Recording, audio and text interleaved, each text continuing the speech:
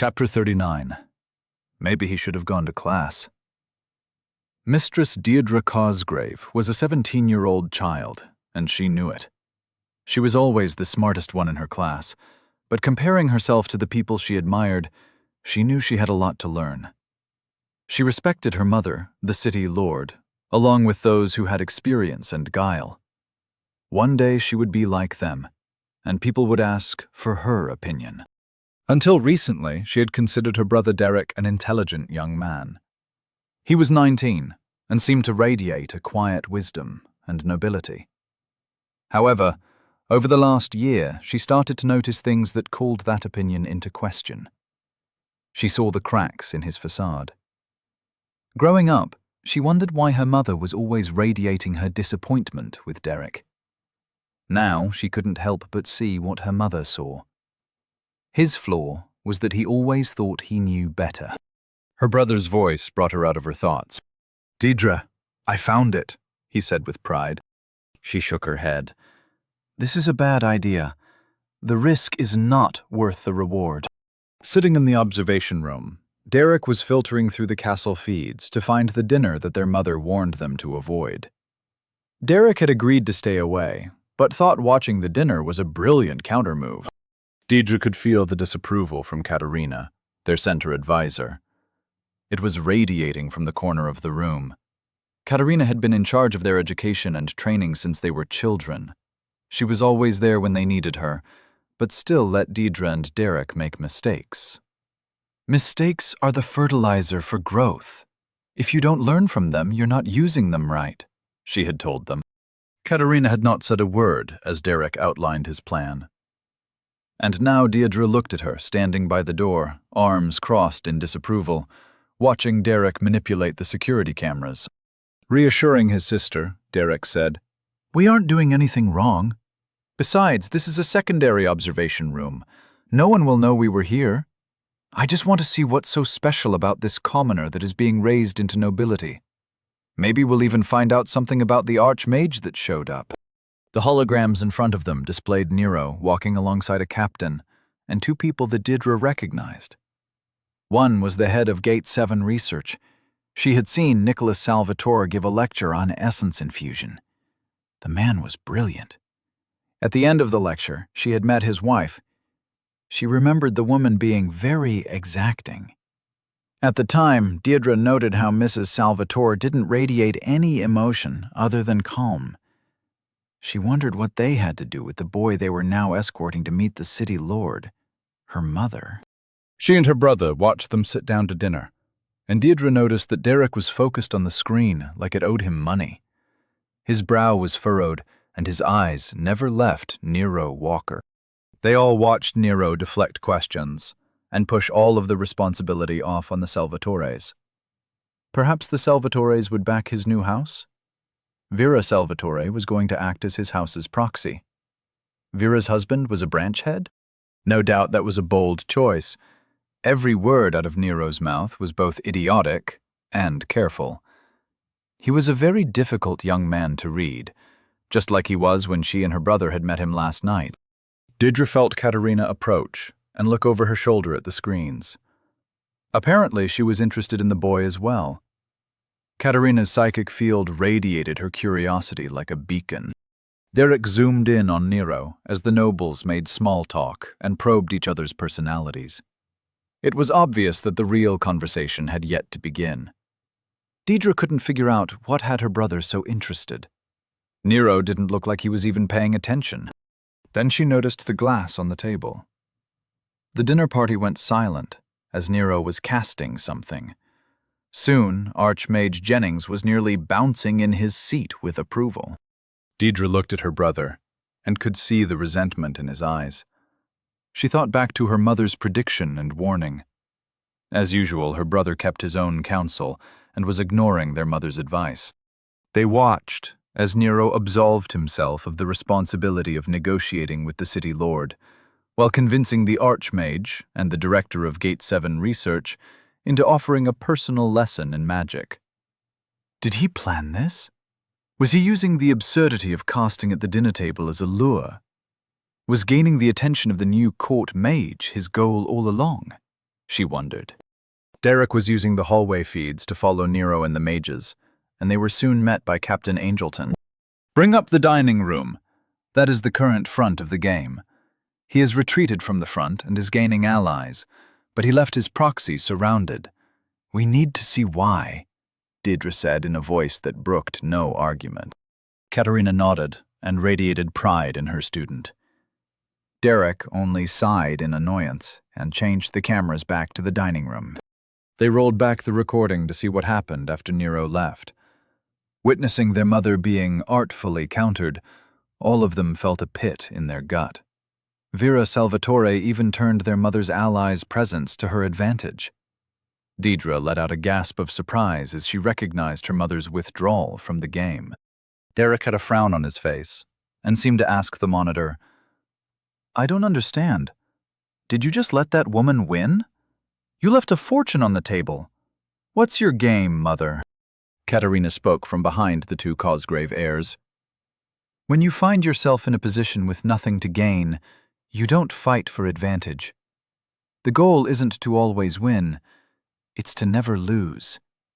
Lord Cosgrove won, and she did it by surrendering the enemy's territory. You have a lot to learn, Master Cosgrove, and it's time you realized that." With a wave of Katerina's hand, Derek and Deirdre's chairs were pushed aside to make way for her to reach the console. Manipulating the controls, she switched the cameras back over to Nero. He was in the arena, having his lesson. This is who you should be concerned about. Did you see how the boy presented himself as a joke? But look at the facts. He walked into a room with the weakest position possible. He's a new noble with no backing. Yet he leveraged his pieces perfectly, spoke nothing but riddles, and left with converted allies. I'm finding it increasingly difficult to believe that his successes are accidents. Did his plan begin when he found out that he would be a noble, or was it last night, when he declared as an independent? She said, manipulating the holograms to show the captain examining the explosion. She focused the image on the splayed and broken limbs of what was once a military training dummy. Katerina took a step back from the console, as if to clear the area so the Cosgrave heirs could see clearly. Crossing her arms, she said, "This Nero Walker is not an enemy to target. He is an obstacle to be avoided. I agree with your mother's play. There is no reason to fight unless we manufacture one." Tone. Archmage Jennings and Nick reeled in their laughter. Adopting sheepish expressions, they exchanged looks. Their silent conversation resulted in Jennings taking the lead. "Nero, we're sorry for laughing. I assure you that we weren't laughing at you. It's just that your question was very amusing. It's because of how you cast. You see, everyone is taught to cast using their center to form the spell forms, then isolate the flows of essence to do what the spell requires," he said in what he hoped was a kind and considerate tone. Nero nodded and rubbed his chin in thought. Turning to Nick, he asked, "It's like earlier, when you had me use my center to activate or bond with my clothes. I don't know what you call it. But that was me using my center, right?" Nick replied, "Yes, that's your center. Normally, that is how a person casts spells. I don't know where you got the idea to just manipulate raw essence like that. Didn't the books mention flows? Instead of letting the essence move as you guide it, you seem to grab hold of the essence and force it to do what you want. In addition, you used ambient essence to create spell forms. That's just madness. The only reason it didn't explode was that you were using air. What made you think of that?" Nero looked at the two in confusion. "I was casting a spell in the air. You think I'd try to use earth or water? The spell form would just crumble apart when I added the essence components. I would use water to cast in water, and earth to cast in the ground. I can see how using your center probably makes things easier. Wait, is that how you stamp? You just will the pattern into existence with your center?" Nero asked. Without waiting for a reply, Nero pulled from his center and created a standard light spell. Instead of creating it with air, Then feeding the component essences of light and air, Nero stamped the image of what it was supposed to look like into being. The spell form appeared and started sucking in the light and air flows from the essence all around them. Almost instantly, a ball of light appeared. Shocked gasps came from both Nick and Jennings.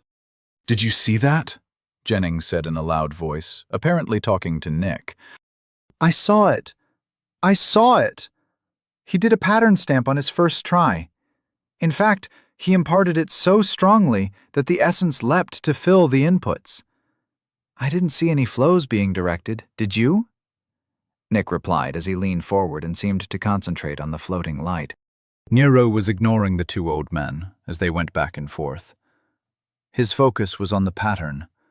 It was losing its permanence.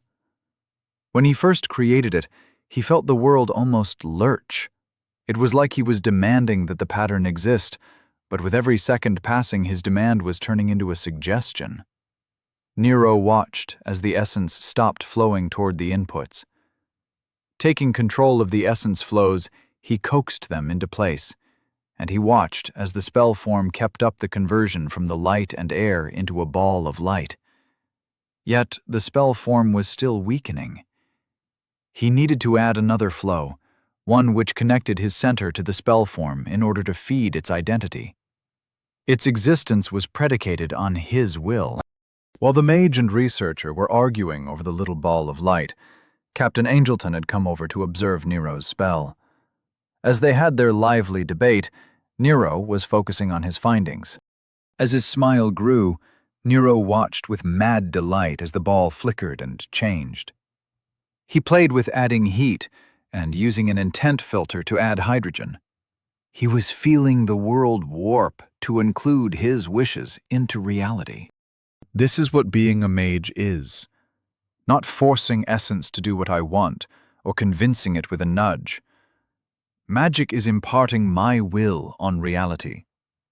The building blocks of that reality are all around me. I am the architect.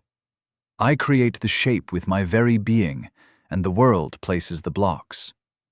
I will it, and reality is rewritten. Nero thought with wonder. An idle thought popped into Nero's head, and he opened his identity. Name: Nero Walker. Level: 6. Race: human. Growth: 84%. Tier: 1.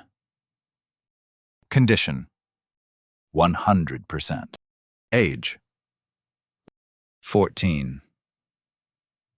Center: 48%. Body: 1. Mind: 1. Soul: 1. Confluence: 10. Stars: 2. Pillars: 0/0. Nero watched as the percentage counter for his center ticked down. He thinned his connection to the spell. He didn't need to use so much to keep the spell going. He found a nice balance and realized that if he was careful, a spell could be held for about a minute per percentage point. While he had his identity open, he noticed his growth. He was still looking at a level a day, more or less. That was 100 times faster than the book's characterized fast growth. That was interesting, but it wasn't his focus. As he reminded himself about priorities and his intention to be a super mage with a traveling tower, he saw his growth go up by a point. That's the secret to leveling: knowing what you want and going for it. Learning along the way and paying attention to what's important. The fucking self-help posters had it right all along. I need to keep my goal in my heart and keep my eyes open on the journey, he thought to himself. Nero closed his identity and released his center from the spell form. It started to deteriorate again, but more slowly than before. He was sure there was something to deduce from that observation. However, now was not the time. Returning his attention to the conversation going on around him, Nero heard Captain Angleton speaking. Considered a tactical asset, I can't think of anyone in Dorchester that could serve as a better combat instructor. Jennings snorted. I'd serve just fine, but I don't want to infect him with my preconceptions. It is imperative that we give as little input as possible. The three of us have to offer enough information for him to come to his own conclusions, without arbitrarily setting limits. Based on his history, this specialist Howard seems like a fine choice. 5 days a week with you and him at the compound should cover physical and magic combat. The remaining 5 days will be split as needed between the director and me. While you focus on combat, we will focus on the world. Everything from the essence cycle to theories on the origins of the identity. Captain Angleton and Nick were nodding along. They seemed to collectively notice that Nero was now paying attention. Nick asked, What do you think, Nero? This is your path, after all. You need to decide on where that path leads. Nero looked up at the three very serious men. That all sounds good, but I think you're forgetting about Mrs. Salvatore. She's off planning my immediate future with the city lord. Until she weighs in, I will agree to nothing. Since I've arrived here, she's had my back.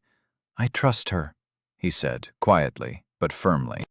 Nick smiled and nodded. Jennings and Angleton shared a look, then gave Nero a nod in approval.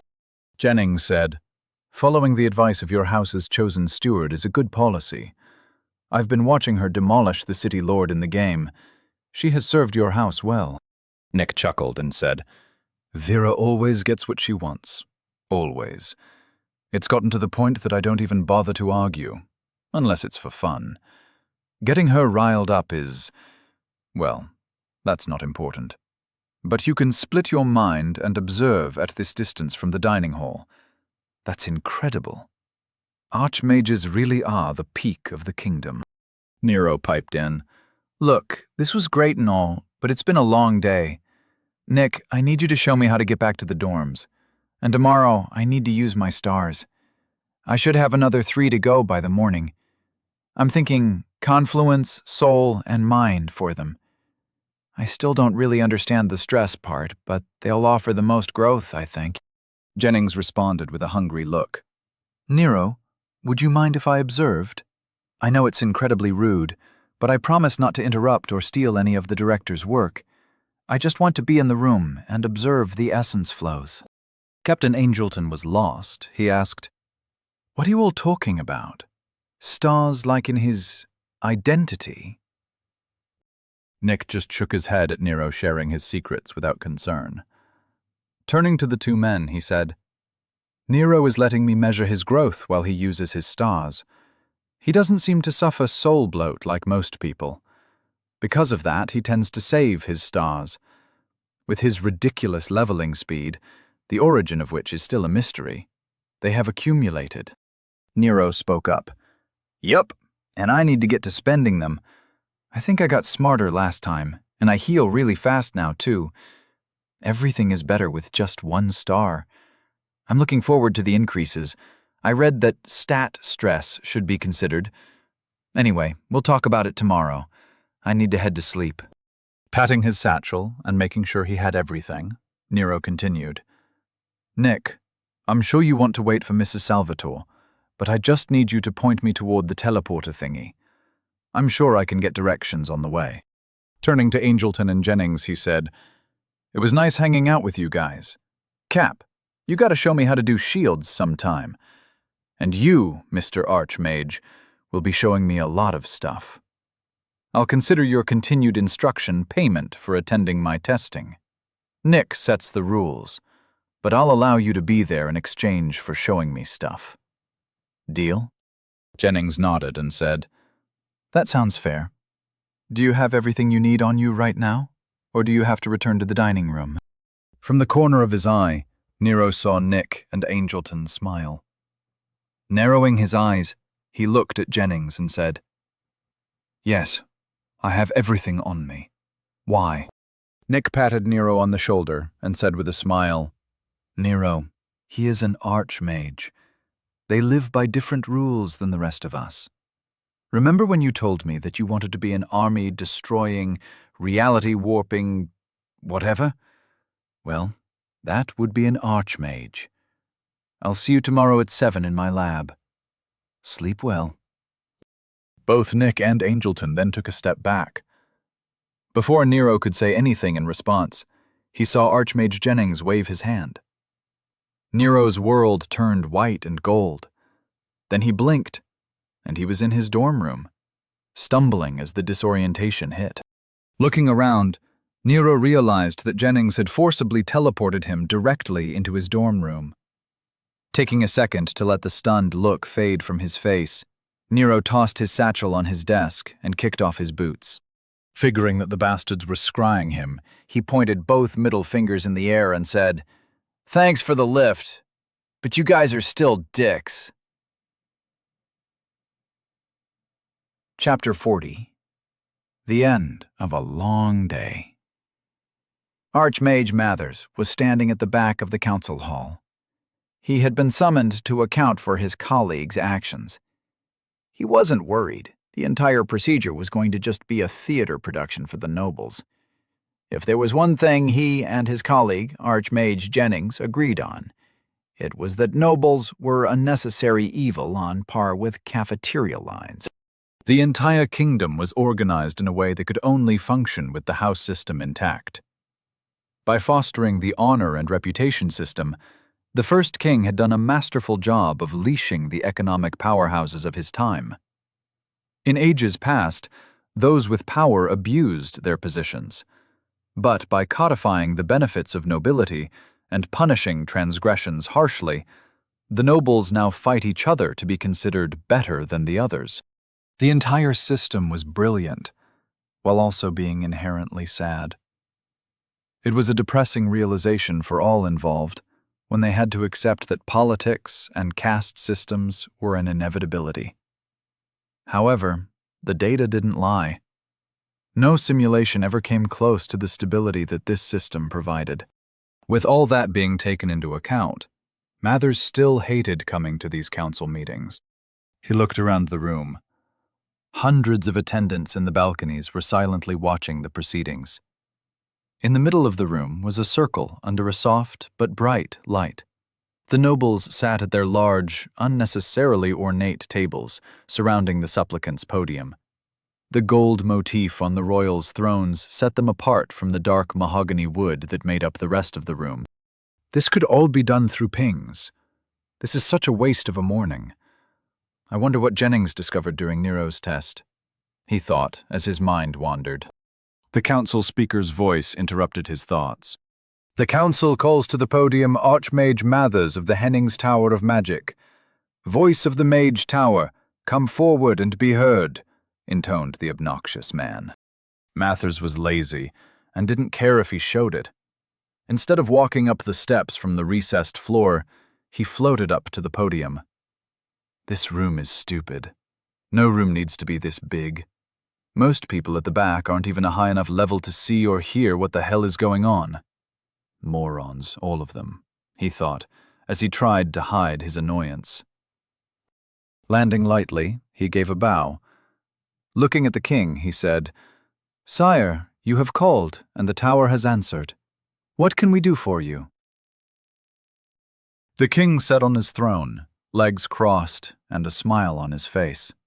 "We would like an explanation of Archmage Jennings's actions yesterday. I'm sure you've heard what he did, and the results of his trip to Dorchester. As he hasn't returned, you will have to answer for him," the king said, in a tone that was without emotion. He could have been asking about the weather. Mathers nodded. Putting on his most serious face, he said, "We of the Tower of Magic apologize for the confusion that Archmage Jennings must have caused. It was, however, unavoidable. Yesterday, a sworn mage of the tower refused his orders and went rogue. It was the court mage of Dorchester. As the kingdom and the tower both take oaths of service seriously, the head of the tower went personally to deal with the renegade." Mathers looked solemn as he spoke the heavy words. The entire hall gasped in surprise. An oathbreaker. A court mage oathbreaker at that. How scandalous. One of the nobles on the council spoke up. What was the order that he refused? Was the order lawful? She asked. Apparently, she hadn't bothered to read the brief.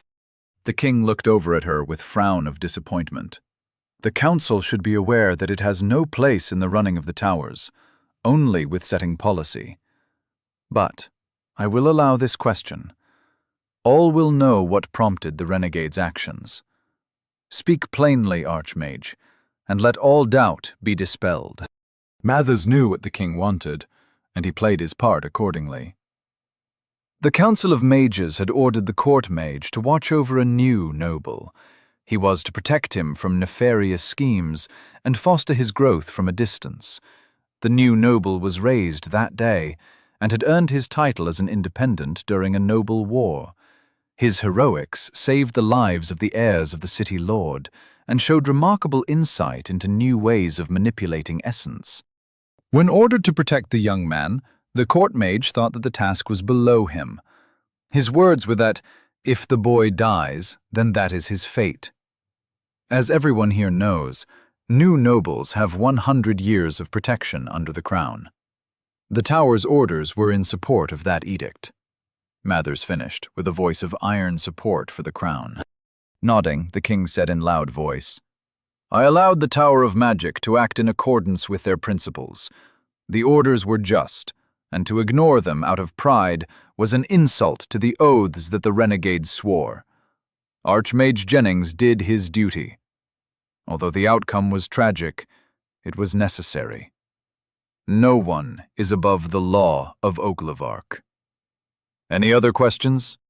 Another noble, who didn't seem to be intimidated by the speeches, spoke up. I have 3 questions. Why hasn't the Archmage returned? Do you lead the tower in his absence? And who will be appointed to the court mage position in Dorchester? The king sighed in annoyance and gestured for Mathers to just get on with it. Mathers looked at the noble in disgust. Matters of the tower, as previously stated, are not your concern. However, if you must know, then Archmage Jennings will be staying in Dorchester for a while. He is going to go through the Tower of Magic in Dorchester with a fine-tooth comb to see what else your son ignored. So far, he has found evidence that your son ignored the bribing of mages who were responsible for hiding an army, and a rather extensive smuggling operation. That operation included arms and essence crystals being sold to Islingor. The Archmage has been there less than a day. Who knows what else he'll find? For the foreseeable future, he'll be stuck there, cleaning up your son's mess, Lord Cranston. As for the Tower of Magic here, I will lead the Mage Council for the time being. I'll be more than happy to personally address any of your concerns. Anywhere, any time, Mathers finished with a sneer. As Lord Cranston paled, the king addressed the council. The matter of treason is being addressed. The populators have already purged the house responsible, but the investigation is ongoing, he said. Letting the silence hang over the hall, the king's eyes swept across the nobles in calculation. Does anyone else on the council wish to be heard? He asked. Without waiting for a reply, he looked to Mathers and said, Thank you for your presence, Archmage. Your wisdom is missed when it is absent. May your path remain wide and clear. As Mathers bowed and floated down from the podium, his flight stumbled as he heard the king's voice in his head. The man bypassed Mathers' essence shield like it wasn't there and said, Well done. And tell Jennings that he can keep the yacht he stole. He's right that I owe him more than one. And tell him to watch out for the Guild of Assassins. Apparently Lord Cranston met with them earlier this morning. I don't know who their target is, but I doubt it's Jennings. Cranston couldn't afford the price, and they don't have anyone that would try. Returning to the tower, Mathers had a lot to think about. Nero opened his center and willed his fancy clothes that he borrowed from Nick to loosen. He felt them accept the command and await further instructions. Amazed at the quality of the enchanting, He carefully put them away in their garment bag. Nero planned to return them unwashed, because he didn't know what washing something like them entailed. Are they magic, dry clean only? He wondered. Walking into his bathroom, Nero spent a moment or two debating on why he didn't care that someone could be spying on him at the moment. While relieving himself, he decided that there was nothing he could do about it, so he didn't need to care. If someone wanted to watch him shower, when there were so many more attractive people in the world, then he'd just be flattered and forget about it. In no time at all, he was under the hot water of his large shower head.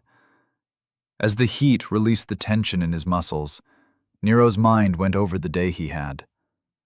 30-hour days were long, he decided. Since last night I've met nobles, learned how to properly cast magic, saved a princess, or close enough, killed men in combat, and won a war. This world is ridiculous, he muttered to himself. Saying it out loud seemed to make it more real.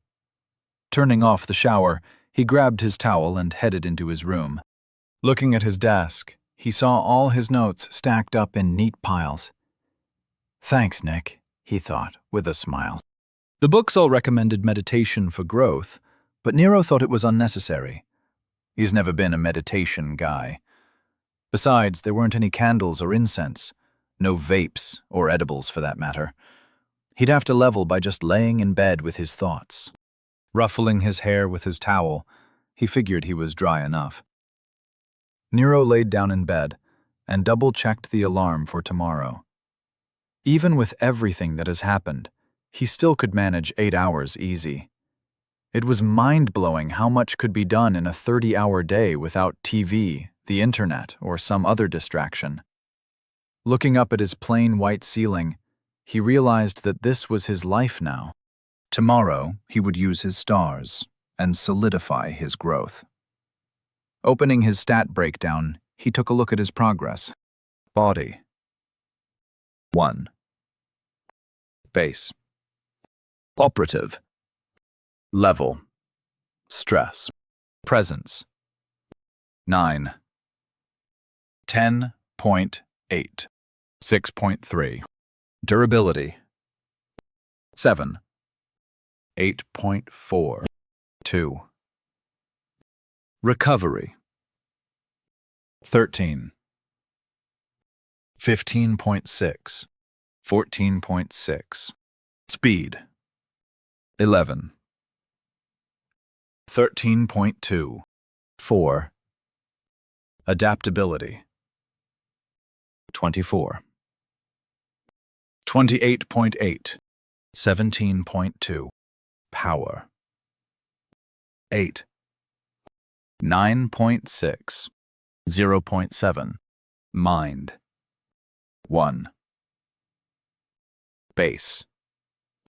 Operative. Level stress. Weight. 20. 24. 13.2. Control. 21. 25.2. 19.8. Field. 8. 9.6. 31.2. Precision. 22.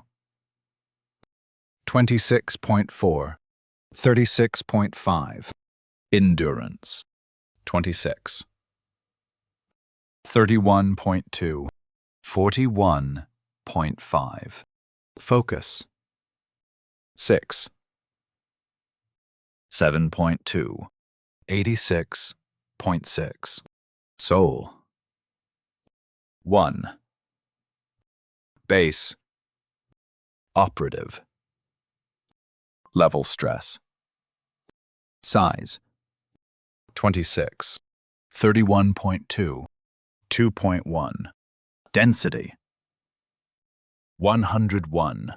121.2. 0.8. Intensity. 76. 91.2. 0.3. Pressure. 23. 27.6. 3.9. Harmony. 3. 3.6. 26.3. Adaptability. 270. 324. 0.8. The last time he looked at it was yesterday. Since then, his level stress was pretty heavily focused on his mind. That made sense, since he mostly just thought a lot. The body stress was probably from being blown up. Nero was clueless about the soul stress. Stars were the key to changing his stats. He'd have to remember to ask Nick about how level stress is calculated, and how much it will affect the base when a star is added. How high should he get his numbers before he adds a star? Should that even be a concern? Banishing the questions, he tried to analyze what caused the numbers to go up. The identity system must have some benefit, other than just tracking progress. Nero thought the secret might be in what caused the stress. He closed the window and thought about what he went through from when he woke up until he laid down in his bed. He always kinda knew that he wouldn't care about killing someone in combat, whether he was desensitized by video games, movies, or he was just a sociopath. It was no surprise to him. The surprising thing was how well he handled being around all those important people. He had just focused on not making mistakes. In the future, he'd have to adjust his mindset. Playing a defense-only game was a recipe for losing. Nero decided that he would have to sit down with Mrs. Salvatore tomorrow and make some plans. The room really freaked out when I called her my proxy. It must be some title or something. I think she gave an oath or something, he thought with a cringe. That's something else he'd have to get used to. Nero was going to be a noble, once he got around to taking the pledge. He decided to treat it as a job. He'd put up with nonsense and be surrounded by idiots, but he'd get paid. That archmage he met was interesting. Nero bet that the man was a lot older than he looked. Jennings was crazy powerful and acted like no one in the room mattered. The man was also overly interested in Nero. I bet he is one of the people who's been watching me. Wait, didn't that silver chick with the stripper name say that some guy named Jennings gave her books to give to him? Son of a bitch. Did he come from the capital? Nero pondered the implications. He decided that he would focus on the positives. The guy knew his way around a spell tome. He was willing to teach Nero. In fact, the guy already taught Nero a better way to cast. Reminding himself to reread his books with the new information in mind, Nero put the old man out of his head. He felt his body relax as he laid in bed. With a smile on his face, he tried to remember the feeling he had when he was casting his light spell. I took my first steps on my path to magic. I imparted my will and cast a spell, a real spell. I did magic. This is just the beginning.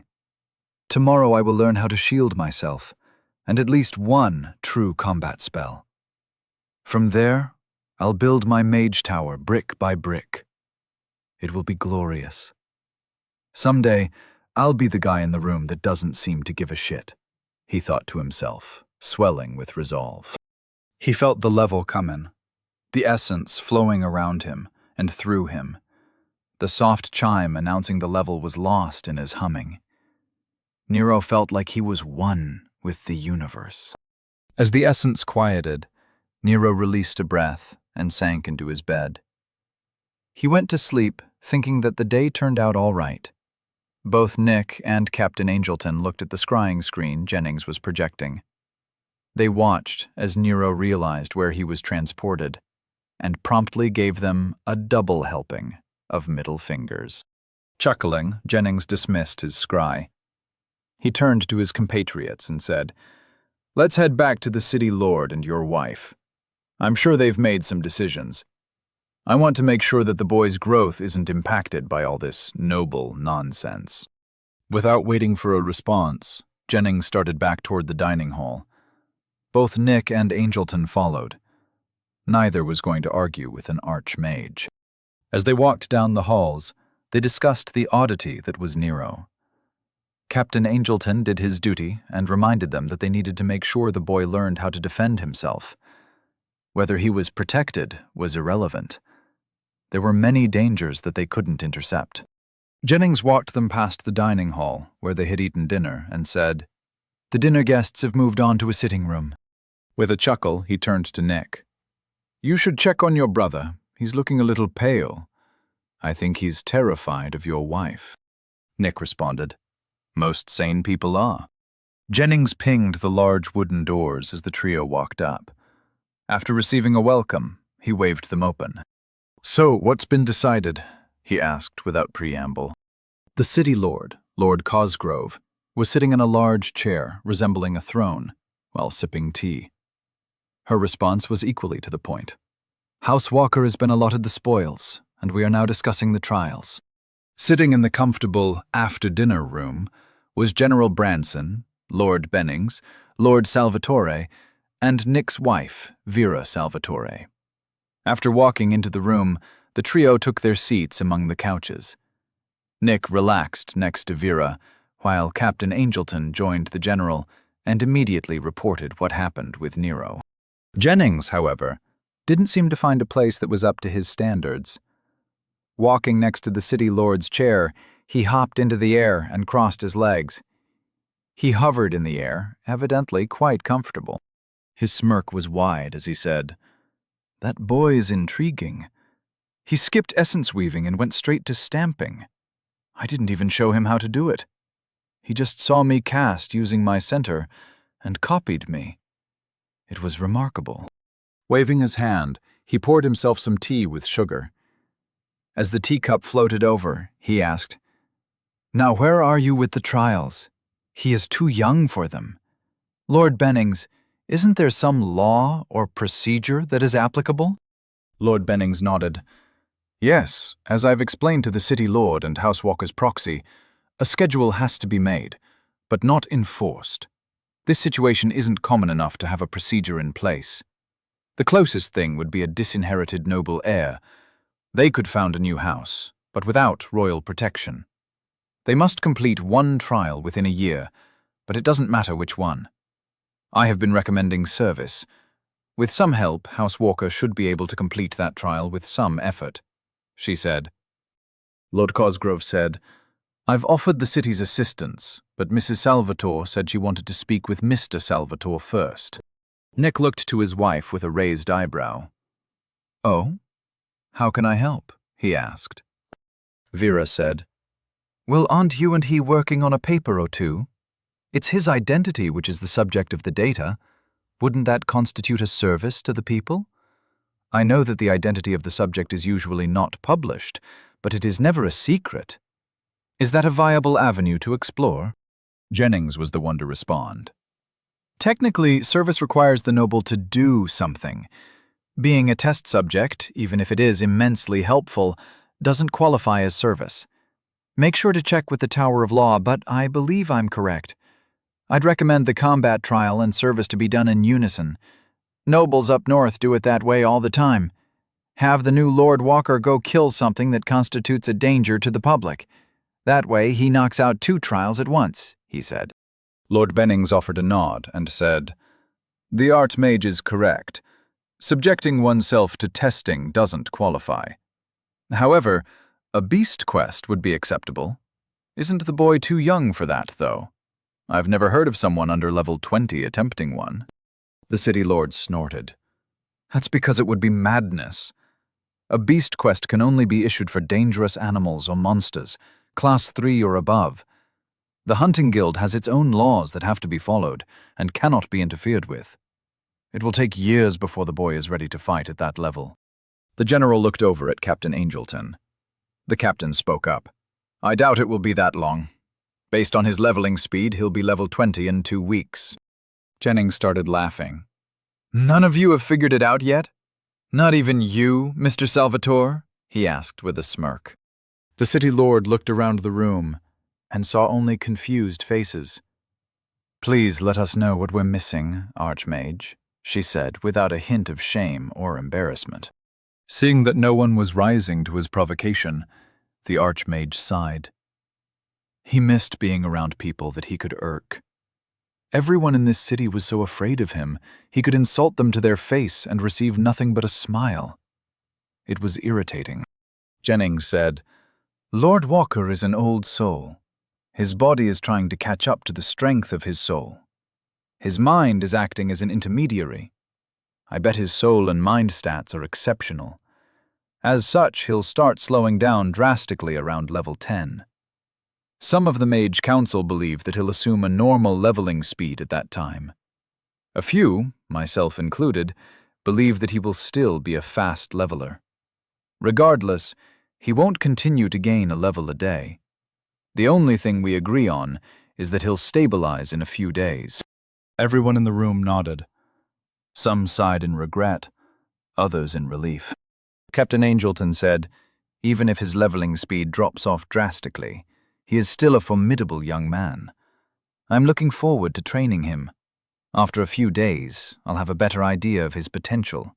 At that time, I could make a recommendation as to whether or not he can be made ready for a combat trial within the year." Lord Cosgrove said, "That would work.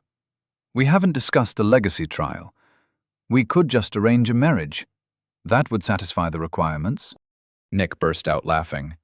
"That's a wonderful idea. Just please let me be there when you tell him," he said. Nero woke up without issue for the first time in what felt like forever. His link didn't receive any urgent messages, and his alarm woke him with the jaunty tune he programmed. Wearing his center robes, he went to get a bagel and a coffee from the cafeteria, while on his way to Nick's lab. Waving to the attendant at the front desk on the 5th floor, Nero sipped his coffee and pinged the door the moment he saw it.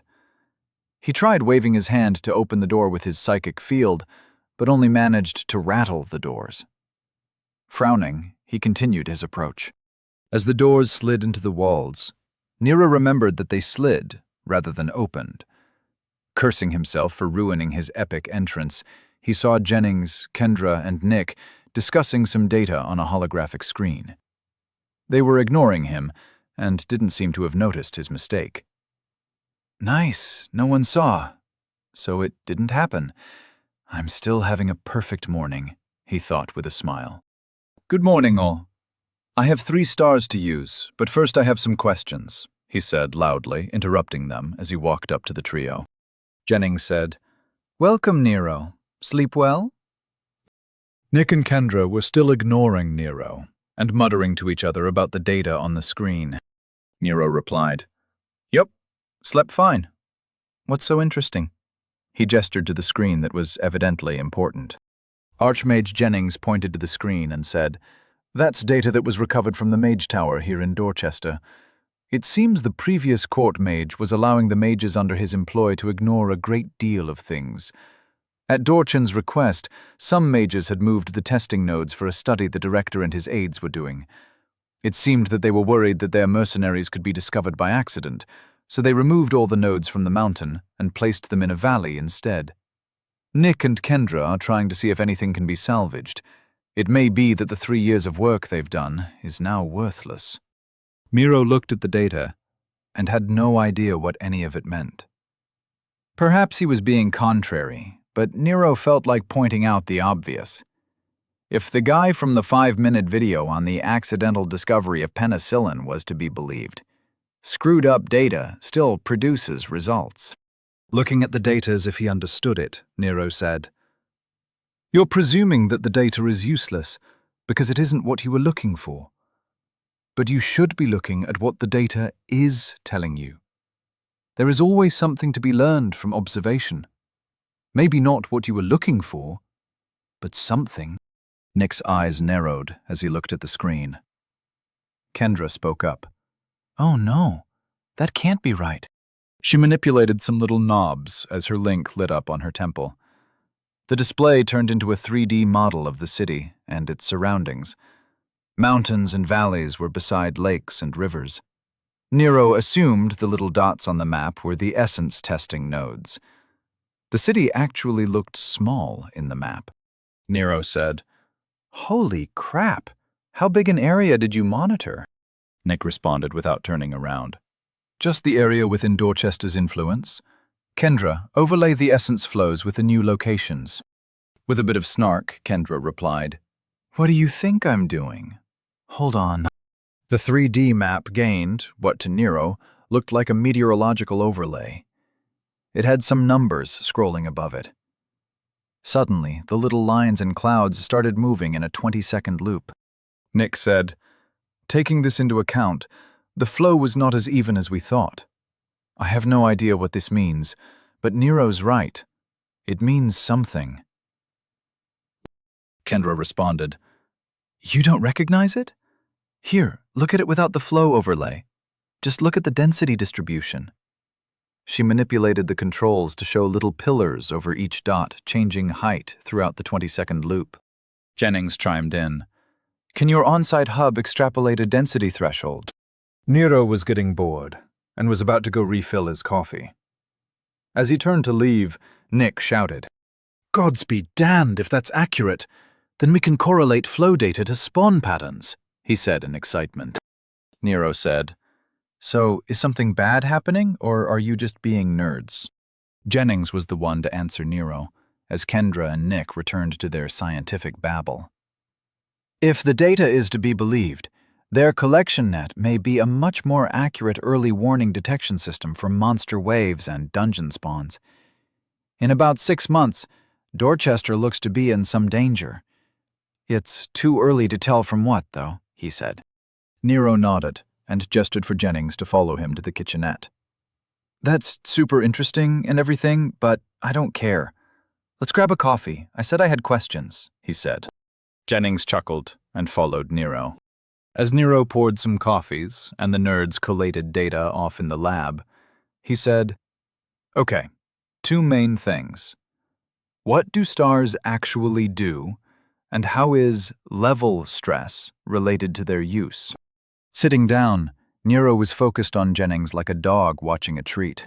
Sipping his coffee, Jennings leaned back and crossed his legs, enjoying Nero's undivided attention. He figured, rightly so, that this level of interest was rare for Nero. He started his lecture with a gesture to the nerds. "What they're looking at is somewhat related. Sentient species use their identity to codify or organize their essence collection. When you grow, you are collecting essence from the surroundings and condensing a star. When enough essence is collected, you level. It's that simple. The star is then stored in your soul. You use your mind to direct its use through your identity. Following so far?" he asked. Nero nodded and said, "Yup. You collect experiences and create a star when you level. That part I get. But what do they do?" Jennings took another sip and nodded. "When a person has condensed a star from a level, they are able to apply it to an aspect of their existence. For example, they apply a star to their mind. The star then infuses that collected essence in its abstract form to reinforce the person's mind stat based upon how much stress that substat has sustained. For example, say that they had been training their control. The control substat would have a lot of built-up stress. The star's essence potential would reinforce the mind to consider that the new normal. Does that explain the relationship well enough?" Nero replied, "Yeah, kinda. But how much will the base go up? The book I read had a lot of charts and stuff, but was light on the examples. Let me give you a hypothetical. A level 5 has a 20 control substat in his mind, with a level stress of 10. What would happen if he added a star when he reached level 6? Jennings snorted. "Your hypothetical needs work. A level 5 wouldn't have a control that high in the mind stat. At most he would have a 10. Even that would be monstrous. You don't see 20s in stats until around level 15. But, for the sake of argument, the level stress is based in relation to the base stat. So, since the stat is at 20 and the stress is at 10, your hypothetical person would gain a point or two in their base stat. It's almost impossible to get level stress high enough to increase a stat by more than 3 points." Nero was getting nervous. His stats were really screwed up, and he didn't know if that was a good thing or a bad thing. Was he uber buffed, Or was he going to explode if he used a star? He brought up his stat breakdown and decided to take a chance and ask Jennings a question that was actually relevant. Body. 1. Base. Operative. Level. Stress. Presence. 9.1. 10.92. 6.3. Durability. 7. 8.4. 2. Recovery. 13. 15.6. 14.6. Speed. 11. 13.2.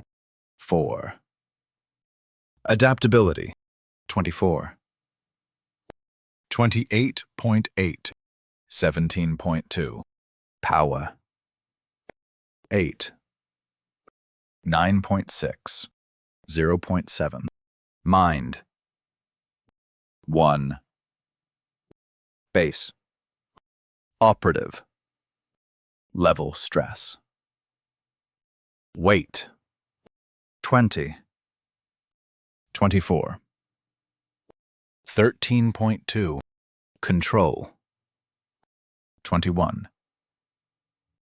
25.2. 19.8. Field. 8. 9.6. 31.2. Precision. 22. 26.4. 36.5. Endurance. 26. 31.2. 41.5. Focus. 6. 7.2. 86.6. Soul. 1. Base. Operative. Level. Stress. Size. 26. 31.2. 2.1. Density. 101. 121.2. 0.8. Intensity. 76. 91.2. 0.3. Pressure. 23. 27.6. 3.9. Harmony. 3. 3.6. 26.3. Adaptability. 270. 324. 0.8. Nero wouldn't give up all his secrets. He'll probably never tell anyone about his soul stats. But maybe his focus stat should be all right, he thought. He figured a 6 was pretty normal. All right, I'm going to ask a specific question, but this stays between us, agreed? Nero asked with his most serious face. Jennings seemed curious and said, Sure, what's your question? With a sigh, Nero said, I have a 6 in my focus substat for my mind, but my level stress is at 86.6. If I put a star in my mind, what will happen? Jennings froze. Nero saw his brain crash like an old computer trying to display 4K video. As the seconds stretched, Nero snapped his fingers in front of the man. Hey, he said. How fucked am I? And what can I do about it? Jennings came to and replied in a trembling voice. Nero, I have no idea what would happen. I can't conceive of a person having a level stress 14 times the base stat. Normally, I'd say that there is never a danger to leveling, but that is based on historical data. Data which I don't think applies to you. I'm guessing your focus might double?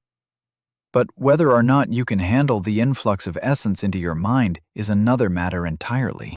Nero sagged back into his chair. Well, shit, he said. Jennings took a sip of his coffee, with a worried look on his face. Shit indeed. he replied. Chapter 42.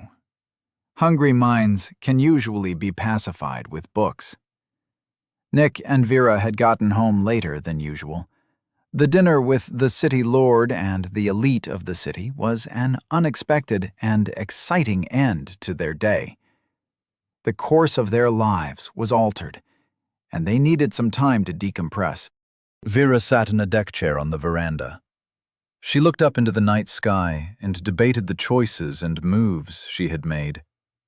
Why did she do what she did? Was it really time to enter the game?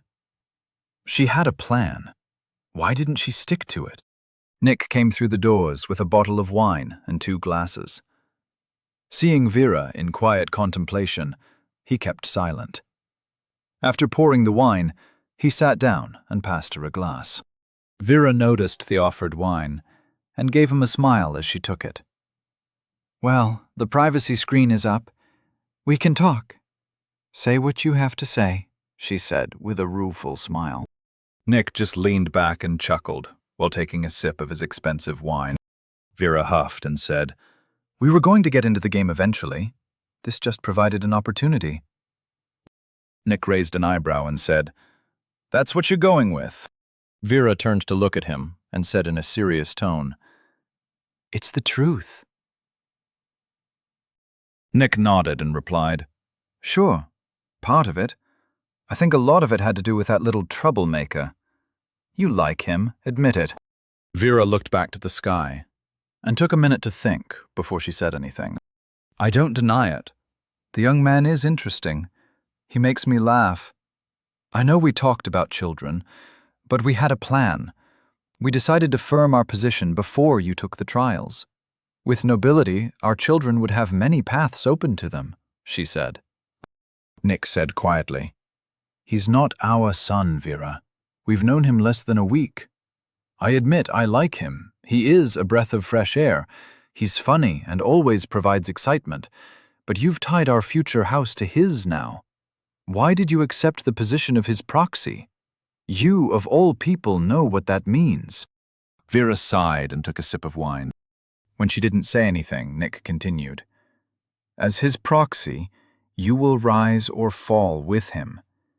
You know I will never leave your side, so I'm now tied to his house as well. In fact, you've essentially tied all of House Salvatore to House Walker. My brother is too afraid of you to cut my branch. Just tell me why." Vera kept her eyes on the sky. Nick watched her lips purse and her shoulders tighten. In a tone of steel, she said, "Because of his potential, his drive. When he was in my office, the essence practically sang in his presence when he talked about his goals. He will be great. I've been helping people find their paths through the center for decades. I've seen people with goals fail, and people be surprised when options opened. But I've never seen someone like Mr. Walker. He knows exactly what he wants, and has no shame about doing anything to get it." She turned to face Nick and met his eyes with a smile. "He blackmailed you with me standing right in front of him? There was no fear, no hesitation. He just implied that there was a record of you doing something you shouldn't have, and that his silence and allegiance were for sale. His price was that you would help him on his path. His position compared to yours was laughable, but he won. He won, Nick," she finished and leaned back in her chair. Nick smiled at the memory. "He is a remarkable young man. I don't deny it. But the fact remains, he isn't family. I'm more than happy to help him. I'd even put myself in danger to help him. But you've tied us together, and that isn't like you," he said with concern. Vera sighed and said, "During one of our meetings, he asked if we were friends. I told him that it's possible we could be in a few years. He said to me, 'Even if I'm not your friend, I consider you mine.' He trusts me. He believes in my character. He has offered me his trust. I don't think of him as our child. I think of him as my friend." Nick smiled. That was what he wanted her to admit. She needed to hear herself say it. He said, I think of him as my friend, too. Vera raised her glass with a smirk and said, To Housewalker, may their path be wide and clear. Tapping his glass to hers, Nick responded, And may Housewalker's enemies feel the chill of their impending defeat.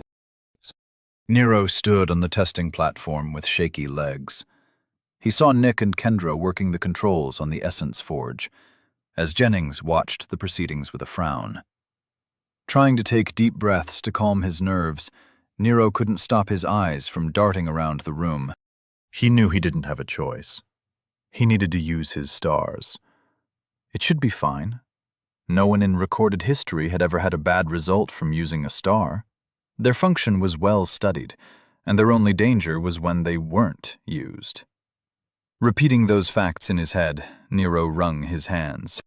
Jennings didn't like what he was feeling. But this was just the kind of excitement that he came to Dorchester to find. This situation reminded him that the unexpected doesn't always lead to something fun. He had silenced his connection with the Mage Council. Their blathering in his head was breaking his concentration. However, he could still feel them watching through their scry link. As he looked at Nero with concern, he hoped for the best. Nick and Kendra were focused on the forge. This time, Nick was stressing the importance of full-spectrum recording. When Nick recorded Nero's earlier star usage, he was just doing a standard scan. Now, he was planning on an in-depth analysis. His palms were sweating in anticipation. With a nod to Kendra, Nick activated the forge. The essence collection and monitoring nodes lit up. He spoke over his shoulder. Nero, we're ready. Just push a star into your mind stat. It will be just like last time. Whenever you're ready. Nero opened his identity. Name: Nero Walker. Level: 7. Race: Human. Growth: 0%. Tier: 1. Condition: 100%. Age: 14. Center: 96%. Body: 1. Mind: 1. Soul: 1. Confluence: 10. Stars: 3. Pillars: 0/0. As the lights from the forge floated around him like a swirling kaleidoscope, he focused on his mind stat. He felt the potential. The feeling was much more than an empty bowl. It was a waiting chasm. With the lightest touch, he pushed in a star. Jennings' senses were entirely focused on Nero. While Nick and Kendra were looking at the data, he knew that the data could be reviewed later. Suddenly, his psychic field picked up a growing essence storm. Nero had closed his eyes, so he could fully focus on what he was doing. As usual, he didn't notice how his inner battle affected the outside world. His mind stat was sucking the essence from his star reservoir. He could feel his soul emptying, and his mind blooming like a flower in the morning sun. Unconsciously, he raised his arms in acceptance, and his feet left the floor.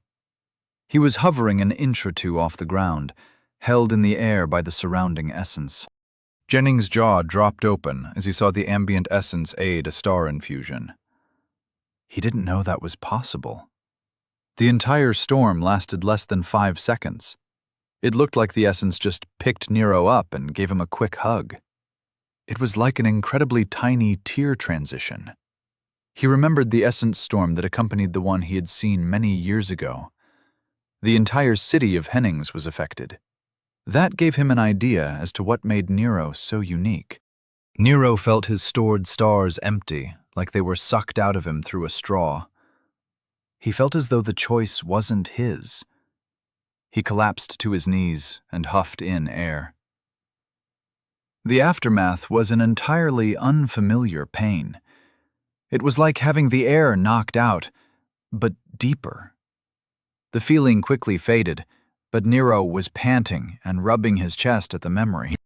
The lights from the Essence Forge were still flying around, and Nero heard Nick say, "Wow, Nero, I'm not understanding what I'm seeing, but we can review the data later. While your setter is still in flux, let's move on to your next star. You decided on Confluence, right?" Nero checked his full breakdown, then realized he didn't understand what he was seeing. Name: Nero Walker. Level: 7. Race: Human. Growth: 0%. Tier: 1. Condition: 100%. Age: 14. Center: 100%. Body: 1. Mind: 4. Soul: 1. Confluence: 10. Stars: 0. Pillars: 0/0. Body: 1. Base: operative. Level: stress. Presence: 9. 10.8. 6.3. Durability: 7. 8.4. 2. Recovery: 13. 15.6. 14.6. Speed: 11. 13.2. 4. Adaptability: 24. 28.8. 17.2. Power: 8. 9.6. 0.7. Mind: 4. Base: operative. Level: stress. Weight: 26. 46.8. 0. Control: 29. 52.2. 0. Field: 23. 41.4. 0. Precision: 39. 70.2. 0. Endurance: 46. 82.8. 0. Focus: 48. 86.4. 0. Soul: 1. Base: operative. Level stress. Size: 26. 31.2. 2.1. Density: 101. 121.2. 0.8. Intensity: 76. 91.2. 0.3. Pressure: 23. 27.6. 3.9. Harmony: 3. 3.6. 26.3. Adaptability: 270. 324. 0.8. Nero sat back from his knees and sprawled his legs out while leaning back on his palms. Ignoring the lights, he muttered, "I don't understand any of this shit. What the hell is going on?" Jennings was watching closely, and he could see that Nero's psychic field had substantially grown in strength. The air around the podium was humming. He was going to have to teach the boy some control, and soon. "Nick, turn off the forge. I think you've gotten all the data you're going to get today," said Jennings. Nick looked over his shoulder and saw Nero sitting down on the podium with a confused and angry expression. Raising his eyebrows, he turned to Kendra. "Let's shut everything down. I want you to personally create a private file and use my office to organize the data. Wait for me there. I'll be with you as soon as I can. Don't tell anyone about this. Do you understand me?" he asked in a serious tone. Kendra just nodded with a stunned expression. She whispered, "I have no idea what I'd say. What did we just record? The essence distribution makes no sense, and the amount is unprecedented. No one should be able to incorporate that much raw essence, let alone have the environment add more to the infusion." Nick nodded and replied, "Look, I don't have any answers. I didn't expect this, and until we know more, we're going to treat this as protected data." Locking his eyes on her, he continued, "Kendra, it's his path, the path of a noble. We cannot let this data out." Kendra seemed to regain some of her composure. "I understand. I know I'm not entitled to any answers, but I'd like them. I'll be in your office organizing this mess into something readable. Please ask Nero if I can be of any use. I would very much like to be part of this study," she said with her hunger for knowledge on full display. Nick nodded and offered her a strained smile. "Thank you," he said. As Kendra and Nick were turning off the essence forge, Jennings stepped onto the testing podium. "Nero, are you all right? How are you feeling?" he asked in a quiet, cautious tone. Nero looked up at him with a dull stare. "When I started to use a star, my mind just swallowed everything.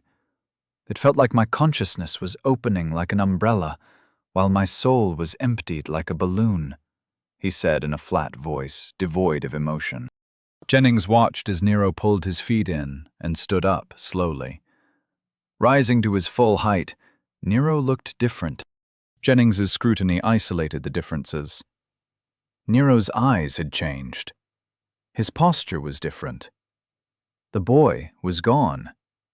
A serious little man stood where the boy used to be. Jennings nodded to himself, as his theory seemed more and more likely.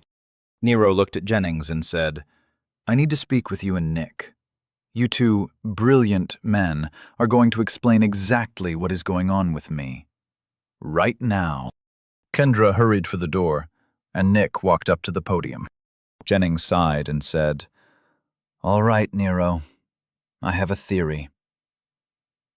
Chapter 43. Where Babies Come From, the Nero Edition. Master Derek Cosgrave was doing his best to appear calm and collected.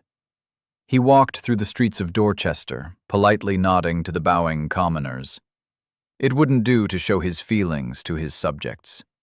He was an heir of Cosgrave, and he would act like it. Yet his mother's words haunted him.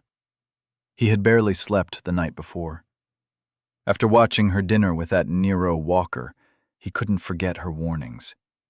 He had skipped breakfast and was in the training hall trying to work through his feelings when he received the message that prompted his current trip. He had received a ping from a great noble house that demanded his immediate attention. It was a request from House Cranston for a long-distance scry meeting. His personal aide said that the request was sent in secret, and it specifically asked him not to mention it to anyone. Normally, he would have asked his mother or sister their opinion, regardless of the request for secrecy. But House Cranston had said the subject of the meeting would be Nero Walker. For Derek, there was only one explanation. They were watching the events happening in the keep. Their intelligence was too good. A great house could wield a great deal of power, and if they were following the events in Dorchester, then they would know if he spoke to anyone. He was well aware that he was no great player, but he knew the game well enough. Eventually, he made his way to a scrying hall in the Tower of Mages. He chose to use a public meeting hall, rather than the one in the keep, in order to hide the scry meeting. Entering the code into the console, he sent the connection request and took a step back. He forced a dignified expression onto his face and crossed his hands behind his back. The hologram appeared around him, and he was facing two men. Derek thought the man on the right was a servant, as he was wearing house robes, and his chin was facing the floor. But the man on the left was clearly a noble. His robes were impeccable and seemed to glow with an inner light. The man was tall, and his bearing spoke of refinement. His gray hair was cut short and parted neatly. Cold gray eyes regarded Derek with intelligence and intrigue. You must be Master Derek Cosgrave. Your image was accurate in our files. I am Lord Nyland Cranston. Thank you for your prompt response, as we don't have a lot of time, said the man with a soft but firm voice. Derek gulped and tried to keep his voice from shaking. Lord Cranston, the pleasure is mine. What can House Cosgrave do for you? Lord Cranston's face could have been carved from marble. It offered no hint to his mood as he said, I do not require anything from House Cosgrave. I have contacted you to offer an opportunity. The opportunity will aid your house, but it is really an opportunity for you. I'm aware of a great deal of what has happened in Dorchester, and I know about your problem. I only offer a solution. Derek tried to read between the lines. This wasn't his area of expertise. He was a plain-spoken man, a warrior. This doublespeak was his sister's thing. His mother would already have a counter-opportunity to offer the man. Squinting his eyes in confusion, he couldn't understand what Lord Cranston was trying to say. Lord Cranston, to what problem are you referring? House Cosgrove has just won a noble war, and all is well. Is there something I should be made aware of? Asked Derek with concern. Lord Cranston's aide coughed lightly, trying to hide his laugh.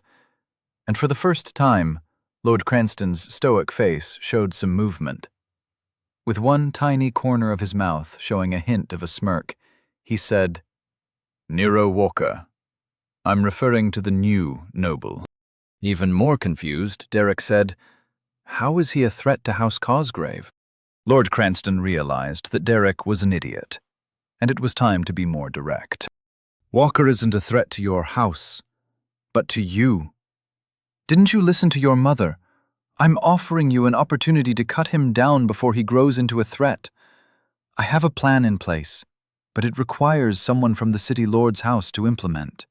Your mother is too cautious, and your sister is incapable of action without her mother's approval. You are the one who is threatened, and you are the one in position to do something about it. Is that clear enough for you? Asked Lord Cranston. Yes, thank you. May I have a moment to think? He asked. Lord Cranston snorted and replied, Take your time, boy. It's not like I have more important things I could be doing. Stunned, Derek tried to think it through. Well, the man obviously had a reason to want Nero Walker dead. Asking him what that reason was would be pointless. Yet, Lord Cranston seemed to agree with his mother about the danger the new lord posed. Was that commoner turned noble really that much of a danger to him? Deciding that he should err on the side of caution, Derek looked up to see Lord Cranston impatiently waiting for a response. Clearing his throat, Derek stood at attention and said, On behalf of House Cosgrave, I thank you for your help in this matter. What would you have me do? With a cold smile, Lord Cranston replied, Follow the plan, and the boy will be dead by tonight. Sitting at a table near the kitchenette, they were still in the lab. Nero was cupping his glass of water with both hands as he looked across the table to Jennings and Nick. With a serious but calm voice, Nero said, All right, what's the theory? What's with my stats and levels acting all weird? Nick spoke first. Before that, I'd like to hear what you experienced. Your sensations and observations are essential to understanding what's happening. Nero took a deep breath, then replied, Everything started off normal, but when I started to use a star, my mind stat felt like an empty vessel demanding to be filled. The stat sucked in all 3 stars, and then seemed to pull in even more from the essence floating around me. And I could also feel the chamber in my soul, the one where stars are stored. It felt like it was being squeezed. My entire soul felt like it was shrinking, while my head felt like it was expanding. I might have to trust you guys with some hard numbers, because without them, I don't think you'll understand. Jennings was keenly aware of the Mage Council watching through a scry. He didn't want to turn off their entertainment, but he also didn't want Nero to share his personal identity numbers. It would feel like a betrayal of Nero's budding trust in him. He decided to steer the conversation toward a more general direction. The council would get something to talk about, and Nero wouldn't have to get into specifics. "Nero, let me tell you what I think is going on," Jennings said, while holding up his hands to stop Nero from speaking.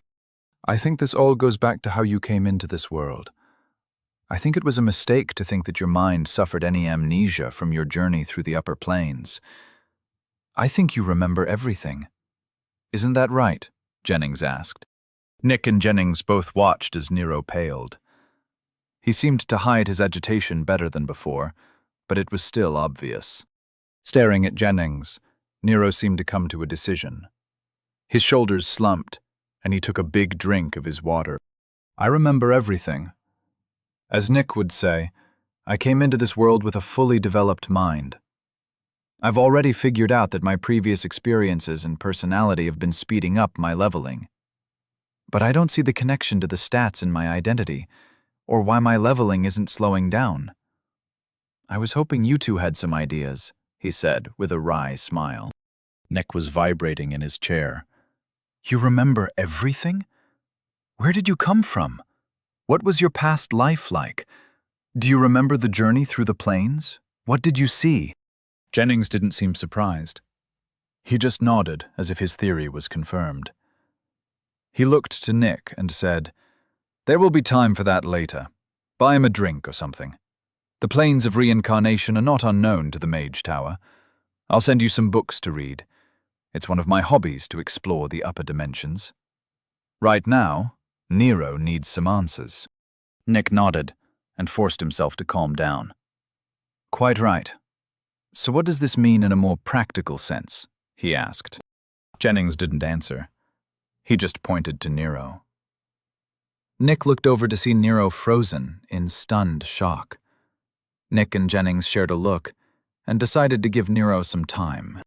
Nero was flabbergasted, and he couldn't stop his mind from racing through the worst-case scenarios he had imagined.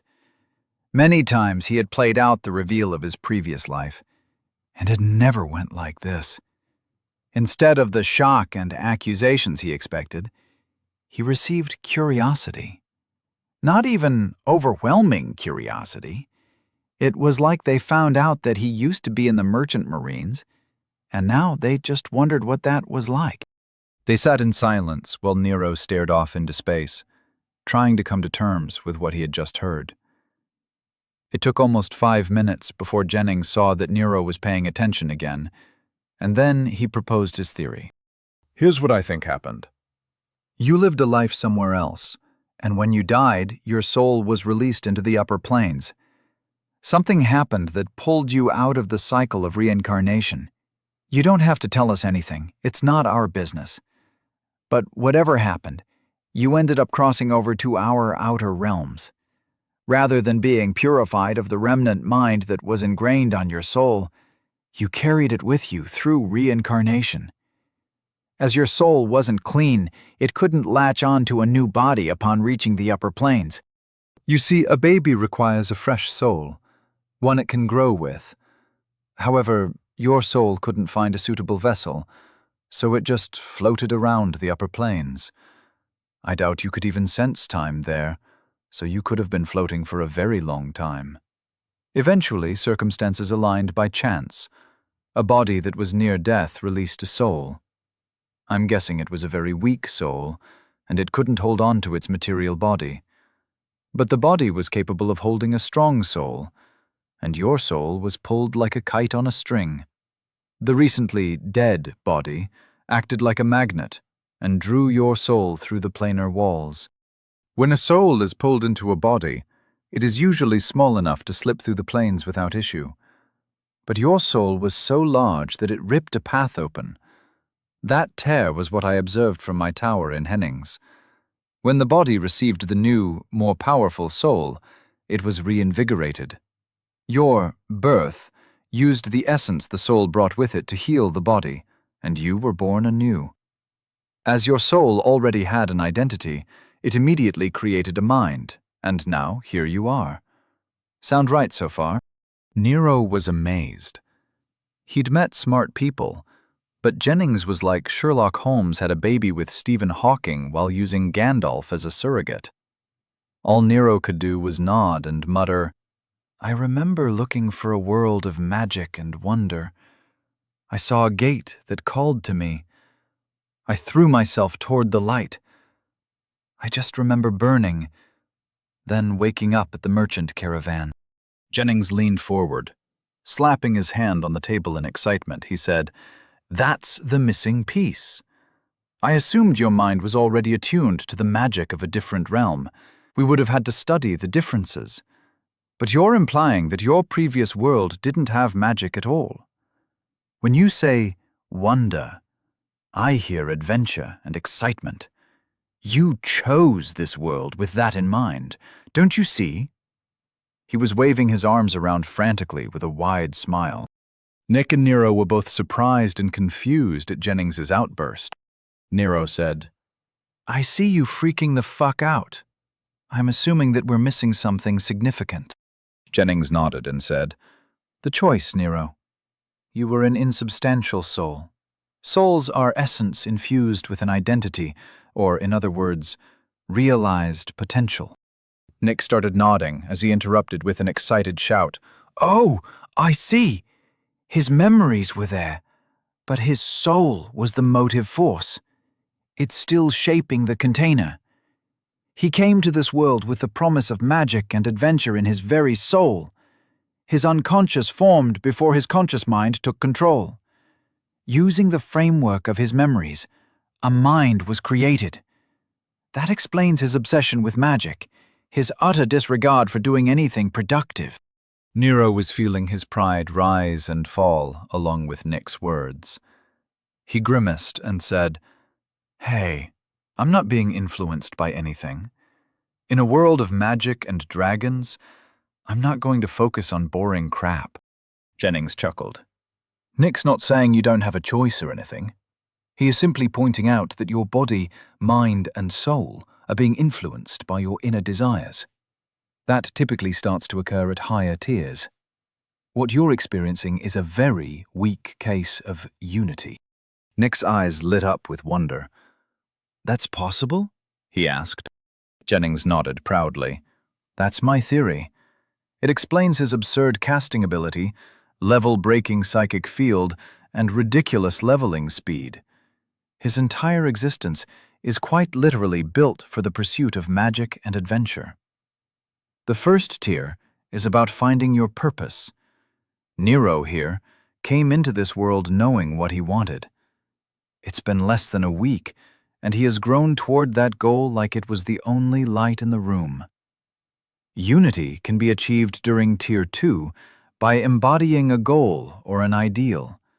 It's usually based on a person's pillars, but during Nero's testing, I saw the world recognize his purpose while he was on the podium." Nero nodded. He thought it made sense in a way. He was only a soul that created a mind and hijacked a body. As his stats showed, his identity was all over the place. With a curious look, he asked, "Okay, so now what? What do I do with that information?" Jennings thought for a moment and said, "Well, you live your life. Your mind had grown too fast and required more essence to form. From now on, make sure to keep your confluence higher than your other stats, and you shouldn't have a problem. You'll balance out as you level. Just keep in mind that you won't be able to compare yourself to anyone. Your situation is so unique that your level is relatively meaningless. I'm guessing that some of your stats are probably the same as someone who is around level 50. You just don't know anything yet. And your soul is probably very old and very strong.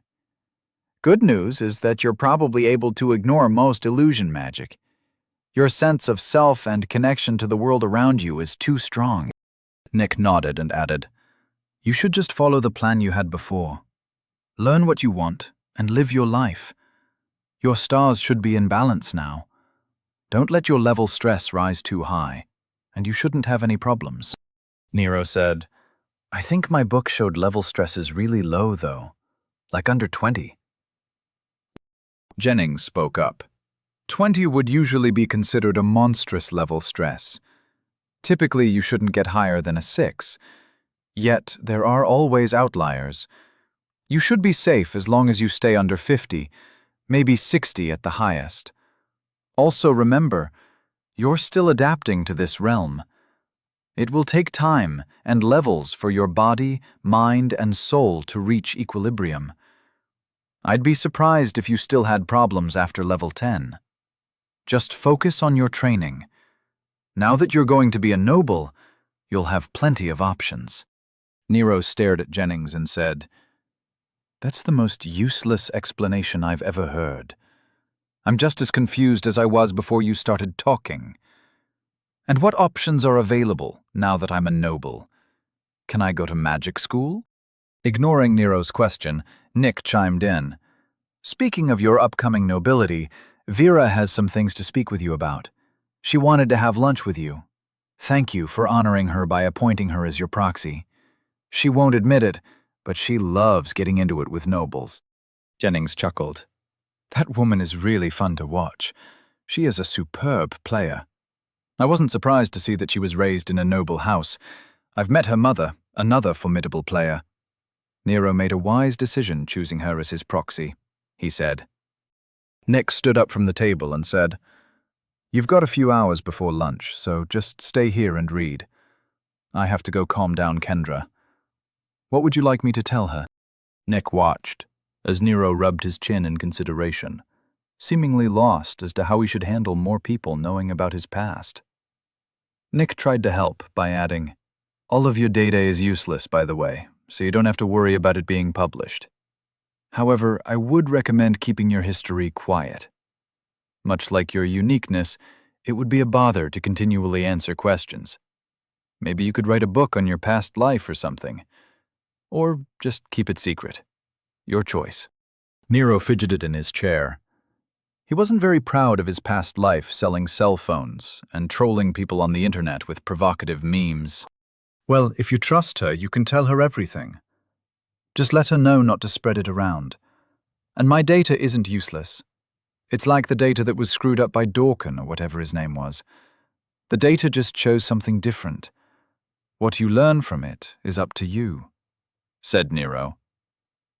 Nick smiled and replied, "Right. I'll review everything I have. I'm sure there is something to learn from what we observed." Turning to Jennings, he said, "Feel free to stay here with Nero, or do whatever you want. Is there anything you need from me?" Jennings understood Nick's gesture of respect, and replied, "No, thank you. You've been very accommodating.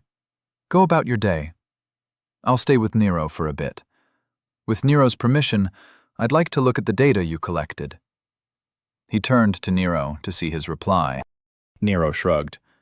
"Sure, you seem like a stand-up guy. Just show me how to do that shield thing you do, and 3 combat spells. Then we'll call it even." Nick started laughing. He turned to Jennings. "Never ask Nero for anything without being prepared to pay for it." Nero added, "By the way, Nick, nowhere in our agreement did it state that your end of the deal was cancelled if my data turned out to be worthless. Just because your assistant, David, never finished the contract doesn't mean that we don't have a verbal agreement. I'm a noble now. That's a promotion that comes with lawyers." He leaned back into his chair with a satisfied smile and crossed his arms in victory. Nick's jaw dropped. Then he started laughing again. "Of course, Lord Walker. I'll abide by our agreement, but I'm sure we'll have to amend it over lunch with Vera. As your proxy, she'll have an opinion on how you should be spending your time." He finished with a smile of victory all his own. Nero's smile dropped. "She will, won't she?" he muttered. With a bow to Jennings, Nick left the lab. He was enjoying his moment of victory, until he heard Nero's parting shot. I'm sure she'll have a comprehensive lesson plan that you'll have to follow along with me. In addition, I think you'll be taking the trials with me, Lord Salvatore, Nero shouted to Nick's back. Chapter 44. When you can't teach, do. The Dorchester Hall of the Huntsman was busier than usual. Every hunter and seeker in the area was taking advantage of the aftermath of the Noble War. Although technically the source of the excitement was the fields of dead bodies left in the wake of the populators' purge. Yesterday, they had taken on an entire army of mercenaries, and those who weren't massacred were scattered into the surrounding wilds. Ulrich Lindemann was looking at the postings, as his fellow huntsmen were gently jostling each other for a peek at the request board. He thought that this would be a perfect opportunity to take his apprentices out into the field. He could have them collect gear and get some experience while minimizing the risks. As he was taking notes on the particulars of a gear collection quest, he received a ping from the last person he wanted to hear from. With a sigh, he pushed his way toward the exit. The wide doors were packed with people from all over Dorchester, and it had taken him over an hour just to get to see the request board. The crowd made way for his 6 feet 8 inches frame, and he strode through the weak Southerners like a knife through butter. Ulrich's face was set in a rictus of anger, which definitely contributed to people getting out of his way. After crossing the street, Ulrich made it back to his rooms at the lodge. He noted that his apprentices stood up to greet him. With a wave of his hand, they immediately sat back down. They could tell he wasn't in the mood. Stomping past them and into his private room, he locked the door, then enabled the privacy screen. As he felt the ward go up, he activated his link. "What do you want? I told you I'm unavailable for the next few years," said Ulrich. Ulrich could feel the amusement over the link. "You know the deal. Orders are orders and all that," said Chance. They hadn't spoken in over 2 years. Not since Ulrich requested leave from active status in the Assassin's Guild in order to train his new apprentices. Chance should have known that it would be years before they were ready to be inducted. Taking their history into account, Ulrich knew that this ping would be nothing but trouble. "Just say what you need to say. I'm busy," said Ulrich. "A request was made in Hennings for a target in Dorchester, and you're still listed as a local contact. Considering the details of the request, you'll understand why you were chosen," said Chance. Intrigued, Ulrich said, "Send over the details." Receiving the file, Ulrich wasted no time and went through it. Ulrich couldn't believe that the guild accepted this madness. Who in their right mind would be so stupid as to target a new noble? They are relying on a loophole. Technically, it was a valid argument. Probably. In any case, Ulrich still thought the client was insane. Returning his attention to Chance, Ulrich said, "They are really offering 250,000 common valens for this? They have to know what the repercussions will be." Chance's good cheer was obvious over the link. "Who cares? The very nature of the contract negates a silence clause. What happens after the target is dead has nothing to do with us. As long as we follow the letter of the law and abide by the assassination accords, the guild will be safe. The question is, do you have someone that can do it? The requirements rule out almost all of our assets. You're the only one in the area who has access to a piece that can play." Ulrich took a minute to think. The target was an easy first kill for an apprentice. However, even in the best-case scenario, he'd need new identities and a new city. "No. The money is good, the target is good, but the aftermath is an unacceptable cost. I'd need to buy passage to another city and an identity sweep for 2 apprentices and myself. The need to start over makes this cost too much," said Ulrich. "Don't worry about any of that.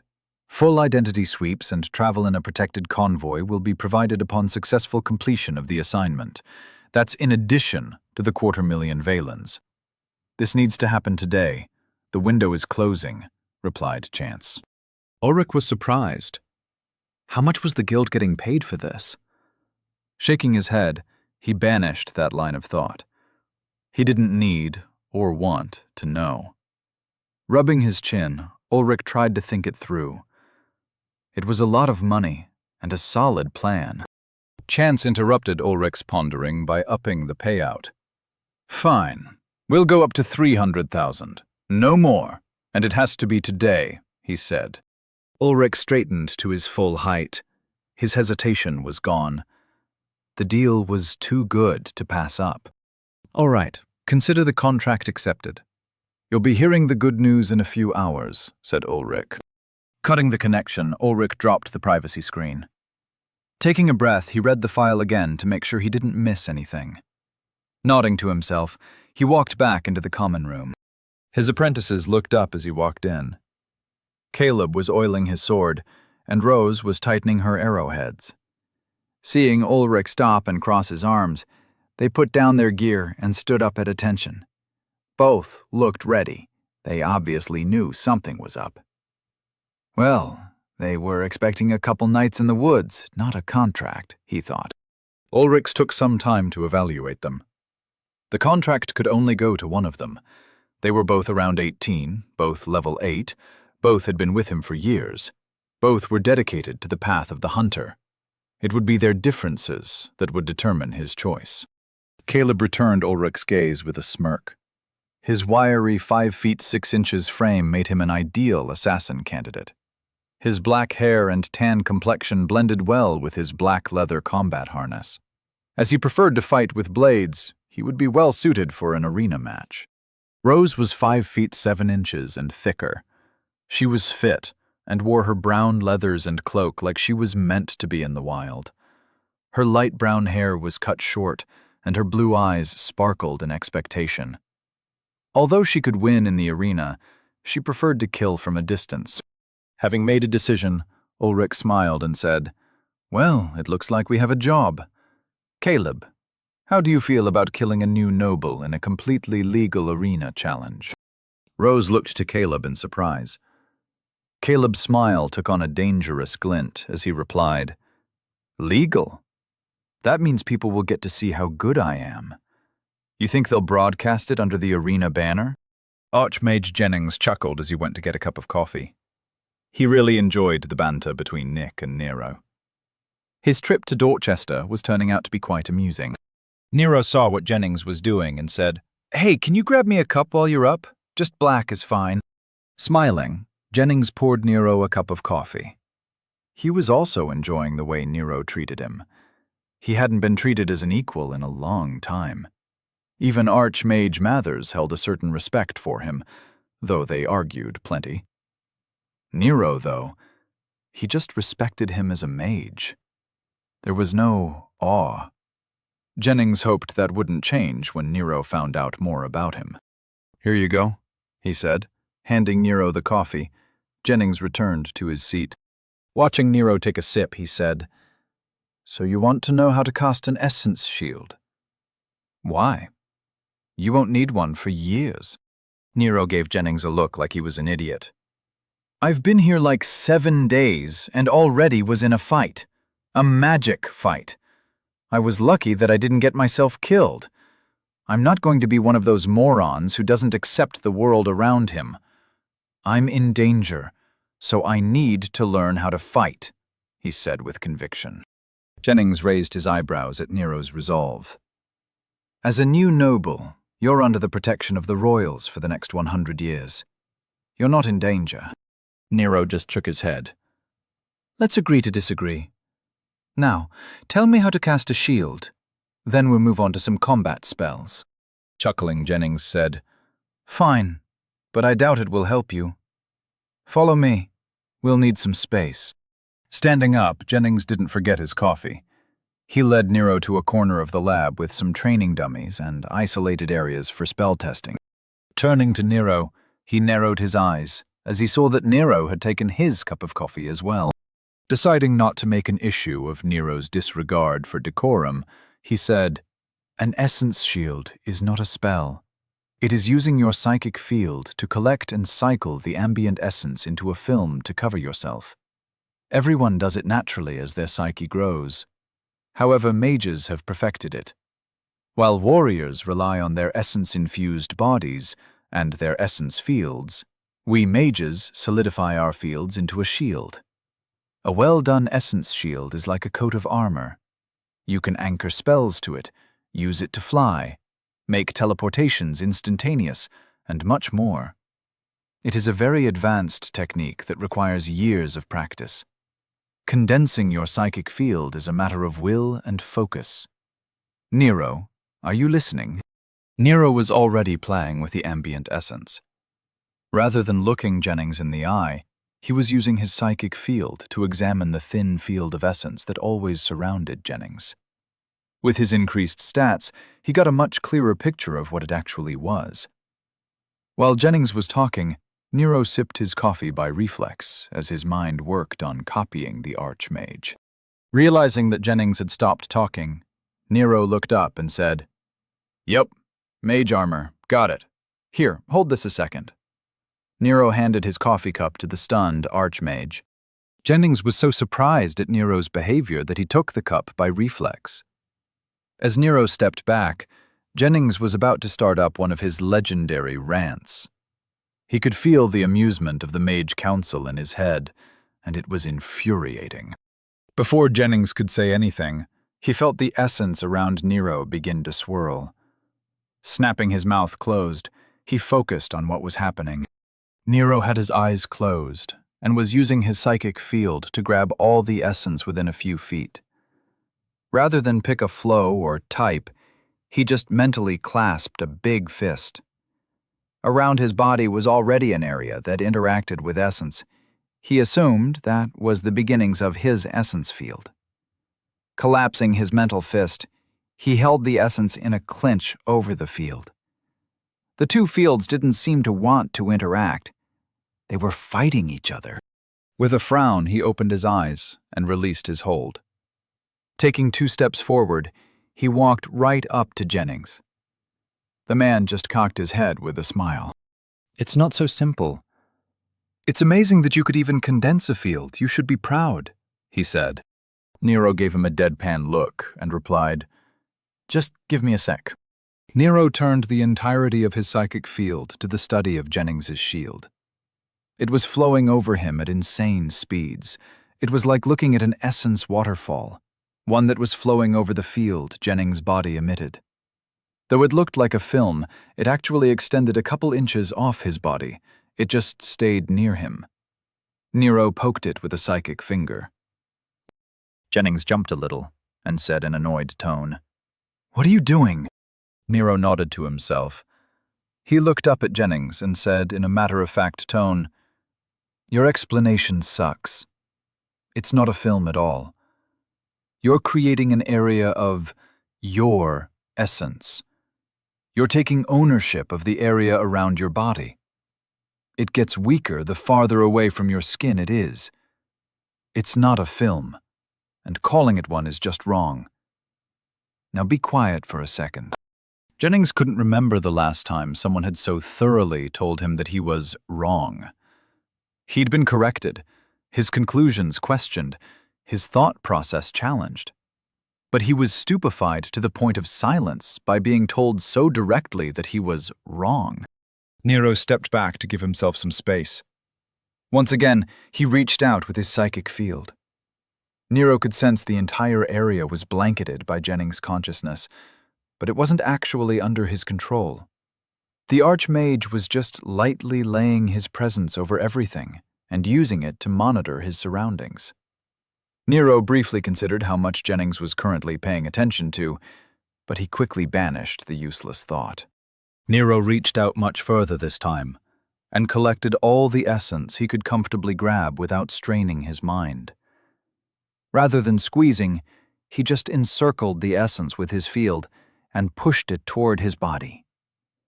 As the essence around him compressed, he could see how his natural essence field interacted with it. There was no difference between the essence he collected and the ambient essence in the air.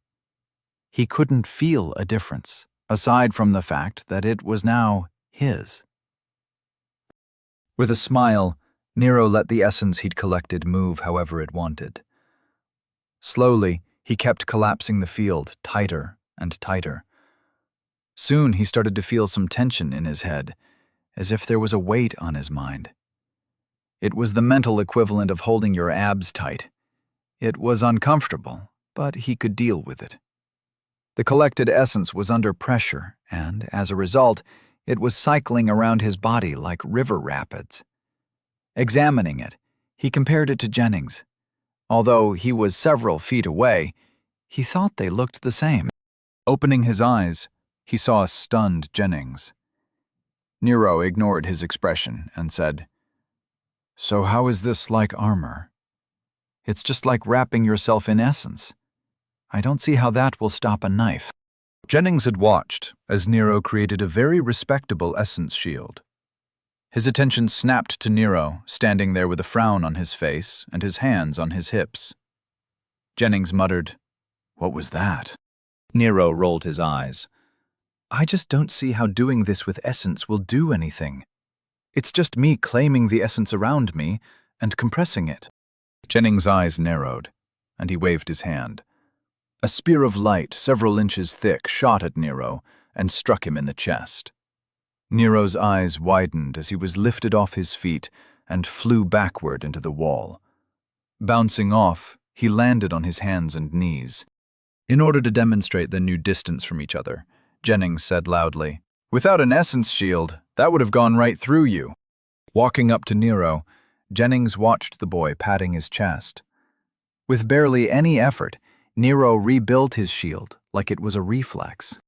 As Nero stood up, Jennings said to him, "It's a thin film of essence that intercepts and absorbs things that you don't want to touch you. Whether it's a knife, an arrow, or a spell made from foreign essence. When you called it mage armor, you weren't wrong." Nero reached out and retrieved his coffee cup from Jennings' hand. Taking a sip, he replied, "I'm calling it mage armor. It's not a film. Stop calling it that." Jennings pursed his lips in annoyance and hissed, "It is a film. That's what it is described as, because that's what it is." Nero's blank eyes met Jennings in a stare down. Without breaking eye contact, Nero took another sip of his coffee and said, "Agree to disagree. But for the record, you're wrong.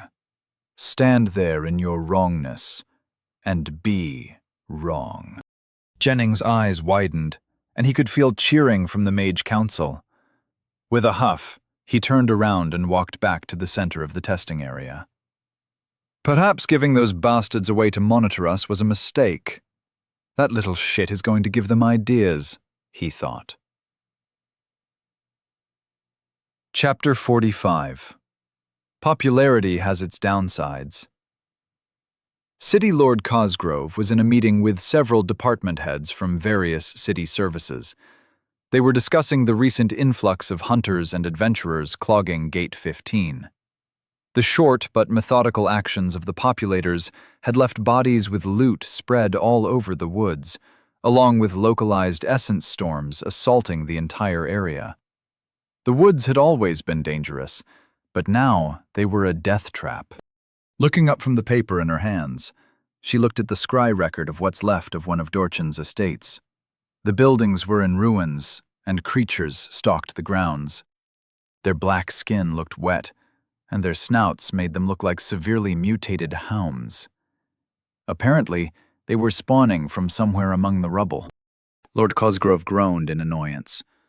How long ago was this recorded? And what's the spawn rate? Also, has the Hunters Guild been alerted? She asked. One of the paper pushers lived up to his title and sorted through his folder for the answer. Without warning, the doors to their conference room slammed open. The wood creaked as they were stopped by their hinges. Lord Cosgrove's aide, Ms. Chandler, strode in with a look of concern plain on her face. "My lord, may I have a moment of your time?" Ms. Chandler asked as she sent a message to Lord Cosgrove's link. "It's a code cyan."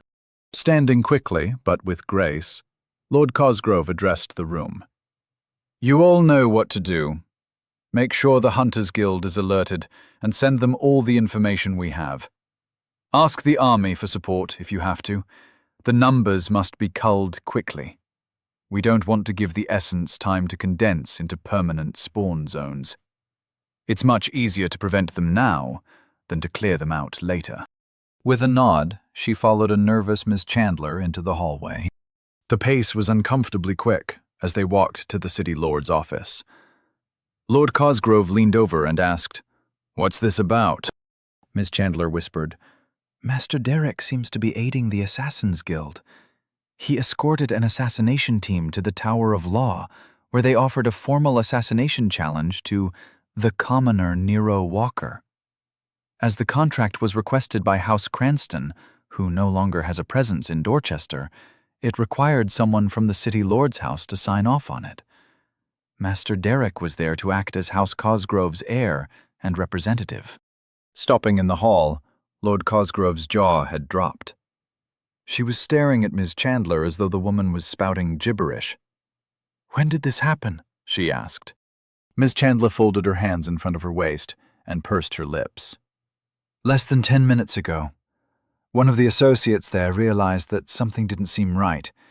He contacted the guard to report the event because he recognized Mr. Walker's name from the Noble War results. The local reports have been running articles on Mr. Walker's rise to nobility and the intricacies of the laws concerning our recent Noble War." Taking a deep breath, Lord Cosgrove forced herself into action. Resuming their march to her office, she said, "I don't understand. Lord Walker is a new noble. The law is quite clear.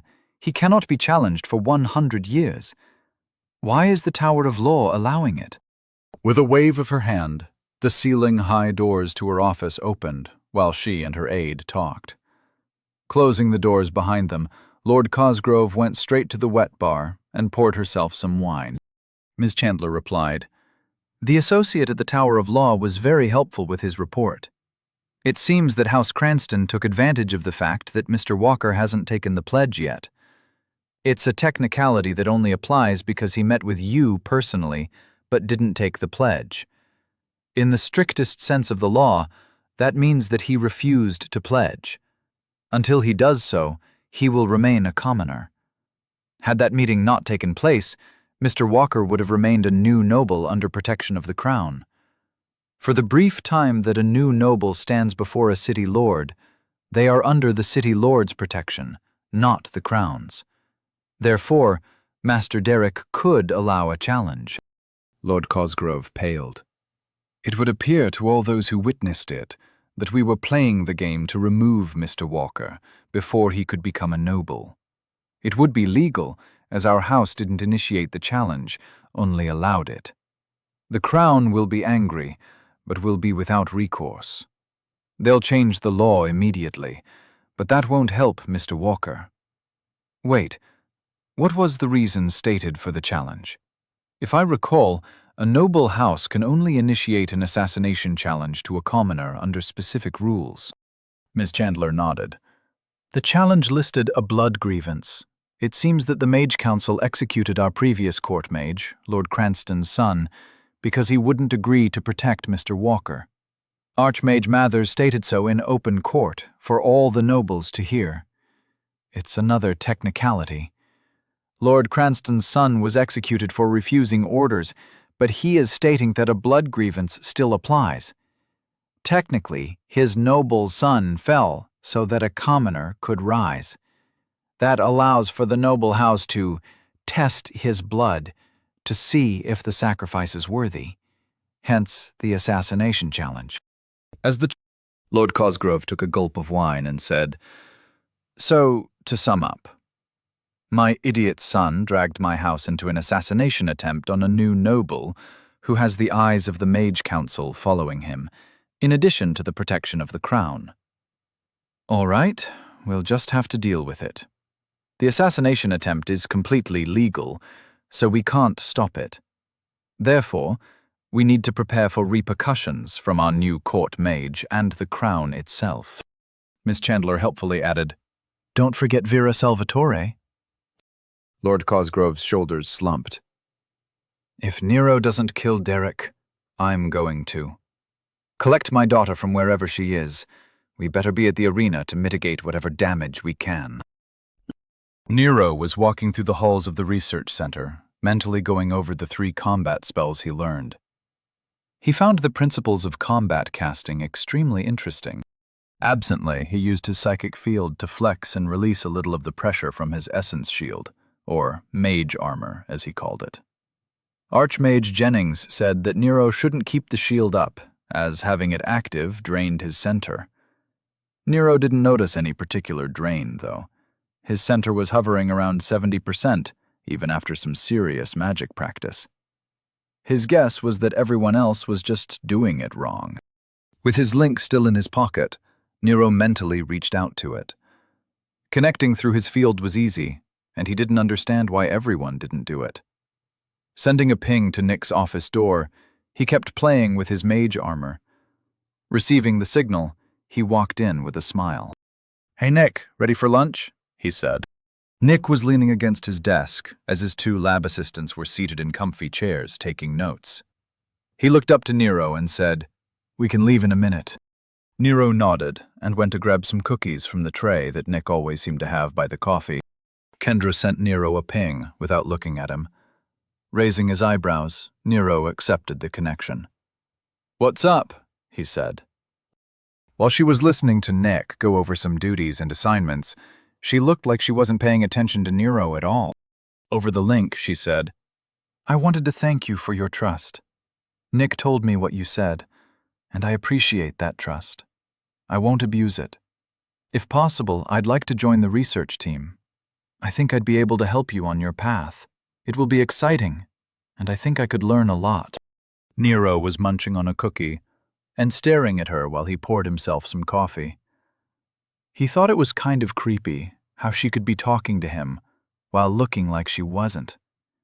Rather than think too much about it, he just said, "Sure, I don't mind. Just tell Nick that you're now part of Team Nero. Don't worry, I'll get us some team robes or something." Right as he closed the connection, the doors to Nick's office opened, and in walked 3 very large guards. Nick stood up with a frown on his face, and he squared his shoulder as he demanded, "What can I do for you?" The lead guard was a large woman with what looked like a bat on her hip. She said, "We're here for Mr. Nero Walker. He's been formally challenged in the arena. As it is a lawful assassination challenge, it falls under the Accords." Seeing Nick's growing anger, she continued, "If you would like to submit a complaint, feel free to accompany us, Director. However, we won't be stopped from taking him." Nero was in a great mood from his combat practice, and he continued to munch on his cookie. Wanting to head off any unpleasantness, he said, "Sure, I'll go with you. Don't worry, Nick, it's fine." Nick gave him a confused look and said, "You're just willing to go with them? No questions asked." Nero took the last sip of his coffee and set the cup in the sink. Walking over to the guards, he spoke over his shoulder.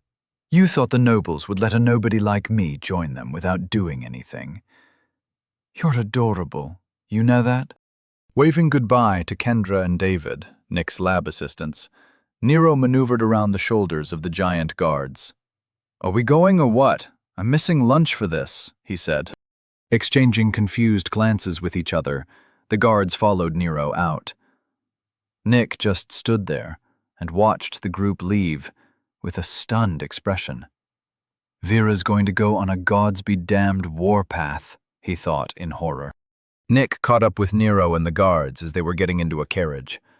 While Nick enjoyed the ride while sitting next to the guard leader, Nero was sandwiched between the other two. Nero did his best to make small talk about what the guards usually dealt with, and whether or not they liked their job. Overall, the ride was rather pleasant for Nero. He enjoyed being among the working class again. The longer he stayed in this world, the more he saw parallels to his old one. People at the center were like the activists. They had grand ideas and believed in things. Nobles were like the rich assholes. Most people were probably like these guards. They just went about their day and tried to avoid having to deal with annoying people. Nero's compliant attitude caused them to treat him with respect, and they answered all his questions with smiles and stories. Eventually, they came to a teleport center. They had to go to a different gate for the arena. Of course, this caused Nero to be interested in jurisdictional questions. He asked where they usually guarded, or whatever it was called. It turned out that their squad was assigned to the Tower of Law. They were a special squad for high-profile retrievals. Picking up Nero apparently required a fantasy SWAT team, and his pride was immeasurable. As they finally arrived at the arena, Nero got out of the carriage to stare in wonder at the giant structure. It was bigger than a football stadium. Made of solid white stone, Nero thought the Colosseum in Rome would be jealous of the arena's splendor. Instead of columns, there were crystal pillars that glowed with essence and displayed the fights that were currently underway. There were people everywhere, walking in and out of giant archways with flags and banners waving all over the place. Looking around, Nero saw people dressed in every manner of medieval theme he could think of. There were knights in full plate, walking alongside commoners and nobles. Carriages were everywhere, along with horses. The excitement in the air reminded Nero of the one time he went to a UFC match. He felt one of the guards put a hand on his shoulder, and he looked up to see him gesture with his head. Nero nodded and followed. Raising his voice a little to be heard over the crowd, Nero asked, "So what happens now?" The guard next to him, who he had found out was named Bill, said, "We take you to the adjudicator. They should be near the sign-in podium. They'll take you to the challenge room, fill out some paperwork. Then you fight. I'll be watching, so die well. Make the bastards bleed at least. Spit in their eye till the end." Nero looked up at the big guy. Bill was like a caricature of the stubborn bruiser. He would have fit in well in the Hollywood version of Boston. Nero smiled at him and said, "Will do, big guy. Hey, what do I get if I win? You know, in addition to not dying." Bill looked confused. "I don't know. There's always a payout, I think. Make sure you ask. You really think you have a chance?" he asked as he looked down at Nero with appraisal. Nero's grin widened. "Is there betting?" he asked. Bill returned the smile and replied, "Sure is. It's a formal challenge, so it will be shown on the arena banner too. The recording will be available over the link. If the odds are good, I'll bet on you. Keep your chin up and face it head on. My dad always said, when your path is blocked, you can either go around and waste time or go over whatever is in your way. It's always your choice." Nodding at the big lug, Nero looked around to appreciate the large archways, spectators, and vendors. He couldn't help but get caught up in the moment. The guards led Nero and Nick through a hallway off the main corridors. Finally, being led into a large conference room, Nero was surprised to see so many people. Looking around at some unfamiliar faces, he said with a smile, "Okay, so who here wants me dead? Raise your hands high. I need to know who to kill after lunch." Chapter 46. Sure, but what do I get out of it? Archmage Jennings was sitting at his desk in the Mage Tower of Dorchester, going over the records of their operations. His feet were up, and he was sipping his coffee as one part of his mind was cycling through multiple reports, but a majority of his mind was preoccupied with analyzing the impromptu class, if he could even call it that, which he had just had with Nero. Through his weak scry connection to the Mage Tower in Hennings, he could still sense the Mage Council arguing and shouting at each other. Nero's antics were enough to cause them to hold an emergency meeting. Shaking his head, he wondered if the boy was right. Have they just been stagnating? Right as he was about to open a separate connection for a scry meeting with the Mage Council, they beat him to it. Sensing them reaching out to form the connection, he pulled his feet off the desk and stood up. He focused, then reached to complete the connection. A floating window appeared, and he saw Mathers, along with a few others standing there with looks of concern. Jennings raised his eyebrows in surprise. "Judging from the looks on your faces, this isn't about Nero's theories?" he asked. Mathers shook his head and replied, "No. It seems the king had tried to warn me of something, but I didn't realize it at the time. We just confirmed that House Cranston has paid the Assassin's Guild to initiate a formal assassination challenge against Nero. The guards in Dorchester are escorting him to the arena as we speak." Jennings' brow furrowed in anger. "On what grounds? And what type of challenge specifically?" Mathers said, "A blood challenge. They used the old honor rule. If you recall, they used it ages ago to dissuade noble killings. It was from back when we had that conflict in the north. It's still technically in the books, but it hasn't been applied in forever since the new noble law trumps it. Lord Cranston found a loophole and somehow got the Cosgrave heir to go along with it." Jennings reached into his memory for the details. His face looked confused as he asked, "But that requires the challenger to be within one level of the challenged, right?" Mathers took a second to think, then burst into laughter. As the others in council room caught on, they all started laughing as well. Jennings joined in, but with some effort he managed to get out, "I have to get to the arena. I have some bets to place." Without waiting for a response, Jennings forced the connection to close. He caught his breath while still smiling. Walking over to the balcony attached to his office, near the top of the tower, he brought up the city plan on his link. Unfortunately, he couldn't find the listing for the challenge. They must not have posted it yet. Frowning, he spread his senses out as far as he could, trying to find a hint of Nero's essence trail.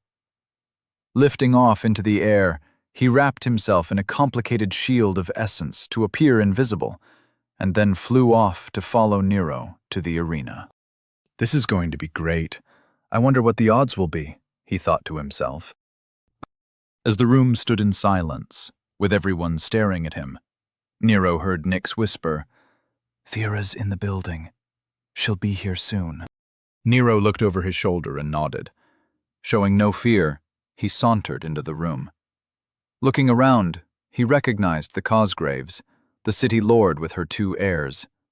They were standing alongside Lord Bennings, and it seemed they even invited that general from his dinner at the keep. Unfortunately, he didn't recognize anyone else.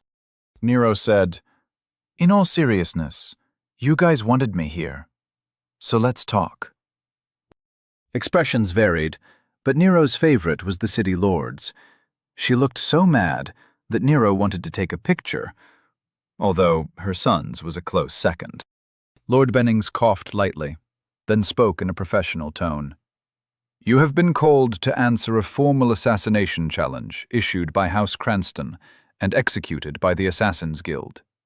Citing a blood grievance, the challenge was reviewed, then accepted as an assassination challenge by Master Derek Cosgrave of House Cosgrave, representing the current holder of the city seat of Dorchester. Until the challenge is resolved, your ascension to nobility will be postponed. Do you understand the challenge?" Nero offered a blank look and crossed his arms. "Who the fuck is House Cranston?" he asked. A lot of the people in the room paled, but Nero noticed the people on the left side of the room smiled. There was a giant guy wearing black leather who was obviously the assassin. There were two teenagers with him, a guy built like a spring, and a chick that looked like she spent her free time doing squats. Nero looked over at her and tried to appreciate her form without making it obvious. Lord Bennings spoke up, forcing Nero to pay attention again. "House Cranston is a great house from Hennings." Seeing as that meant nothing to Nero, she continued, "Hennings is the capital of Oglevark." Nero shrugged, then said, "Cool. So what does that have to do with me?" Before Lord Bennings could reply, the doors behind Nero opened, and he sensed Mrs. Salvatore barge into the room. He couldn't hide his grin as he felt her barely controlled fury.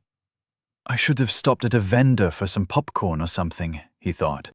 Vera walked up to stand at Nero's side, and in a cold voice that filled the room, she said, "As proxy to House Walker, appointed in the presence of the city lord, why was I not notified of this farce?" Although she addressed the room, Vera's eyes made it clear that she was speaking to the city lord. With a tight voice, Lord Cosgrove replied, We only recently learned of this challenge. My son acted without my knowledge. Are you aware of the particulars of the challenge?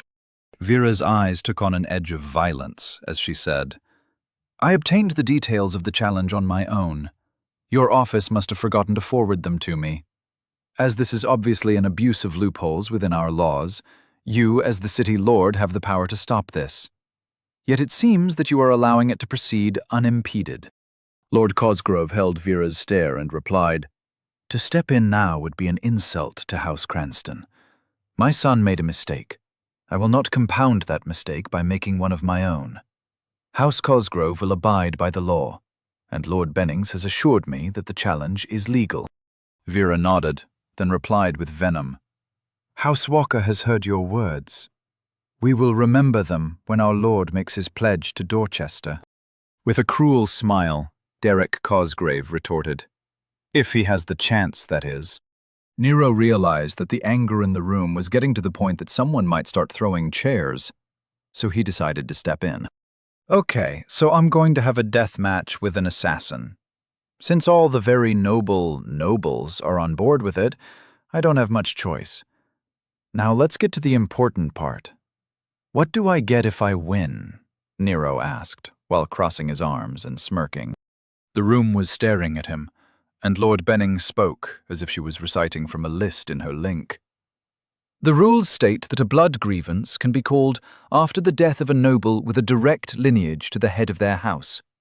In the event of their victory, the challenged will be entitled to the assets of the noble that died. The funds and interests are to be held by Tower of Law until an accurate accounting can be made. As the mage adept Cranston was the noble in question, his assets were offered as collateral for the challenge. In addition, the Assassin's Guild has to offer 1/2 of the contract price to take the place of the challenger. Nero returned a confused stare at Lord Bennings. Then he turned to Vera and asked, What the hell did she just say? Vera smiled and said, A lot, Nero. You'd get a lot. Nero held Vera's gaze, and then sent her a private ping. He could see her eyes slightly widen, but she accepted the connection without saying anything. Over the link, he asked, Can I bet on myself? More importantly, can we keep it secret? Vera said out loud, It is very expensive for a noble house to offer this type of challenge. It seems that someone really wants you dead. Even if the challenge is legal, the repercussions from the crown will be felt for generations. As she spoke out loud to Nero, she sent him a private response. How much do you want to bet? As far as I know, you don't have any money. It will be a while before your rewards are processed. Nero nodded in response to both statements. Over the link, he replied, Didn't I win a bunch from the Noble War? Can't I use that as collateral? And out loud, he said to the room, Well, some people just don't like me being this attractive. It makes them feel threatened. Vera didn't respond over the link. Closing the connection, she turned to the room and said, When will the challenge take place? Lord Bennings replied, The paperwork has already been filed, and Mr. Walker was just formally notified. We will head to the reserved central arena from here. Vera responded, I'd like to request an hour to review our options and go over Mr. Walker's estate paperwork. Lord Bennings nodded, then replied, That's acceptable. You can use the conference room across the hall. However, as the challenge has been formally ratified, guards will have to accompany Mr. Walker to ensure his participation. Nodding in acceptance, Vera turned and walked out. Nero smiled at the room and said, I guess I'll see you all in an hour. Toodles! As Nero left, he saw Nick looking at Vera in confusion. When they made it to their conference room, the guards kindly agreed to wait outside the door without issue.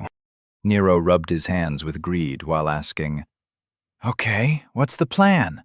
How do I bet what I won from the Noble War? Nick tried to speak up, but Vera held up a hand, silencing him. Nero, are you really going to bet everything on this? She asked. Nero gave her a surprised look. You expect me to wait for an opportunity to spend it? Isn't this a death match? If I lose, I'm dead anyway. You worried about what I'm leaving you? Nick couldn't hold in his questions any longer and blurted out, What the hell are you two talking about?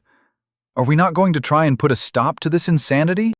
Nero looked at Nick with a grin and said, Some assholes went to a lot of trouble to try and kill me. But like most people here, they're idiots. First, I'm going to kill their assassin while laughing at them. Then, I'm going to go collect my winnings and send them a thank you basket made up of assorted nuts. Salty nuts. Do you understand what I'm hinting at? Nick just shook his head and replied, I hardly ever understand what you're saying. Turning to Vera, he asked, We just going to let this happen? Vera's eyes were hard as she said, We don't have a choice. Too many powerful people want to see this to happen, and even Lord Cosgrove is staying out of it. We'll just have to rely on Nero to win. Can you do it, Nero? Can you kill a man in the arena in front of thousands of people and in cold blood? Nero's smile fell, but he replied, Look, I'm not a murderer or anything, but since I've come to this world, I've come to realize that this is the way it is. And I've already killed men during the Noble War.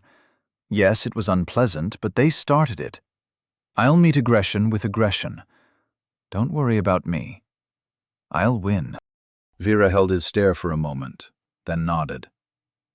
Very well. As your proxy, I can place a bet for you with the Arena Bank. They'll have an auditor on hand to confirm the availability of funds, and we can offer your winnings from the Noble War as collateral. Although I'm sure they won't offer full price of your assets, it will still be a substantial sum. Do you want me to put it all on you to win? Nero's smile returned as he said, Yup. Everything I have, put it on me to win. Vera offered a quick nod and then turned to leave. As Nero and Nick watched her go, Nick said seriously, Nero, just because you survived some mercenaries, it doesn't mean you'll survive an assassin. These people have trained for years in the art of killing. Nero responded easily, Can we just take a minute to acknowledge how ridiculous it is that you people have laws governing assassinations? When I found out that you guys regulated kickbacks and standardized rich people appointing their friends to impressive positions within the government, I was impressed. Finding out about noble wars and that you regulated fighting to avoid impacting the lives of the commoners, I was amazed. But regulating how to assassinate people? That's too much. Do you have laws on how to legally do everything? Nick was taken aback at Nero's question and replied, Of course we do. Isn't that the point of laws? So that the best way to do something is agreed upon and everyone follows the rules. Nero shook his head and said, But isn't there something that is truly banned? Like morally wrong? What about prostitution or cannibalism? Confused, Nick said, What's morally wrong with prostitution and cannibalism? Prostitutes are protected by the same laws as everyone else. Their industry has some more regulations because it affects public health, but calling the industry morally wrong is illogical. And why would anyone want to eat people? Nero, you're not making any sense. Nero looked at Nick as if he couldn't believe the words coming out of the straight-laced man's mouth. So everything is approached in a logical manner? What about how people feel about things? Nero asked. Nick was getting frustrated. Nero, what the hell do feelings have to do with governance? Everyone feels differently about things. That's free will. Laws based on anything other than logical arguments, backed up by verifiable data, would lead to chaos. What the hell kind of world did you come from? Walking over to a chair, Nero took a seat and thought about how to answer that question. Looking at Nick, he said, Right and wrong was determined by belief systems and social pressures. There were arguments all the time. Everyone chose sides and debated the validity of their side using whatever facts they wanted to consider true. People got to pick and choose the argument that they felt was the most accurate representation of their worldview. Nick gave Nero a look of pure horror. How did that not lead to madness? Nero nodded with a fond smile and replied, It did. And it was awesome. That's the craziest thing I think you've ever said, Nick said. In less than an hour, I'm going to walk into an arena for my scheduled assassination attempt, which will be overseen by the local government. Now that's crazy, Nero said in response. Chapter 47. The Fight You've All Been Waiting For. Rose watched the target leave with the guards and his attendants. The boy, Nero Walker, was nothing like she expected. She couldn't decide whether he was an overconfident idiot or he just didn't understand what was going on. She felt kinda bad for him. But then she remembered that cruel smirk of his. She decided that he knew exactly what he was doing. Rose looked around the room, and while everyone was talking politics and strategy, she thought back to what Nero had actually said. He was planning on killing those who wanted him dead. At the time, she had thought he was joking, but his eyes weren't laughing. His smirk was cold. He truly believed he'd win. Looking around, she saw that Ulrich had pulled Caleb off to the side of the room, and they were having a quiet conversation. Caleb looked excited and ready, while Ulrich was as serious as ever. With a sigh, Rose decided to take a seat at the table everyone was ignoring. While being discreet, she listened to the city lord berate her son. Lord Cosgrove hissed, "You're not listening to me, Derek. I understand what you're saying, but you're not thinking things through. Yes, this is legal. Yes, you have backing from the capital. Yes, the boy will die. Just because all of that is true doesn't mean that the royals won't be upset. Not to mention the Mage Council. You have to realize that the head of the Mage Council is currently in Dorchester's Mage Tower, acting as the court wizard. He is only here for Nero Walker. What do you think he'll do in response to us allowing the boy to be killed while under our protection?" Derek Cosgrave had a stubborn look on his face as he replied, "What can they do? The law is clear. They have no recourse. They can't legally sanction us. Lord Cranston planned this too well. You said the boy was dangerous, and now he will no longer be an issue. I don't understand why you are so angry. I thought you'd be proud that I solved the problem, and even gained us an ally in the capital." Rose thought that the Cosgrave heir had a point. All he did was allow another house to play their game in Dorchester. He lost nothing and gained allies. Lord Cosgrove's daughter spoke up in a harsh whisper, and Rose leaned in to hear what she was saying. "Brother, you aren't considering all the ways that we can still be hindered. Without the mages, our eyes are blinded. Without the royals, our hold on Dorchester will rely solely on our own strength. 1,000 small things you take for granted can be taken from us. Not to mention the real threat that you are both ignoring," she said. Lord Cosgrove looked curiously at her daughter and asked, "What real threat? Mrs. Salvatore? She will be difficult to deal with, but as long as we raise Mr. Walker to nobility after his death, her teeth will be pulled for the most part. She will have served as a proxy to a fallen house. House Salvatore won't stick their neck out for her." Shaking her head frantically, Deirdre Cosgrove said, "Not Mrs. Salvatore, Nero Walker. Remember what we saw in the Noble War. Remember that he lived, and 5 mercenaries didn't. Ask yourselves, what if he wins?" Both Lord Cosgrove and Derek were silent. Derek looked confused, and Lord Cosgrove rubbed her chin in thought. Rose leaned back in her chair and looked over at the general standing next to the Lord from the Tower of Law. They were whispering to each other, and both of them were smiling. Although she couldn't hear what they said, they both looked like they were in on a private joke. She was getting the feeling that things were going to go very wrong, very soon.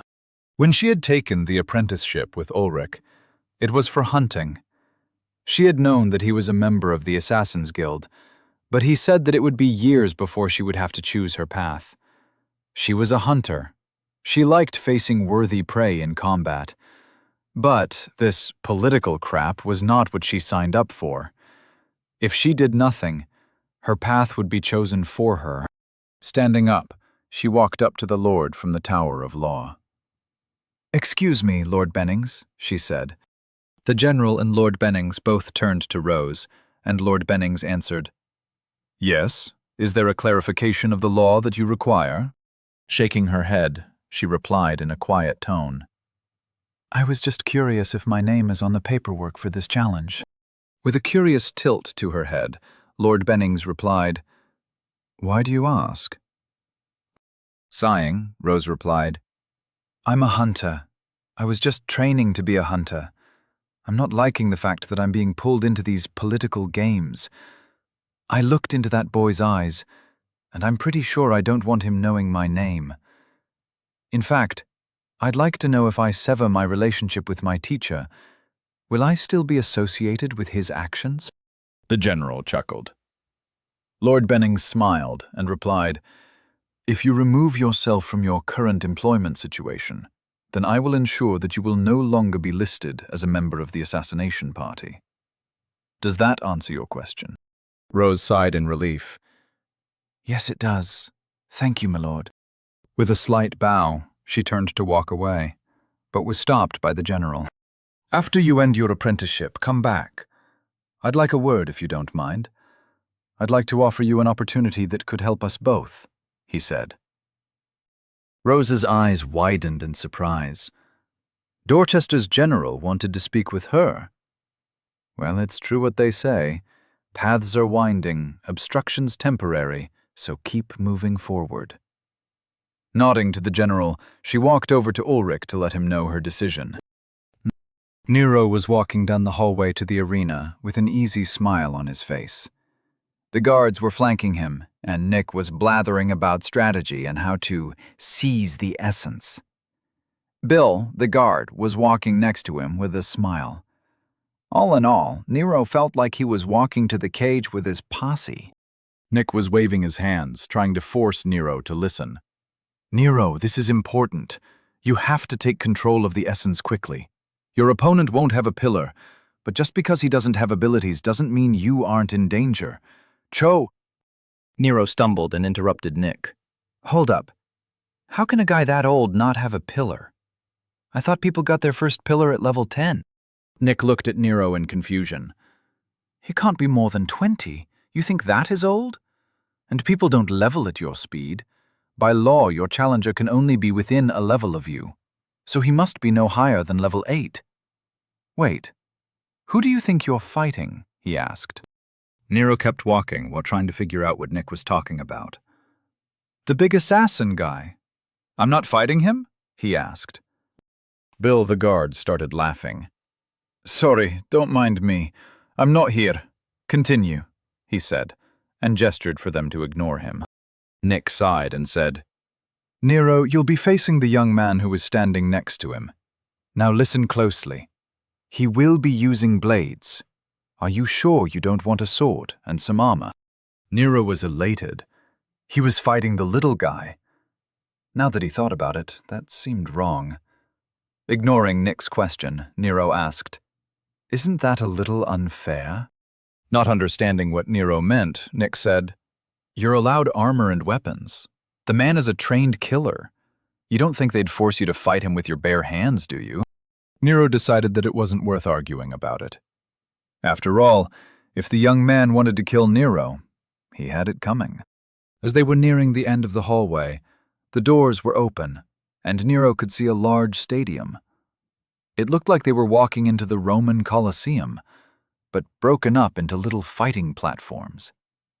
Each had a hovering screen showing what was going on in the mini arenas. There were thousands of people in the stands, and a large center platform was raised in the center. Above everything was a hologram that put the Jumbotron to shame. With his awe evident on his face, Nero absently followed the guards as he looked around. Nick was shouting instructions, trying to get Nero to pay attention. It was obvious that Nick thought Nero was in trouble. The guards led Nero up some stairs and onto a very large, flat stone arena. They pointed him to a colored section, and Bill wished him luck. As they left, Nero half-heartedly waved goodbye to them. He was busy staring at the crowds and looking down at the fights that were happening on the little platforms below. Nick grabbed Nero's shoulders and forced Nero to look at him. "Nero, please, listen to me," he begged. Nero, just make sure that you focus everything on disrupting your opponent's local essence field. If you don't take control of it, you're dead. Do you understand? Nick asked while squeezing Nero's shoulders. Nero gave him a soft smile. "Nick, I need you to listen to me. This isn't a fight between a swordsman and a mage. It's a defended position with a cannon being charged by a guy with a knife. Don't worry.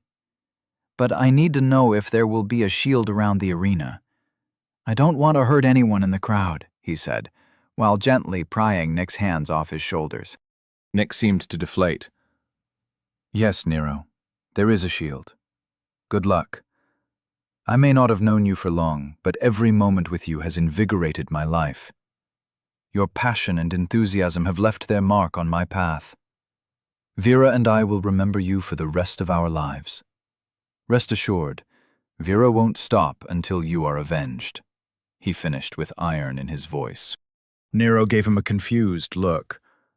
Glancing over, he saw that the skinny guy was already waiting for him near the center of the arena. Turning to Nick, he gave him a hard slap on the shoulder and said, "Worst pep talk ever. We'll have to work on that for next time. Tell Vera thanks for placing the bet, and she should stay near the place to turn it in. This won't take long." Nero then walked off toward the small circle he assumed was his starting position. Nick watched his friend walk to his death with such confidence. "What a remarkable young man," he thought as he hurried down the stairs toward the observation nook for aides and attendants. Nero walked calmly and kept his eyes on his opponent. All the while he was compacting more and more essence into his shield.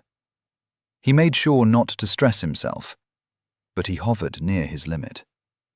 Seeing his opponent grinning while holding a sword and knife, Nero couldn't help but shake his head. As Nero stepped into the circle, he said, "Are you sure you want to do this? It's not going to end well for you." Caleb's smile widened, and he spread his arms out to display his weapons. "I'm going to take my time. I would have fought you for free, just to be able to get my name on the arena board. By the end of the day, everyone will know who I am. I'd apologize for what I'm going to put you through, but I don't talk to dead men," he said. Nero could feel a shield form over the outside of the arena. As it went up, the crowd quieted as the sound was blocked off. In seconds, they were inside a clear dome of silence. Nero was fascinated. It felt like a wall in his psychic senses.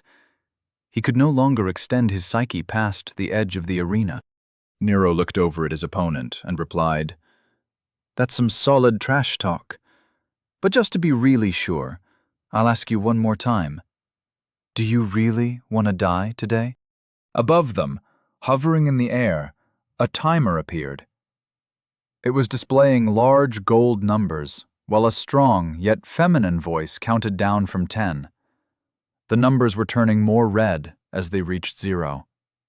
Nero looked over at his opponent and watched him hop around and sneer. Standing there calmly, Nero waited for the countdown to reach 2.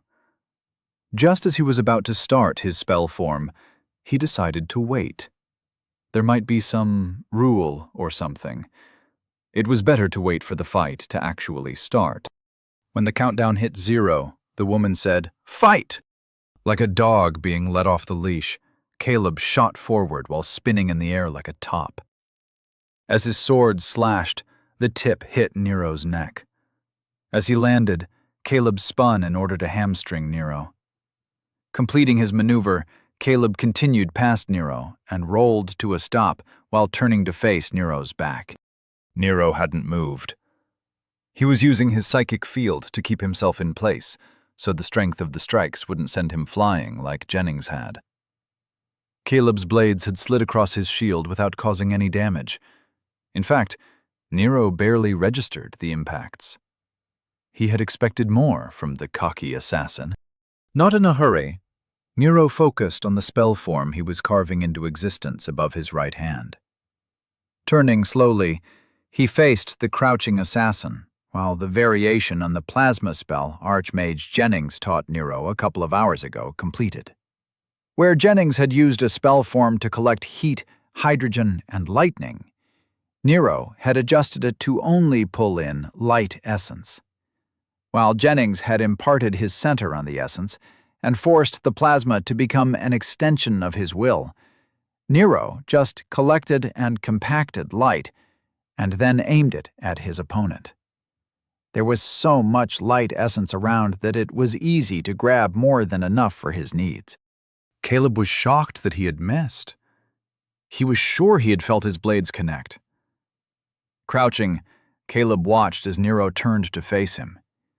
Seeing that Nero was casting something, he shot forward. Or, it's more accurate to say that he was about to shoot forward.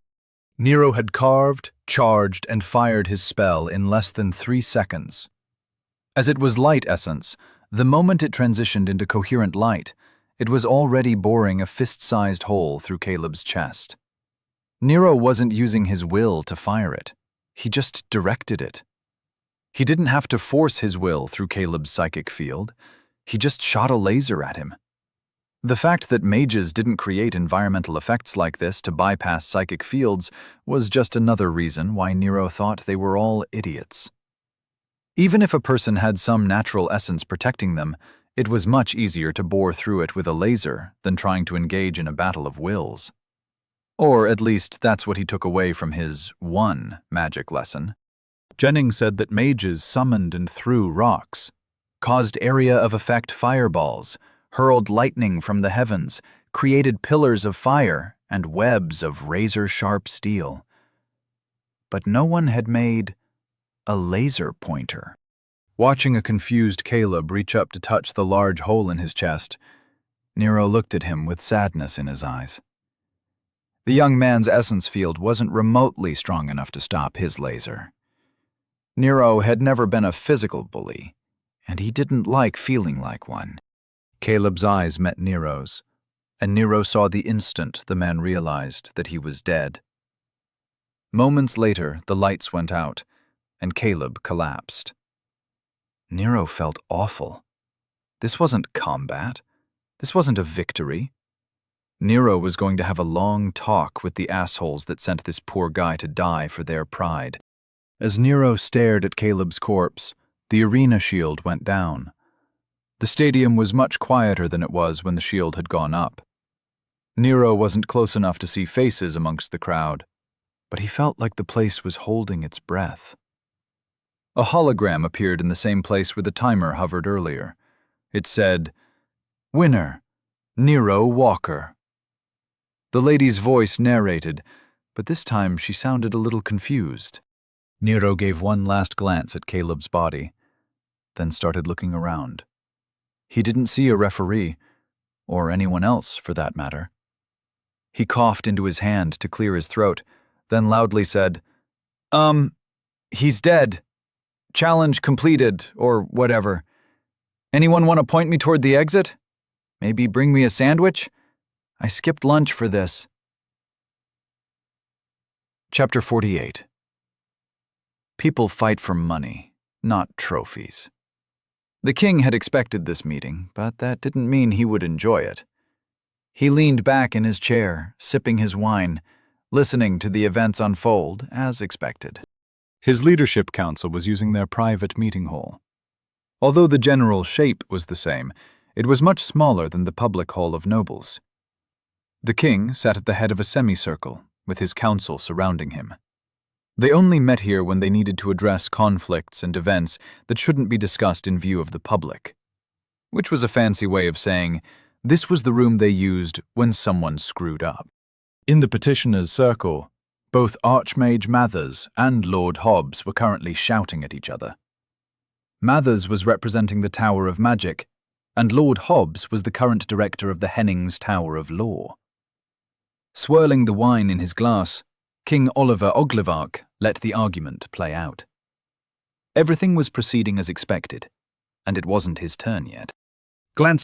All of the eyes in the room snapped to Lord Hastings. Both Mathers and Hobbs exchanged angry glares, but kept silent. Lord Hastings said, "I haven't been able to follow what you two are talking about. But Archmage Mathers asked for this meeting, and so he shall be the first to speak. Start at the beginning, as a request for sanctions is a serious matter." Mathers took a deep breath and said, "A new noble in Dorchester has been targeted for assassination by Great House Cranston. They used a confluence of loopholes that allowed them to force the new noble into an arena challenge. I ask for sanctions because the law's intention is clear, but Lord Hobbs here says that the loopholes are valid until they have been closed. I ask that the Council enforce the intention of the law, and to not allow spurious details to cloud the issue. Like any sane person, I believe that a technicality does not trump a logical argument." From the other side of the room, Lord Silverbrook spoke up. "Lord Hobbs, I'm assuming that you stand in opposition to the proposed sanctions." Lord Hobbs nodded enthusiastically and said, "Yes, of course I do. It is against the law to sanction a house that has broken no law. That is a cornerstone of the noble house system. They found a loophole. They used it. It's up to this council to change it. You cannot punish them for following the letter of the law. I've already submitted a report listing the required changes to the applicable laws so that these loopholes are closed. In a way, Great House Cranston should be rewarded for their ingenuity. While it doesn't technically qualify as an exploit, it comes close. This was a brilliant move." Mathers snorted loudly and crossed his arms.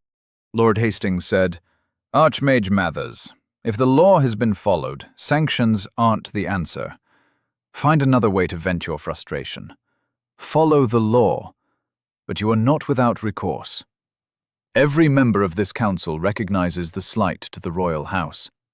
But as it stands, the law is on House Cranston's side." Mathers started arguing again, and Lord Hobbs took every opportunity to reiterate the importance of following the letter of the law. The king knew that Hobbs was an ardent supporter of House Cranston, and the man had probably been integral to their abuse of the system. All of this was a stupid attempt at making the Mage Council look foolish. Yet another example of proud nobles playing their stupid games of honor and retaliation. King Oliver didn't allow himself to smile as he mentally observed Nero's conversation with Nick while on their way to the arena. He had nudged things so that this meeting would happen at the same time as Nero's fight. His first pillar was observation, and there were very few events that he didn't notice in his kingdom.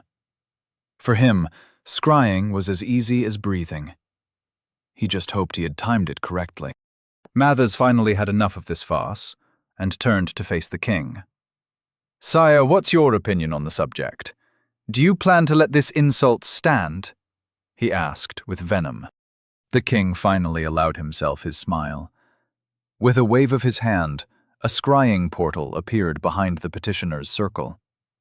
Mathers and Hobbs turned around, and the council all looked at portal.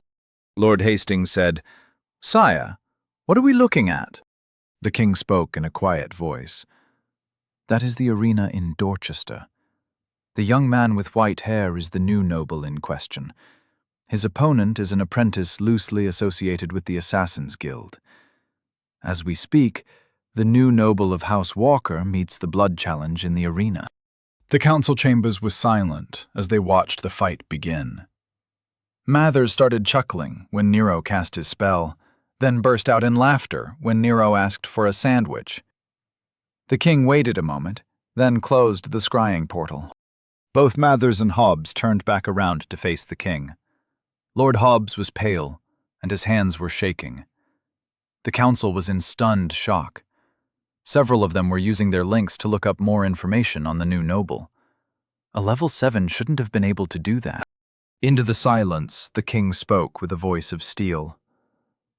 "Lord Hobbs, the challenge was legal. Consider the loopholes now closed. I expect in the future, loopholes of this nature will be closed before they are exploited. House Oglevark does not enjoy having its backing ignored. The new nobles are to be protected from actions like these. But it seems in this case, the noble in question handled it well enough on his own. I'll be holding you personally responsible for following the law you so vehemently defended. If I am reading this right, Great House Cranston owes Lord Walker a great deal of money. I expect you to make sure he gets it. Please let Lord Cranston know that I'll be checking to see that the law is enforced with the same zeal that it was abused. M.I. understood. Lord Hobbs was nodding along, his eyes wide with fear. Yes, sire, I understand completely. I'll personally ensure that House Cranston pays what they owe. The Tower of Law will close the loopholes, and this won't happen again. Thank you for your trust, he said. With cold eyes, the king turned his head slightly to look at Archmage Mathers and asked, "Does this result satisfy the Tower of Magic?" Mathers was smirking. "Yes, the Mage Council is satisfied. Thank you for your time, my king," he said with a bow. After Mathers and Hobbs left, the council sat in silence. Usually the king would dismiss them, but as he hadn't, they waited patiently. The king said to the chamber, "All right, everyone. Let's discuss the recent game House Cranston played. Who'd like to start? I'll correct you along the way. There is much to be learned from House Cranston's recent gambit." Nero was being led back to a conference room by Bill, the guard. He no longer had a posse, and Nick had apparently run off to meet with Vera. The man hadn't even taken the time to speak with him after the fight, and Nero wasn't sure how to feel about that. Bill, the guard, was grumbling to himself about how much money Nero had lost him. Nero just kept smiling, while pretending he couldn't hear him. It seemed that Bill had a buddy of his place a bet against Nero for him. Now Bill owed his friend 50 Valens. When they got to the conference room, Bill said stiffly, "It's that one there. It was nice meeting you, Lord Walker." As Bill was walking away, Nero spoke up. "It was nice meeting you too. Too bad you aren't allowed to bet on things like this. You could have made a lot of money. Anyway, I'm sure I'll see you around." Seeing Bill's shoulders slump, Nero's smile was ear to ear as he went into the conference room. He was surprised to see Nick there, arguing with Jennings. "Hey guys, Nick, why'd you run off?" he asked. Nick turned to Nero with an annoyed look on his face and said, "I didn't think you'd actually win. I had to get to Vera and find out what was going on with the arena bank. I had convinced her not to use any of our funds to bet on you. After the fight, if you could call it that, she wasn't answering her pings. So I had to go find her to find out what the hell was going on." Jennings was chuckling at Nick's outburst. "Luckily, my boy, I was able to get to the betting stands in time. You just made me a great deal of money. The odds against you winning were 15 to 1. That spell you developed is brilliant, but useless. I still think you need to learn to seize the essence in a fight, as a spell of concentrated light wouldn't penetrate a more powerful essence field." Nero shook his head at Jennings' naivete. The concept of a laser was just too foreign to him. The man didn't understand the power that coherent light could output. A large enough laser could destroy a planet. Nero had seen it happen many times. In movies. Nick was wringing his hands. "Nero, I'm sorry I didn't believe in you.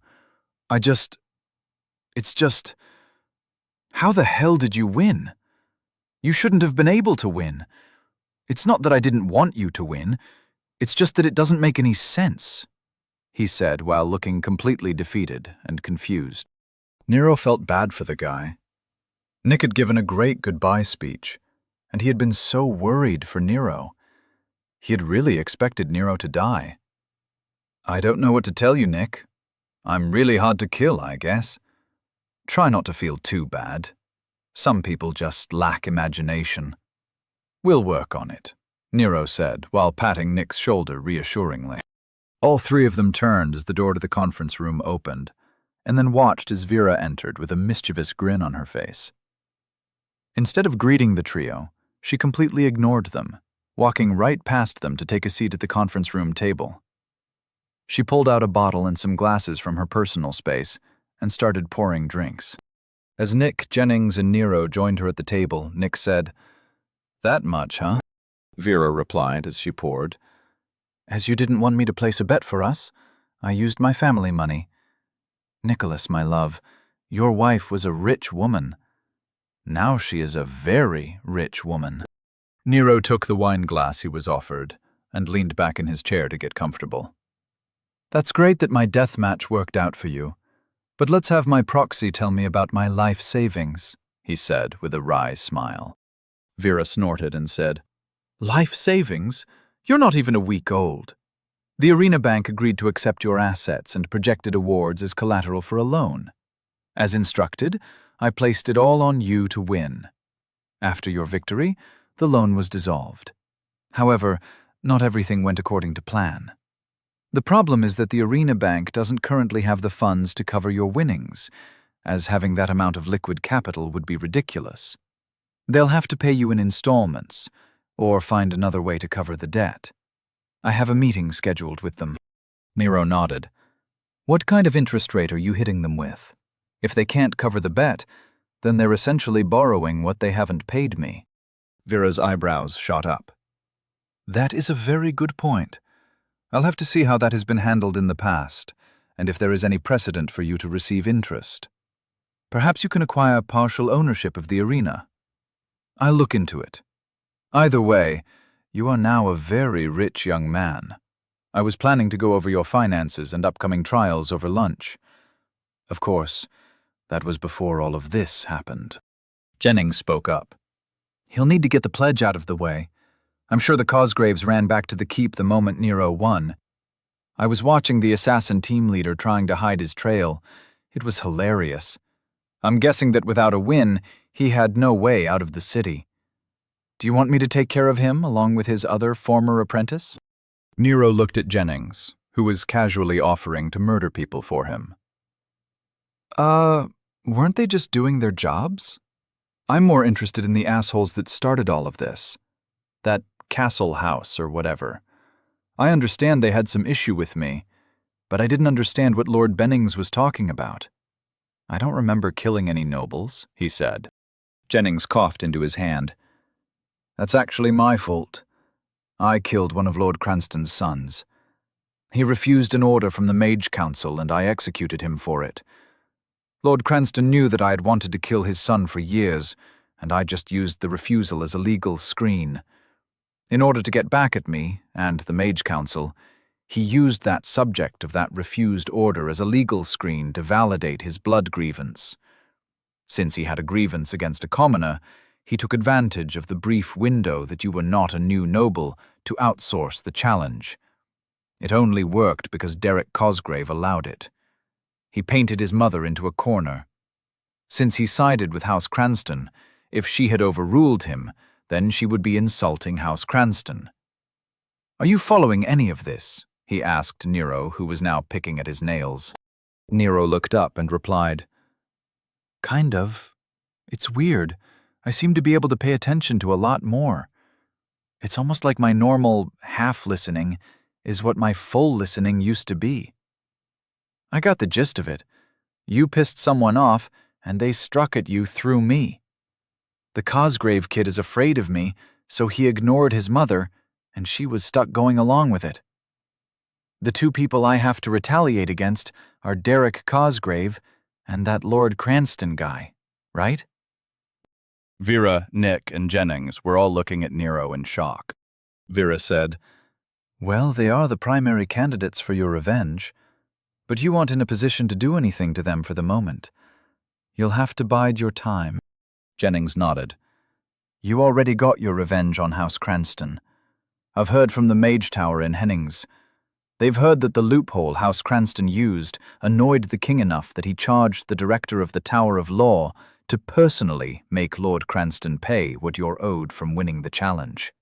The assets of Lord Cranston's son at the time of his death were not insignificant, he said to Nero with a smile.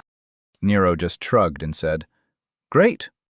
Looking at Vera, Nero asked, Do I have a bank account? More importantly, do I actually have any money? Or am I just waiting for all these things to be awarded? Vera smiled and said, You still don't have any money. It will be a week or two before anything is actually in your name and available for your use. Nero nodded and said, All right then, lunch is on you. I'm starving and people keep refusing to bring me a sandwich. Can we go now? Chapter 49. The Tools of Procrastination, Reflection, and Avoidance. General Branson had asked Rose to stick close to him. He had said that he wanted to talk to her, making it sound like an opportunity she couldn't ignore, and she had agreed. Now she was regretting that choice. Uncomfortable situations like this were why she preferred the wilds over cities. Rose had followed the general to the city lord's private arena room. She was doing her best to ignore the nobles in the room as she looked out through the floor-to-ceiling windows. At least the view is nice, she thought. She felt a presence approaching, and she turned slightly to see who it was. She saw the general smile out of the corner of her eye. Good situational awareness, the general said as a greeting. Handing Rose a glass of wine, he said, Thank you for your patience. I'm well aware of how uncomfortable you are. Your psyche is practically screaming. If you're wondering why everyone is avoiding you, that's why. He gave her a smile and seemed to radiate a calming aura. Rose sipped her wine and nodded. It hadn't occurred to her, but she wasn't surprised. Are you going to tell me what you wanted? Rose said, then quickly corrected herself.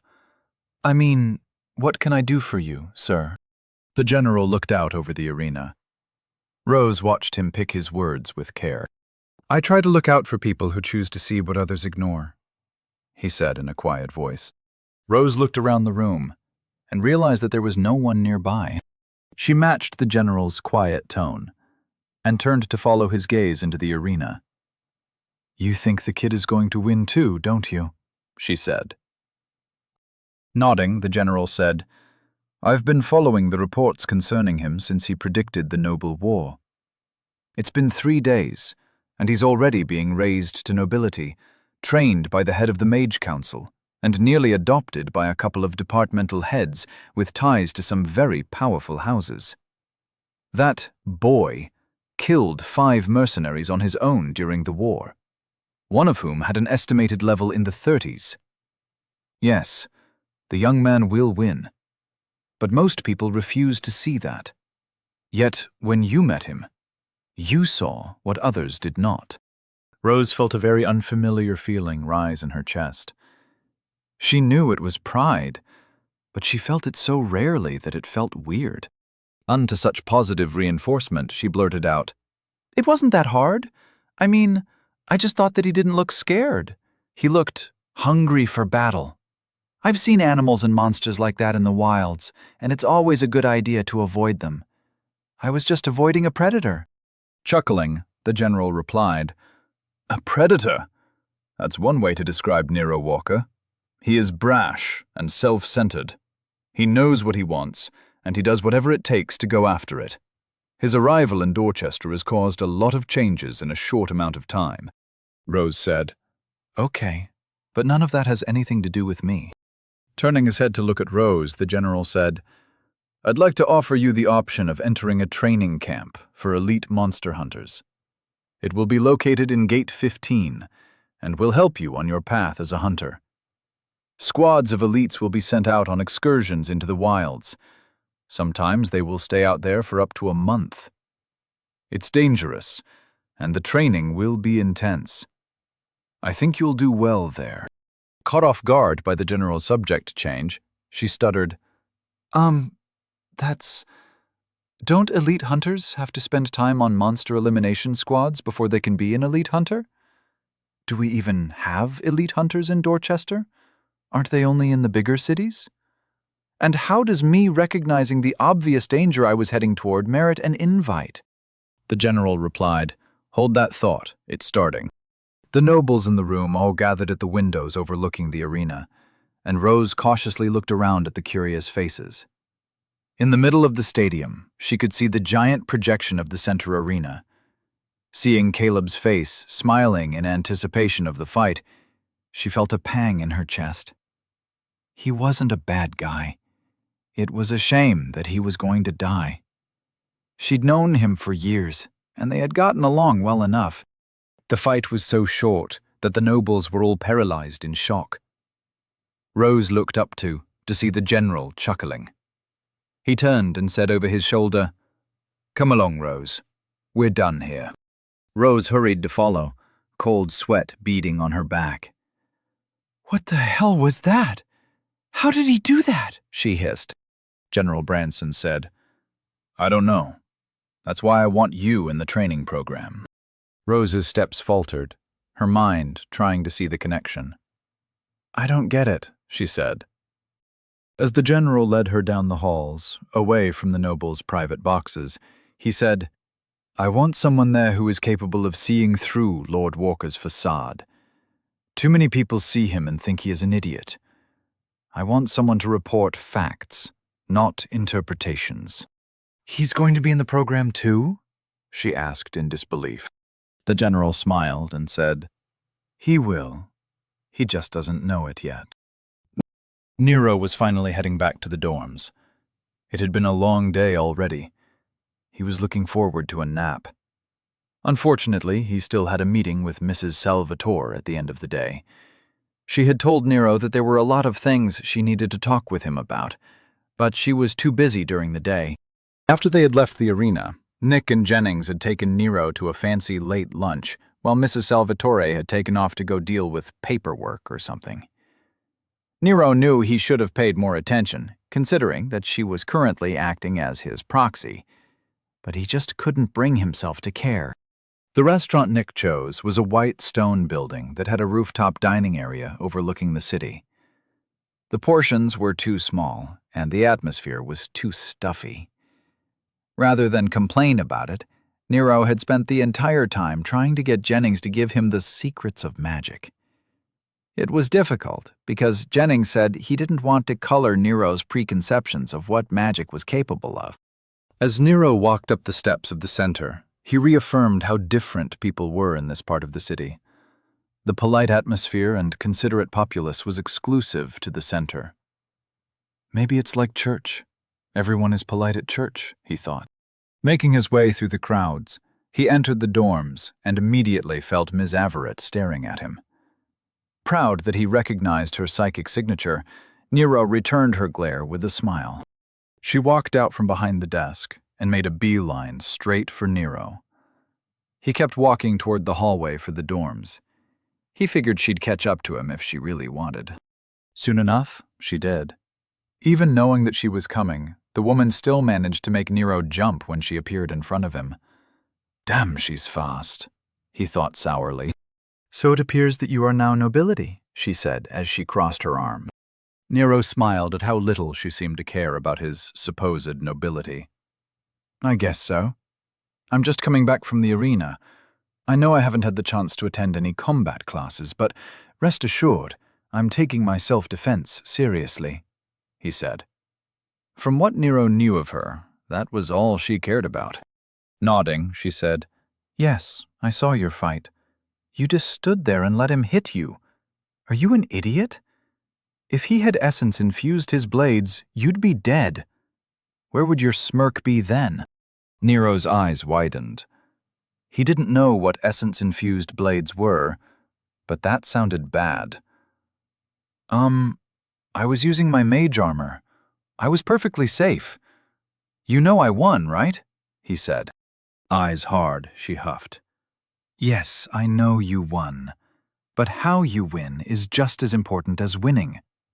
Perfection in combat is the goal, and when you take stupid risks, you increase the chances of losing the next fight. An essence shield is just a tool. It's not impenetrable, she said through pursed lips. Nero said, I know there is a lot that I don't know. I did the best I could with what I had available. Don't worry, I'll be more careful in the future. Are you going to be staying in the dorms? I've heard that you acquired an estate, she asked. Nero shrugged. Honestly, I have no idea. Mrs. Salvatore is going to be in charge of all that, I think. I'll find out tonight. I have a meeting in her office at 2200. For now, I was going to have a nap. Ms. Everett gave Nero a blank stare as he repeated slowly, "A nap." Nero saw as a vein in her forehead start to appear. Danger! Abort! He shouted to himself in his head. Before she could say anything, he blurted out, "I just had a fight to the death, and I spent all morning in combat training with an archmage. I'm beat. I don't want to be walking around without a full center and with weak legs. Now that I'm a noble, there is danger everywhere." Thankfully, the vein disappeared, and she replied, That's good thinking. I'll contact Mrs. Salvatore and find out what she has planned. You have too much potential to be wasting it with noble nonsense. You should be out fighting monsters and using your talents. That was a good spell work you showed in the arena. It was a good fight. At the final nod, she walked away without another word. Nero wiped the sweat from his palms on his robes and gave a deep exhale to relieve the tension. That woman is a menace. Maybe staying at a mansion would be nice. She won't follow me there, will she? Worried Nero. Back in his room, Nero tossed his satchel on the desk and threw his boots near the door. Laying down on his bed, he reached out to his link that he now kept in his pocket. Setting an alarm, he put his arms behind his head and took a look at his identity. Name: Nero Walker. Level: 7. Race: Human. Growth: 2%.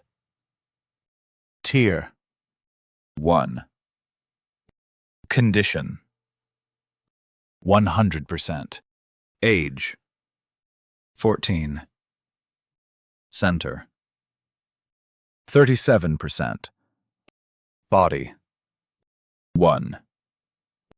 Mind: 4. Soul: 1. Confluence: 10. Stars: 0. Pillars: 0/0. Even after a good meal and some downtime, he still only had 37% left in his center. No wonder he felt so tired. He was also going to have to spend some time reflecting on the events of the day, or he wouldn't grow. Huffing, he decided that he didn't feel like it. He'd just grab a nap and deal with it later. 5 minutes later, Nero couldn't stop his mind from going over his ridiculous morning. Nick and Jennings both knew that Nero had memories from another world, and they didn't care. Jennings was a super mage who went around killing people who pissed him off. Nick was a noble, but also wasn't. Mrs. Salvatore was capable of intimidating everyone, but that wasn't surprising. Someone had tried to assassinate him. That thought forced Nero's mental process to a halt. This world was dangerous. He knew that, but it hadn't really sunk in. The government had procedures on how to legally assassinate someone. It wasn't much of a comfort that they, at least, seemed to focus on fairness. Nero was confident that he could win a fight with someone who couldn't cast magic or didn't have abilities. But how long would that last? He was already level 7. If they had tried to kill him when he was level 9, they could have sent someone with a pillar. What effects do essence shields have on abilities? Would he be dead now? In the quiet of his room, with the lights off and the curtains drawn, Nero contemplated how close he had come to actually dying. He was flying by the seat of his pants, and too much was out of his control. Thinking back to the night of the Noble War, Nero remembered wanting to be the main character of his story. Well, his wish had come true. Someone hired a kid to kill him. Nero remembered the look in the guy's eyes as the lights went out. Nero couldn't ignore it anymore. I killed him. I looked him in the eyes and took his life, he thought to himself. Looking up at the ceiling, Nero felt his eyes start to water. When he realized that he was feeling shame and fear, His anger sparked like a match. "Fuck that," he told himself. The assassin whose name Nero never bothered to learn was just that, an assassin. They could call it a legal challenge or a blood grievance, but it didn't change the fact that the guy had tried to kill him. Nero wasn't going to feel bad about it. In fact, he'd be starting a list. This world was full of adventure and heroes, maybe even anti-heroes, and he had enemies. Derek Cosgrave and Lord Cranston were now his enemies. Feeling motivated, Nero stared at the ceiling and made plans.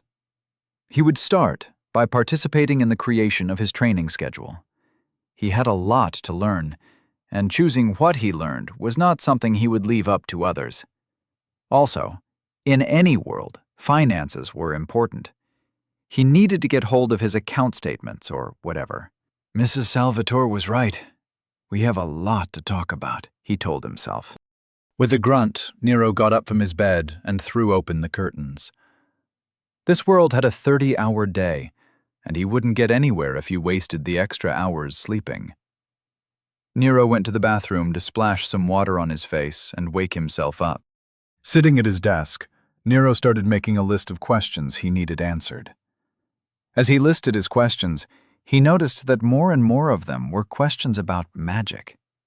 Pausing, Nero tapped his pen on the desk and looked at his satchel. There were answers in there.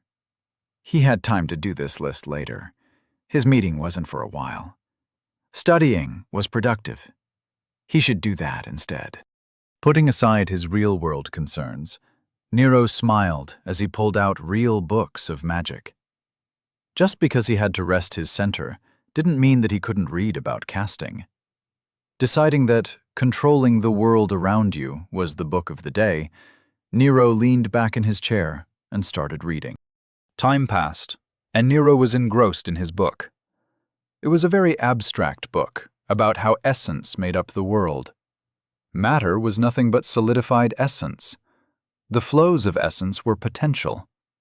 Casting spells using your center was giving that potential a purpose. A mage acted as a conduit, changing potential into reality. Whoever controlled the essence controlled its potential. Nero read about how essence was created by matter and actions. Wind moving through a valley would cause potential to bloom into existence. Animals in the area would passively absorb that essence and develop an affinity for wind manipulation. Since the types of essence were incalculable, the types of animals and environments were constantly changing. Sometimes essence would get trapped, and that potential would spawn monsters, or, in rare cases, dungeons. The world's essence cycle was fascinating to Nero. Every being on the planet that had a will could influence the potential in the air. As people grew, their potential would form pillars. Pillars were based on how a person lived and viewed the world. Everything was perception. A person who spent all his time concerned with cleanliness could have the option to gain a pillar of that type. Nero didn't understand a lot of what he read, but the general ideas were extremely interesting. He was so engrossed in his book, Nero wasn't prepared for his alarm to go off. Jumping to his feet, Nero knocked over his chair and barely caught his book. Heart beating wildly, he looked around the room for the danger. Realizing what the omnipresent ringing was, Nero mentally turned off the alarm and set his book on the desk. Catching his breath, he held a hand to his chest and forced himself to calm down. Looking at the papers on the desk, with the unfinished questions from Mrs. Salvatore, Nero realized he had just wasted the past few hours. None of what he had read had any practical applications in the near future.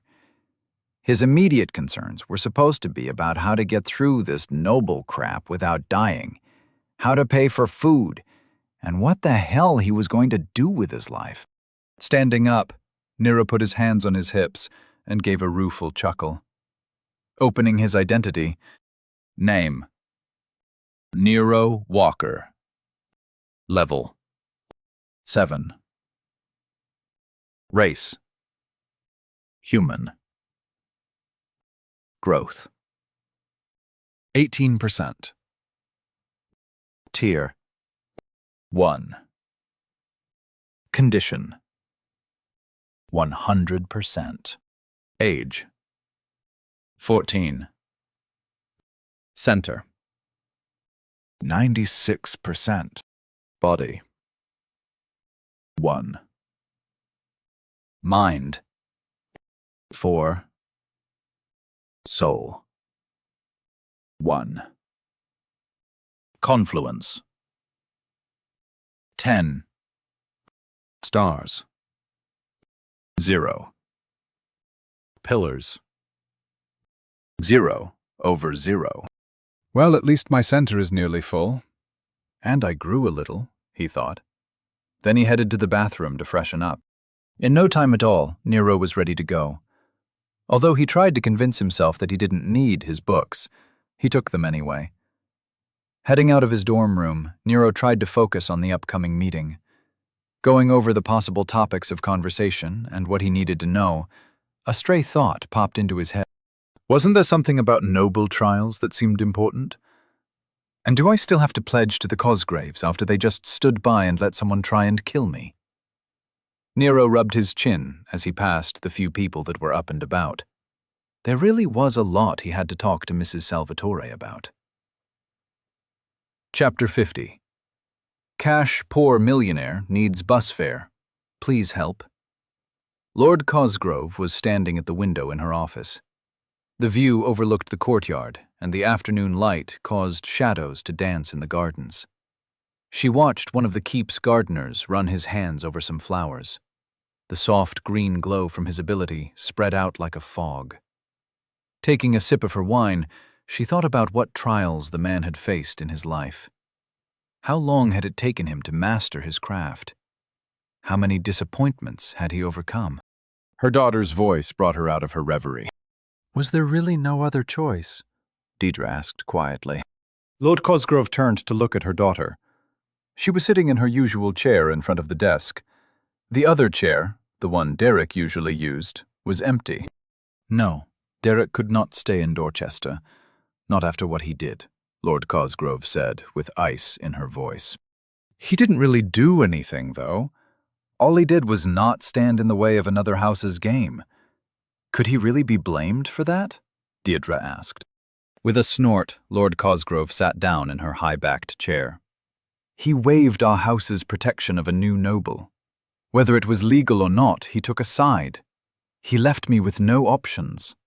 Putting aside that he forced policy that I had to follow, if he stayed here, his life would be in danger, she said. Nero Walker can't do anything to Derek. It will be years before he finishes the trials and is formalized as a lord. Right now he is a lord in name only. He can't offer challenges or declare a noble war. We have nothing to fear from him, Deirdre said with venom. Lord Cosgrove's eyebrows rose as she saw her daughter's anger. Daughter, don't repeat your brother's mistakes. Learn from them instead. Your anger at Lord Walker is irrational. Why make him your enemy? She asked. To her credit, Deirdre took a moment to think. Unfortunately, she didn't seem to grasp what Lord Cosgrove was trying to tell her. Walker is already set against us. Derek's actions have put us at odds. All we can do now is to play the game that is in motion. We are in the more powerful position. Letting him grow without opposition is a poor plan. There is much we can do to stunt his rise.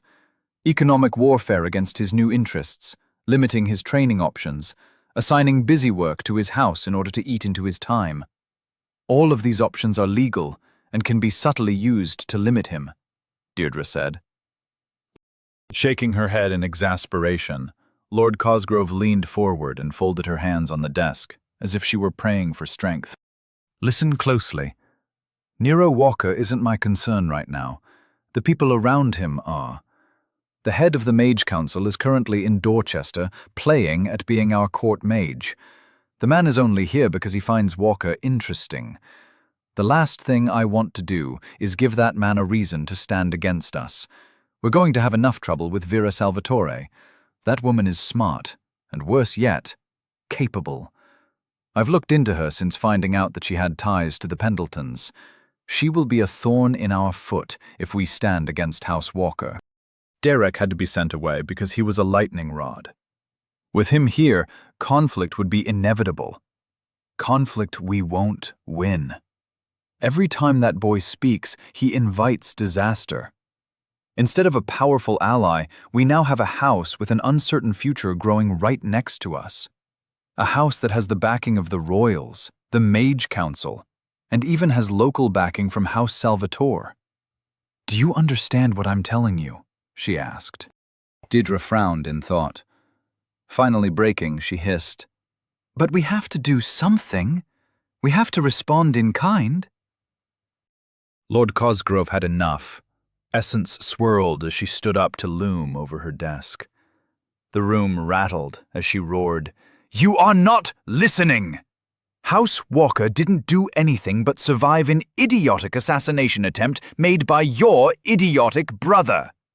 If you choose to follow his example and do something equally idiotic, I won't just send you away. I will kill you myself. I am the head of House Cosgrove, and I won't have my house's path guided by children who refuse to listen. If you want to act, it will not be under my banner. You can join your brother in starting a new house. Am I understood?" Deirdre had paled and was holding her armrests with white knuckles. "Yes, Mother. I understand. I will not do anything stupid. I swear," she gasped out. "Now go. I have been putting off a ping with the arena masters. They say the matter is urgent and I've put it off long enough. Getting your brother to understand why he's leaving and trying to organize a caravan for him to join has taken enough of my day. Try to not cause any more problems for me to deal with," Lord Cosgrove said as she returned to her seat and gestured for her daughter to get out. As she watched her daughter scurry out of the office, Lord Cosgrove leaned back in her chair and took a sip of wine. Closing her eyes, she tried to put the entire matter out of her mind. She needed to focus. Nero Walker and the repercussions of today's events were for tomorrow. Now she had to address the concerns of her city. Using her link, she looked up the urgent message and sent out a connection request. The arena master accepted the connection quickly, and Lord Cosgrove could feel their concern over the link. "My apologies for the delay in getting back to you. What seems to be the problem?" she asked while trying to project calm. "We were trying to reach you because our bank is overdrawn. There was an upset today in the arena. I'm sure you've heard about it. Our bank accepted a bet that it probably shouldn't have. The manager said they were offered a collateral loan, but the person bet it all on a 15-1 long shot. There were several other large bets that were placed on the same match. The total lost by the arena is more than our bank has. Typically, we'd just take a loan ourselves to cover it, but the amounts are staggering. We're not sure what to do, and as the arenas are city property, we decided to call you personally. We don't want this getting out.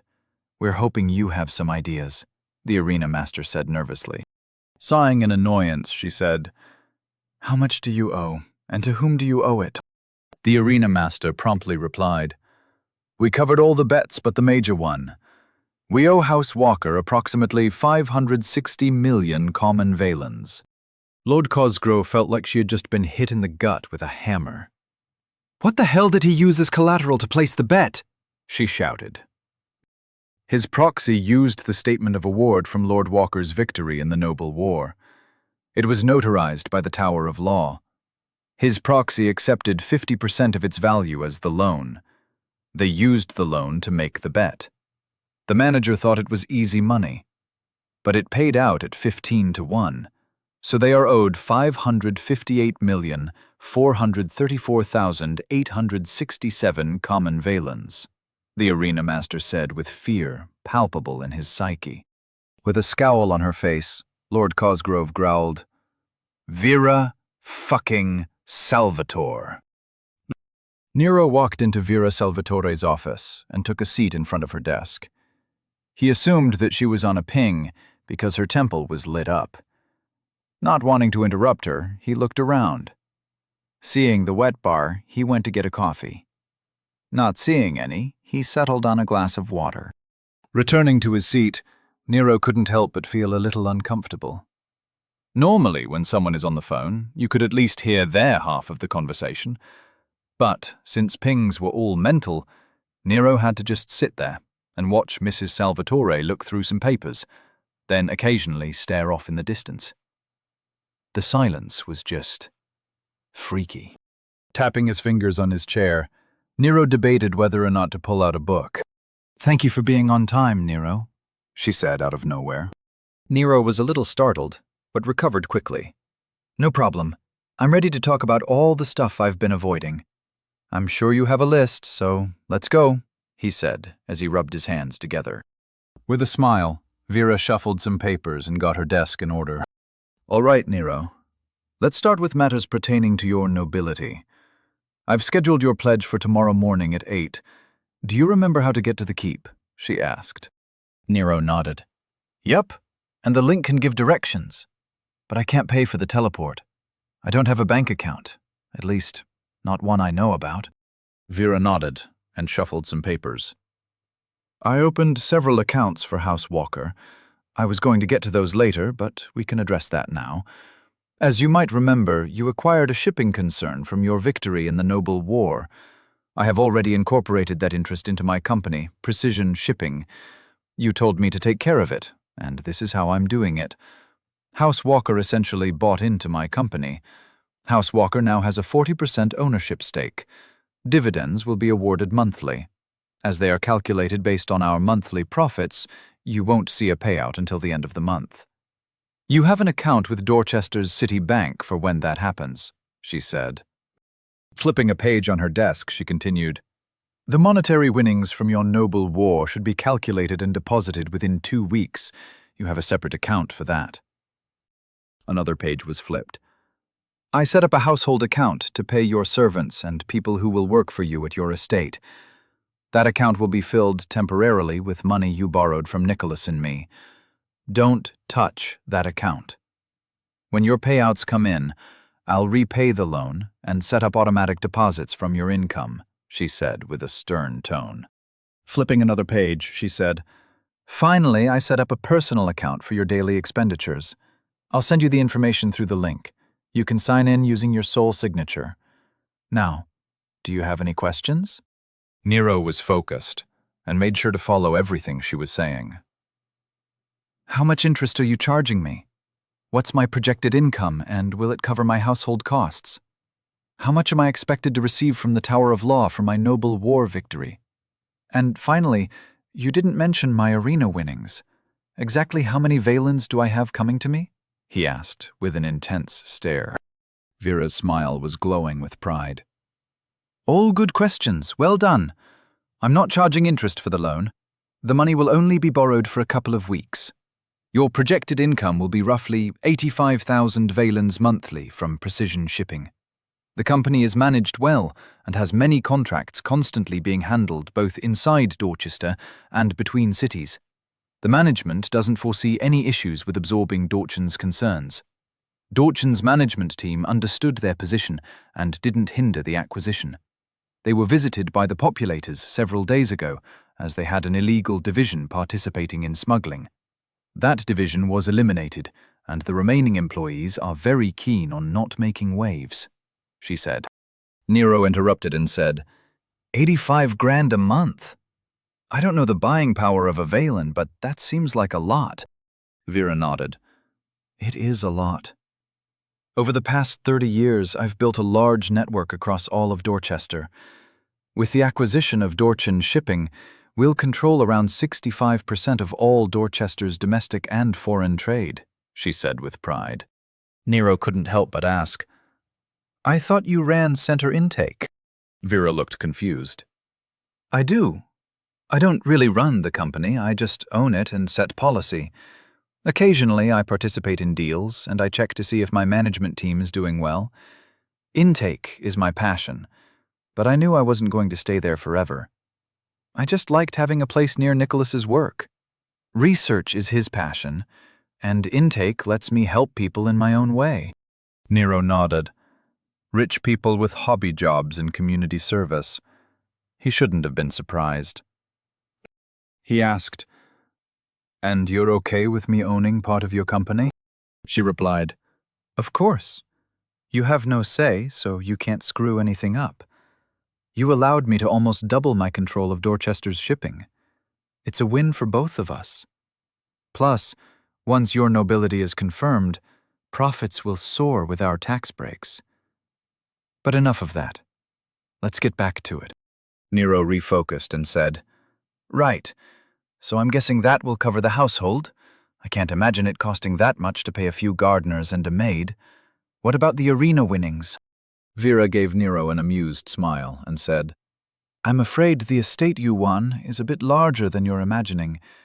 It has a live-in staff of 40, 100 guards, and 50 miscellaneous employees. Your income won't cover your expenses if you plan to keep them all." Nero shouted, "What? How big is the place? And how the hell am I going to pay them? Do I have any other sources of income?" Vera smiled. "You will be getting 18 million valens from the Tower of Law in a few weeks. That is 20% of what the Dorchans kept liquid. The estate auction should account for another 10 million, but I wouldn't count on that. As for other sources of income, you'll just have to get a job, or cut expenditures to fit your income." Nero rubbed his chin in thought. This was a lot of money. 20% of the Dorchan fortune was apparently a lot of money. Nero paled as he realized that he had bet it all on his winning in the arena. Looking up at Mrs. Salvatore, he noticed her smirk. She was waiting for him to come to this realization. "How much did I win in the arena?" he asked softly. If he was able to bet it all on winning, and he got good odds, he must be looking at a serious payout.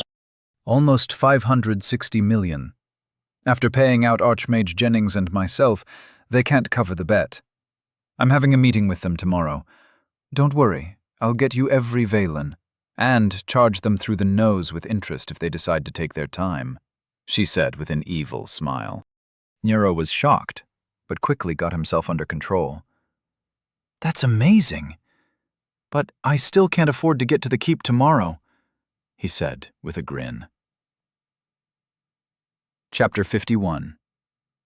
Behind every man is a mother saying he needs to be careful. It was after dinner, and Sergeant Blackwood was annoyed. He should be at a bar trying to get laid, or anywhere that wasn't here. The city wasn't in danger, and there was no reason for him to be here. Whatever it was, it could wait for the morning. Blackwood tapped his fingers on his chair as he looked around the waiting room. The large room had paintings of battles and weapons on plaques. It was exactly what he expected a general would have tried to use to intimidate his visitors. Glancing at Captain Angelton, who was sitting next to him, Blackwood saw that the man was meditating. Of course he was. The man would train in a snowstorm. The general's aides were both sitting at their desks, flanking the wide doors to the general's office. They looked harried, but Blackwood could tell it was busy work. Their psychic auras were not stressed at all. Deciding that he was not going to wait in silence any longer, he elbowed the captain and asked, "Why are we here?" Captain Angelton opened his eyes and gave Blackwood that cold stare of his. "You know as much as I do. We were requested to be here by command, so we're here. Don't ask questions you know the answers to," he said. Blackwood grimaced. "You must have some idea as to why he wanted to see us. Take a guess." The captain grunted and replied, "Guessing is pointless. It could be anything. Just wait patiently. I'm sure the general will be here soon." Before Blackwood could respond with what was sure to be some scathing retort, the outer doors opened, and in walked General Branson, along with a young girl and 2 hunter captains. General Branson saw the 2 of them wade in, but kept up his stride toward his office as he said, "Good, you're here. Come inside and let's have a chat." Blackwood shared a look with the captain, and they followed the group into the general's office. The general took a seat at a conference table off to the side of the large room and gestured for everyone to sit down. Once everyone was seated, he said, "All right, So rather than ask you individually how much you are aware of, I'm just going to tell you all what's going on. First, after the populators decimated the mercenary army outside our walls, essence knots and spawn points are showing up all over the place. 2 former estates are now teeming with monsters, and the animals in the wilds to the east of the city are mutating at an alarming rate. Second, we are starting up elite monster hunting teams again. Monster hunting squads are being retasked, and new training programs are being initiated. The environment is a perfect whetstone for the elite teams to hone their skills. Third, there is a new noble named Nero Walker in Dorchester. He just fought an assassination challenge and didn't break a sweat. His situation is unique. He'll need training, but he is already dangerous. I want to foster his strength, but I also want to keep an eye on him. Some of you already know him, but for those who don't, I'll be sending you everything I have on him. Fourth and finally, a preliminary warning was sent out by a division of the research center in Gate 7. The warning stated that there is a very real possibility of a monster wave being accelerated by the events of the past few days. They don't know much yet, but they're working on it. The faster we clear out the spawn points, the better it is for everyone. Looking around the table, the general saw a lot of grim faces, and one confused one. Smiling at Rose, he said, "This is Rose Vikander. She has been trained as a hunter, and she'll be on whatever training team our new noble is assigned to." Turning to his left, he said, "Captain Angelton and Sergeant Blackwood, you're being reassigned. Both of you have served on monster elimination squads before, and you both know Lord Walker. You'll be on his team too." Turning to his right, the general addressed the 2 hunters. "Sergeants Jackson and Peyton, you'll also be trainers for the squad. You'll have a total of 20 cadets. Break them up however you want, but I want Rose and Lord Walker in the same squad. The captain has command, Blackwood is his aide, and you are the trainers. Look through what I sent you and fill out the remaining positions. Questions?" Rose just sat in silence, looking around like she didn't know how to feel about what was happening. The captain and the hunters just nodded. Blackwood, however, was not happy. He didn't want to spend months in the woods. He had hated every minute of serving on the monster squads.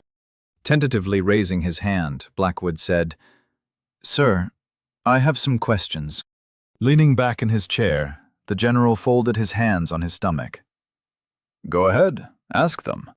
Clearing his throat, Blackwood said, "Why all this trouble for the kid? Why is a new noble going monster hunting anyway? Who is she?" He pointed his thumb at Rose, then finished, "And why am I here?"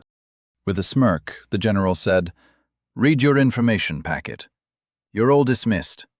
Not you, Rose. Let's get you set up with a room at command. You've got a busy couple of days ahead of you." Standing up, the general caused everyone else in the room to shoot to their feet out of reflex. He offered a final smile and led Rose out of the room. As the hunters exchanged grim looks, Captain Angelton opened his link to review the files they had been sent. Blackwood just sat back down in his chair and muttered, "Why the hell am I here?" Nero refilled his water as he listened to Mrs. Salvatore. "I'll lend you 1,000 valens for your personal account. As your proxy, I'll pay myself back from your main accounts when they receive payment," she said. Nero nodded, and instead of Mrs. Salvatore moving on to another topic, she paused. Her eyes scrunched, and she seemed to be deep in thought. Nero took a sip of his water and wondered what had caused the lull in conversation. "I think it's time I formally resign from my position as the director of center intake," she said with finality. She seemed to firm her shoulders and take on an air of determination. Surprised at the change of subject, Nero responded, "Why? Didn't you say this was your passion or whatever?" Giving Nero a look of annoyance, she responded, "Yes, I like working here. However, as a proxy to a noble house, I'll be too busy. As it is, I've been neglecting my duties since I've met you. You are a full-time job, and I've always planned to focus on running a noble house, though I thought it would be my husband's. But you have a lot to learn before you can run a house on your own. For the time being, I'll be focusing on helping you and Nick complete your trials and founding your houses. I think it's for the best. If that's what you think is best, I'll just say thank you and shut up, Nero replied easily. That's one of the things I like about you, Nero. You don't pretend to know what you don't know. I will help you become a powerful noble, because you'll listen. The most dangerous thing in the world is pride, so make sure to keep yours in check. You've had some successes, but don't let them go to your head, she warned. Chuckling, Nero replied, I'm well aware that I've survived by luck and stubbornness. With a nervous but sincere look, Nero forced out, Mrs. Salvatore, if it weren't for you and Nick, I wouldn't be here right now. I'll make you proud. Nero felt a little uncomfortable. He wasn't comfortable with serious conversations and wanted to change the subject. Noticing Nero's twitching, she smiled and said, I'm sure you will. From now on, please call me Vera. Now I've decided to go with you tomorrow morning for the pledge. It was a mistake to think you should go alone. They'll address your trials, and you don't know enough about them to make any informed decisions. Nero nodded. All right. I'll meet you on the center steps at 7. Vera made a note on the pad on her desk. That will give us plenty of time to make it to the keep. Make sure you wear the robes Nick brought you for last night's dinner. You can change the colors, and make sure you give them a light essence wash. You don't have any house colors, so I recommend a neutral gray. It won't align you with anyone, and the last thing we want is a misunderstanding.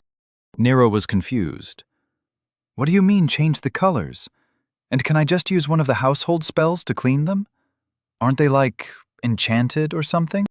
Amused, Vera replied. You just connect with them and ask them for a different color scheme, very similar to the link. They have been enchanted with a rudimentary identity. As for cleaning, a simple spell like this will work. I'm sure you've read about them. As she finished speaking, Nero saw her carve a spell form above her hand and direct a flow of several essences to her own robes. Up until now, he'd avoided using spells that he didn't fully understand. However, he knew that eventually he'd have to rely on more complicated spell forms for casting. Standing up, Nero asked her to hold the form so he could look at it. Vera raised her eyebrows, but did as Nero requested. Concentrating, Nero looked over the different sections of the spell form. Deciding that he had it correctly memorized, he slowly copied it into his own hand. Vera watched as Nero carved the spell form with his center. As it drew in essence, he directed it, and the thin white fog rolled over his robes. Looking over his robes, Nero gave a nod of success and returned to his seat. Did you just learn that spell now? Have you never seen a cleaning spell before? She asked in interest. Kind of. My book on household spells had a purging spell for dishes. That was kind of similar, but your spell had a lot of other inputs I didn't recognize. I just copied what they looked like and let the spell form collect what it needed, Nero said, as though it wasn't a big deal. Shaking her head in exasperation. You really aren't a typical mage. You are aware of that, right? Shrugging, Nero replied, I wouldn't know. And to be honest, I don't really care.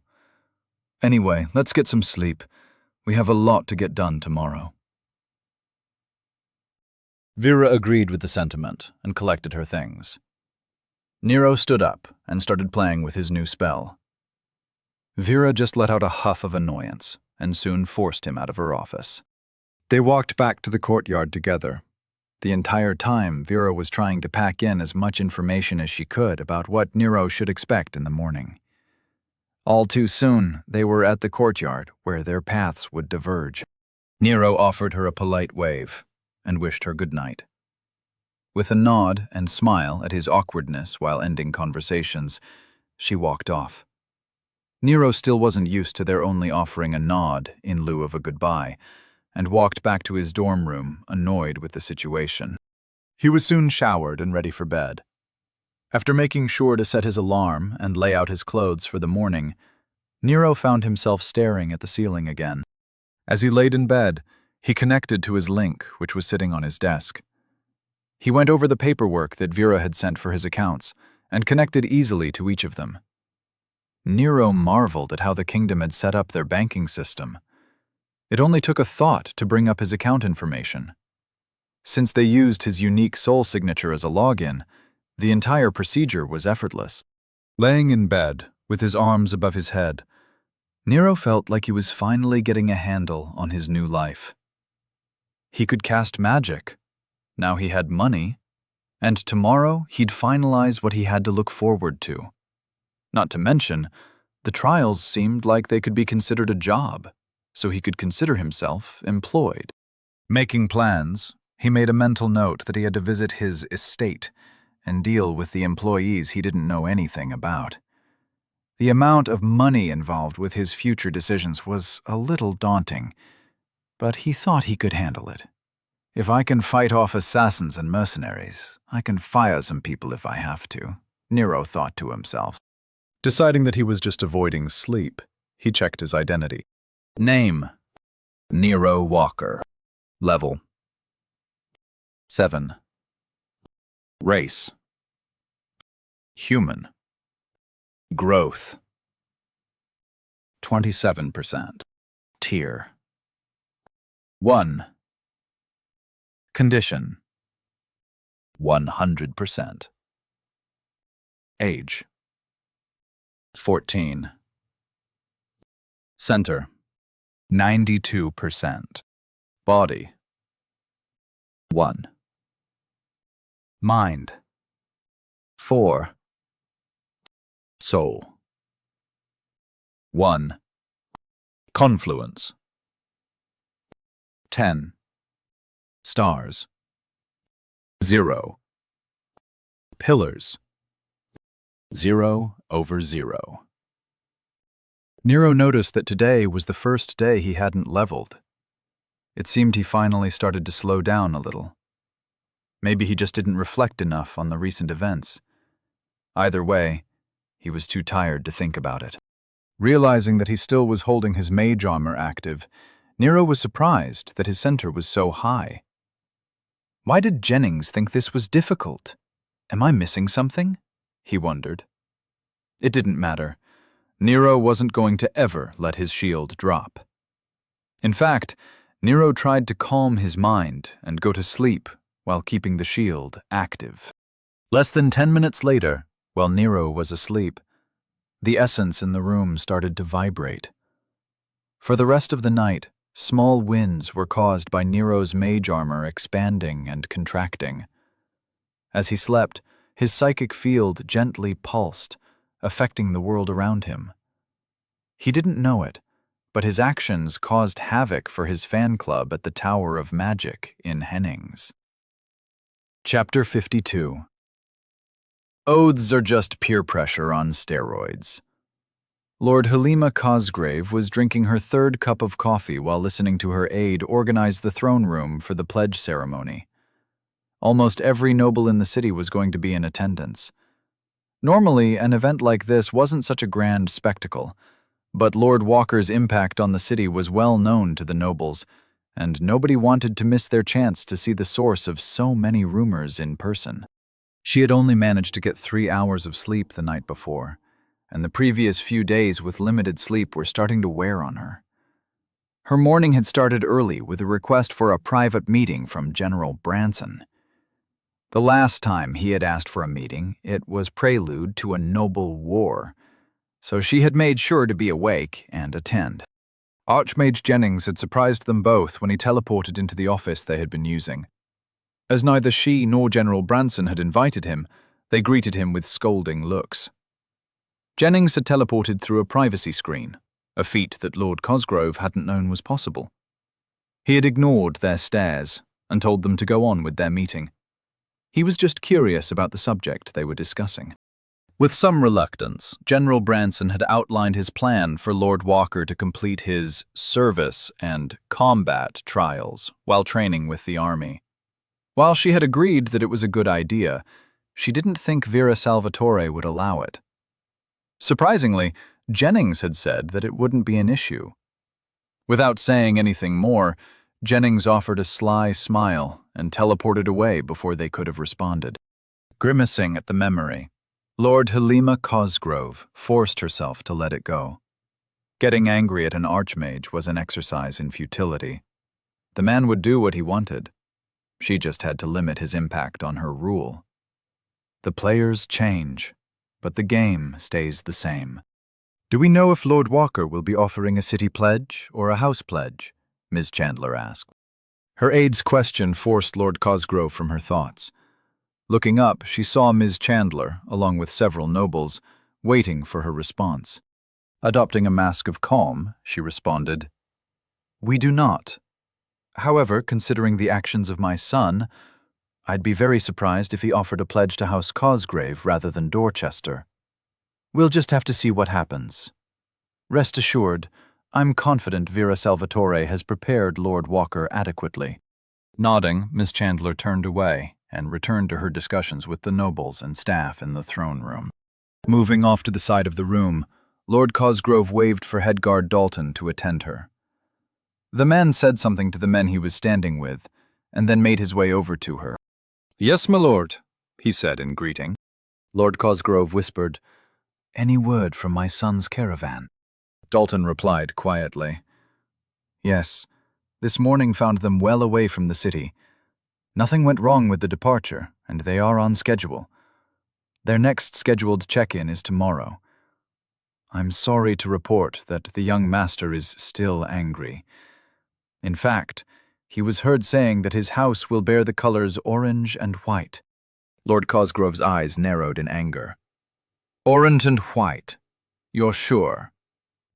Nodding, he replied, "Yes, but God Stephen said he was sure your son wasn't serious. He felt he had to report it, but believed your son was just speaking in anger." Lips pursed, Lord Cosgrove said, "If my son decides to follow through with choosing colors in direct opposition to House Cosgrove's, I want you to tell Stevens that clean slate is a go. I will not allow a future threat to my house. If he wants to be an enemy, he'll be treated as one. Am I understood?" With a grave nod, Headguard Dalton replied, "Yes, my lord. It will be as you say." "Good. Now have you selected your guards to implant within the Army's training program? I was only able to secure 5 slots, but we need those to be our eyes and ears. They must be capable, loyal, and above all, they must be discreet," she whispered.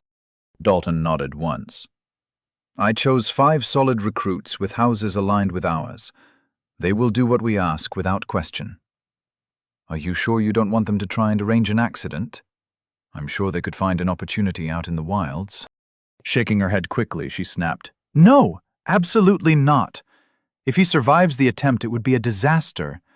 I just want them to watch and report. How many different ways do I have to explain that he isn't a threat until we make him one? Just make sure they know their orders. I do not want someone thinking that they can take independent action. The general, and I'm sure the archmage, both know that they are our men. Their actions will be our responsibility. I already lost a son to stupidity, and I don't want to have to purge a house because my orders were ignored. Am I understood?" Headguard Dalton replied with a tightness in his voice. "Yes, my lord. I will ensure your orders are accurately relayed, personally." Lord Cosgrove softened her voice and said, "Look, I understand that many people are intimidated by his display in the arena, but we already knew he was dangerous. Being capable doesn't make him a threat. Opposing interests make someone a threat. Threatening his life makes us a threat to him. Our stance must be hands-off. Now go. I don't want any surprises for at least a few hours." With a slight bow, Headguard Dalton headed off to ensure the pledging ceremony wouldn't be interrupted. Once again, Mother was right. The obstacles in our path are often put there by people trying to help. It makes sense that the world views listening and hearing as 2 separate skills, she thought as she returned to her coffee and reflection. Tone Nero was sitting in a plush chair, with his feet crossed on the coffee table, enjoying his coffee. The room was large enough to have several areas that were arranged for people to sit in groups. Considering the entire room was empty, save for Nero, the silence was deafening.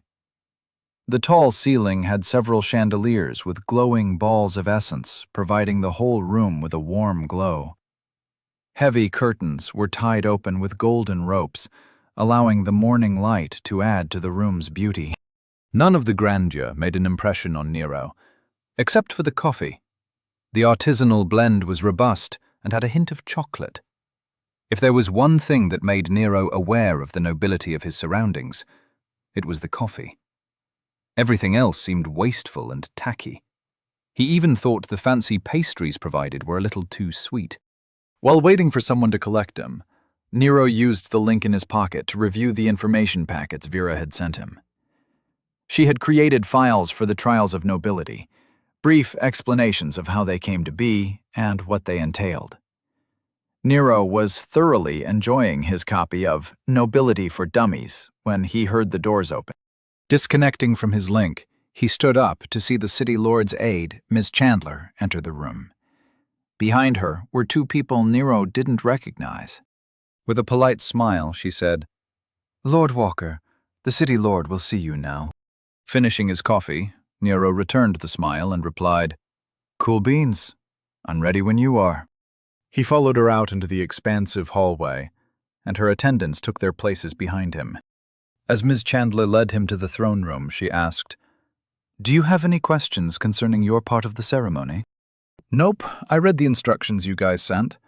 Vera was nice enough to edit it for me so I could understand it. I'll keep to the script, don't worry," he replied. Leaning in a little as they walked, she whispered, "I know it's not my place to say anything, but I thought you should know that Lord Cosgrove understands why you are pledging to Dorchester rather than to House Cosgrove. I was the one who alerted her to Master Cosgrove's actions, and I can assure you that he was acting on his own. House Cosgrove wasn't aware of his plans." Nero gave her a side-eye along with a smirk, replying, "Sure, I understand completely. If you remember, I met Master Cosgrave a couple days ago during the recent Noble War. He didn't strike me as a deep thinker. It's too bad that he went off to start his own house. I'm sure he has an explanation for allowing someone to try and kill the guy who almost died saving him. In the future, when I see him, I'll be sure to ask him about it." Ms. Chandler offered a polite smile. "I'm sure you will. I just wanted to let you know House Cosgrave's position. Perhaps you can think of today as a fresh start between House Walker and House Cosgrave. Together, I'm sure you will both help Dorchester thrive." Not seeing a reason to reply, Nero just nodded and kept up his party smile. It was the smile he wore when he was at work. It projected courtesy and friendliness, and was based off celebrities on the red carpet. He found that it demonstrated his helpful but distant attitude while selling phones at his old job. Everyone who saw him knew that he was there to help them if needed, but people should try not to need help. As their little group approached the giant doors to the throne room, Nero felt the two attendants peel off to go do whatever they were supposed to do. Leading Nero onto a light blue large carpet, Ms. Chandler's link lit up. Turning to Nero, she said, "You'll be announced, then just walk down the carpet. I'm told you can use your link without making it obvious, so if you have any questions, feel free to ask me. I'll be ready to guide you if needed." Nero could tell that she was nervous. He assumed that after their bungling of the assassination attempt, everyone in the keep wanted to look like they knew what they were doing. Nero couldn't help but smile. For some reason, even with all the splendor of the keep, he was perfectly calm. Perhaps life and death situations really did desensitize a person to public speaking. A deep baritone voice rang out.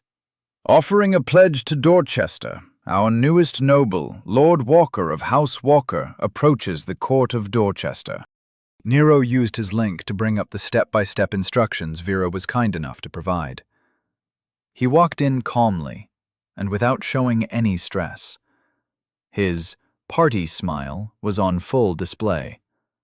Nero felt like he was channeling Ryan Gosling at a movie premiere. The throne room was so large that it looked like the inside of a cathedral. Large pillars ran along the sides, and the ceiling arched majestically. There were beautiful murals, along with floating lights which were dancing across the struts. The people lining the sides were all whispering to each other. Considering how nice their robes were, Nero figured they were all nobles. There must have been hundreds of them. A balcony wrapped around the walls, and even more people were packed shoulder to shoulder, looking down on the proceedings. At the end of the room was a large throne where Lord Cosgrove was sitting.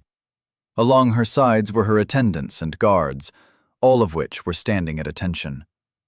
The room was so long that Nero could barely recognize anyone from where he entered. Walking at a normal pace, it took Nero an uncomfortable amount of time before he finally got to where he judged was the right place. He could see Vera off to the side, and she was discreetly pointing at where she wanted him to stop. Offering her a nod, he stopped around 20 paces from the throne. Following the script she had sent him, he projected loudly and clearly. "I come before the seat of Dorchester to offer my pledge. I am Lord Walker, and my house seeks a place to grow." Lord Cosgrove stood from her throne and took 2 steps forward to stand at the edge of the raised platform where her entourage overlooked the throne room. "Approach and be recognized. Dorchester welcomes you," she said with an essence-infused regal tone. Nero went forward to the foot of the steps leading up to the throne and knelt. "My house has no home. I will offer a pledge in return for the safety of your walls." "Does Dorchester have room for us to grow?" Nero asked as he knelt and looked up at Lord Cosgrove. With light steps, she descended the stairs to stand right above Nero. "Dorchester's walls are high, and its soil fertile. As the city's lord and protector, I speak for the Council of Leadership. As Lord Helima Cosgrove, I welcome you. The houses of Dorchester would welcome you to join us. Speak your pledge, Lord Walker," she said. "I, Lord Nero Walker, pledge my house to Dorchester. I pledge my sword and magic to the defense of its walls. I pledge my assets to aid in the city's growth. I pledge my service to the people. I pledge to follow the laws of the land and to root out all who break them. As my house rises, so shall Dorchester." Nero spoke his pledge with solemnity and didn't show a hint of his inner cringe. "The seat of Dorchester hears your pledge. The council hears your pledge. The people of Dorchester hear your pledge. We as a people accept you among us. Within these walls may we grow together in common purpose. For Dorchester," said Lord Cosgrove. "For Dorchester!" The entire room erupted in one voice. There were so many people, the room shook in response. He couldn't help it. Nero got a little caught up in the moment.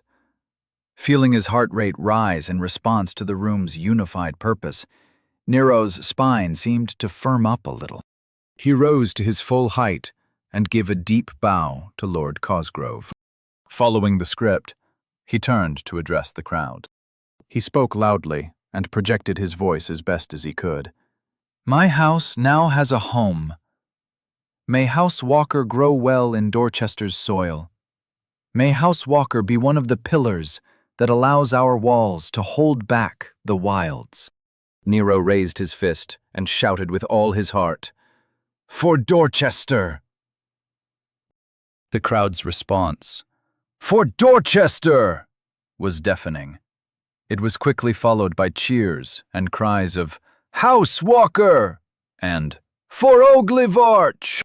Nero's heart was pumping as he felt the room shake with the excitement in the air. He even felt the essence swirl in response to the strong emotions. He strode down the carpet at a much faster pace on the way out. His stride was long and his posture rigid. Nero felt like he was going to war, and the people were cheering for his upcoming victory. As the gigantic doors closed behind him, Nero was nearly panting. That was insane, he thought. He was well aware of the power of indoctrination. Countless stories and television shows have demonstrated the effect of groupthink and mob mentality. But Nero had never really understood the feeling. He raised his hand to his chest to feel his pounding heart, while trying to calm himself down. Standing in the hallway, he saw the guards smiling, and he couldn't help but return one of his own. Ms. Chandler was waiting to lead him somewhere, and her smile was one of understanding and patience. She must have seen this before. Nero finally understood football hooligans. He took a full minute to close his eyes and force some perspective back into his mind. This was theater. He couldn't afford to be caught up in it. Taking deep breaths, he mastered himself. Opening his eyes, his party smile returned, and he looked to Ms. Chandler. "Thank you for waiting. I wasn't prepared for that. Lead on." He gestured with his hand for her to lead the way to their next destination. Chapter 53. Practice helps, but it's talent that makes perfection. Lord Hobbs was wringing his hands in worry. He knew that this meeting was not going to be good. Although his plan had been flawless, the assassin failed, and ultimately the plan had failed. Instead of causing the Mage Council to lose face, his plan resulted in an even bigger insult to House Cranston. Pacing back and forth in the waiting room, he tried to find the words that would blunt Lord Cranston's anger. The tastefully decorated room demonstrated the owner's wealth and power to those using it to wait for an audience. It hadn't been that long ago that Lord Hobbs was in this room, hoping that Lord Cranston would consider implementing his proposal. Considering the outcome, he wished he had been less persuasive. The door opened, and Lord Cranston's aide said in a cold voice, "Lord Cranston will see you now." Scurrying behind the aide, Lord Hobbs tried to straighten his robes. Taking deep breaths to calm himself down, he prepared for the verbal battle. It was imperative that the proper people were blamed. His house could not afford to offend House Cranston. Walking into the office, Lord Hobbs saw Lord Cranston sitting behind his desk. Cranston's face was stoic, like always, and he was writing something. Rather than interrupt, Lord Hobbs waited patiently for Cranston to finish. Without looking up, Cranston set the page he finished off to the side and spoke while capping his pen. "Lord Hobbs, I'd say that your plan didn't live up to all that it promised." Cranston's voice was cold enough to crack steel. Forcing his hands to stillness, Lord Hobbs responded, "My plan was perfect. The Council's curiosity was forced to fight just like I predicted. The failure was with the assassin. All I offered was a method to get the boy into the ring. I delivered as promised." Lord Cranston stared at Lord Hobbs, and the silence filled the room. Unable to stand the tension, Lord Hobbs broke. "Everything was legal. Neither the Crown nor the Mage Council can do anything in retaliation. House Cranston is safe," Hobbs said hurriedly. Like a blade being drawn, Cranston hissed, "Safe?" Standing up, Lord Cranston placed his hands on his desk and leaned over. He loomed large in the room, and Hobbs seemed to shrivel. While Lord Cranston's face was still stoic, his anger was clear in his voice. "House Cranston was slighted in front of the entire court. You offered an opportunity to spit in the eye of the Council of Mages along with the Crown. The plan was meant to show everyone that House Cranston would not be bullied. You promised a completely legal way to kill a new noble who has been a source of amusement for those ridiculous mages. They killed a Cranston, and in response I'd kill their toy. Now their toy lives, and I have to give my son's inheritance to it. Am I misunderstanding the situation? If so, please enlighten me," he ordered. Fear evident in his eyes, Hobbs replied, "That's a simplistic evaluation. Even with the plan failing to meet expectations, the outcome was still positive. Both the Crown and the Mage Council have seen the mettle of House Cranston. They know that they will suffer in response to any slights. An assassin was successfully sent against someone under their protection, and they could do nothing to stop him. As for the money, the Assassin's Guild owes you what you already paid for their failure. They can't complete the contract, so they're liable. As for your son's inheritance, he wasn't your heir. How large could it be? The tension in Lord Cranston's eyes seemed to loosen as Hobbs spoke. However, when the subject of the inheritance was brought up, his eyes narrowed in fury. Lord Cranston roared, "Silas wasn't my heir, that's true. However, he was away from Hennings, safe from the plots and intrigues of court. Or so I thought. I was using him as a holding house for several businesses and accounts. While they were tied to his inheritance, I could pit my true heirs into a healthy competition. On paper, he would have received around 50 million in assets and common valens. Do you think that amount is large enough to merit some anger at its loss?" Paling, Lord Hobbs was unable to come up with a reply. He just stood there with his mouth open. Silas Cranston, Lord Cranston's mage adept son, was an idiot. Everyone knew that. How on earth did Lord Cranston think it was a good idea to leave him anything?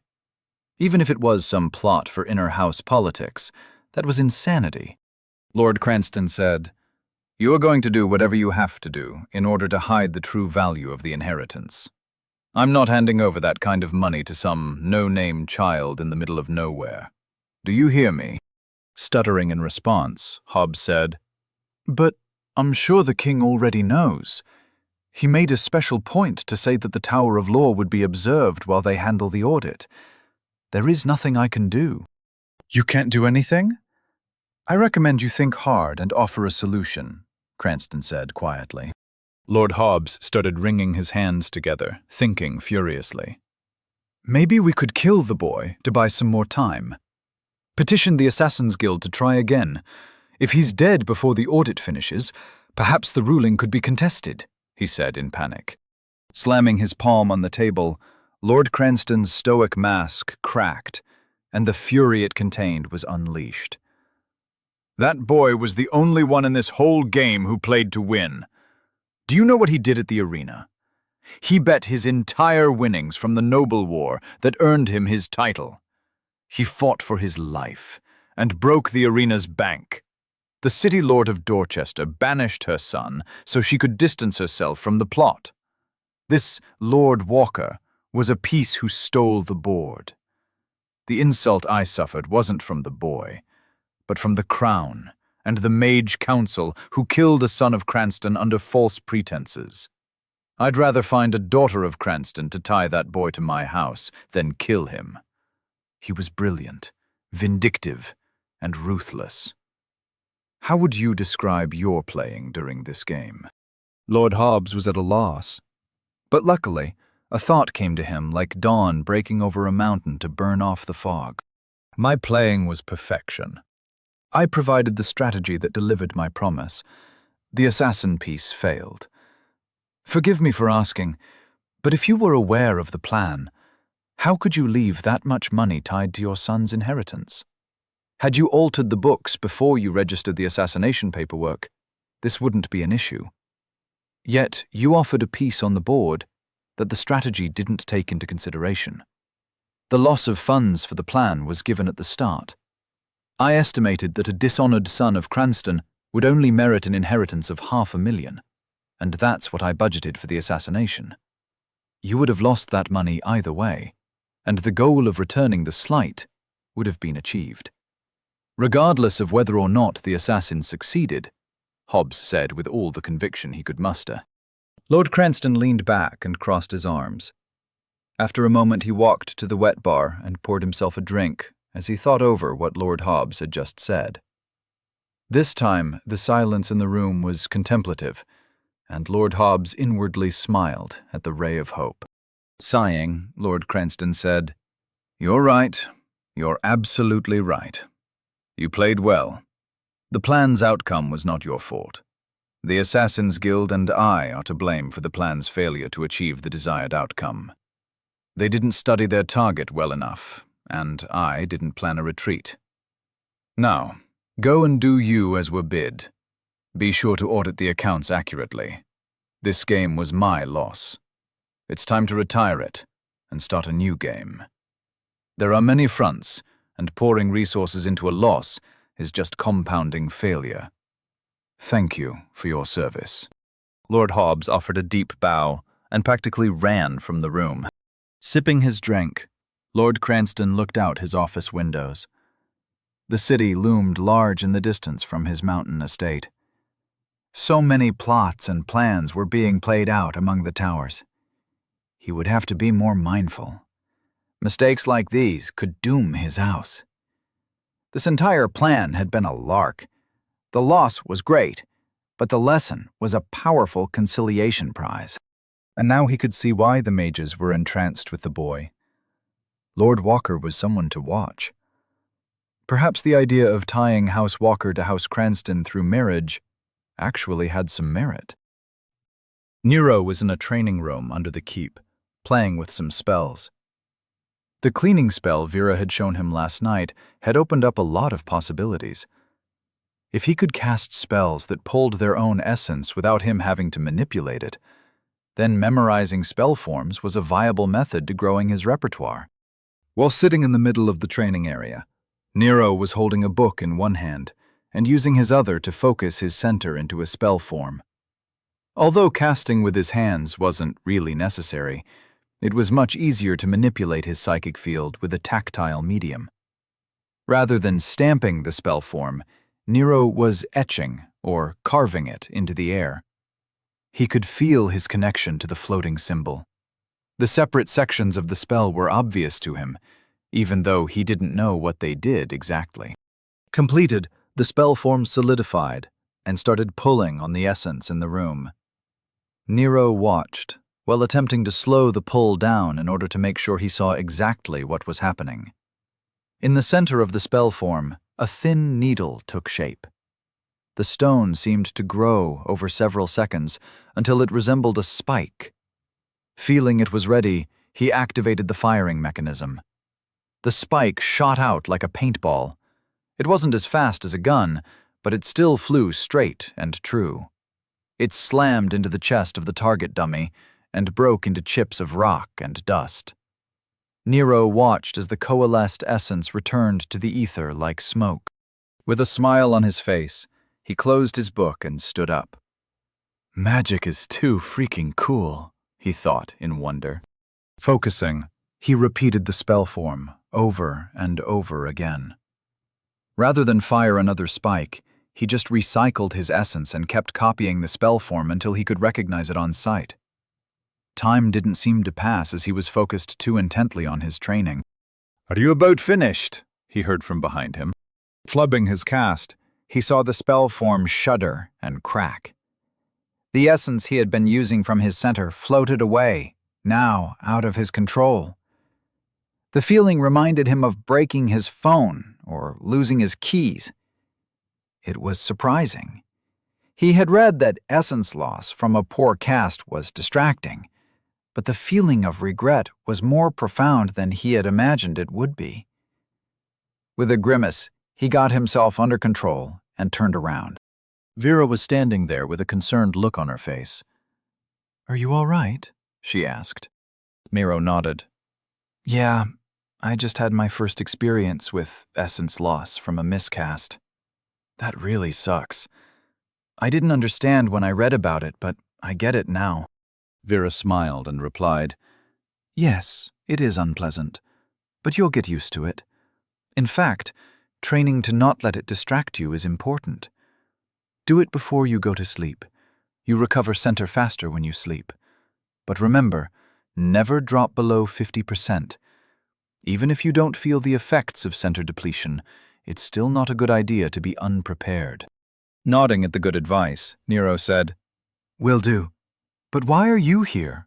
Is the noble meeting over?" "Yes, court is dismissed for the moment. We have a meeting with Lords Cosgrove and Bennings, along with General Branson. The topic of discussion will be your trials. You ready to go?" she asked. "Let me grab my stuff real quick," he said. After collecting his books, Nero made sure to grab the pot of coffee, along with the mug he had stolen on his way to the training room.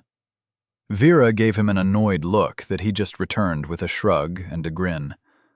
Soon enough, they were heading out. When Nero and Vera left the training room, they saw Archmage Jennings standing in the hallway. He was wearing a smile and had a mug in his hand. Vera just offered a nod in greeting and kept walking.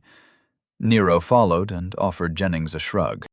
The Archmage didn't seem insulted, and quick-stepped to catch up. He held up his empty mug to Nero as they walked. "You mind topping me off? They have great coffee here. It's actually imported from the westerly lands. You wouldn't believe how expensive this stuff is in the capital," Jennings said, as though it wasn't strange that he'd just shown up. Vera ignored him, but Nero smiled and poured the man some coffee. "Were you waiting for us?" Nero asked. Jennings took a sip and smacked his lips in delight. "I was in the area. I figured I'd see what you were up to. I hope you don't mind, but I was watching you practicing your spell work," he said as if he was testing the waters. Nero chuckled and said, "I've already figured out that you were one of the peeping toms from the capital. Populator Serenity mentioned you." "Charity," Jennings corrected. "Ha!" said Nero. "I knew it. Anyway, thanks for the books." Shaking his head in amusement, Jennings said, "Very clever, Nero. And I'm glad the books are appreciated. It seems they might be of a little more use than I anticipated." Nero narrowed his eyes and replied, "What does that mean? What do you know that I don't?" Vera interrupted the two's verbal spar and said, "We're here." Opening the doors, she led them into a large conference room containing several people Nero recognized, along with some he didn't. As they went to take their seats, Jennings answered Nero's question with a grin. "I know many things that you do not, young Nero." Chapter 54. The Art of Pretending to Pay Attention. Mike's team was rattled. When they took the job to find and eliminate the spawn point, they knew it would be difficult. But things were spiraling out of control. Running through the forest, Mike saw their archer, Heather, waving for them to hurry. Increasing his pace, he panted as the trees whipped past him. Paying close attention to his footing, he leapt and made it to the outcropping on the cliff face. Pulling himself up, he kept an eye on the forest he had just escaped. Soon he saw Jerry and Sarah emerge at a run and leap up beside him. The moment Jerry landed, he started waving his hands, and essence gathered into a spell. Mike felt the illusion solidify, and he saw Jerry sigh in relief. "What are you doing? Where is Victor?" Mike asked in an urgent whisper. Heather was perched at the edge, with her bow ready to unleash hell on whatever monstrosity appeared. Meanwhile, Sarah was running a glowing hand along a gash in her side. Jerry said, "I've cloaked us. We can speak freely, they won't hear us. I'm sorry about Victor. The ones hiding in the trees managed to hamstring him. Sarah and I saw him get mobbed. At least he didn't go quietly." Rubbing his head in exasperation, Mike said, "What the hell was that anyway? That wasn't a spawn point. Did you recognize what the essence was doing? I've never seen anything like that." Sarah spoke up, her voice tinged with worry. "I can't be sure, but I think it was a proto-dungeon. I've never seen one, but I've read about them." Heather didn't take her eyes off the tree line, and her voice was cold when she said, "That's not possible. They wouldn't form out here. There isn't enough ambient essence to form a dungeon." Jerry said, "Over the past few years, the essence has been collecting. You've all seen it. The animals are getting more dangerous, and the plants are changing. It's been 50 years since Dorchester's seen a beast tide. If the essence in the area is changing, then it's possible the conditions were met to mutate a spawn point." Nodding, Sarah chimed in. "He's right. The war could have been enough to shake the knots of essence. Essence first pools, then it knots, then it forms spawn points. In areas of dense essence, they can form dungeons. A proto-dungeon makes sense." Mike thought about it and said, "Fine. Even if it's a proto-dungeon, that doesn't explain the amount of monsters in the area." Jerry disagreed. "Yes, it does. Proto-dungeons have a small pocket dimension. They're spawning inside, then the overflow is what we saw. Until the dimension settles, the monsters won't feel comfortable staying inside. Growing dimensions are very uncomfortable. Heather piped in. That's really interesting, but that just means we're not going to get paid. Even worse, you said this might be a prelude to a beast tide. We need to keep our mouths shut and get out of Dorchester. Sarah said, I say we report it. The North has finder's fees for dungeons. I've never looked it up, but there is probably something on the local board about dungeon bounties. Mike nodded and added, We're also not going to be responsible for an unreported dungeon. If that ever came out, we'd be executed. Looking at each of them in turn, he made sure they knew he was serious. Heather sniffed in annoyance and said, I suppose you want us to stay and defend the city, right? Mike gave her a look like she was an idiot. I'm certain that we can get out before they draft anyone. Why the hell would you think I wanted to be here for a beast tide? We go, get paid, then we join a caravan heading east. Bennington is far enough away that we should be safe from the beast tide, and Victor's crazy-ass wife won't be able to find us. Everyone nodded in agreement. Soon they set a basic camp and went to sleep. They slept soundly, knowing that in a few days, none of this would be their problem. Lord Bennings was standing in front of a large essence hologram at the head of the conference room table. She was going to be leading the meeting and outlining the rules and regulations that must be adhered to for Lord Walker to complete his trials. Due to his age, his situation was uncommon, and there were many points of interest that she had to cover. On one side of the table, General Branson sat next to Captain Angelton, along with Sergeants Peyton and Jackson. Across from them were Lord Cosgrove, Archmage Jennings, Vera, and Nero. Pointing at a particular section of highlighted text, Lord Bennings said, You can see quite clearly that there is no accounting for the new noble's age in the eyes of the law. He must complete a trial within a year. The hologram changed to show some different text, and she continued, As he hasn't completed a branch of any knowledge trees, he is ineligible for the trial of knowledge at this time. I've spoken with Mr. Salvatore, and he concurs that the wording of the law indicates quite clearly that anything learned from Nero cannot be counted as a contribution. Lord Walker must offer something himself, and he can't publish until he completes a branch. Once again, the text displayed changed. She pointed to a section and said, The trial of legacy is also very clear. Lord Walker would had to have already married into a noble family or completed a courting term. Even if he started today, it would be 5 years before he could marry a noble to complete the legacy trial. Nero didn't like this talk of marriage, and was about to speak up when Vera beat him to the punch. Why can't he marry a commoner? If she is pregnant within a year, it would constitute a confirmed legacy, would it not? She asked. Lord Bennings shook her head. A child between someone of common birth and a new noble facing the trials wouldn't be considered a legal scion until the age of awakening. I made sure to explore the inheritance laws quite thoroughly. Vera replied. Then all we have... Nope, Nero interrupted loudly. I'm not marrying anyone. I'll get to that trial when I get to it. Next, he ordered. Several people chuckled, and Lord Bennings frowned at him. Nero just returned a blank stare. He wasn't going to marry some random person to fulfill some ridiculous law. With a sniff of irritation, Lord Bennings moved the presentation forward. As the text displayed on the hologram changed, she said, That leaves the trial of combat and the trial of service. In more martial areas of Oglevark, they are usually completed at the same time. General Branson contacted me earlier today and presented a very clever plan.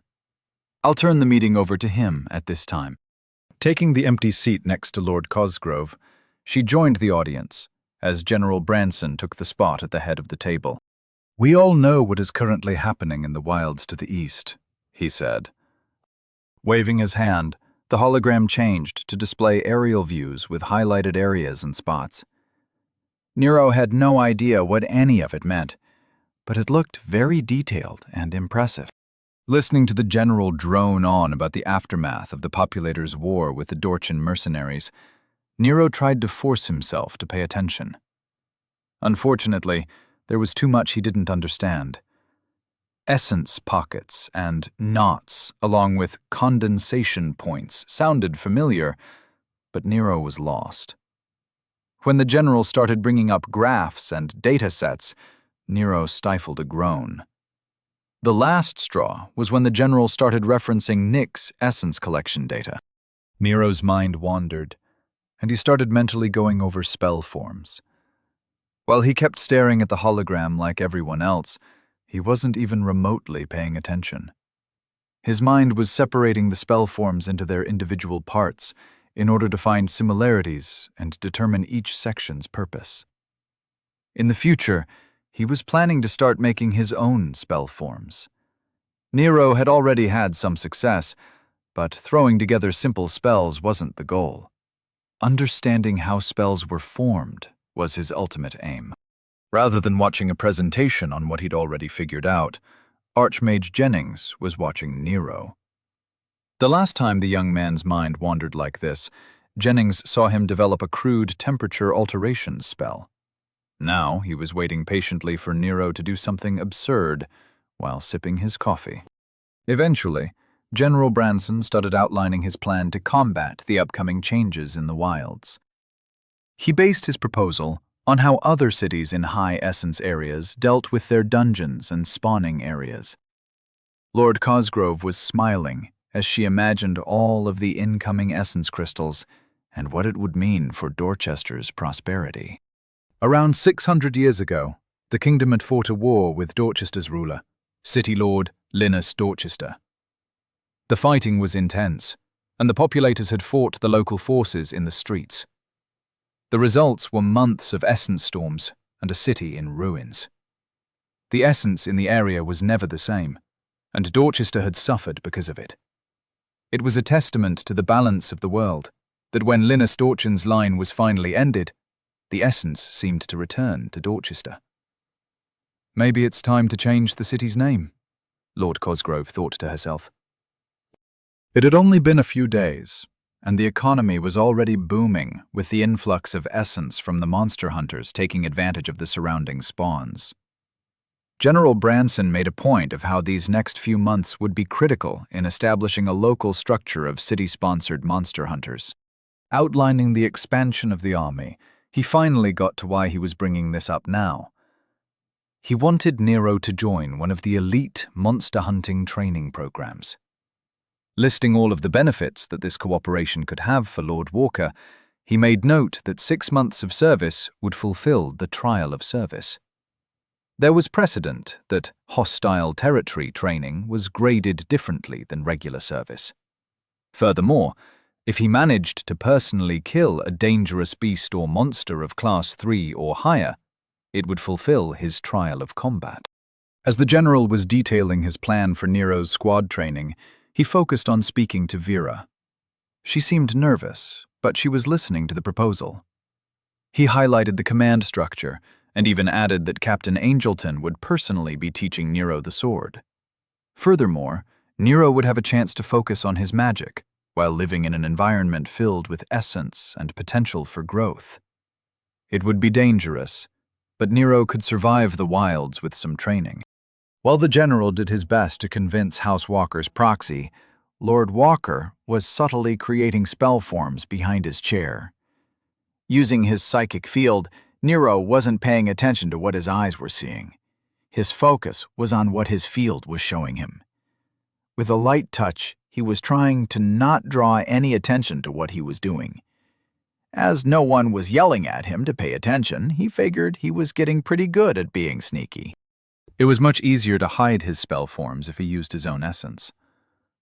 Slowly, he created balls of earth in the air, then reversed the spell form and broke the earth back into essence. It was a useless spell technique, but Nero was enjoying watching the coalesced essence form and then break apart. Jennings was watching Nero play, but he couldn't figure out what Nero was trying to accomplish. It looked like Nero was just condensing and releasing essence, but he was sure there was more to it. Nero was too brilliant to just be playing. Right? Jennings' focus was broken as he heard Vera ask, "What do you think, Nero?" He watched as Nero blinked a few times and mentally returned to the room. The boy looked around and saw that everyone was waiting for his response. He adopted a look of intense thought and started rubbing his chin. With total seriousness, he said, "The general makes many good points. The charts were particularly well done, but after careful consideration, I have to agree with whatever Vera thinks is best." Nodding to himself, Nero looked like he fought hard to reach that decision. Almost everyone in the room was stunned to silence. Lords Cosgrove and Bennings shared looks of confusion. Jennings couldn't help but hold a hand to his mouth to cover his chuckle. General Branson was just smiling. He didn't seem surprised at Nero obviously not having heard a word he had said over the past hour. Captain Angelton just stared at Nero, trying to see if the young man was joking. Vera, however, was holding back a tidal wave of anger. Her eyes were nearly closed as she squinted at him in fury. "About his proposal, Nero. What do you think about his proposal?" she asked through gritted teeth. Nero, staying true to form, replied, "Oh, that. Well, I can see both sides. I think there is a lot to consider." Rubbing his hands, he continued, "We should order another pot of coffee and talk more about it. Really explore the proposal. Consider all the angles. Maybe we could get some food, too. I'm sure we're all hungry. Just not those pastries from the waiting rooms. They were too sweet. I'm thinking sandwiches. Can't screw up a sandwich. What do you think?" That did it. Captain Angelton's face fell into his hands as he realized that Nero hadn't been listening. Lords Cosgrove and Bennings just stared at Nero in shock, unable to comprehend his audacity. General Branson's smile seemed to grow even wider. Meanwhile, the Hunter Sergeants Peyton and Jackson were still confused. As Vera verbally laid into Nero for ignoring the seriousness of the situation, Jennings burst into laughter. Archmage Jennings hadn't had this much fun in years. Chapter 55. Burritos make everything better. Nick was in his lab, reviewing the data from the essence collectors. Unfortunately, the interference from the Noble War had ruined years of research. And it wasn't just Dorchin's corrupted data. The Populator's destruction of the mercenary army resulted in localized, low-level essence storms, which were completely disrupting the area's regular flow rates. Nevertheless, Nick couldn't stop staring at the data overlay. His assistant, Kendra, was right. It could be a precursor to a beast wave. As the holograms floated in a semicircle around his desk, Nick sipped his coffee. Over the past week, too much had happened. He hadn't been sleeping well, and now Vera was leaving her job to work full-time on Nero's new noble house. Even worse, Nick knew that she would soon be making him found his new house as well. With bags under his eyes, he slumped in his chair and shook his head in defeat. He needed to put all of that nonsense out of his mind. He needed to focus, as there was something in the data that he was missing. He was sure of it. Manipulating the displays, he opened up the current scrying reports for the city. Superimposing them on the overlay with the essence flow data, he narrowed his eyes at the result. It was familiar, but he couldn't place it. His thoughts were interrupted when he received a ping from Vera. Opening the connection, he asked, "What is it, dear?" Vera's nervousness was palpable through the link. "Why are you still in your lab? Nero's pledging ceremony is in 20 minutes. Wincing, he replied, "I'm sorry, Vera. I'm not going to make it. Before you get mad, just listen. Something's going on with the data from the essence collectors. I just can't figure out what it is. I received the data from the Archmage, which allowed me to recalibrate the plotting, but I'm still missing something. I just can't get it out of my head." Vera, smiling, he said, "No, dear. Thank you for understanding. Tell Nero I wish him the best. Try not to let him cause another noble war. He felt her amusement as she closed the connection. Looking back at the map, he had a realization. He didn't have enough data. The original purpose of the collectors was simply to map essence flows. After the Noble War, those flows were completely changed along the eastern wilds, and in turn that affected all of Dorchester. His face paled. That's why this looks familiar. Quickly he started using the link to find what he was looking for. In seconds, he brought up an old paper he had read on the effects of large-scale casting affecting local essence distributions. The researchers were just focusing on density, but their overlays showed a similar pattern. Hello, Nick. What can I do for you? I don't see you in attendance for Nero's big day, said Jennings. Nick seemed to ignore the question, and instead asked one of his own. Yesterday, when we were looking over the data for our essence flow tracking, do you remember the question you asked me? You asked if we were able to calculate density thresholds with our local hub. I want to know why you asked that. Nick felt the Archmage's amusement. Oh, did something occur to you? He asked. I'm not in the mood for games. I've been staring at these datasets for hours, and I'm terrified that I'm right. I want to hear it from someone else, Nick said, with terror coloring his psyche through the link. Taking pity on the poor man, Jennings said, You're probably not wrong. Even before the populator's little kerfuffle, the essence flow rates in the area had been showing signs indicative of a threshold event. You've probably got more than a beast wave to worry about. It looks like Dorchester is going to start having dungeons again. I think you're in for a few exciting years. Before you overreact, I've already dropped a few hints to the people who will need to know. Now, after we finish talking, you should ping General Branson. Be sure to send him the overlay on your left. I'm confident you two will figure out what needs to be done. Nick sat back in his chair, stunned. Realizing that the Archmage was currently watching him work, Nick gulped. I'll do that. Thank you for your time, Archmage. Please, enjoy the rest of your day. Sorry to bother you, Nick said, as politely as possible, then closed the connection. It was easy to forget how powerful the man was. Nick pushed his terror down and pinged the general. As the connection opened, he felt the general's attention was somewhere else. I'm in the middle of watching your friend become a noble. What can I do for you? He asked. Nick replied, Archmage Jennings said I should touch base with you about the events outside our walls. The general's psyche radiated satisfaction, as if some plan of his was coming to fruition. Be at my office in Central Command in an hour. We have a lot to discuss. The Archmage made me promise to let Center Research do its job, but he offered enough hints for me to get a head start. You should start thinking about a replacement for your position as the Director of Research for your gate. If things work out the way I think they will, you'll be too busy to run Center Research. I'll see you in an hour, he said, then closed the connection. Nick sat in his chair, unable to fathom what had just happened. Dorchester was leveling up, and he was going to have to accept it, and then figure out how to deal with it.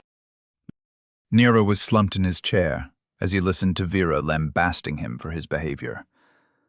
Rather than argue, he took his lumps like a man, which to Nero meant sitting quietly while whoever was angry at him vented, and making sure he looked sufficiently apologetic.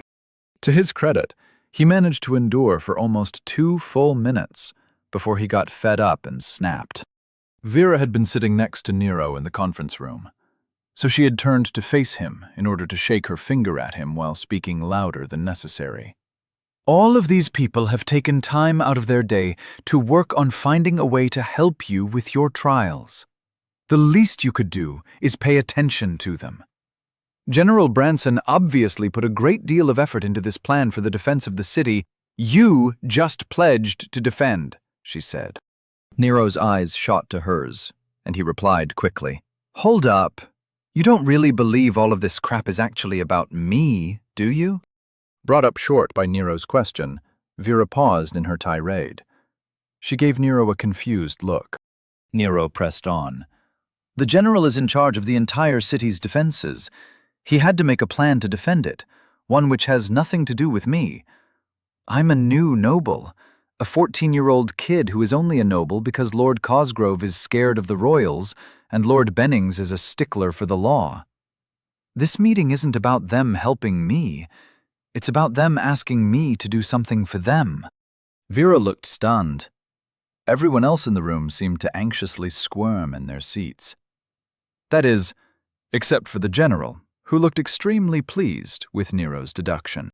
Nero looked around the room, then continued. Obviously, there is a lot of bad stuff going on outside the city walls that needs to be taken care of. But do you really think they need my help for it? Literally everyone in this room could kick my ass. The general only wants me involved because he thinks I'll develop some camaraderie with the army or something. It's the same reason Lord Cosgrove is here. She wants me to feel like she cares. Think about it. Her son tried to have me killed, and I'm guessing she's been putting out political fires left and right, so getting me out of the city would be great for her. And Lord Bennings doesn't care. She's just here so that she can tell the capital that the law has been followed. Even Jennings doesn't care about any of this. He just likes watching me play with magic. Nero looked over to see Jennings smiling, and he pointed a finger in accusation at him. Don't give me that look, old man. I felt your psychic field watching me practice. You're not as sneaky as you think you are. Waving his hand as if none of this mattered, Nero went on. You're here because you are who they have to convince. I'll do whatever you say. They know that as well as I do. They're just confusing you with more information than you can handle. Let's make it simple, like Lord Bennings did. Nero pointed at the general's giant hologram, which was currently displaying a map of the eastern wilds. Bad stuff's happening outside Dorchester. Rather than letting me spend money and hide in my fancy new estate, they want me to go fight in a forest. The general wants me to use it to train. That way, I'll be away from you and Nick and have to rely on the army, hopefully resulting in my indoctrination. Then, Lord Cosgrove has demonstrated that she doesn't want any trouble by hiding her son as far from me as possible, probably so I don't have to kill him. Then, Lord Bennings is here to sign off on everything being a good plan to fulfill my noble trials. There. We didn't need a long-ass meeting. But because you put me on the spot, now everyone knows that I don't care about any of this. And I didn't even get a free meal out of it, Nero finished with a huff, then crossed his arms and pouted. Jennings stood up out of his chair and started clapping. Wonderful. Well-reasoned, Nero, he said happily. Turning to look at Vera, who was leaning back in her chair with a calculative look on her face, Jennings said, It's just as Nero said. It's all up to you. If you think it's a good idea, he'll do it. Otherwise, he'll retire to his estate and study magic in solitude. He probably didn't understand half of what we've discussed, and he still saw the game for what it was. Well done, my boy. Jennings sat down with a large smile on his face, then summoned a plate with what looked like a burrito on it. Nero's eyes lit up as Jennings slid it across the table for him. Vera looked around the table at the stunned faces, and to her credit, she mastered herself faster than anyone else in the room. Lord Cosgrove didn't handle Nero's evaluation well at all. She still looked pale from Nero's blunt dissection of her strategy. Addressing the general, Vera said, I agree that something has to be done about the events occurring outside the walls, but Nero makes a good point about it not being his problem. However, I have a counter-proposal. Since Nero will be voluntarily aiding the military without rank, he should be able to collect what he kills as an independent contractor. His spoils are his. In addition, I'll be sending along a bodyguard to ensure that he doesn't meet an unexpected end, as he will be surrounded by people who don't necessarily have his best interests at heart. Also, Nick will be going along with him, as he can start his trials at the same time. The general nodded along, up until Vera mentioned a bodyguard. At that, he visibly bristled. Then, at the mention of Nick, He started shaking his head in refusal. My men would protect him. Every one of them is hand-picked by me, he said. Nero snorted and said, Lord Bennings is right here. Want to have her oversee a bet? I'll wager everything I'm owed from the arena that at least one of the people on your list is in the employ of a noble house. Want to roll the dice? Nero offered the general an evil smile. As the general was about to speak, he was interrupted by Lord Cosgrove. Not a word, General. I'm still doing paperwork from the last time we allowed him to make a bet. You'd lose anyway, she said with a sigh. Nero leaned forward so he could look at her from where he was sitting and asked with curiosity, Another assassin? Or just observation? I'm guessing observation, but I could be wrong. Lord Cosgrove offered a polite smile and replied, Observation only. They have already been sufficiently threatened to ensure they will not do anything stupid. You're correct in your assessment of our intentions. House Cosgrove has no ill will toward House Walker. Nero nodded with a smile and leaned back. He then turned to Vera. What's with the spoils? Will this be another source of income? Vera gave him a look that told him to shut up. Nero held up his hands in surrender and went back to enjoying his burrito. General Branson just stood there, with his hands on his hips, glaring at Nero for doubting his professionalism. Vera said, Well, General, are the 2 additional recruits to your squad acceptable? Nodding in defeat, he replied, Very well. But Nero will have to be active and enthusiastically participate in the training. Otherwise, this is all pointless. Lord Bennings chimed in. Participation with a passing evaluation from his superior is required for the trial of service to be completed. And his fight must be verified as single combat with a Class 3 in order to satisfy the trial of combat. Archmage Jennings was eating a burrito of his own and offered his own addendum. Captain, you should bring that mage you were going to use to train Nero in combat casting. Along with the woman Mrs. Salvatore is thinking of, Nero would nearly have a full hunting team, he said, while sour cream was clinging to the side of his mouth. Nero asked, Like an adventuring party? Nodding, Jennings replied, That's a very good way to think about it. You need some frontline fighters, some ranged, and a healer. Everyone has some specialties, and the team works in concert. Holding up his fingers to count off the team members, he continued, Angelton is the healer and front line. His mage is with you at range. Nick is crowd control and specialization. Vera's bodyguard will be another front line. You could use an archer, but I'm sure the general could provide one. Finishing with a smirk, he gave the general a knowing look. The general coughed into his hand and said, I'm sure we can find someone. For the first week, you'll just be training anyway. Nero nodded. He was warming up to the idea. Looking over at Vera, he saw her give him a nod. That decided it. He was going on his first adventure. Nero pointed a finger at Jennings and said, All right, Vera says I'm going, but I need something from you. Jennings leaned forward in his chair, and his eyes sparkled with curiosity. What did you have in mind?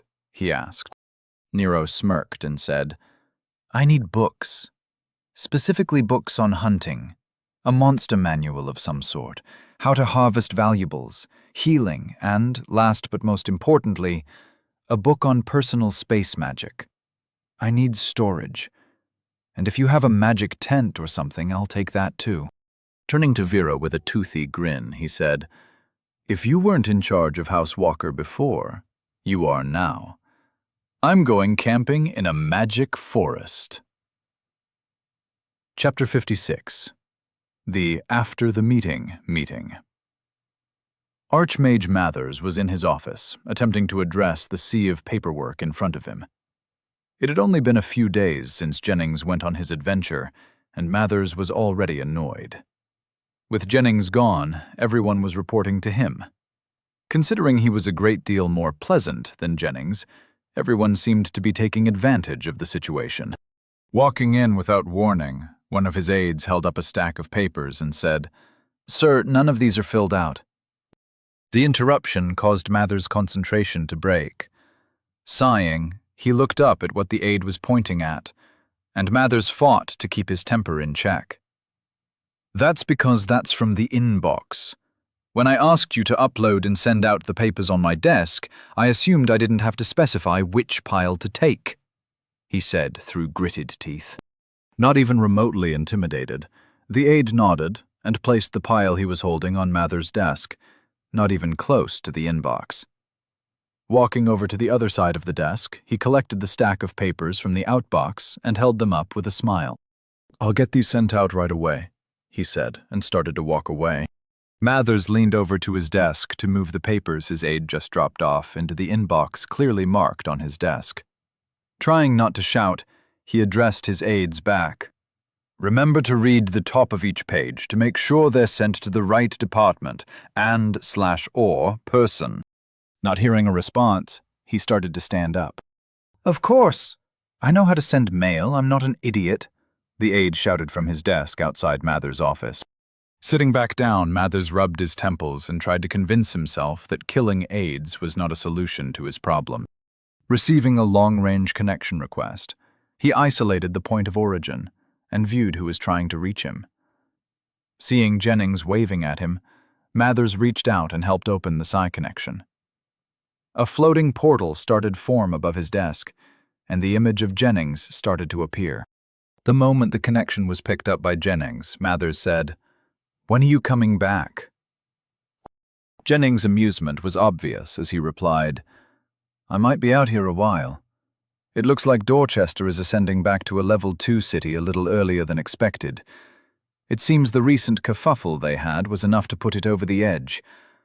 I'm calling because we need to push up our plans for the Center Point Academy we were going to build. We should also send someone out here to actually be the court mage. You and I both know I'm not going to do it." Mathers' cork finally popped. "Are you kidding me?" he shouted over the scry. The connection shook with his rage, and Mathers watched Jennings' eyebrows shoot up in surprise. "There is too much that needs doing here for one man alone. You've been gone 2 days, and I'm a week behind. How the hell do you expect me to get any of this done with you traipsing around with Nero?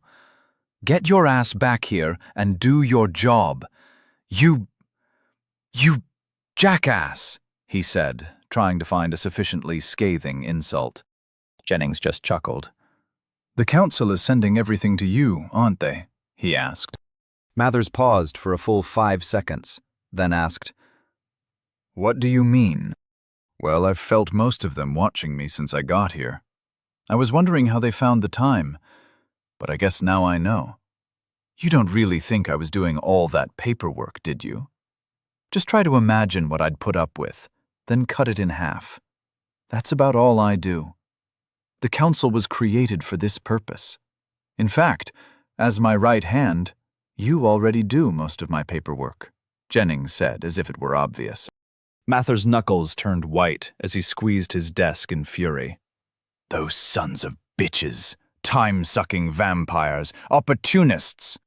I'm going to drag them one at a time into the arena and hang them upside down. I'll spank them like the unruly children they are in front of the entire damned kingdom," he shouted. Jennings was smiling and nodding along to Mathers' rant. "That's great. In another 100 years, you'll be burning your enemies with your words alone. Keep practicing. In the meantime, just start yelling and threatening them. Otherwise, they'll just walk all over you. In fact, you're in charge. Start giving some orders," he said, with enthusiasm. "Yes," said Mathers as he hopped up to his feet and slammed his fist into his palm. Jennings said, "First order of business is to have someone organize the daily highlights of the recordings they've been watching. Call it Project Nero. That way everyone won't complain about being forced to start working again. Then, teleport someone out here to run the local mage tower for me. Also, assign someone to find out what House Cranston is up to. We don't want any more surprises. You're going to have to deal with the Tower of Fate yourself, though. Make sure they don't do anything stupid. Who knows what they're thinking about doing? Watch yourself with them. They're all morons." Mathers paced back and forth, nodding along. Right, he said as he mentally took notes. Anything else? Jennings shrugged and replied, Not off the top of my head. You'll figure it out. You've been with me for a couple 100 years. Just do what you think I'd do. It only annoyed you because I was doing it to you. Now you'll be doing it to others. You'll love it. Mathers couldn't find fault in anything Jennings was saying. Now I have to go. I just wanted to check in and update you on the happenings. They're going to force Nero to go join an elite monster hunting squad. And there are so many stupid plots afoot that I don't want to miss it when they tell him. I can't wait, Jennings said, and closed the connection without waiting for a reply. Mathers just shook his head in annoyance. Jennings would never change, but his antics didn't seem to bother Mathers as much as they usually did. Perhaps it was a result of Mathers acting as the director of the council. He now understood why Jennings was the way he was. Putting up with idiocy on a daily basis was harder than he expected. After their meeting at the Keep, Vera decided to head back to the Gate 7 Center with Nero. Sitting opposite each other in a carriage, they were discussing the next few days. As much as Nero enjoyed ignoring the particulars, Vera enjoyed discussing them in excruciating detail. However you want to do it is fine, Nero said while watching the citizens go about their day through his window. Well, I understand you don't want to worry about it, but they owe House Walker millions, and I'm going to make sure we get it, she said with some anger. Nero sighed and said, Look, why don't you just do the same thing you did with the shipping company? Doesn't the city own the arena? Why don't you just negotiate a buy-in? In the long term, it will be more money, and isn't that easier than moving a ton of money around? Or whatever it was you were just trying and failing to explain. Vera's eyes lit up. Yes, that would work. I checked, and you can't own an arena, but you could be an investor. You'd be the only house with a stake in the arena. Lord Cosgrove will consider it a win. She'll tie you more firmly to Dorchester and make it seem like a gesture of goodwill. They'll know what you're doing, but it solves the issue nicely. It'll be years before you make back what they owe you, but you'll come out ahead in the end. That's good thinking, she said. Nero nodded along as if he was listening. Hey, you mentioned something about wanting me to keep the spoils from my kills. What was that about? He turned to her and asked. I said that for the essence crystals mostly. They're the backbone of the economy. I know you read about them. Normally, city teams turn in their spoils and only receive a share. No reason to let them benefit from your work, she said. Nero gave her a grin and said, That's what I thought you were hinting at. Isn't the market for essence crystals going to explode? From the general's presentation, it seems like the city's economy will have to shift to account for an influx of hunters and essence crystals. We should open up some businesses to take advantage of that. We already have a shipping company. Can we use that somehow? Vera leaned forward and said, That's a good point. Typically, nobles would be tasked with addressing the concern, but there is no law that says we couldn't get a head start. What did you have in mind? Nero gave her a confused look and replied, That was my whole idea. I don't know anything about the economy. I was just pointing out that we should do something. You're the one who would know how to take advantage of the situation. Why do you think I brought it up? Vera leaned back and shook her head ruefully. Fine. I'll set up some trading houses and start stockpiling some weapons and armor for trade. The prices for crystals are regulated, but there is plenty of profit to be made. We can open up some stores near Gate 15. I'll call it Precision Supplies. Nero shook his head and quickly replied, Nah, call it Precision Trading House.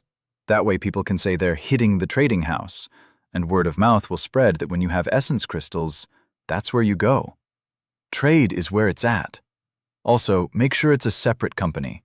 We'll be 50-50 partners. We keep it separate so we can manipulate the prices you charge us for shipping.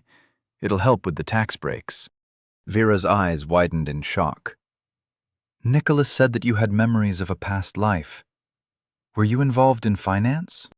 Nero didn't want to get into his past, so he just replied, Something like that. After getting a transport to Gate 7, they were back in another cab heading toward the center. Isn't there a faster way to move around the city? A 40-minute commute is annoying, Nero grumbled as he looked out the window. He noticed that the people walking around Gate 7 were much more common-looking. The fancy robes were gone, and everyone looked more relaxed. Vera answered Nero's question. Yes, most noble estates have private Astra platforms. They are small teleport junctions that can take you directly to a hub. You can't eliminate the commute, but you can cut it down drastically. Speaking of estates, said Nero, am I even going to see my place before I move to the army compound for training? Probably not. I'll handle it. Don't worry about it. You should spend the rest of the night in the dorms. Tomorrow, too, if you can. Nicholas and I have a lot to do, and every time you leave your dorm room, you cause chaos, she said with a grimace. Chuckling, he said, No problem. I have a lot of reading to do. I can use the training rooms they have there, right? Vera nodded in response. Nero continued, Have you pinged Nick yet? How does he feel about you signing him up for an adventure? Also, you're not going to send Ms. Averett with me, are you? Vera looked surprised. I haven't had a chance to speak with Nicholas, but why would you think Ms. Averett would be joining you? She asked. Shrugging, Nero replied, She's the only person I know that could both fill the position of bodyguard and that you had a connection to. Vera looked like she was considering something. I do have an entire guard force that works for precision shipping. I was going to assign one of the trainers to you. But Kathleen is a really good idea. I know she's been difficult to deal with the past few years. She loves helping nurture young talent, but she has the heart of a warrior. She came to Dorchester when 2 of her brothers were stationed here. Since they were deployed to the front, she's been bouncing off the walls. Nero said quickly, I wasn't trying to give you ideas. I was trying to say that she was a bad idea. Training with that woman around would be a nightmare. Smiling, Vera said, Yes, she is very good at what she does. She'll make sure you get the best out of the experience. That was a very good idea. I'll talk to her and see if she's interested. Nero paled and said, So you're doing that selective hearing thing that you do when Nick is around. Fine. I trust your judgment. But I want you to keep in mind that I'm not Nick. Retaliation is a possibility with me. So don't consider me a doormat. Chuckling, Vera replied, Doormat? That was a rather amusing image. Thank you for that. And don't worry, I'm well aware that you aren't someone who takes slights lightly. You can be reasoned with, while Nicholas just tends to do whatever he feels like in the moment. The larger game was never his concern. Nero said, I can see that. He seems like a typical nerd, focusing on things that interest him while ignoring everything else. Let's get back to the everything else. Did they send you the training schedule? When do I have to move to the compound? Vera said, Probably 4 days from now. I've been going over the details they sent over while we were talking. Just stay at the center until you hear from me. I'll be pinging you to keep you updated on events. I'll prepare everything. I have to do it for Nicholas anyway. You just focus on preparing yourself for a drastic change in your lifestyle. Take this seriously, as your life will depend on it. Nero nodded. I'll be reading and training. That's the entirety of my plans. Let me know if I need to do anything else. As their conversation devolved into small talk, their ride came to an end. Vera had some business at center intake to deal with.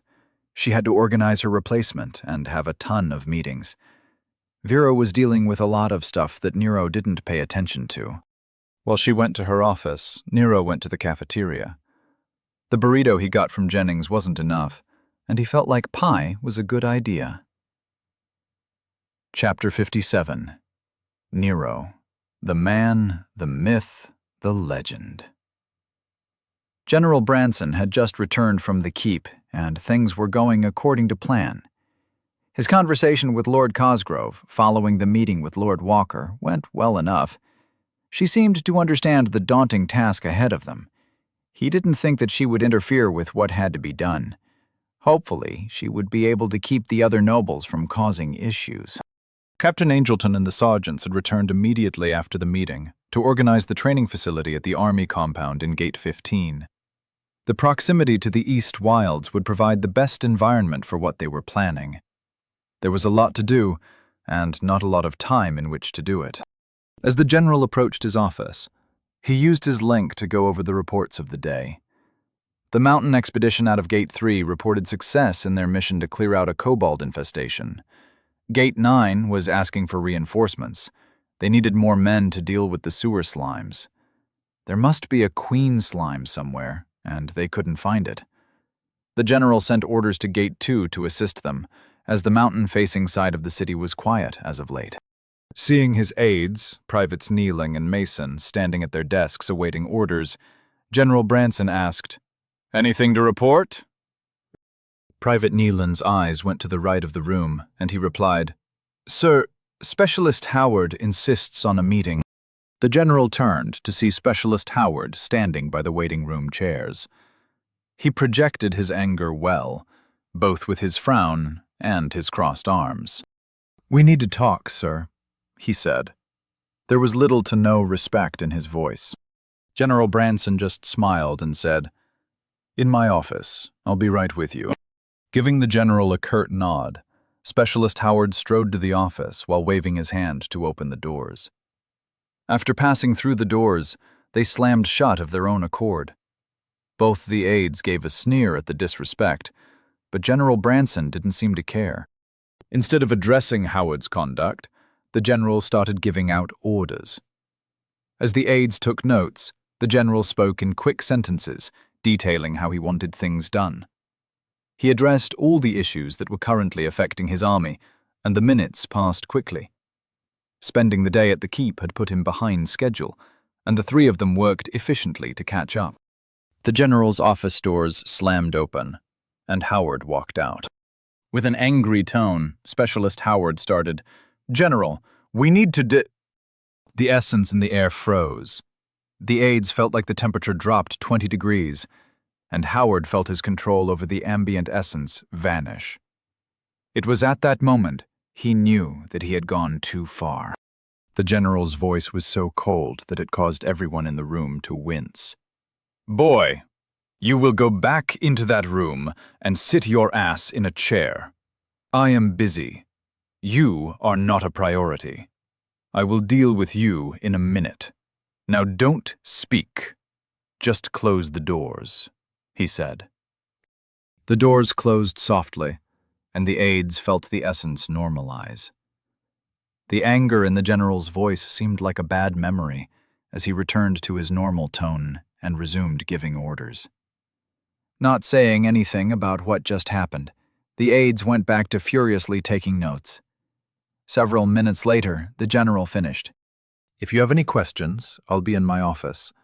Don't worry about interrupting. This meeting isn't important. Also, get some food up here. I'm thinking some stew," he said, and then went into his office.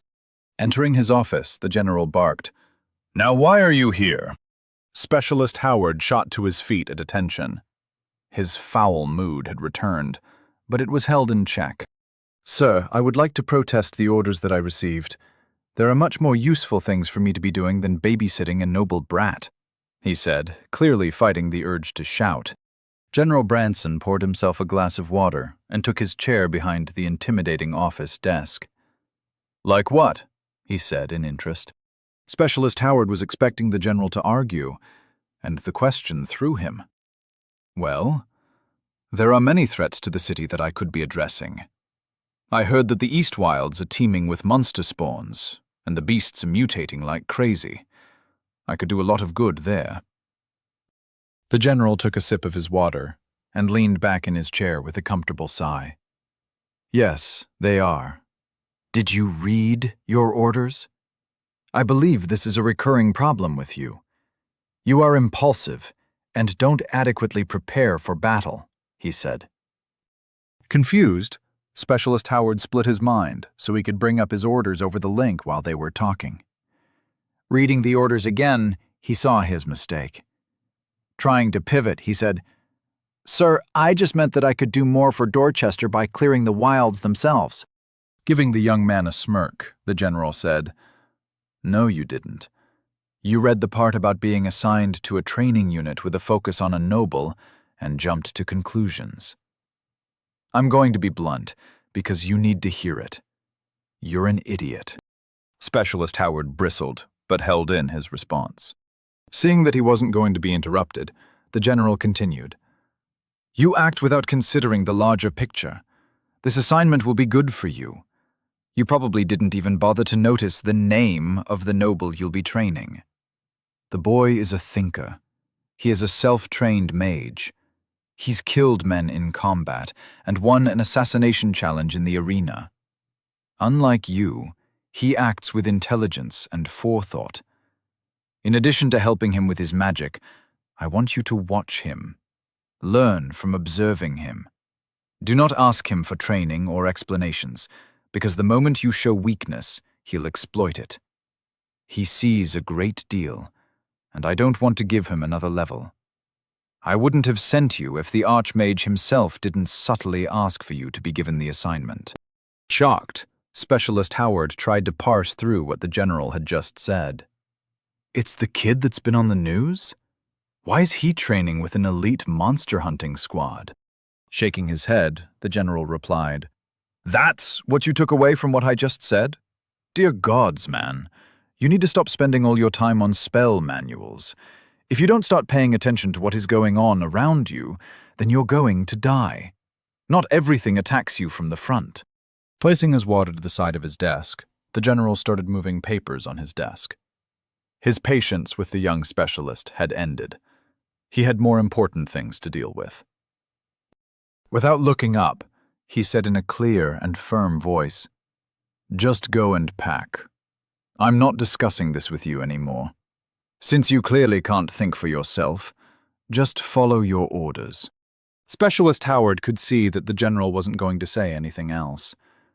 Without any other choice, he offered a quick nod and left the general's office. Without glancing at the aides outside the office, he walked quickly into the halls. Specialist Howard had a lot to think about. The general, though, he went back to work. The specialist quickly forgotten. Dorchester had many things happening, and Specialist Howard didn't merit any more consideration. The man was a talented mage, but he was incapable of being anything other than a weapon to be pointed at an enemy. Nero was enjoying his dinner. While he ate, he used his link to reread the first book he had read when he got to this world. Specifically, he was going over the section on condensing experience into growth. When he first read it, he thought it was spiritual mumbo-jumbo about how to meditate. Yet after all he'd seen, he realized that it was very literal. It was difficult for Nero to treat things like internalizing your feelings as a scientific principle. Regardless of how annoying it was, Nero knew that he would have to start meditating and playing by the rules that made up this world. It was time to stop being a whiny little bitch and start treating his personal growth as an important facet of his new life. With his new perspective, Nero started understanding what the author was saying. Every experience resulted in a person absorbing essence into their center. Understanding how that essence fit into a person's personality matrix, or identity, was essential to leveling. The faster the person internalized that growth, the less experience was lost to the ambient ether. If Nero didn't start examining what he experienced, he'd lose the essence that he gained from those experiences. Rubbing his forehead, Nero closed his link. As important as it was too philosophical for Nero to really understand. Instead of worrying about it, he focused on enjoying the rest of his meal and tried to let the deep thoughts marinate. Hopefully, some clarity would come with time. When he finished, Nero went to drop off his dishes at the busing station. Curiously, Nero noticed that a lot of people were staring at him. After dropping off his dishes, he headed back to his room. Along the way, he started to pay attention to how much people were staring. Nero saw small groups whispering to each other. People's smiles were a little wider than usual when they offered their polite nods in greeting. It seemed like he was garnering a lot of interest, and he didn't like it. After hurrying through the halls, he eventually got to his room. As he closed the door, blocking out the people in the halls, Nero exhaled like he had made it through a minefield. What the hell was that? He wondered. Nero knew that Vera was busy. He remembered her going into great detail about everything that she was doing. It all seemed important, even though the specifics were lost on him. Imagining her response to him asking, "Why are people staring at me?" made Nero shiver. Asking her was not an option. Without any better ideas, Nero decided to check in with Nick. He hadn't spoken with him in a while, and he could use that as an excuse for the call. Maybe Nick knew what the hell was going on. Opening the connection, Nero felt Nick accept the ping. Hey, Nero. I've heard you had a busy day. I'm sorry I wasn't at your pledging ceremony. Something important came up, Nick said as he picked up the ping. No problem. Vera and I had it handled. You doing all right? Asked Nero. Nick's psyche seemed a little nervous to Nero. Yeah, everything's fine. Or it will be. Listen, how much have you read about city levels? Or essence density? Asked Nick.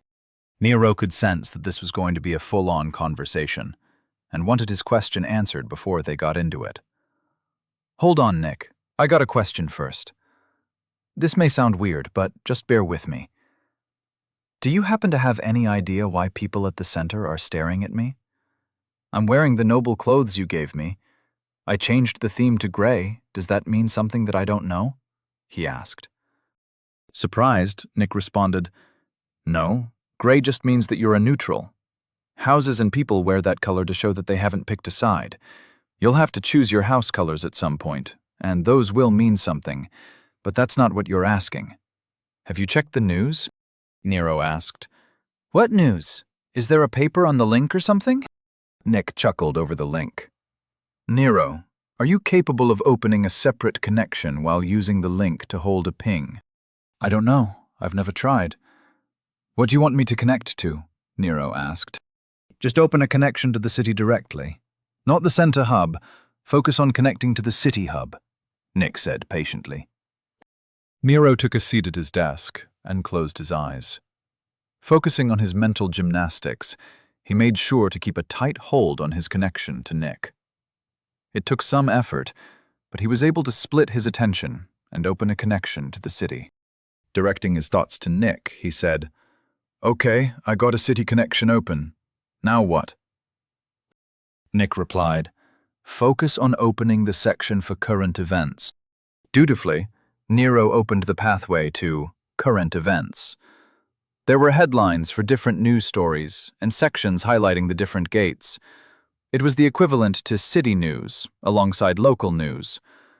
Scanning the top stories, Nero immediately saw what Nick was trying to show him. There was a big picture of Nero kneeling at the steps to the throne. There were several stories about him, and profile pieces on Dorchester's newest noble. Shocked, Nero fumbled the connection to Nick. Luckily, Nick stabilized the connection. Nero felt Nick's amusement clearly.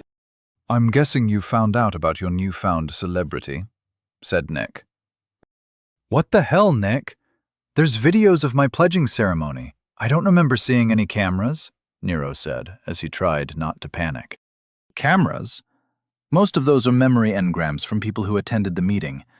Cameras were probably there, but those don't record the feeling of being there. The news usually avoids using them, said Nick. Nick, I have to go. This is a little too much to take in right now, Nero said. His heartbeat was pounding in his head, and he felt like he was about to have a panic attack. Calm down, Nero. Just try to meditate and breathe. Maybe get some sleep. It's not that big a deal, you'll see. Also, make sure to read up on essence density. It's important. I'm sure you'll feel better in the morning, but ping me if you need to, Nick said, and then ended the connection. Nero sat in his chair, mentally staring at the numerous articles about his time since he arrived in this world. They even had an in-depth review of his actions in the Noble War and the arena. He was city-wide news. Just imagining what the section for Gate 7 local news said about him gave Nero the shivers. The fact that there was news was something Nero hadn't considered. Was there entertainment? Movies? Web shows? Did this world have a YouTube equivalent? How much had Nero missed?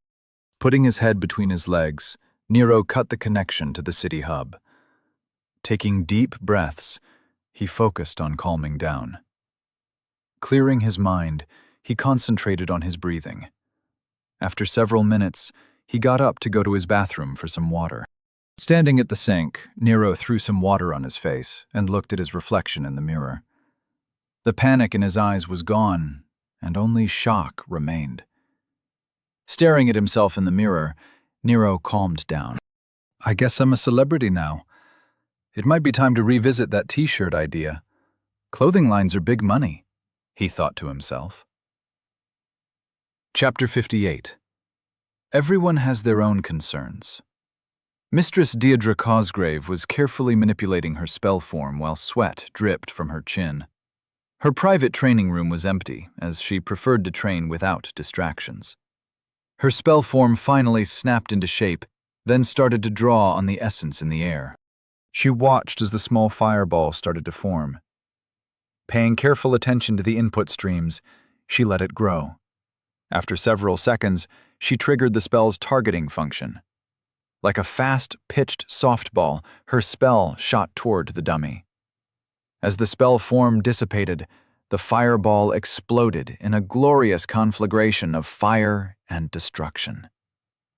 Deirdre took a deep breath at the success. With a smile on her face, she collected a towel from a bench and wiped the sweat from her face.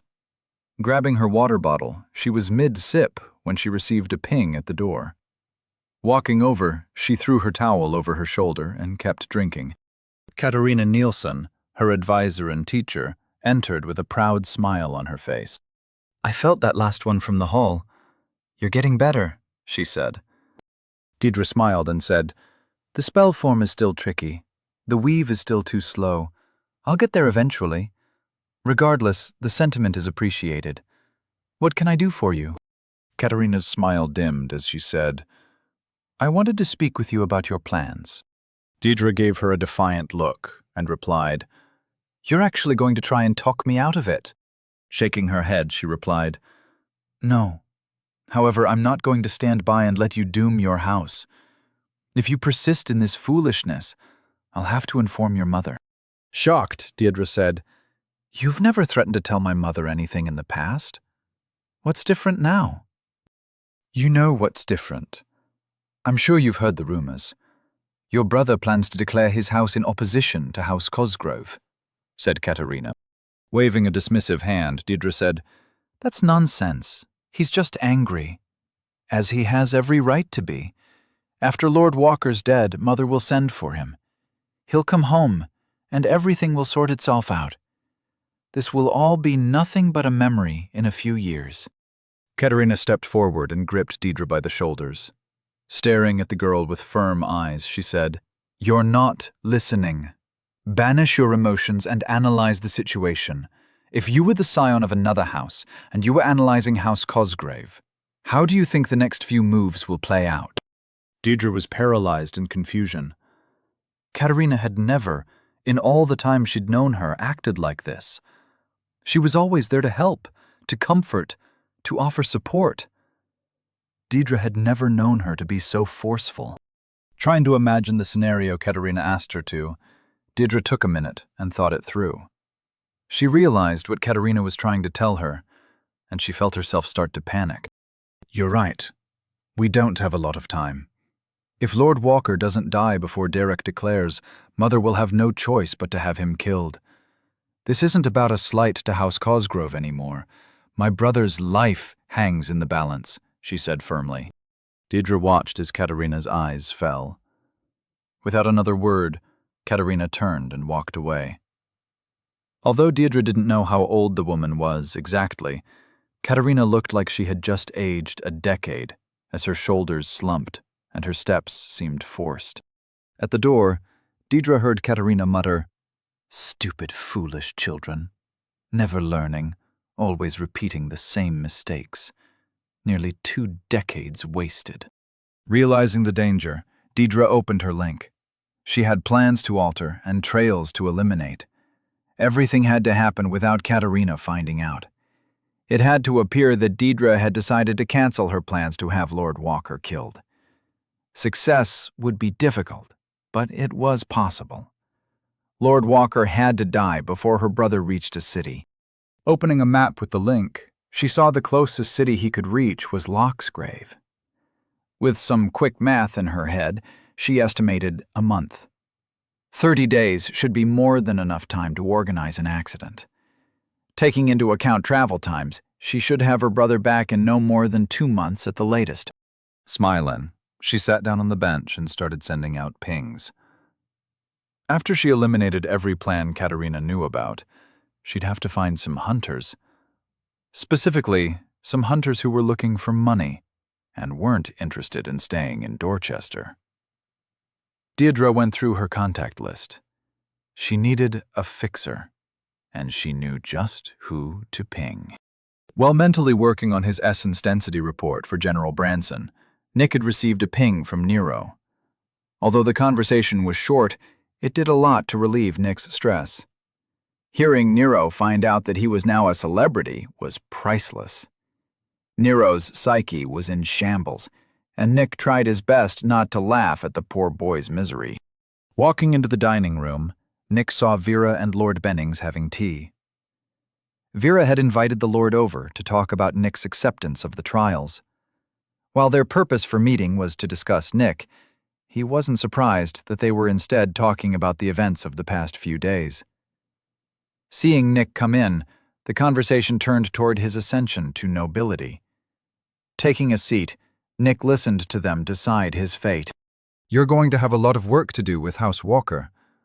Are you sure you want to found a house right now?" Lord Bennings asked Vera while sipping her tea. Nodding, Vera replied, "It's necessary. Nicholas and I always planned on doing it eventually, and this seems like the perfect time.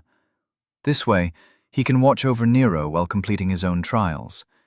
Nero is the one on a timeline. We can file for Nicholas to complete both the Trial of Knowledge and Trial of Service already. His work with Center Research fulfills the requirements for both." Lord Bennings replied, "Quite right. Lord Walker only has to complete 1 trial a year, but it must be done. New nobles are under strict requirements if they want to maintain the protections the royal house provides. As for Nicholas, will he be keeping the name Salvatore? As a scion, he could. Even so, it will still only be a branch house. Typically, for those, a new name is chosen." Vera looked to Nick with a smile and answered, "We've spoken about it. We've decided on the name Verena. It's a name from the north, meaning truth." Nick nodded. The name had always spoken to him. With a wave of his hand, Nick summoned a glass and a bottle of the expensive whiskey he preferred. Lord Bennings nodded. "Then after I file this paperwork, you will be Mr. and Mrs. Salvatore Verena of House Verena. Any last-minute changes before I file this?" Vera and Lord Bennings reviewed the paperwork together, as Nick just sat and enjoyed his whiskey. He was more than fine with Vera handling everything. This was her area of expertise, and he'd just get in the way. Soon enough, the paperwork was filed, and Lord Bennings left for her own estate. Nick was still at the table when Vera returned from seeing the Lord off. As Vera walked back into the dining room, she said, "Please tell me that you didn't just sit there the whole time drinking. Did you finish your paperwork for leaving Center Research? Or were you working on the report General Branson asked you for?" Paling, Nick replied, "I was focusing on watching you work. You're amazing, my love. The way you navigate the game and seek advantage is awe-inspiring." Nick's smile was wide and charming. Vera offered him a blank look and said nothing. With a sigh, Nick stood up and finished his drink. "I'll be in my office if you need me. I have some work to get done before morning. Let me know if you need anything," he said.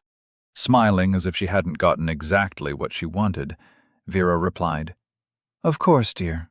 I will be in my office as well." She went over and kissed Nick on his cheek, then walked off. As she was exiting the dining room, she said over her shoulder, "It seems we are going to be opening some trading houses.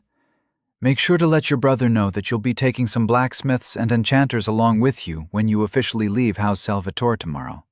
I'll send you a list in an hour or two." Nick just stared at her back as she left. What the hell is that woman up to now? He wondered. Shaking himself out of his curiosity, he walked toward his office, making sure not to forget his bottle of whiskey. It was best to not try and figure out Vera's plans. He just had to do what he was told and enjoy the benefits of her machinations. Nero had gone to bed early. Too much had happened yesterday, and he wasn't handling it well. Now it was 3 a.m, and he was staring at his breakfast. The cafeteria was nearly empty, but there were still groups who were either starting or ending their day. Nero could tell they were watching him. He felt their attention like it was an itch he couldn't scratch. Social anxiety had never been a problem for him, but he had never liked groups. He preferred anonymity. His newfound celebrity was unwelcome, and he grit his teeth in annoyance. Picking up his breakfast, he decided to find somewhere else to eat. Walking quickly through the halls, he was soon back in his room, safe from the stares and interest of his peers. Eating quietly, Nero opened his identity. Name: Nero Walker. Level: 7. Race: human. Growth: 36%. Tier: 1. Condition: 100%. Age: 14. Center: 100%. Body: 1. Mind: 4. Soul: 1. Confluence: 10. Stars: 0. Pillars: 0/0. He couldn't deny it anymore. He had stopped growing. Nero could feel it. Too much had happened, and he felt out of control. This world was different. It was as though all the experiences were bottled up in his gut, and he couldn't face them. The stress was like acid reflux. If Nero didn't get a handle on it, the experience would just fade into the air. While absently stabbing his pancakes with a fork, Nero sat in misery. He wondered why the world was so different, and why he had to deal with all this self-help ridiculousness. In a flash of insight, he realized the answer. Was the world actually different? Yes, but all the self-help crap sounded the same, because the lessons were the same. He knew how to do this. Countless TED Talks and articles and examples were at his fingertips. Know yourself was just as important in his old world as it was here. The only difference was that in this new world, he could grow. In the old world, good mental health just decreased the chances of high blood pressure and stopped a person from relying on antacids. With determination, Nero stood up and downed what was left of his coffee. Walking over to the meditation mat in the corner, which he had never used, he sat down. Turning off the lights through the link, Nero closed his eyes and faced his problems head-on. Reviewing everything from the past few days took time. There was a lot to cover. Nero made peace with his actions in the arena. It wasn't his fault, and he knew that. His desire to live was more important to him than the life of a budding assassin. This world wasn't led by the weak, and he wouldn't be a casualty. If he had to kill again, he would. Nothing would stand between him and his future. His previous world was a battlefield. He just never fought. Here, he was in the middle of it. Facing that was difficult, but Nero firmed his heart. If combat were necessary, then his enemies would fall. Addressing his new nobility wasn't nearly as difficult. He'd become rich. Vera was like a mother figure he'd never really had. His old mom was great, but distant. Growing up, he knew that his mom didn't have high hopes for him. But Vera believed in Nero. It made Nero want to believe in himself. Nick was like an older brother. They were his family here. He had to get strong in order to protect them. House Walker would rise, and they would rise with him. As time passed, and Nero sat in contemplation, the essence in the air started to swirl. After over an hour of quiet meditation, the essence started to move the air. Nero felt his level approach. The weight on his soul was lifting. It was like he was climbing a mountain, but as he neared the top, the handholds were easier. In a crescendo of essence, Nero felt the ding as he leveled. He could sense that he had more saved up, and that it wasn't over. Yet, as he panted, he had to open his eyes. His senses were humming. He could feel the air gently moving around the room. The sweat on his back was cold. Nero needed a break. Standing up on shaky legs, Nero decided on another shower. Checking his identity, he saw that he was now level 8. He had shot past the bottleneck, leveled, and gained almost 40% of another level in just a few hours. Stripping out of his sweat-soaked robes, Nero went to the bathroom. Standing in the hot water, Nero reflected on what he learned. Experience was just sitting there in his soul. He had to face it, understand it, and accept it. There was more to face, he knew that, but he wasn't ready. Rushing it was just as bad as ignoring it. Turning off the shower, Nero decided to see if his breakfast was still good, or if he had to make another trip to the cafeteria. Looking out the window, Nero saw the sun coming up outside. A new day was starting. Nero smiled and promised himself that he would be productive. He had magic to learn, and an assignment from his friend. After second breakfast, he'd find out what essence density was all about. Chapter 59. Fear is a powerful motivator. Captain Angelton stood with his hands on his hips, looking around at the facility he was taking over. It had a wide courtyard with training rings and workout equipment. There were obstacle courses and training aids. Along the wall, there was even a full-size shooting range. Surrounding the courtyard were 3 large buildings in a semicircle pointing toward the training areas. Tall stone walls encapsulated the entire compound, and wooden gates, twice the height of man, were the only entrance. The ground was packed gray dirt, and only a few trees offered any color. The dull stone buildings looked like they could take a beating, and the windows were reinforced with metal. Everything here was designed for war. This will work, he thought. The captain watched Sergeant Blackwood organizing the cooks and other staff. If there was one thing that man did well, it was organization. He may be lazy and a complainer, but the man knew how to get things in order. Near the building on the right, the 2 hunter sergeants were organizing the training equipment. They had requested a lot of gear, both for training and for outfitting the recruits before heading into the wilds. Captain Angelton appreciated their attention to detail, but wondered if the sergeants were just taking advantage of their budget. It wouldn't surprise him, as both Sergeants Peyton and Jackson were used to being sent into the field with minimal support. Their smiles as they went through the gear made Captain Angelton want to send them for some additional training.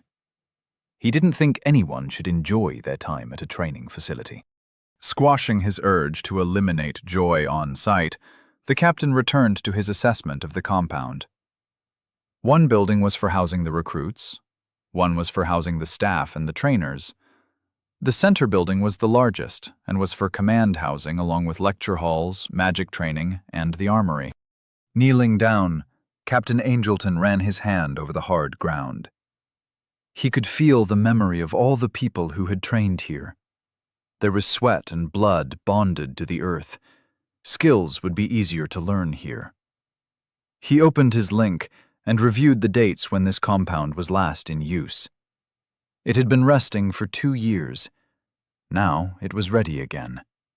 Once more, the soil would see soldiers grow. Trying to imagine it, he was confronted by the image of Nero smirking in his head. The young man didn't fit the image Captain Angelton was forming in his mind.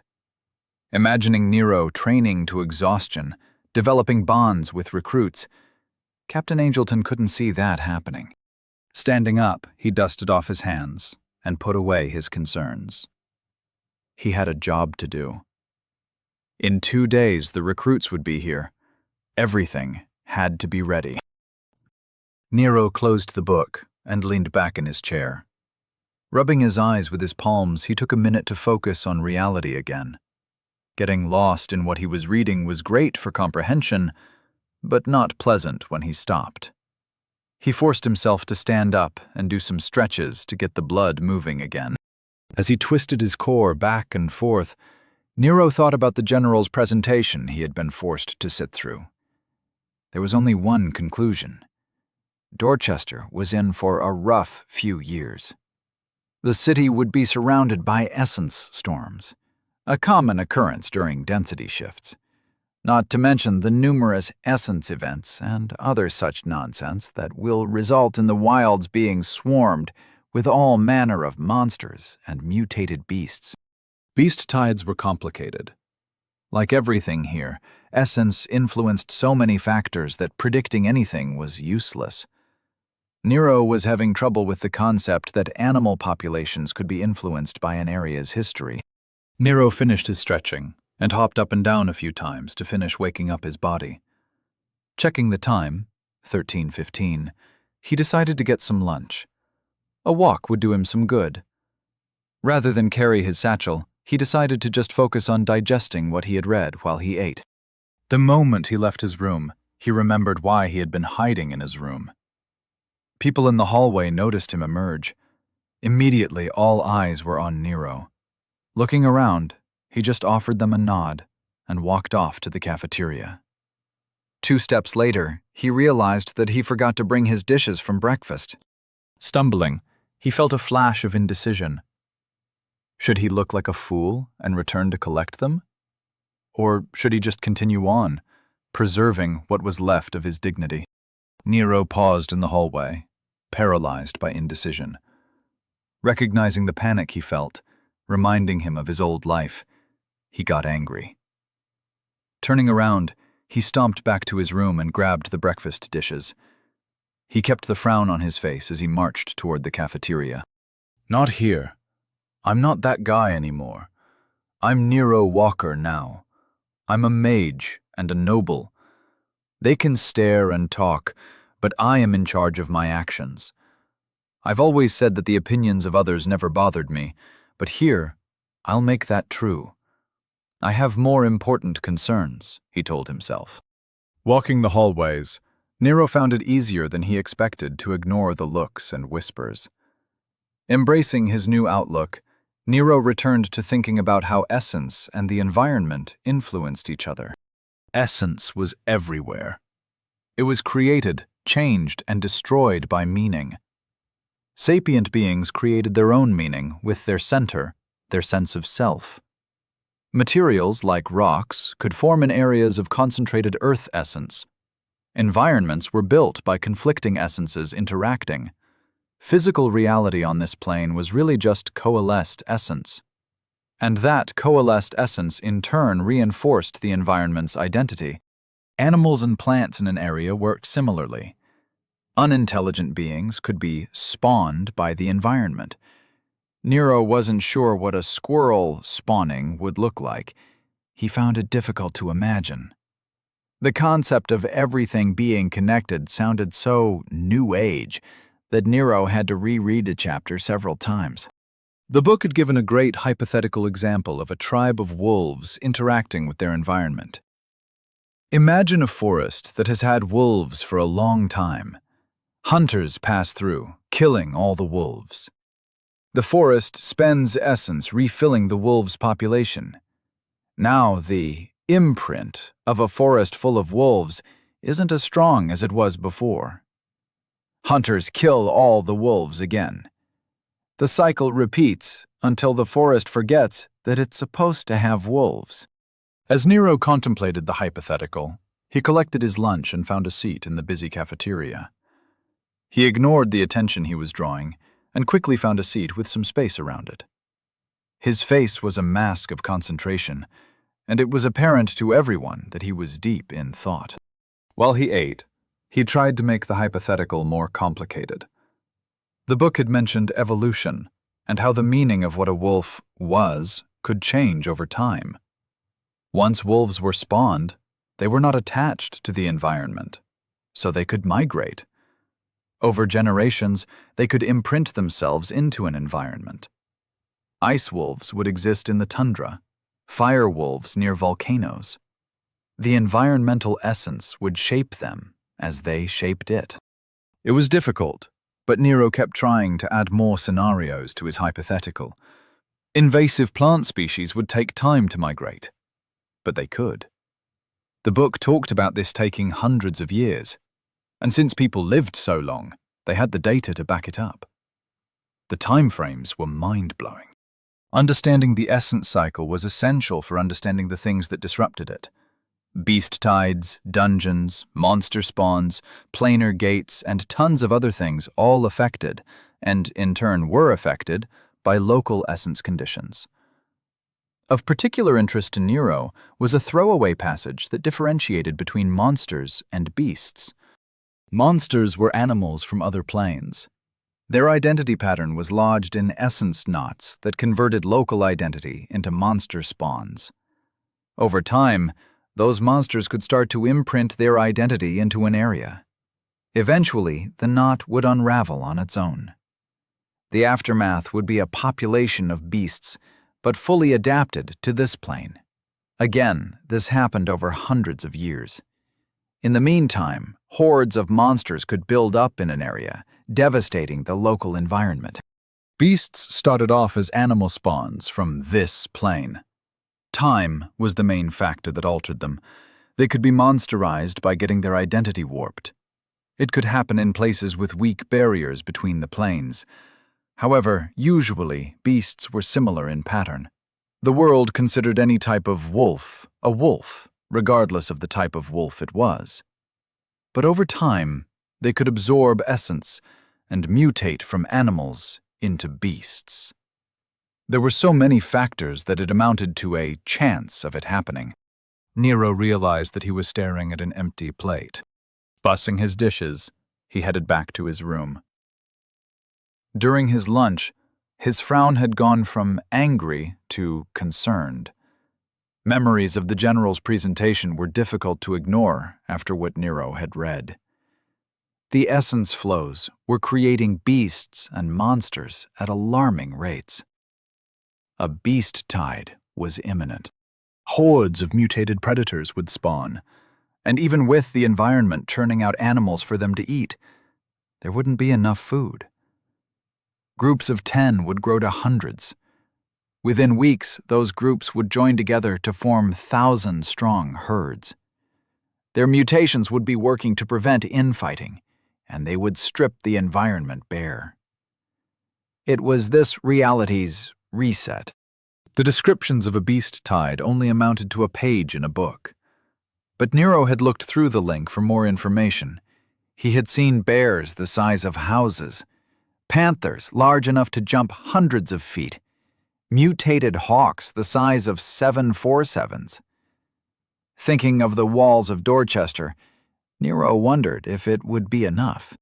Nero wasn't sure how much time they had, but hopefully it would be enough. Villages would have to be emptied, resources stockpiled, weapons prepared. Dorchester had survived beast tides before, but never one empowered by a density shift. At least, not according to the records Nero found in the link. Across the kingdom, it wasn't uncommon for cities to fall. They would be rebuilt years later, but the thought of Dorchester falling chilled Nero to the bone. When Nero arrived at his room, he decided that he needed to make a ping. Opening a connection, he sent out a request to Nick. As the connection opened, Nero spoke first. "Hey Nick, are you still interested in recording my star usage? I don't want to sit on them anymore. After leveling last night, I want to put my star to use." Nero felt Nick's sigh. "No, Nero, you're too much of an outlier to be useful for progress tracking.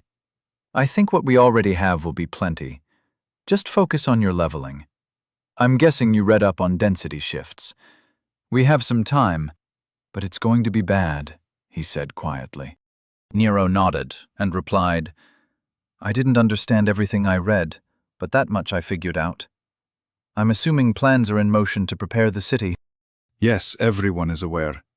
Troops and supplies are being sent from nearby cities, but it will be months before they arrive. We don't know how long we have. It could be 6 months, or 1. Analysis teams are being created to answer that question. Just focus on your training. Vera said she sent you the schedule, said Nick. "I saw the ping, but I haven't read it. Don't worry, I'm on it," said Nero. "You have 1 more day on your own. Study hard," Nick said, and then cut the connection. Standing in the middle of his room, Nero was deep in thought. He didn't enjoy the seriousness of the conversation he just had. It was amazing how much can change by just knowing what was coming. This morning, he was happy and feeling like the world was full of possibilities. Now, he had something specific to prepare for. Nero felt a disturbance in the room's essence, and his eyes looked toward its epicenter. A heartbeat later, a bright light flashed, and a satchel fell onto his desk. Eyes wide, he cautiously walked toward the satchel, and he saw a folded note attached to it. His curiosity overrode his caution, and he picked up the note. "Nero, here are the books you requested. Start with Magic for Adventurers, Essentials, Volume 1. Don't worry so much about the next few months. There's plenty of time. Live in the moment. Prepare for the future. Learn from the past. You have tonight and tomorrow to study. Be ready for training. Follow your path with conviction. Jennings." Smiling, Nero carefully folded the note and set it aside. Opening the satchel, he saw a bunch of tiny books. Curious, he put his hand inside to grab one. Once his hand crossed the threshold of the pocket, he saw it distort. It was like looking at a stick going under water. His hand seemed to shrink. The bag was magical. Pawing through the books, he found the book Jennings recommended. Nero placed the note inside the first page and closed it. He wanted to keep the note safe, as a memento. Hopping onto his bed, Nero ran his hand over the cover. It was dark red and made from thick leather. Gold embossed lettering ran along the side. Sturdy and solid, the pages were strong. This was a tome for adventurers. This was just what Nero needed to snap out of his funk. With a grin, he opened the book with reverence. It was time for another step forward. Chapter 60. Getting things ready is always a pain. Setting down the barbell, Kathleen Averett gave Vera the side eye and shouted over the noise, "Why me?" The training hall they were in was busy. It was the size of a warehouse, and every inch was put to use. Cheering people surrounded training circles, which were being used for matches. Rows of gym equipment were clanging, while people grunted with effort. People were running on a track that circled the gym along a balcony. Huge skylights, augmented by hanging lamps, provided healthy light. The air was alive with energy. Psyches of people pushing their limits reinforced each other. Vera hated it, but recognized that some people enjoyed this type of thing. Standing in her robes, with her palms folded in front of her, Vera replied loudly, "You expressed interest in his training. I have secured a slot for a bodyguard to train alongside him. Nick will be there to aid in his magic training. but I'll be relying on the army for his physical development. I'd like someone there with his best interests in mind. And Nero specifically asked about you. Kathleen chuckled as she drank deeply from her water bottle. She bent over and picked up her towel. As she started walking off toward the lockers, she said over her shoulder, "Wait for me outside. You're buying me lunch if you want to keep talking." 30 minutes later, Vera was sitting on a bench outside the center training facility. As she waited for Kathleen, Vera used her link to speed run through paperwork. Over the years, she had put a great deal of effort into growing her pillar of efficiency. Where most people would have chosen to enhance their strikes or casting ability, she focused on mental efficiency. When it came to paperwork, she was precision incarnate. Unfortunately, she finished all the paperwork she currently had available. Her remaining tasks would require her to make some pings. Talking to people was such a bother. Case in point, she was still waiting for Ms. Averitt to finish getting dressed. As her impatience grew, she decided to start on her contact list. Luckily, before Vera could open her first connection, Kathleen came strutting out of the training hall doors. Once again, dressed in her work robes, she waved to Vera and offered her a smug smile. It was obvious that she had taken her time getting ready. Vera held in her irritation. Standing up, she waited patiently for Kathleen to complete her victory lap. "So I'm ready when you are," said Kathleen. Offering the woman a blank look, Vera turned and started off toward the entrance to the center. Turning her head to Kathleen, she asked, "Have you given any thought to whether you'd like to take the position?" Walking alongside Vera, Kathleen ignored the question and asked, "What's the pay?" Vera responded, "Standing elite guard pay, 3,000 valens a week. Standard penalty clauses would apply." Ms. Averitt replied quickly, "You know that I am very close with many people on the arena circuit. I've heard about Mr. Walker's recent windfall. I think 10,000 a week is more like it." Vera's patience was at an end. She was not going to waste any more time on this. Stopping abruptly, she said, "That's Lord Walker, Ms. Averitt. The entire point of me asking you to take the job was predicated on you having his best interests in mind. If you plan to play your own game, I have plenty of other pieces I could use." Kathleen turned to face Vera, placing her hands on her hips and flashing a wide smile. "Can any of your other options fight as well as I can?" Not intimidated in the least, Vera replied, "No, but at the moment I trust them more than I do you. And now that I realize that, I believe we're done. I apologize for wasting your time."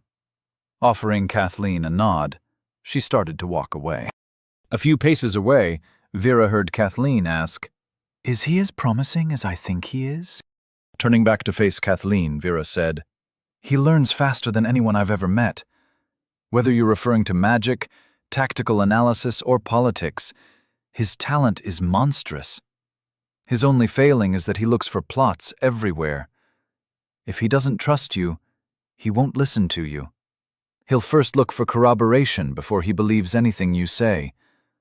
Your attitude is a poor fit. He warned me, and I didn't listen. It almost makes me wonder if he planned it, putting us at odds in order to give himself breathing room." Kathleen cocked her head to the side and asked, "Is he really that sly?" Vera shook her head and said, "I don't know. I can't read him.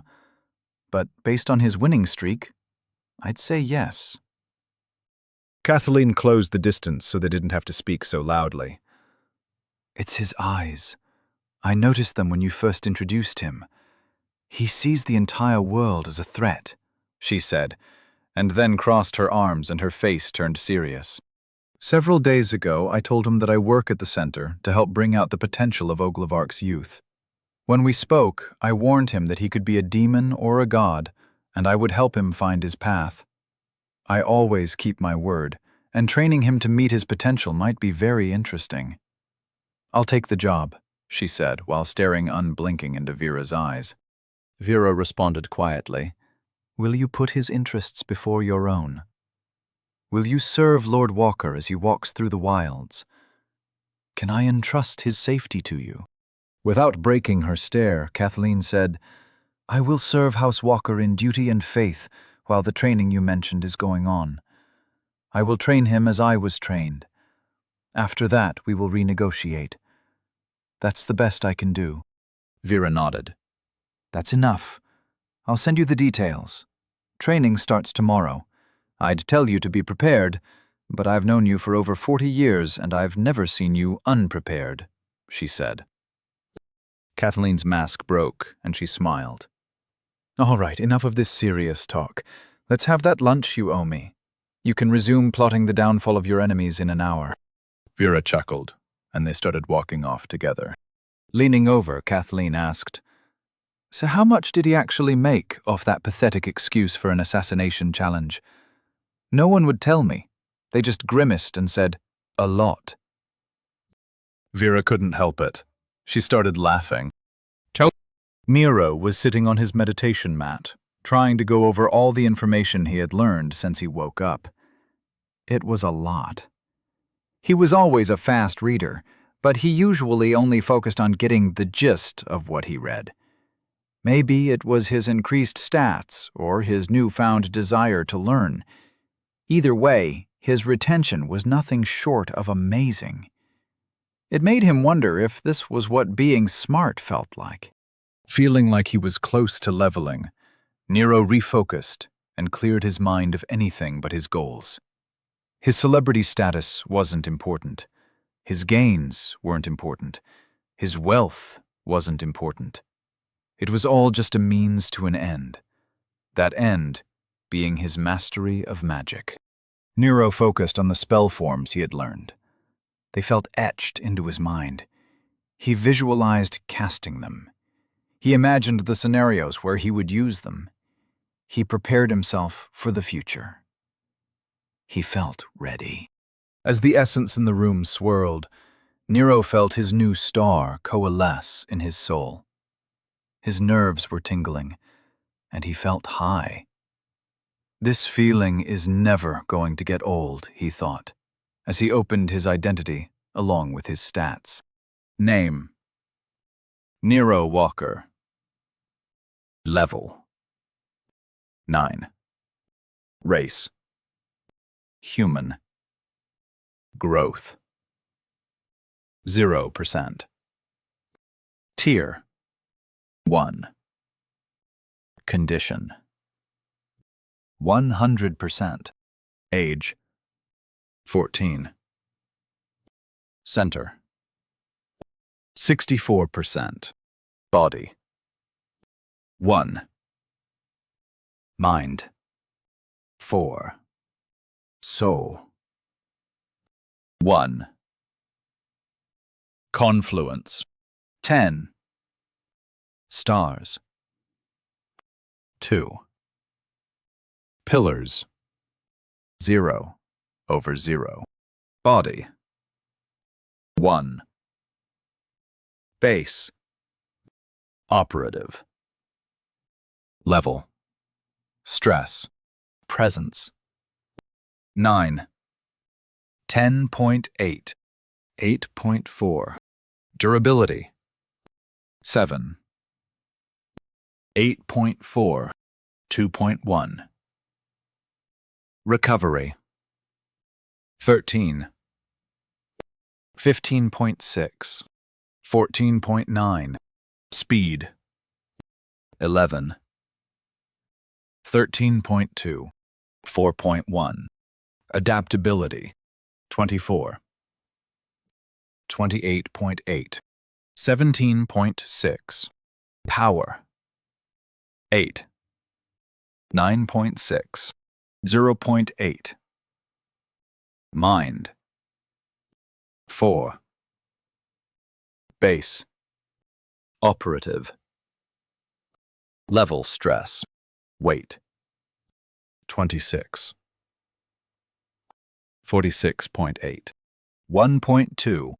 Control: 29. 52.2. 4.6. Field: 23. 41.4. 7.2. Precision: 39. 70.2. 9.1. Endurance. 46. 82.8. 5.6. Focus. 48. 86.4. 2.1. Soul. 1. Base. Operative. Level stress. Size. 26. 31.2. 6.8. Density. 101. 121.2. 1.3. Intensity. 76. 91.2. 1.7. Pressure. 23. 27.6. 8.5. Harmony. 3. 3.6. 47.2. Adaptability. 270. 324. 1.1. It had been a while since Nero had looked at his stats. His level stress would dictate if his base stats went up. While he hadn't focused on training anything other than magic, he'd been through a lot. At least, he thought he had. According to what Nick and Jennings said, his level stress was still being affected by his recent entry into this world. Regardless, he needed to use his stars now. There wasn't enough time to see if a few push-ups would change anything.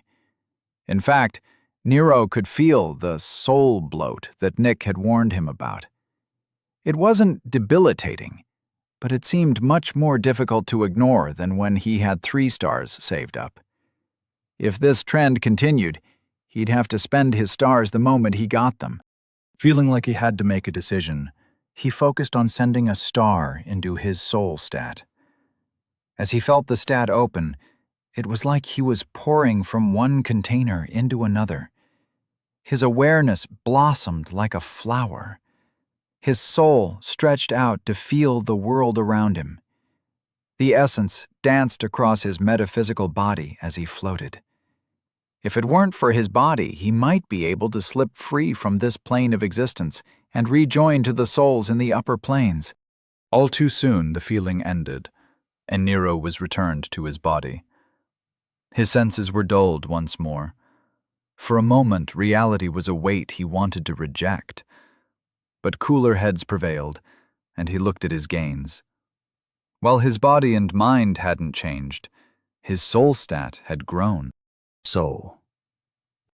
2. Base. Operative. Level. Stress. Size. 29. 40.6. 0. Density. 101. 141.4. 0. Intensity. 76. 106.4. 0. Pressure. 27. 37.8. 0. Harmony. 24. 33.6. 0. Adaptability. 270. 378. 0. It looked like the books were right in one respect, at least as far as Nero could tell. Half of the level stress would be applied to the base, with the amount applied going down the higher a person's base stats. The fall-off was supposed to start when base stats reached 20. It was his stress levels that were way out of the norm. Getting level stress over 10 was considered extremely difficult.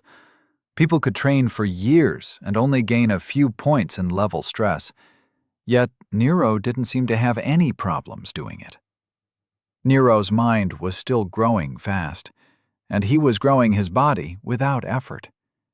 He knew this was temporary, but Nero was happy with his progress anyway. The numbers made him feel like his work was appreciated by the powers that be. Taking a deep breath, he sent his last star into his body. His senses came alive, and he felt like he belonged to the world. He felt solid. It was like he became denser. The pores on his skin opened to let the essence sink in. Nero felt the essence shield he kept constantly active turn off, as if someone had removed the battery. His body had pulled in the essence and still reached for more. The feeling faded, and Nero opened his eyes. His stomach roiled, and he felt like he was going to puke. Not trusting his legs, he rolled onto his hands and knees, focusing on keeping hold of his dinner. Never again. The moment I get my next star, I'm using it, he thought.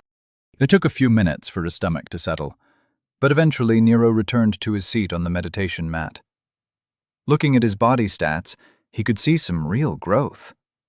Most likely it was due to how low his numbers were to begin with. Body. 2. Base. Operative. Level. Stress. Presence. 11. 15.4. 0. Durability. 8. 11.2. 0. Recovery. 21. 29.4. 0. Speed. 13. 18.2. 0. Adaptability. 32. 44.8. 0. Power. 8. 11.2. 0. Without any other ideas, Nero attributed his adaptability and recovery to all the damage he was doing to himself while training his magic. The body was the medium his mind used to create his psychic field, and if there was one thing Nero constantly kept active, it was his psychic field. Reaching out, Nero practically caused an essence vacuum in the room while creating a new essence shield. Without it, he felt naked. Expecting essence to rush in to fill the void, he was surprised to see the flows just calmly fill the empty space. Thinking about it, Nero decided it made sense. Otherwise, mages would use that as a technique to strip the available ambient essence temporarily during combat. Tired and sore, Nero stood up. He felt gross. His star usage had made him sweat, and he was still feeling the after effects of the changes. Stripping off his clothes, he forced himself to trudge toward the shower. Under the hot water, he repeated his vow that he would henceforth use the stars as soon as he got them. The heat eased his sore joints and loosened his shoulders. Nero spent some time luxuriating in the above-average water pressure. 30 minutes later, he was in bed with freshly brushed teeth and looking forward to a full night's sleep. He hadn't set the alarm. The default was fine with him, as he couldn't be bothered to turn it off. Staring at the ceiling, he thought about the upcoming day. He had a lot of spells to master and books to read. If he really buckled down, it was possible that he could level again. Jennings said that his leveling speed wouldn't start slowing down until after he reached level 10. As Nero was letting his thoughts run wild, his eyes snapped open when he realized what hitting level 10 meant. Pillars. He was going to get to choose his pillar.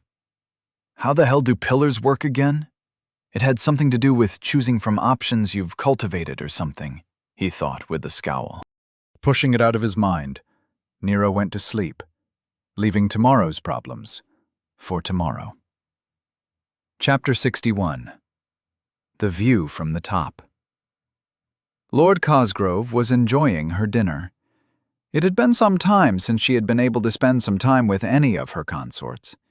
Tonight, she was dining with two of them, Dustin Mosgrave and Terence Blackwood.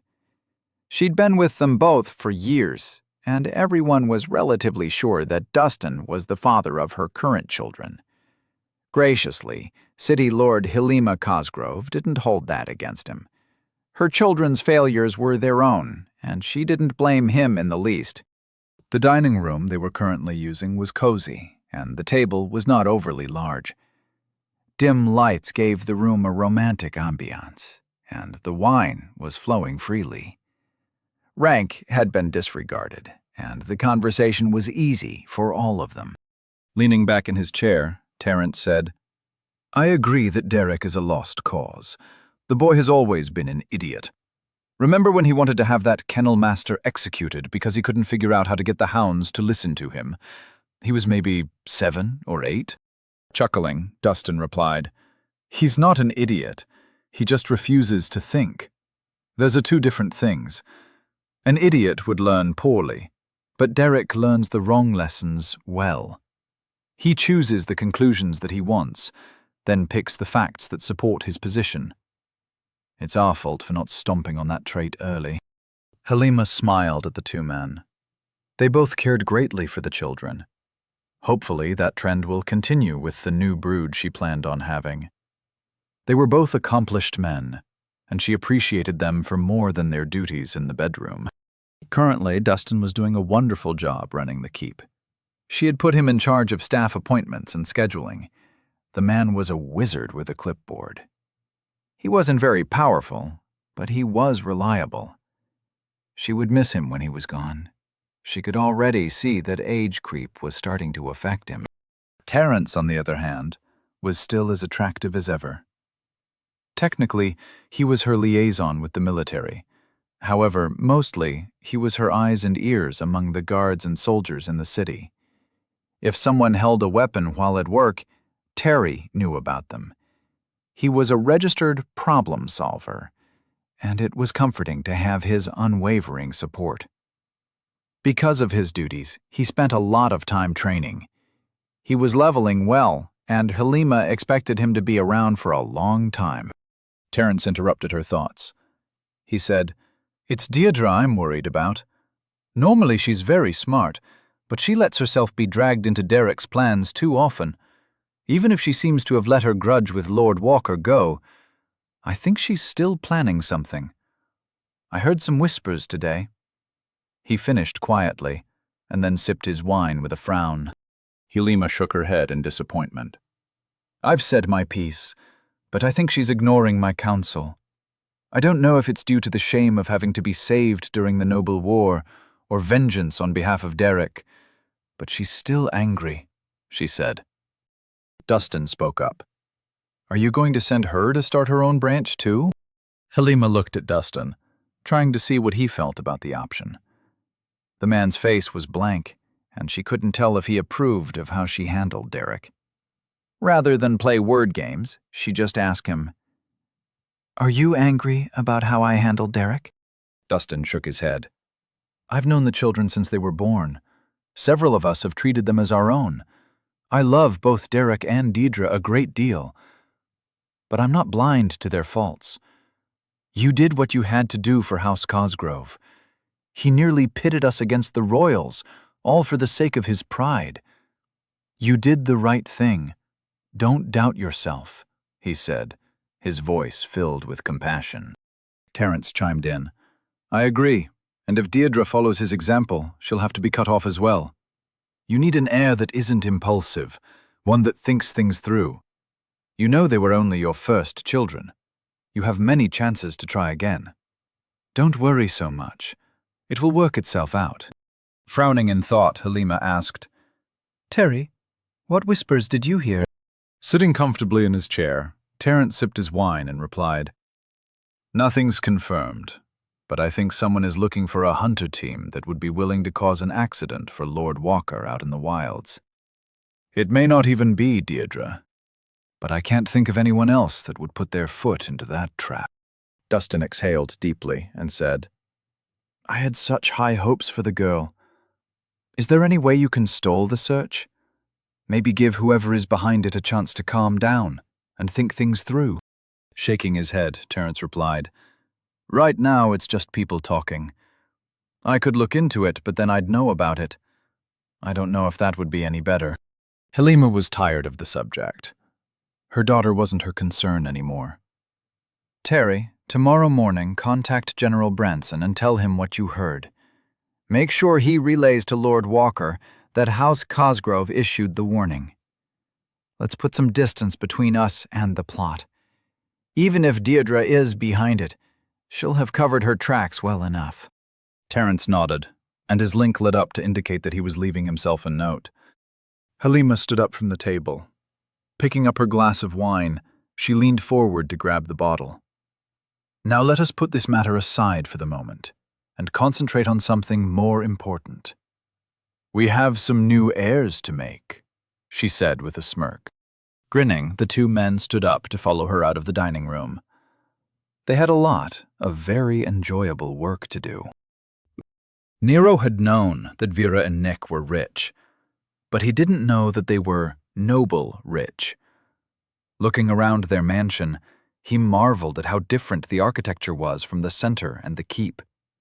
While the keep was medieval stone with a gold gilding, and the center was wood walls with cathedral-like ceilings, their mansion was something like concrete wrapped in glass.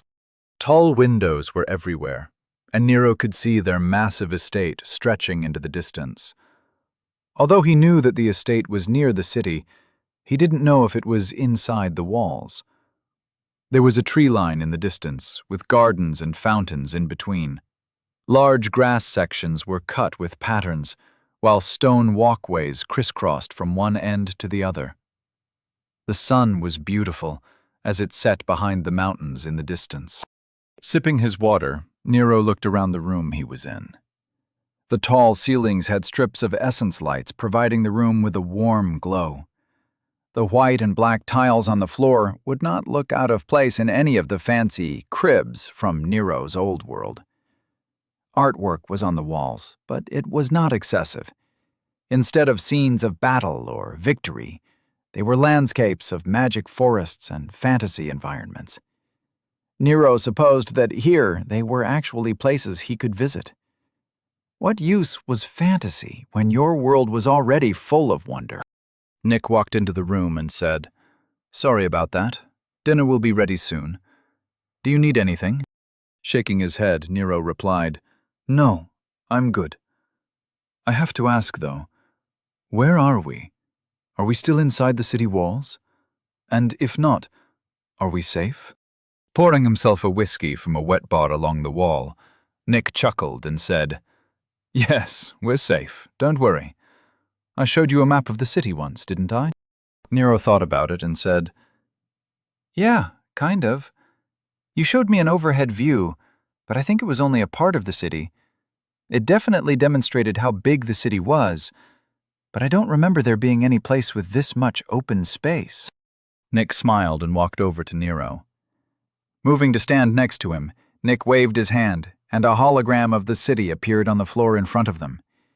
It even showed some of the mountains that the city sat up against. The scale was so massive that the walls were only an inch high. The city rose and fell with the uneven land. Some sections were able to overlook others, but the distance was so great that it would require skyscrapers to get a nice view. Nero looked closely and saw that the inner ring had several sections that were full of greenery and forests. He assumed they must be the areas for noble estates.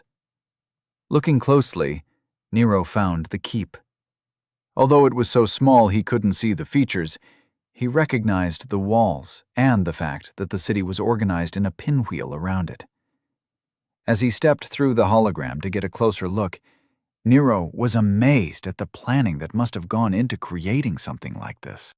Looking back at Nick, he asked, "Why don't you guys build up rather than out? Taller buildings would provide better views." Turning back to the hologram, Nero pointed down and said, "There are towers here that aren't that tall." Nick burst out laughing. He said, "Nero, think of the scale of the walls you passed through. How tall were they? Compare that to what you're looking at. If we built taller, it wouldn't be economical. Over time, Dorchester will grow taller, like every other city in Oglevark.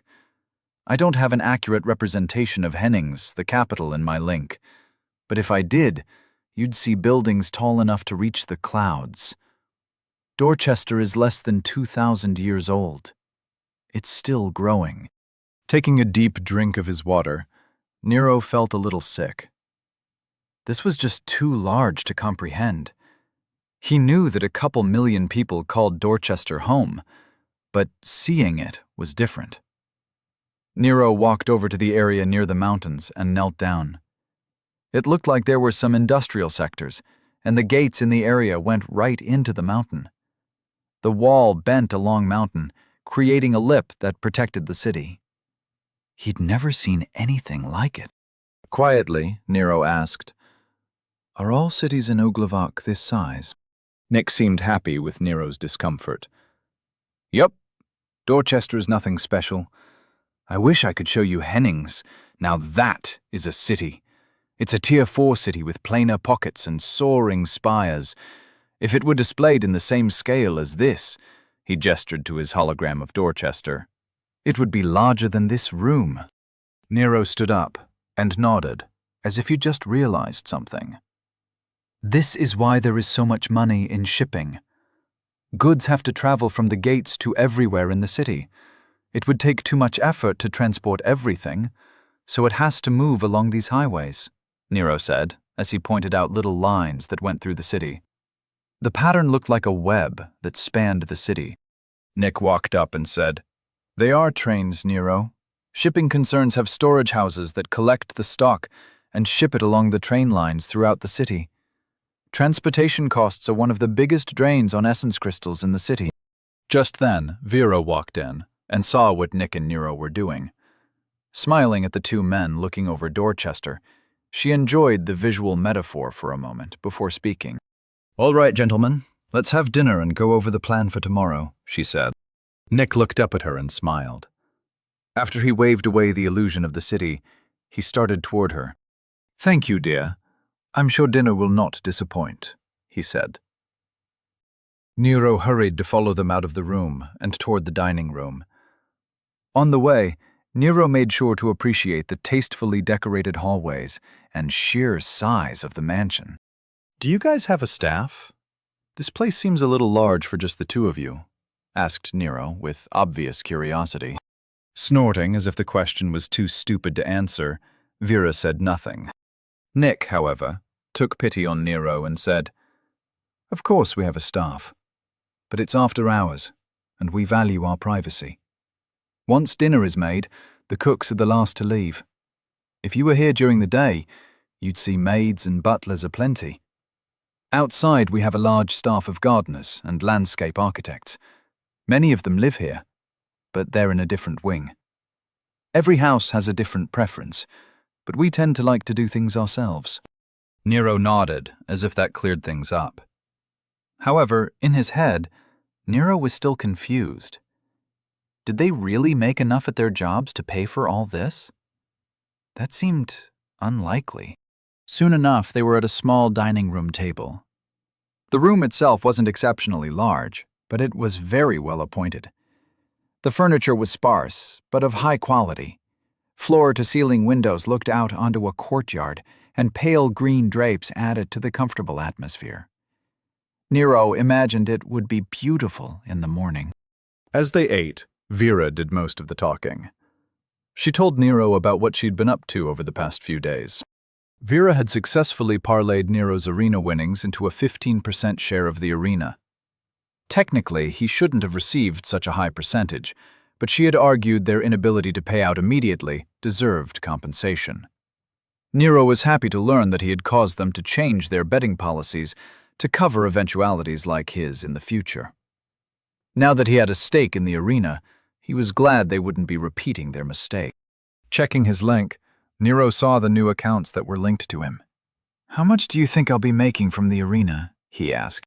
Vera took a sip of her wine and replied, "Around 284 valens annually. That's just a guess, though. I based the estimate on the arena's reported annual net earnings." Nero frowned in confusion. "That doesn't make sense. And when you just said valens, it didn't sound right," he said. Nick chimed in. "Interesting. This is the yenning effect in action. Everyone takes it for granted, but it must seem very odd to you," he said excitedly. Still confused, Nero asked, "What's the yenning effect?" Nick set down his fork and focused on his upcoming lecture. Taking the tone of a teacher, he said, "The yenning effect was first Making it as obvious as possible, Nero turned to Vera and spoke over Nick's lecture. "What's the yenning effect?" As Nick harumphed, Vera chuckled and replied, "It's what happens when you use a common word that is shorthand for something with multiple meanings." Using our conversation as the example, let's talk about valens. When I said valens, I was referring specifically to lordly valens. Each lordly valen is worth 10,000 common valens. When someone says valens, the detail of which tier of valens they're talking about is imparted through the essence in the air. You don't have to be specific. Have you really not run across this yet? It happens all the time. Nero tried to think about it. "I don't think so. Would I even notice it?" he asked. Nodding, she replied, "Definitely. You noticed right away that we were talking about two different things. You can't miss it. Usually you come across it when people talk about units of measure in order to be precise. It can also come up when using some common terms when addressing people. Think of the variations of what a person could mean when they say soldier or even you." Nero asked, "I know that we talked about money before. You use terms like millions and thousands. Why didn't you use these different valens then?" Vera cocked her head to the side. "You asked specifically how many common valens you had coming to you. I thought you were trying to conceptualize it, and I followed suit. It makes more sense now that I know you had never heard about the tiers. It goes by titles. One royal valen is 100 dukely valens, or 10,000 lordly valens, or 1,000,000 noble valens, or finally, 100 million common valens. You just multiply a common valen by 100 for every level. Get it?" Nodding, Nero thought that was simple enough. But he found the fact that everyone could automatically imply subtext based on what they were thinking about when they spoke was hard to imagine. As he tried to wrap his head around the concept, Nero thought of something he wanted to test. "What do you hear when I say this room is about 20 feet wide?" he asked. Vera chuckled, and Nick nearly squeaked. With a wide smile, Nick said, "I hear feet, but the foot you're talking about isn't an Oglavark foot. Our foot is based off our first emperor, while your foot is tiny in comparison." Nick and Nero wasted about 10 minutes going back and forth, until Nero finally pieced together their measuring system. When he realized that it was basically very similar to the metric system having a baby with the imperial system, Nero got mad. Proper mad. Everything was called a unit, and everything was based off 3, which worked out to being extremely simple, just weird. A foot was either called a foot or unit, and was what everything was based off. Divide it by 3 and you have a tri-unit. Every time you divide it, you add an exponent. So 1 unit is 3 tri-units, or 9 tri-squared units, or 27 tri-cubed units, etc. Going up, it's 1 unit is 3 trip units, or 9 trip squared units, or 27 trip cubed units, etc. All the while, you just use the term units, and what you mean is applied by the yenning effect. Nero understood it. He hated it, but he understood it. It seemed completely arbitrary, while being ridiculously specific. Just imagining someone saying, "I need you to cut this board to 1 unit, 4 units, was infuriating. When Nero described why he was angry, both Vera and Nick laughed until Nick started to turn red. Nero tried to focus on the original question he wanted answered. "So, since I wasn't paying attention originally, tell me again how much I'll get from the arena?" he asked Vera, with annoyance clear in his tone. Vera caught her breath and took a sip of her water. Then she said, Around 284 valens. Nero could now hear the conversion to lordly valens in his head. Nero's eyes widened. Isn't that more than our shipping company will make in profit for a whole year? He asked. Nodding, she replied with a grin. The arena brings in billions of common valens a year.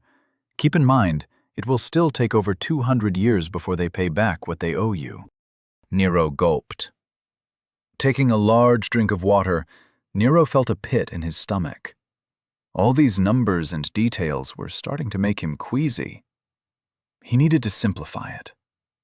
So I don't have to worry about money, and my estate doesn't have to fire anyone now? He asked. Vera nodded and replied, Yes, you're running at a profit now. Nero leaned back in his chair, relieved. Fine.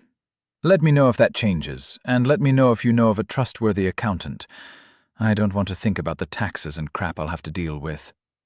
I'm going to do what rich people are supposed to do. Hire people to do the things I don't want to deal with. Is there contract magic or something? How will I know if the person I hire is trustworthy? Nero started working himself back into a panic. Luckily, Nick interrupted Nero's spiral by speaking up. Nero, calm down. It's not something you have to worry about now. You only have to focus on your training. Tomorrow, we head to the training facility, and that needs to be your only concern. Let Vera handle everything else. She is a wizard with paperwork, and you can trust her with your life. Nodding, Nero pushed the concerns he wasn't ready to deal with into the back of his mind. Nick was right. He had bigger things to worry about. Remembering the information on density shifts he read, Nero thought to himself, maybe I'll get lucky, and Dorchester will get flattened in the next few years. Then I won't have to worry about any of this crap. Chapter 62. Getting dropped off by Dad and having him stay. It was night, and the facility's lights were on full blast. The entire grounds were lit up as though the sun were out. People were rushing in and out of the buildings, completing the last-minute tasks which needed to be done before the morning. They had less than 15 hours before the recruits started to arrive. Captain Angelton stood in the middle of the training field and was going over the paperwork in his clipboard. Checking the lists, he looked at the groups of people hustling to finish their preparations. The corners of his mouth almost made a smile, as he appreciated the efficiency of every man and woman under his command. Everyone here was part of the army, and each had trained in their respective positions for years. From the cooks to the equipment managers, everyone knew what they were doing. "Captain, Recruit Averett reporting as ordered," said a voice from behind him. Nearly jumping, Angelton turned quickly to address whoever had managed to sneak up on him. There he saw Kathleen Averett, standing at attention with her fist to her chest, doing an impersonation of a soldier saluting. How the hell did she sneak up on me? I didn't feel her psyche at all. But now it's like she was always there? Maybe some kind of stealth ability? A pillar? He thought with a frown on his face. You're not a soldier. The salute is unnecessary, he said. Looking down, he could see a large bag next to her. Apparently, she was here early for training. Looking back to meet her stare, his eyes narrowed, and he asked, "Why are you here? There are no orders demanding your presence. This is a private training facility." His voice was iron, and his annoyance was clear in his tone. Instead of being intimidated, she looked up at the giant of a man and matched his glare. Her lips curled into a smile as she said, "I'm here under the orders of Vera Salvatore Varina of House Walker. I'm to be Lord Walker's bodyguard and trainer. I've arrived early to prepare lodgings for my lord, and to get the lay of the land. Which building is the bunkhouse?"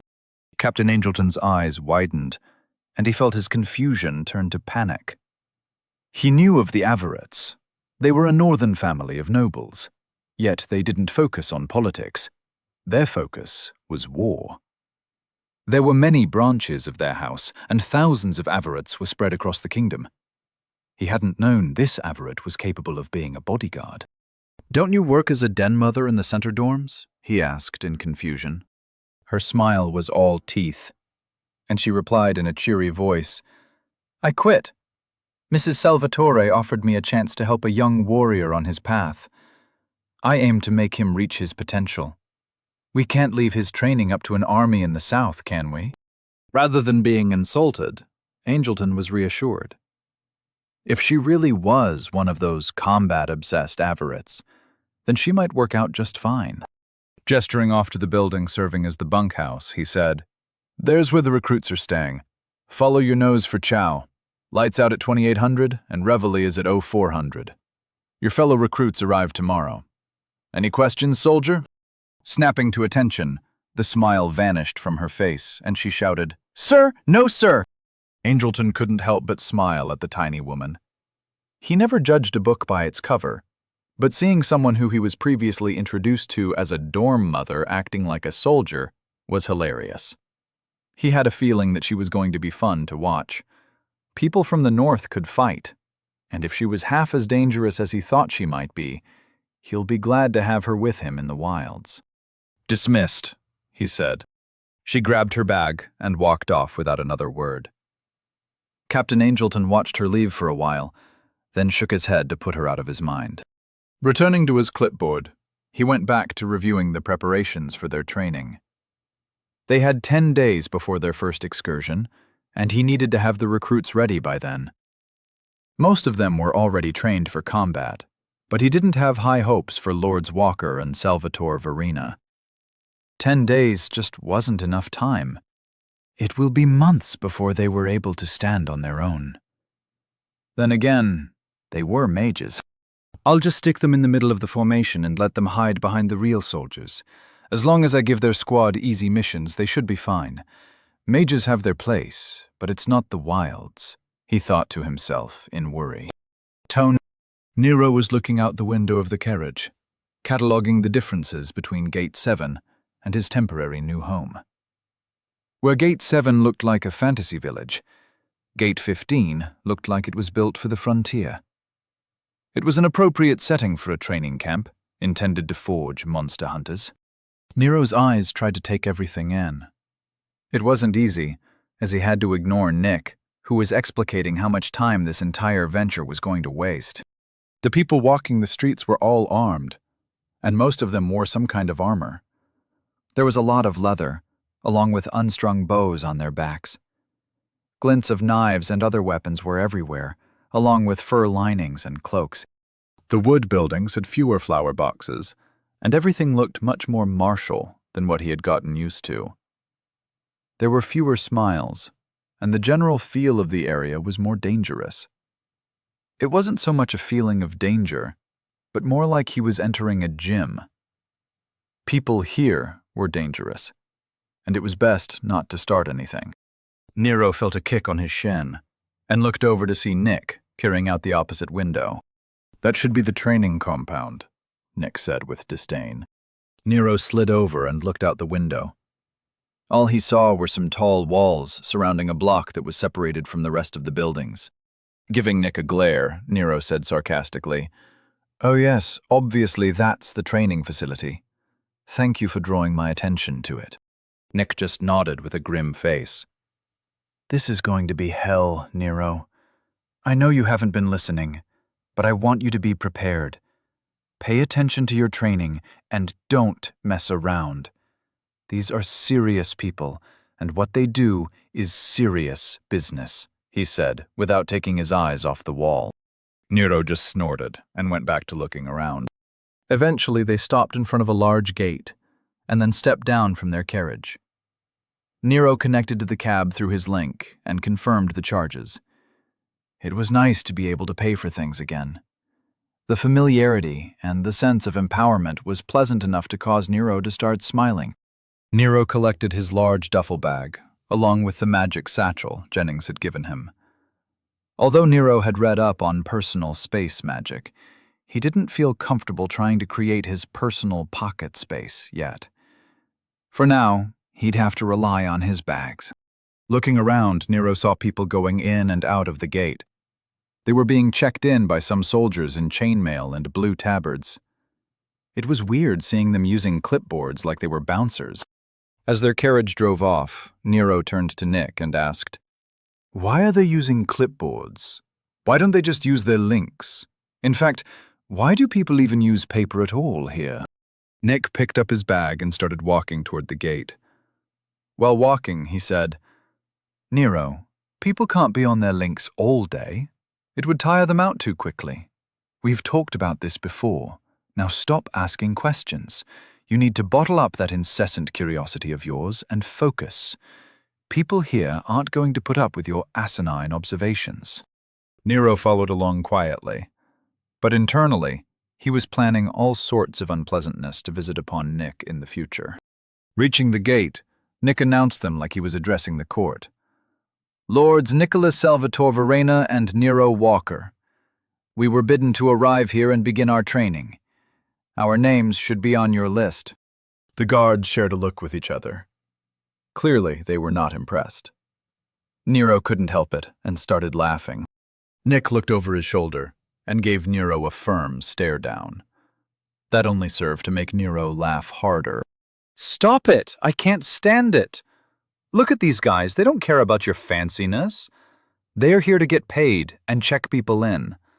Don't talk to people here like that or someone is going to fart on your pillow, Nero said while trying to catch his breath.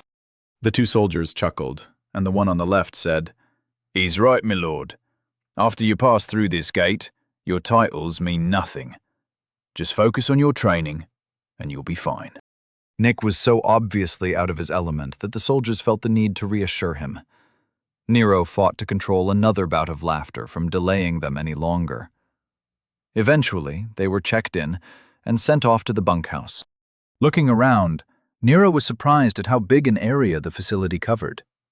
When he had heard there were only about 20 recruits, he didn't expect to train in a place that took up a city block. The walls served to block out the city, and the feeling of isolation was palpable.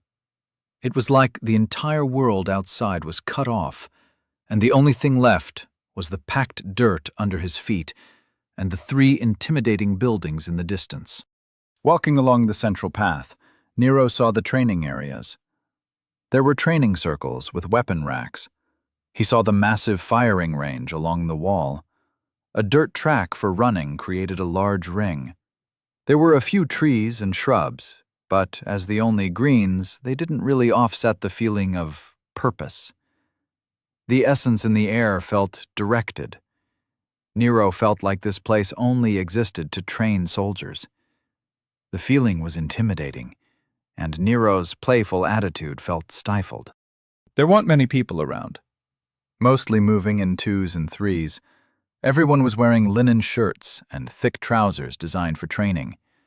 Rather than arms and armor, like Nero expected, everyone wore colored shirts to designate their rank or purpose. He didn't know what the colors meant, but it was obvious they meant something. When they got to the building they would be staying in, Nero saw some young men and women talking in groups and sitting on benches. They were all wearing white shirts, and Nero assumed they were his fellow recruits. Instead of introducing himself, or trying to make a good first impression, Nick strode through the doors and looked around for a room assignment chart.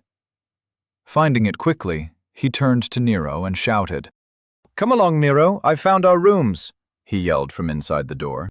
Nero just smiled and shook his head at Nick's antics. After looking at the board, Nero and Nick went to the end of the hall and saw their rooms. All the rooms were identical, and it looked like a hotel hallway, although instead of concrete, everything was stone. Solid wood doors opened to a room not much smaller than Nero's former dorm room, the only difference being that there was no bathroom. Noticing the small, wide windows near the ceiling, Nero felt the place looked like a large prison cell. The bed was a single, and the only furniture was a chest of drawers and a small desk with a chair, though at the end of the bed was a small trunk. Nero didn't see a lock on the door, but that didn't mean anything with how enchantments here worked. After tossing his gear on his bed, Nero returned to the hallway. From his door, he could hear Nick muttering from the room next to his. Peeking in, he saw Nick furiously unpacking. While shoving his clothes into the drawers, Nero listened to his rant. Simple brute. She thinks I'll just go along with everything. Well, she has another thing coming. I'm my own man. If I want to be a noble, I'll be a noble. Don't have to order me like I'm a child. I'm a scientist, a respected leader in my field. People have come to hear me speak on... Nick muttered and ranted as his face was twisted in a pout.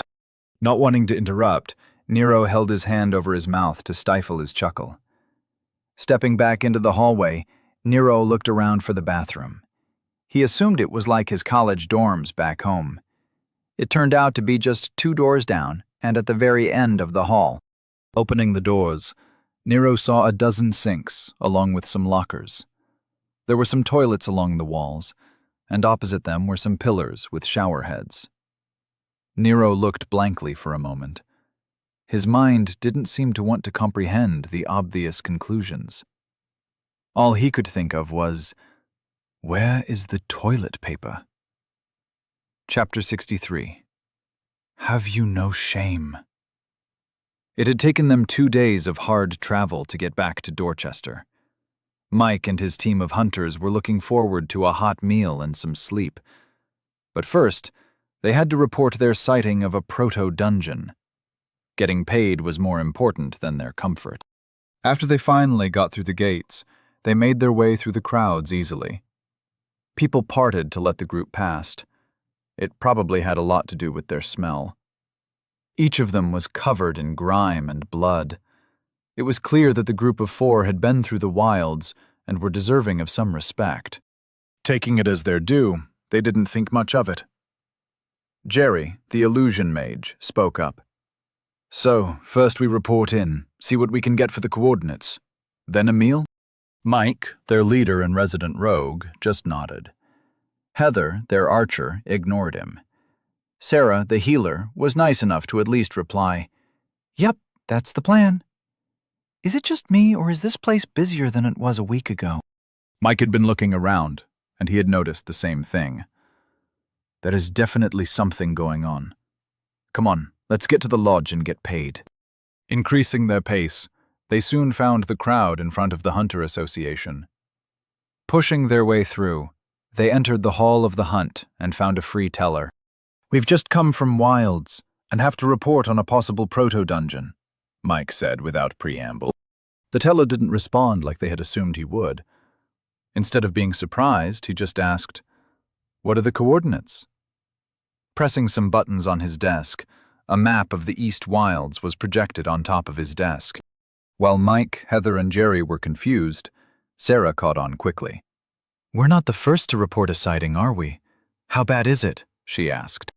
The teller gave them a look. Noticing their haggard appearance, his eyes seemed to soften a little. In a calm tone of voice, he said quietly, "It's all bad. Even if you are reporting something we already know about, that still leaves 34 proto-dungeons currently active. The wilds are teeming with monsters, beasts, mutated beasts, and the hordes are already forming. The dead from the noble war are feeding the fresh spawns, and everything is progressing fast. It will be months before a tide hits, but at this point, everyone knows it's coming. I'm sorry to say, you probably won't get much for reporting a proto-dungeon in these conditions." The team's shoulders sagged, and the weight of the past few days hit them all at once. Mike spoke up. "Fair enough." He leaned over and started manipulating the projection of the wilds. "Here is where we saw the proto-dungeon. Open up a node and I'll send you the memory engram of the beasts it was spawning." After manipulating his desk, he gave Mike a nod and waited for him to connect. After a few seconds, Mike returned the nod and sent him the memory. The teller spent a minute in silence, going over what Mike had sent him. As the hunters waited, their hope for a payday waned. Sighing, the teller looked up at them and said, "Sorry, that one has already been reported. But they didn't get a good look at the monster spawns, they just recorded the location. So you can get 5 lordly Valens. That's something at least." Nodding, Mike thanked him and filled out the paperwork. The process only took a few minutes, and their account was credited with 50,000 common Valens. It was a good payday, but nothing special. Their gear needed repair, and housing costs were going to suck if they didn't want to stay in the bunks. The team found an area off to the side of the hall to regroup and discuss their plans. As they circled up, Mike looked at them with a grim face and asked, "So, what do we think?" Heather spoke up first. "We need money. This isn't enough to get us out of Dorchester, and if we stay, we'll have to pay Victor's wife his share, which cuts into our profits even more. This is a disaster." Jerry and Sarah nodded. Mike rubbed his chin in thought. All of them stood in silence. Heather's simple summation of their situation was as accurate as it was depressing. Eventually, Mike addressed the group. "We've been in tight spots before. This is no different. We just have to look at alternate means of income." Sarah looked uncomfortable and asked, "I hope you aren't thinking of what I think you're thinking of. We did that once, and it was for a good reason. They were shitty people that deserved it. There are probably tons of ways to get a payday with all the essence flying around out there right now. Acting like raiders is unnecessarily stupid." Mike looked at the group and judged their faces to see how they were taking what he said. Heather seemed fine with it, and Jerry seemed to not care what they did. But Sarah would be a problem. Locking eyes with her, Mike said, "We don't have as many options as you think. There are a lot of hunters here. Just look around. Every hunter in the city is active and working. Every day more will come in from the villages, looking to make their valens." Waving his hand, he indicated the packed hunters' hall. Sarah looked around and grimaced. Though she wasn't blind to what he was saying, the less-than-savory aspects of being a hunter had never been her thing. Teams that wiped out other teams were eventually hunted in return. Moral questions aside, it was just not a good idea in the long run. Scavenging gear was one thing, but if she was right, Mike was suggesting actively hunting targets of opportunity.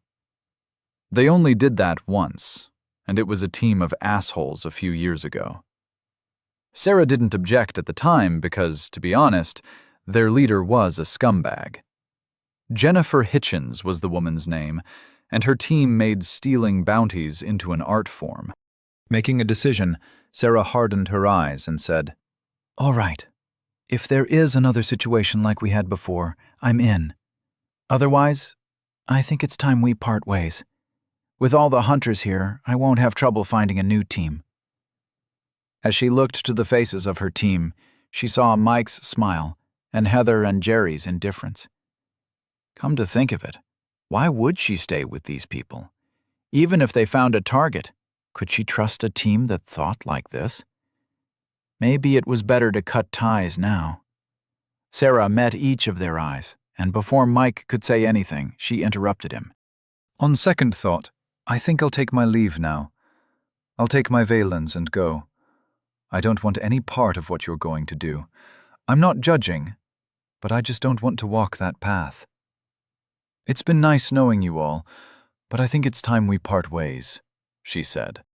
Heather's eyebrows rose in surprise, but Jerry just nodded as if it weren't a surprise. Mike frowned and said, "Are you sure? We've been working well for over 10 years. You and I are the only ones still around from the beginning. You want to end it like this?" Sarah offered him a small smile and replied, "Sorry, Mike. I think we're just heading in different directions. I wish you the best." Using her link, she withdrew from the team, taking her share of the account with her.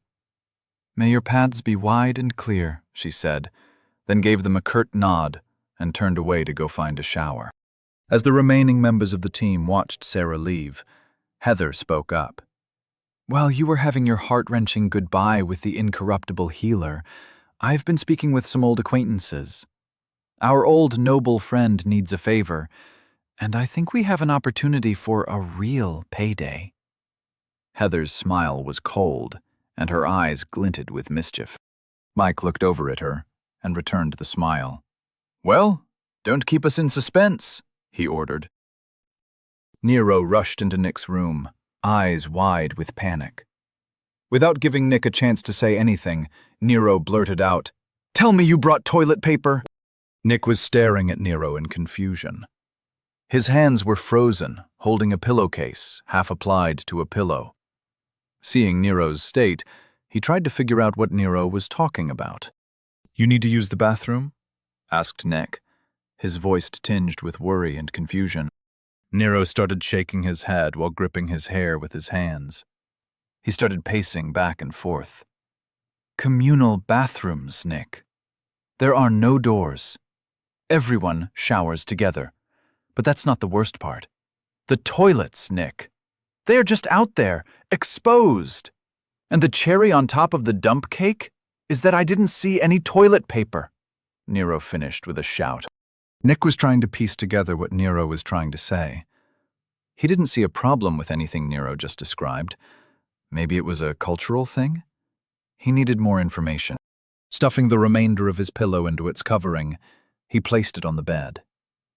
Turning to Nero, he put his hands on his hips and asked, "Is it the proximity of the toilets to the shower that you're having a problem with? And why do you, of all people, need toilet paper?" Nero's pacing just stopped as his brain short-circuited. "What the hell does that mean? Me, of all people? I shit too, Nick! Wait, am I not supposed to be shitting?" Nero was hysterical. Nick raised his hands and tried to calm Nero down. "Nero, take a breath and start from the beginning. What's the problem?" he asked calmly. Nero took a few deep breaths and closed his eyes.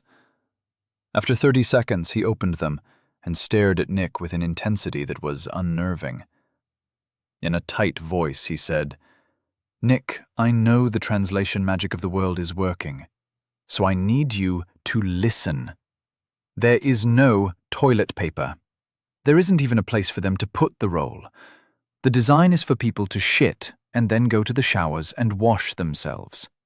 We're going to be standing in our excrement as we shower. Do you understand the words that are coming out of my mouth?" Nick was trying to follow Nero's line of thought, and he came to a startling conclusion. "Nero, do you not know how to clean yourself with magic? That's usually the first thing people learn. Many people can cast that spell before they even awaken," he said in astonishment.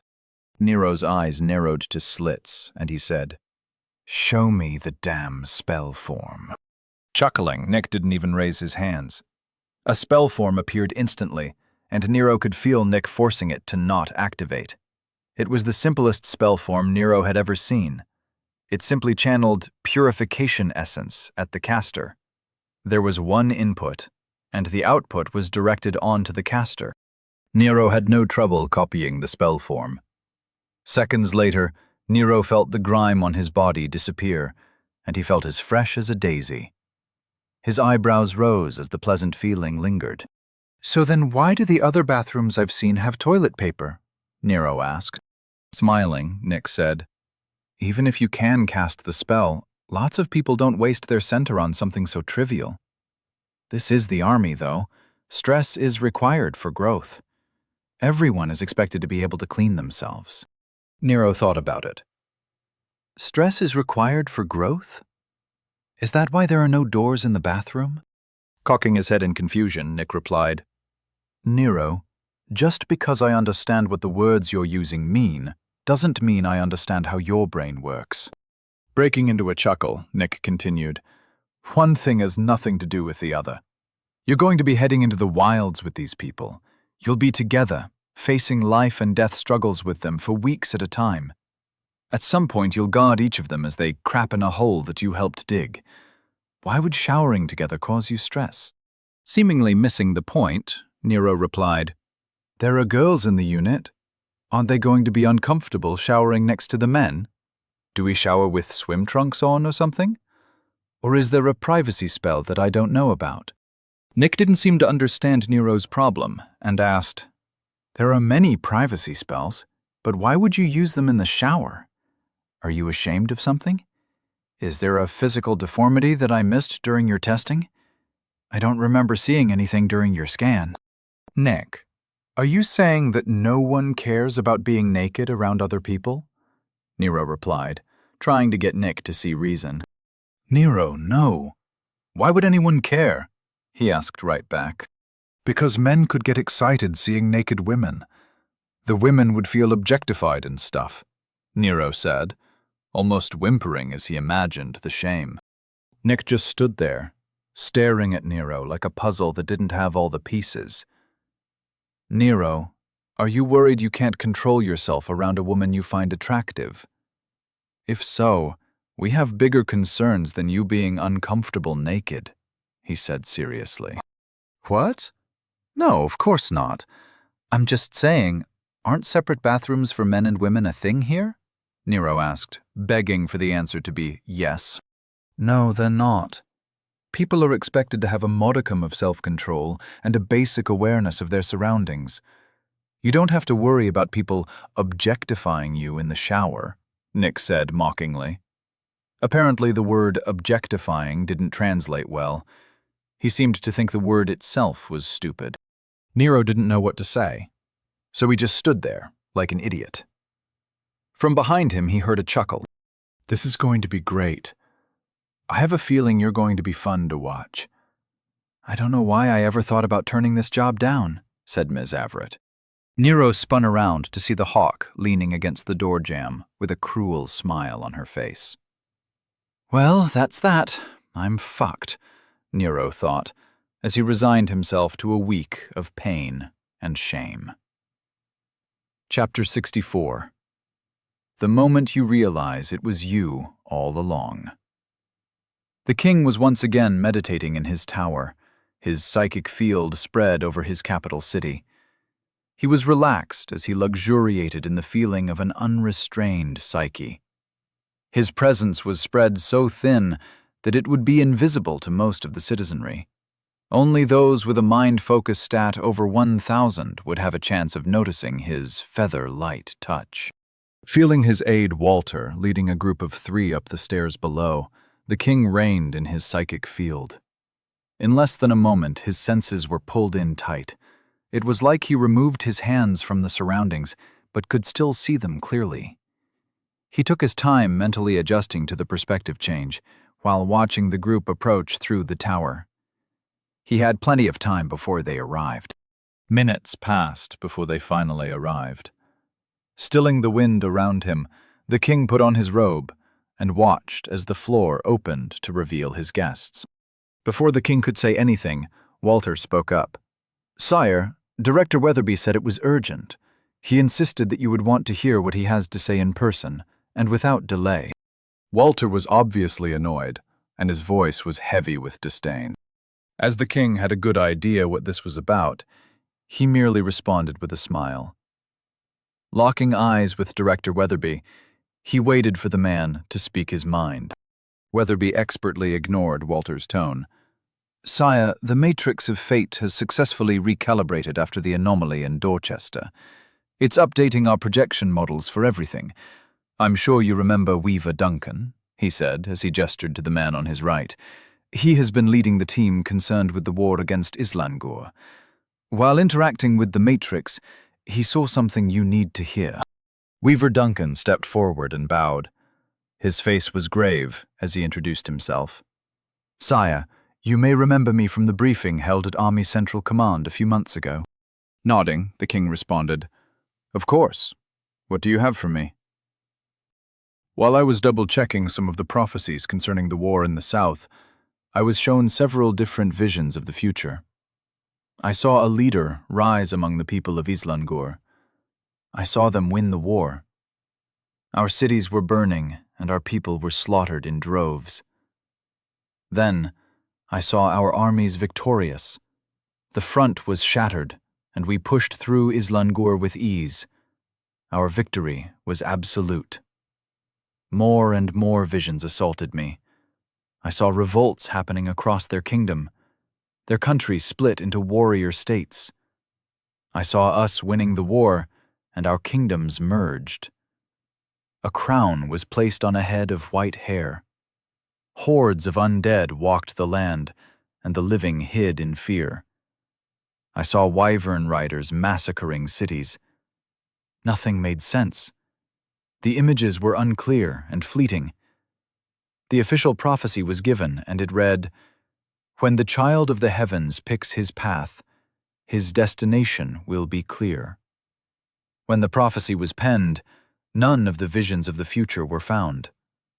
I was the only one to see them, he finished with a trembling voice. The king didn't let it show, but he was surprised. He figured that the war projections would have needed to be updated, but this was a little more serious than he thought. The Matrix of Fate didn't like to admit its shortcomings. For it to tell the Fate Weavers that it didn't know the future was somewhat worrying. Putting his hands behind his back, the king turned to look out over his city. Like a statue, he thought over what he had just heard, and everyone waited patiently for his response. The king wondered how many questions the Fate Weavers had asked about the boy. Why were they so concerned about him? There had to be more to it. In a flash of insight, the answer came to him. The king realized that it wasn't about the boy. It was about all the unanswerable questions it was being asked. The boy is an unknown, and his arrival has skewed everything. It no longer felt comfortable making predictions. If it could be wrong once, it could be wrong again. It was buying time to learn from the experience. As usual, the Fate Weavers didn't understand his grandfather's machine. They were jumping to conclusions again. "You think it's a Nexus event, don't you?" the king asked while still looking out into the distance. Director Weatherby replied, "What else can it be? Our records go back to the founding, and that is the only thing that fits. Many paths leading to one road." "Sire, what do we do?" The king felt their agitation and fear. Even Walter's psyche was trembling with worry. If he wanted them to refrain from doing anything stupid, he'd have to choose his words carefully. "You do not need to be concerned. Our victory is still assured, have no doubt. This war was never a real danger to the kingdom. I think that what Weaver Duncan saw wasn't a warning as such. It was an apology," said the king. Confused, Duncan tried to speak up to defend his visions, but before he could say anything, the king continued in a calming tone. "Nexus events are things that will happen. There is nothing to be done about them. No matter what we do, they'll happen. They are rare and usually dependent on a powerful individual building up to a decision. For example, if Plastia started destroying cities, the Matrix would be capable of determining how long we had until Hennings was destroyed. It could offer an absolute warning that the city would be destroyed, but it couldn't give the details. We could do many things, but Hennings wouldn't remain where it is. We could not stand against a great dragon. That is a Nexus event." Luckily, what you saw wasn't a Nexus event. It was, in fact, the opposite. It's saying that a person will be powerful in the future, and that anything could happen during their rise. Those were all just possibilities, not futures. Grand, sweeping visions, all of which were shown to make its point. The words it gave, that was the point. "Do you understand?" the king asked, and turned to face the group. His words of reassurance didn't seem to put them at ease.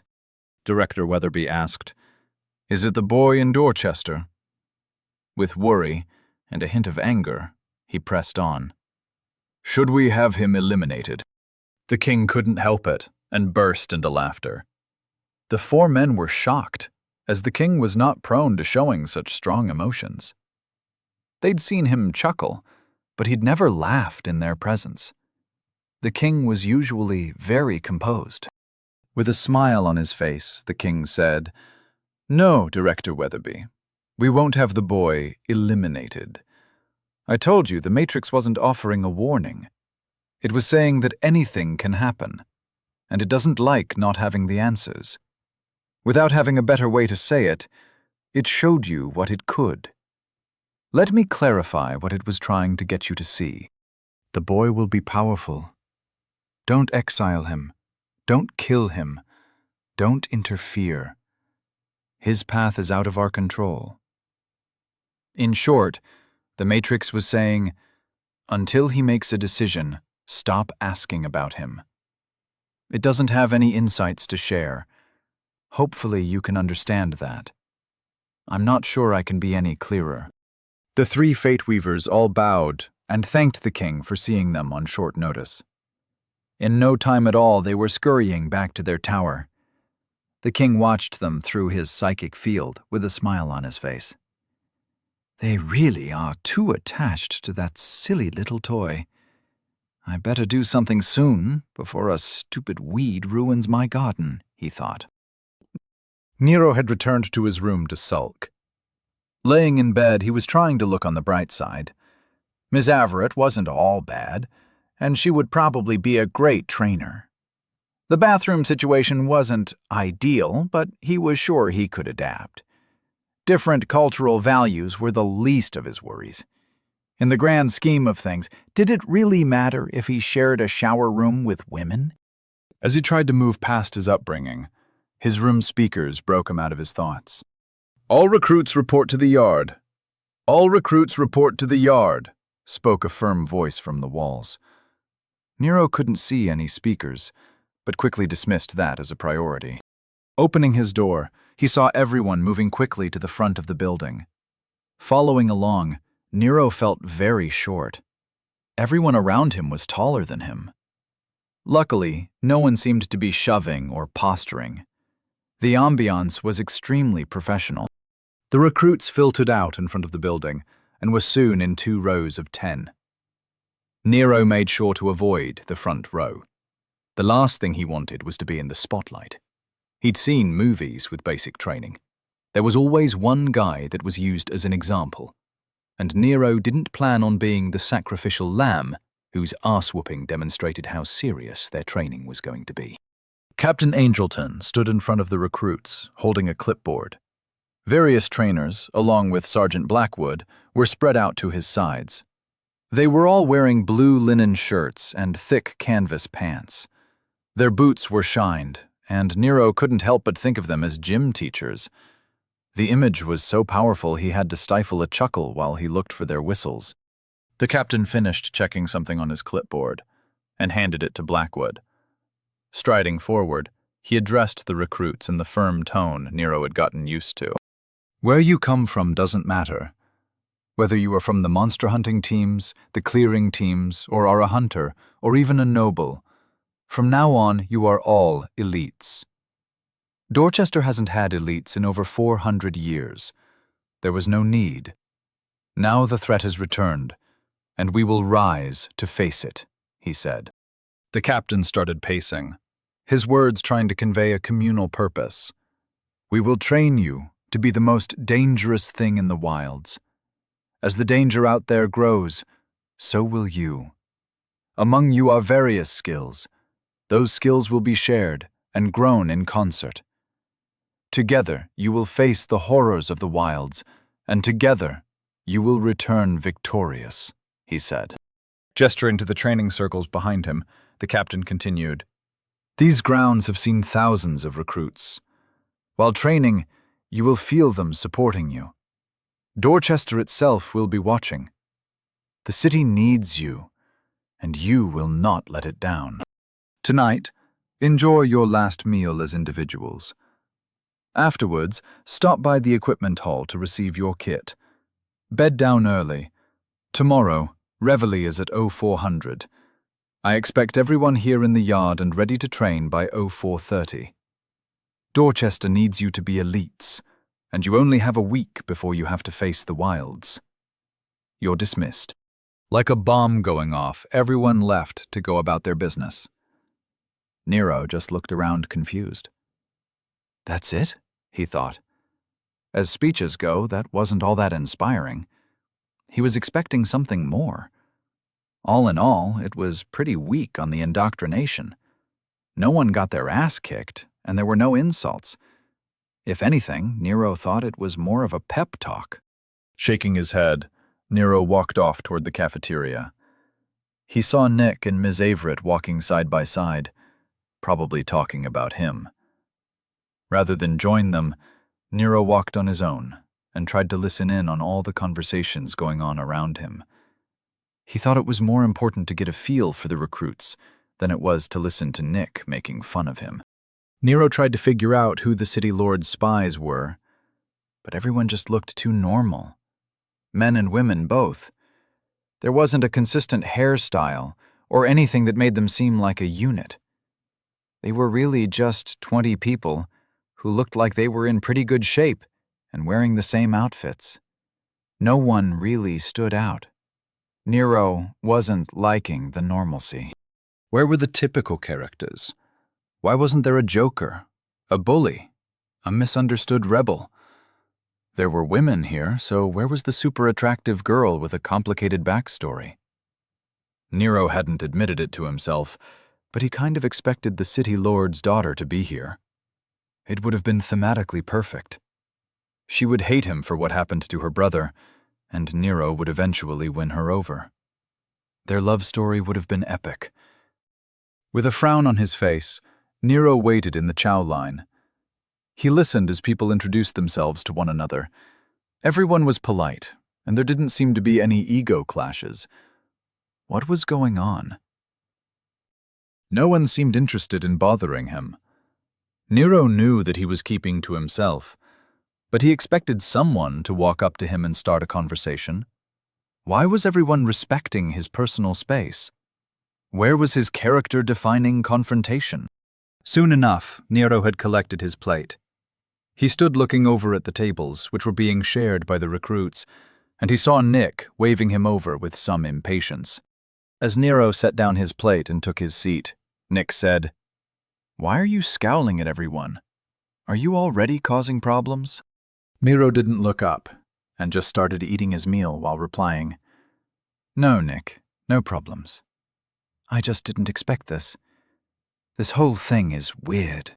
The woman sitting across from Nero had really short blonde hair and looked like a softball player. Attractive, but not overly so. She didn't seem to have an issue inserting herself into Nero and Nick's conversation and asked politely, "What whole thing is weird?" Nero looked up, surprised that someone was speaking to him. I just figured that someone would try to position themselves as the group leader. You know, try to intimidate everyone, assert their dominance," he said lamely. While chewing on some sausage, she looked confused and asked, "Why would anyone try to do that now? No one knows what anyone else is capable of. We have all week to figure out the pecking order, and I doubt the captain will choose squad leaders before at least a month of training." Nero just nodded numbly. His disappointment in their professionalism was immeasurable. So no hazing or fighting. Everyone will just act all prim and proper. They'll just do their jobs and work together for the greater good. "That's just great," he said with practically no emotion. His apathy was so apparent that several people were staring at him in confusion. Nick seemed amused by the situation and chimed in, "Nero's just not used to people doing what they're supposed to. He's incapable of it, so it depresses him. Don't worry about it."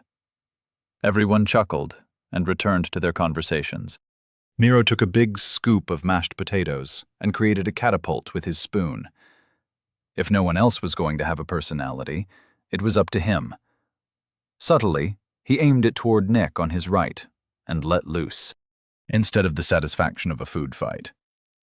The mashed potatoes just halted in front of Nick's chest. Nero turned to see him scowling, which was nice, but not what he was going for. Nick used his psychic field to lower the potatoes back onto Nero's plate and said, "Nero, I've been told that I will be your partner tomorrow afternoon for magical combat training. Are you sure this is the precedent you want to set?" Nero returned the scowl and replied, "If something interesting doesn't happen soon, I just might have to do something drastic." Nero saw Nick's face lose its scowl and morph into one of worry. Pleased with his efforts, Nero returned to his meal. As he ate, it dawned on him that maybe he was the Joker? Chapter 65. Dorchester's Elite Boot Camp. Come for the workout, stay for the food. Kathleen Averett watched as her charge, the new Lord Walker, fought with the pull-up bar. His little body was drenched in sweat as he forced himself to continue. To his left and right, recruits were pulling themselves up, then transitioning into handstands on the bar for an upside-down push-up. The recruits shouted out their count as they dropped back down to repeat a rep. It was obvious that they and Nero were in entirely different classes as warriors. Yet, what amazed Kathleen was that Nero didn't seem to care. He was all smiles as he shouted out his count.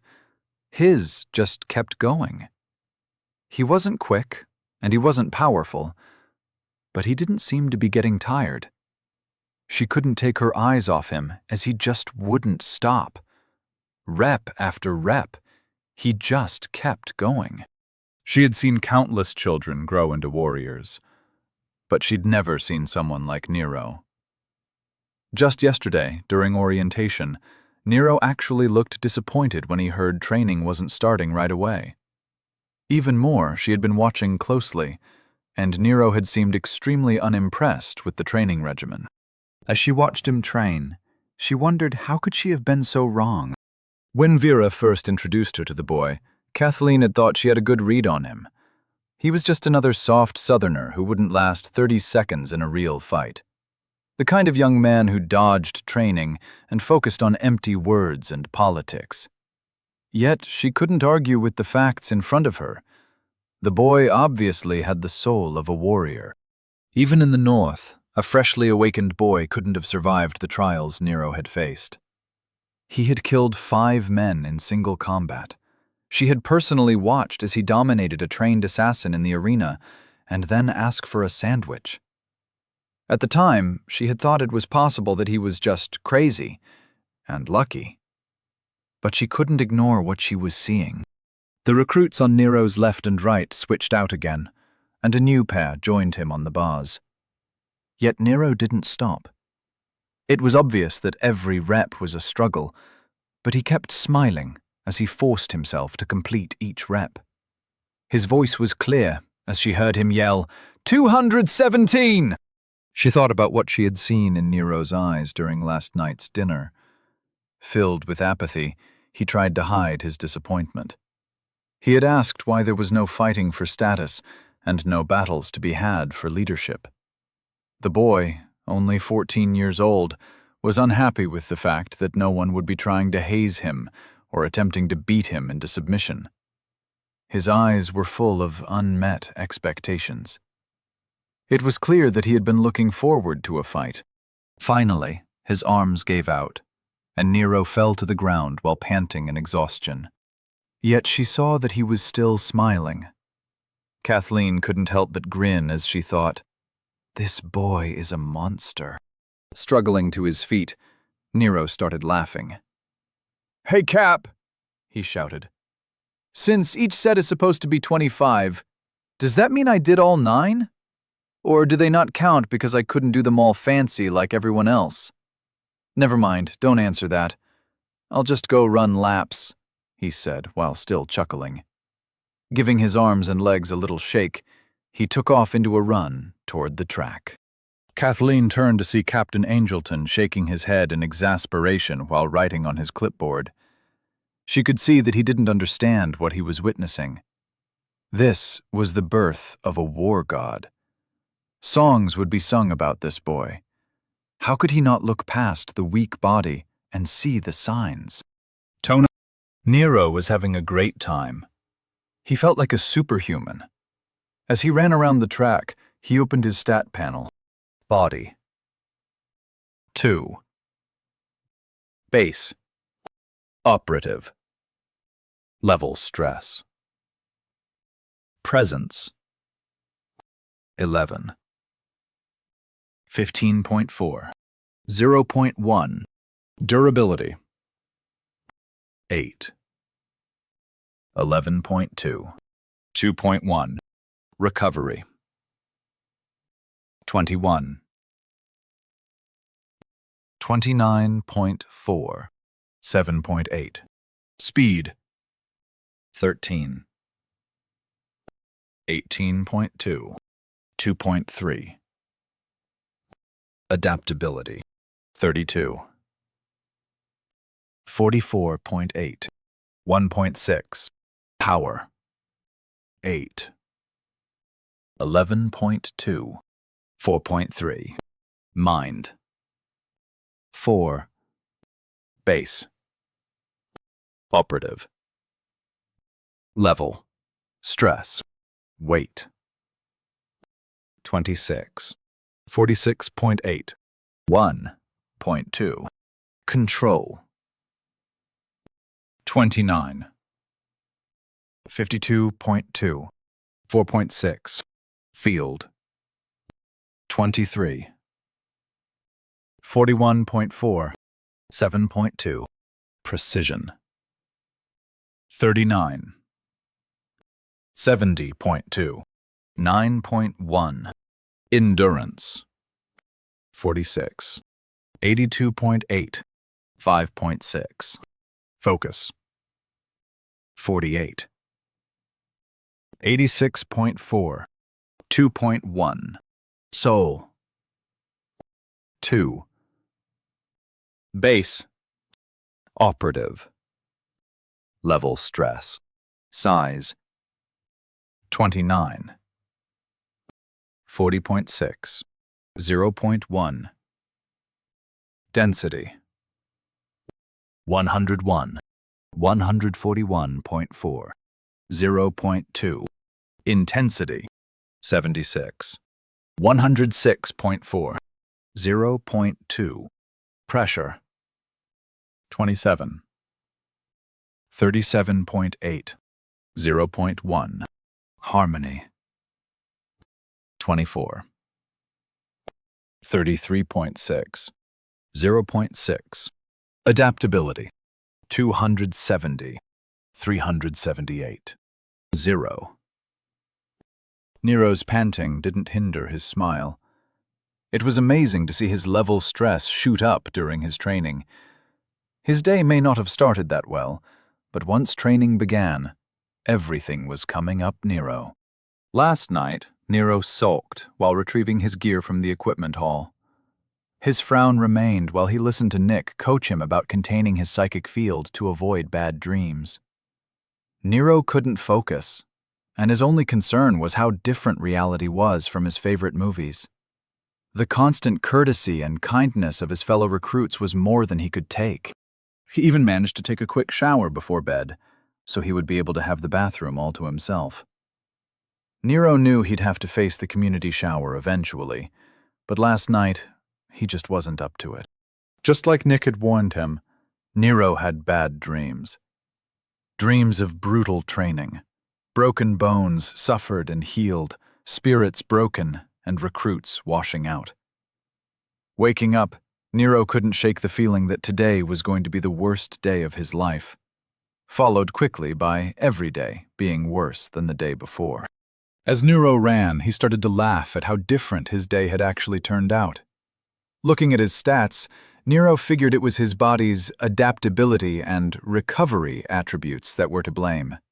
He just couldn't run out of energy. Nero could feel his soul pulling on the essence in the air. He could almost feel the facility's previous recruits cheering him on as he ran. Nero had always hated exercise. He had done it, but he hated it. Looking back, he thought it was the feeling of being tired, bone-deep tired. But in this new world, everything was totally different. Their first task in the morning had been to do 20 laps. Everyone had outpaced Nero from the start. Even Nick had made Nero feel like he was standing still. Some people must have lapped Nero at least 10 times before he had finished. But while they had gotten tired, Nero had just kept going. The calisthenics that followed the run were like yoga mixed with aerobics. Intermixed with burpees and complicated stretches, they used what looked like an adult jungle gym for their training. Nero had kept falling, his body was unable to complete the exercises. But that feeling of exhaustion never came. No matter how hard he had pushed, Nero just didn't feel it. He could only conclude that his stats and the essence in the air were working together to do something. Whatever it was, Nero was happy about it. The feeling of pushing past his limits was exhilarating. He may not be able to really complete a single task, but he never once felt like quitting. Nero's run was interrupted by Sergeant Blackwood shouting, "All right, Nero, that's enough. Fall in." Jogging back to the group, Nero's smile was met with confused stares by his fellow recruits. Everyone was looking at him like he was crazy. Nero couldn't help but laugh at their exhaustion. They all looked like they'd been through hell, while he felt like he could go another 10 rounds. Wringing the sweat from his shirt, he took his place in line and stood at attention. The captain took his place at the front and addressed the recruits. "That's what we'll be doing every morning. All of you know what you have to work on. I expect daily improvement, and I will get it from each of you. Now, breakfast is ready and waiting in the mess hall. I want to see you back on this field, ready to work in 30 minutes. Fall out!" he shouted. Nero turned to head toward the mess hall, when all of a sudden, everyone cast a cleaning spell on themselves. Everyone was bathed in a white light, as if they were all affected by a mass casting. No one seemed to notice that Nero didn't follow suit. Without any chatter or whispers, all of the recruits then proceeded to the mess hall with a quick walk. Amazed at the impromptu coordination, Nero just stood there and watched. "You all right, Nero?" Nick asked as he approached from behind Nero. Spinning in place, Nero saw Nick walking toward him. The man looked tired. He had bags under his eyes, and his shoulders were slumped in weariness. At this point, Nero's smile was starting to hurt his face. Nero replied, "Hey, Nick, looking good. And don't worry about me. I'm doing great. Let's go get our chow." With a pep in his step, Nero trotted off toward the mess hall. While everyone else was pushing through the pain of a difficult morning training, Nero's mood was only improving. "Even the food looks great," he thought. As he joined the recruits at the table, everyone was eating in silence. Nero was shoveling some kind of thick oatmeal with meat chunks into his mouth, while looking around to see how everyone was doing. Rather than using a glass, Nero just grabbed a pitcher of water and used it like a giant mug. Occasionally, people looked up from their meal, but in general, everyone was focused on breakfast. The silence was starting to annoy Nero. It took 3 trips to the counter for Nero to finally feel full. Finally satisfied, he was about to start forcing some conversations when they all heard a trainer shout from the door, "2-minute warning, recruits! Get your dishes bussed and get your asses back on the field." Sighing, Nero went to drop off his pile of dishes. Surprisingly, Nero was stopped short by a familiar-looking young woman with light brown hair. Although Nero couldn't remember where, he was sure he had seen her before. Her intense blue eyes held him in place as she stood in his path with her arms crossed. As she was over a foot taller than Nero, she had no trouble blocking his path. Although her stare was intense, her tone was confused as she asked, "Why haven't you cleaned yourself up?" Everyone in the area seemed to pause what they were doing and look at Nero and the mystery woman. As Nero noticed this, he didn't want to look like he was intimidated. With that in mind, he responded with his typical snark. "We're just going to be getting dirty again, what's the point? If my manly musk is too much for you, don't feel bad. I've been known to have that effect on people. But for you, I'll try to keep it in check," he said in an apologetic tone. Nero's hands were full, so he just cast his cleaning spell by stamping it with his field. The gasps from the surrounding recruits were music to Nero's ears. With a grin, Nero held her stare with one of his own, then deftly stepped around her to drop off his dishes. Moments later, he was quick-stepping out the door back onto the field. While he stepped back into formation, Nero examined his clothes and hair. The spell he had used was the one Vera had shown him for his clothes. He had just targeted all of himself. Apparently, it worked just as well for a full body. He felt scrubbed clean, but it felt weird. It didn't feel like he had washed. The spell seemed to have just removed all the dirtiness and left him feeling clean, but not refreshed. All in all, Nero found the feeling rather unsatisfying. His musings were interrupted by Captain Angelton shouting, "All right, elites, time for combat training. We're doing 2 hours of hand-to-hand before we move on to weapons. You'll be broken into 5 groups of 4. Listen for your name and join your group's trainer at their circle." Nero watched as people's names were called out, and they filtered to their large fighting circles. Nero heard his name and went to join his group. Unsurprisingly, he saw that Nick and Ms. Averett were in his group. However, he was surprised to see the girl he had a mini altercation with as their 4th member. Nero didn't know if this was by chance or design, but he figured he'd treat it as an enemy action regardless. While trying to watch the girl with his psychic field, Nero studied their combat trainer. The man was a little under 6 feet and looked like a typical soldier. Close-cropped hair, strong chin, and he even stood like he was always at attention. His blue shirt identified him as a trainer, although the clipboard helped. "My name is Sergeant Wesker, and I'll be supervising your unarmed combat training. No magic, no weapons. When all else fails, you will face your enemies with your bare hands, and I'll show you how. For the next 10 days, we'll meet after breakfast.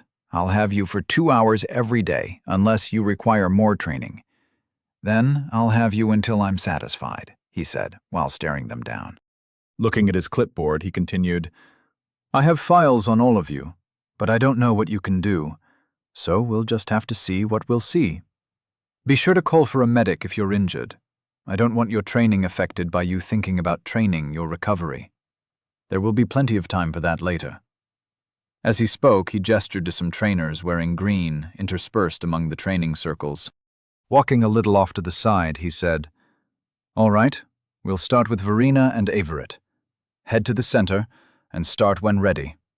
Fight until knockout. Common rules are in effect. Start when you're ready." Nero joined Sergeant Wesker and the young woman off to the side of the ring. Although Nero was nervous for Nick, he was just glad that Miss Averett wasn't going to be his opponent. Glancing over at the girl, Nero realized that it wouldn't have mattered. This girl was going to kick his ass. As they watched Nick and Kathleen take their places in the center of the ring, Nero asked, "What are the common rules?" Sergeant Wesker tilted his head at Nero in confusion. Nero thought he was either surprised that Nero would talk to him or surprised at the question. "Common rules for a fight means that no instant killing moves are allowed. Obviously, no magic or weapons. Breaking bones is fine, but avoid breaking anyone's neck. Accidents happen, but deliberate attempts to win with a kill results in a loss," he said. Nero returned the look of confusion and said, "Isn't that a little much for a training match?" Seeing the look of disdain on Wesker's face made Nero rethink what the man said. How could such practical people waste soldiers with training like that? Seeing a green shirt out of the corner of his eye gave Nero the answer. He snapped his fingers and said, "Magic! Wait, is permanent injury a thing? Or how about resurrection magic? How long do you have before a body is unable to be resuscitated?" Before Nero could get his questions answered, he saw movement in the center of the ring.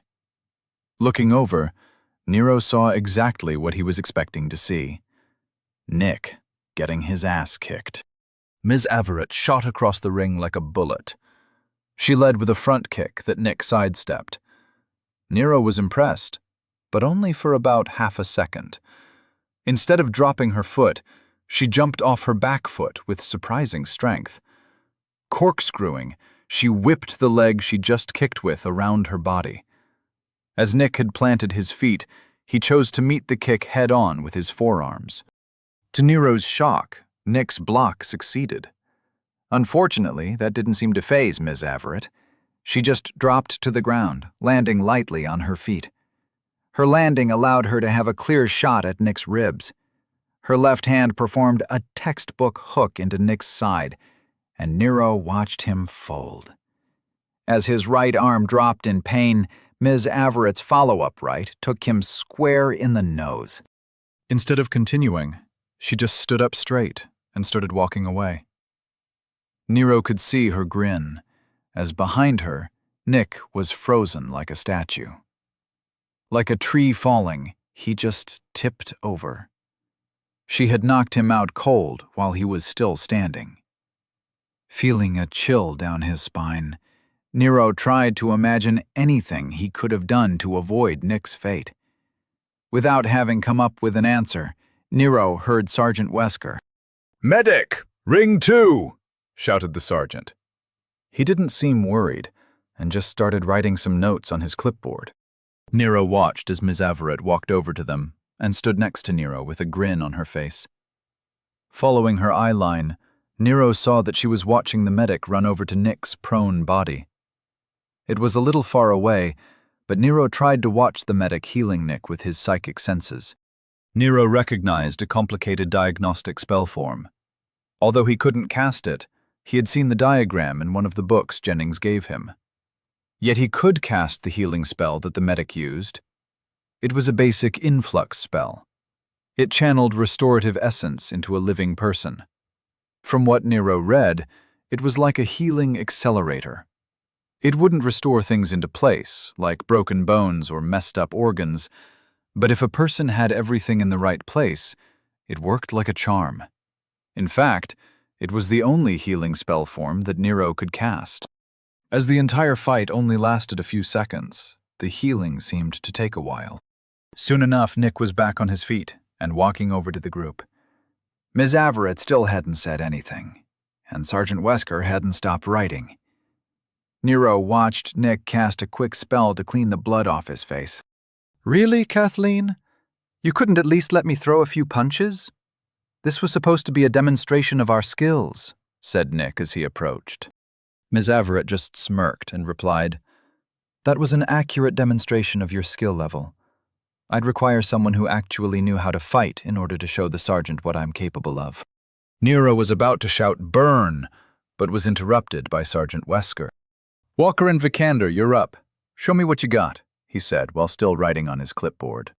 Nero gulped as he saw his opponent jog into the center of the ring. Following suit, Nero took his place and looked across the few feet separating him from an ass-whooping. Maybe it was the distance, or the light, or any number of things, but as Nero looked across the ring, he remembered where he had seen the woman. She had been standing with the assassins. Obviously, she was wearing different clothes back then, but Nero was sure it was her. He watched as she raised her fists, preparing for combat. Nero's heart started beating a mile a minute. Not good. This is definitely not good, he thought. Chapter 66. That doesn't look so hard. Rose was well aware how big an opportunity this was. Being an elite meant a big paycheck, free gear, top-notch training facilities, and intelligence straight from the Mage Tower. In short, she'd be part of a government-sponsored hunter squad. While the perks were nice, it was the growth she was really after. Elites had everything taken care of by the army. Their only concern was their progress. While thinking about the future, Rose was doing the morning workout. She'd had training before, but nothing like this. While the trainers were impressive, it was the recruits that had her nervous. She'd never seen people so talented. Panting, she bent over, with her hands on her knees. Having just completed her wind sprints, she was waiting for her turn on the peg ladder. Her fellow recruits looked tired, but she felt like she was barely keeping up. Every time she thought they were done, a new exercise was chosen. Lightheaded, Rose was starting to feel like everything was blurring together. Looking over to the right, she saw the reason she was here. The kid was so sweaty, he looked like someone had poured a bucket of water over his head. She couldn't believe he was smiling. He was slow, weak, and generally pathetic. But she had to admit she was still intimidated. Just looking at him, smiling while his entire body was failing him, It was like seeing someone smiling during a torture session. In fact, she was pretty sure she had seen him coughing up blood at one point. Yep, it's still staining his chin. Gross, she thought. Shaking her head, she forced herself to stand back up and continue. Taking her turn, she felt her muscles burn while she stretched to reach each peg into the board. On her left, her fellow recruit was putting her to shame. Rose tried to ignore how weak she was, but she felt the trainer's eyes watching her. There was no shouting, just silent judgment. It was very effective. Grunting with effort, she increased her pace. Soon enough, she was back on the ground. Leaning her head back, she panted while looking at the sky. For the 100th time, she wondered if this was the last task before breakfast. Hearing some shouting, she looked over to see her target yelling something to his group's trainer. She watched him stand on shaky legs and take off at a run, that insane smile still on his face. If she wasn't sure General Branson would hear about it from someone else, she might have left it out of her report. Who would believe it? Eventually, they were sent to breakfast. While everyone else cleaned up and trudged toward breakfast in silence, too tired to speak, that freak of nature was bouncing around like he wanted more. He didn't even bother to clean up after his training. She watched him eat like an animal, while blood was still drying all over his mouth. No one seemed to want to talk with him about it. Even his minders were too tired to ask him about it. But she had to know. Asking him why he didn't clean himself up, she was surprised at his response. "We're just going to be getting dirty again. What's the point? If my manly musk is too much for you, don't feel bad. I've been known to have that effect on people. But for you, I'll try to keep it in check," he said, while sounding like he was taking pity on her.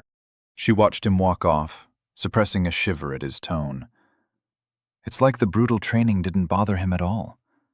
How did he ignore what he was doing to himself? That's not normal.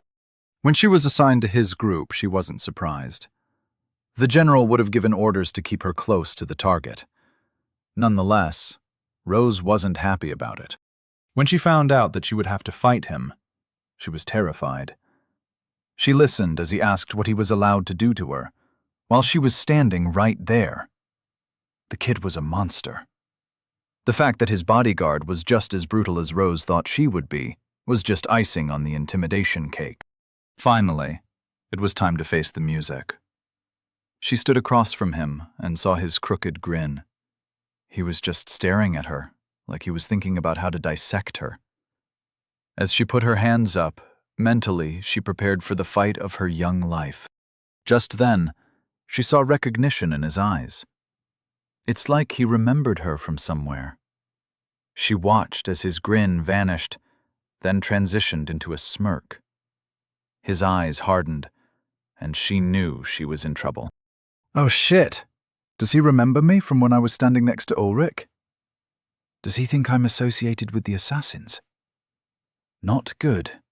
This is definitely not good, she thought, as she involuntarily gulped in fear. Nero was expecting an ass-whooping, and he was all right with that. But if there was another plot to kill him, he was not going to die quietly. He'd been in some fights in high school and college. Nothing serious, but he used to watch the UFC, and just because he couldn't use magic didn't mean that he was without options. He still had his mana armor running, and according to what he had read, it wouldn't be totally useless. After taking Mizavrit's warning about essence blades seriously, he had done some research. Essence shields were concentrated fields of essence that resisted changes subconsciously. They had no problem stopping magic, and essence in general. However, they were usually ignored by hand-to-hand, or anything with an independent will.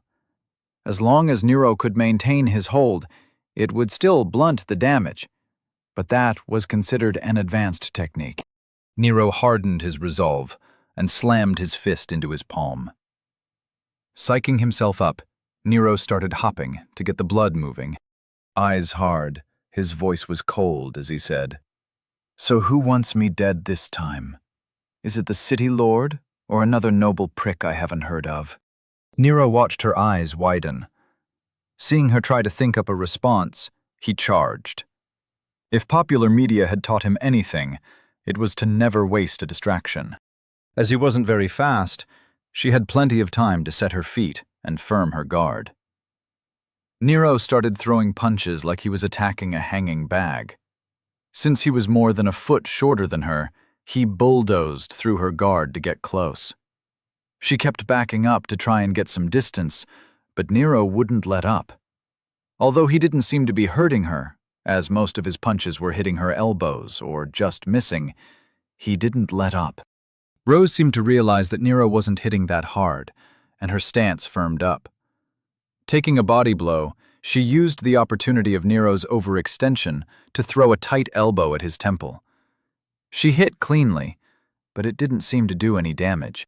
Nero felt the hit, but he managed to keep hold of his mage armor. It felt like a ripple spreading from his temple, making his shield falter. Gritting his teeth, he realized that he just wasn't strong enough to really hurt her. It was time to switch strategies. While Rose had stopped backing up and was preparing to follow up her elbow with a combo, Nero dropped into a deep crouch and shoved his shoulder into her knee. Instead of doing a single leg takedown, he tried to hit it from the side and whip her into the ground. Even though the maneuver could be considered a success, he managed to face-plant into the ground. Rose felt her left leg get pulled up, and then she flailed as the ground rushed up to meet her. The back of her head hit the dirt as she had her wind knocked out.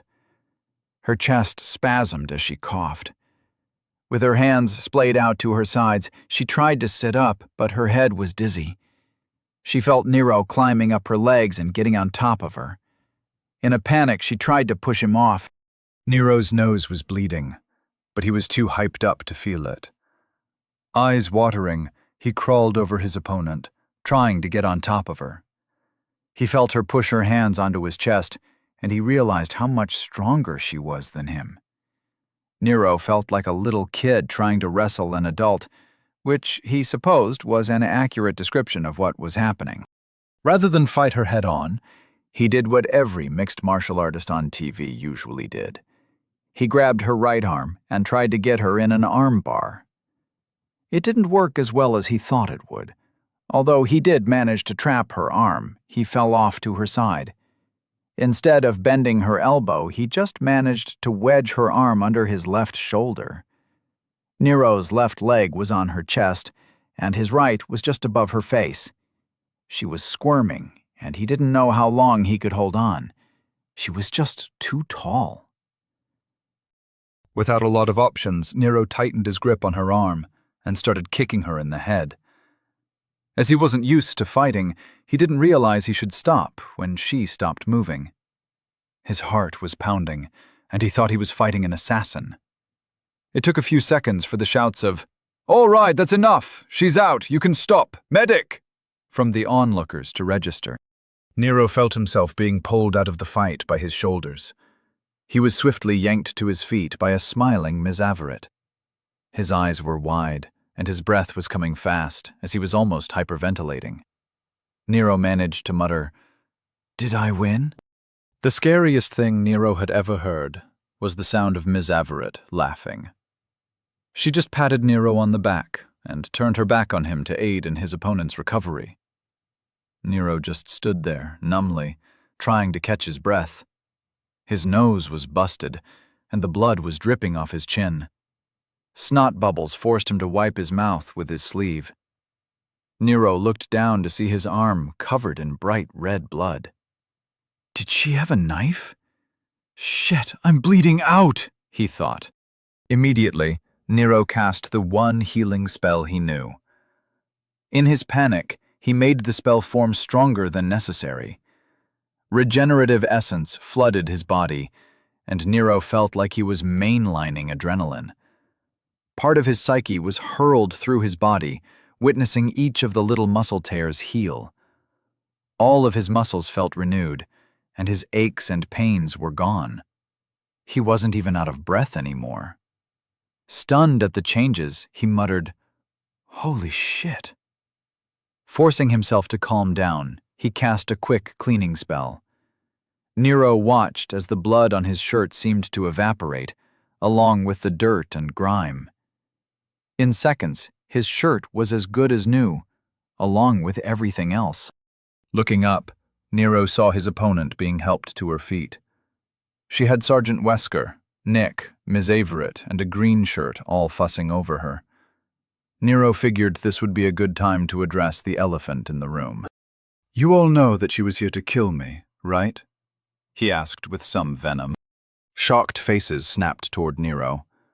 Ms. Averett was the first to recover, and a knife appeared in her hand like it had always been there.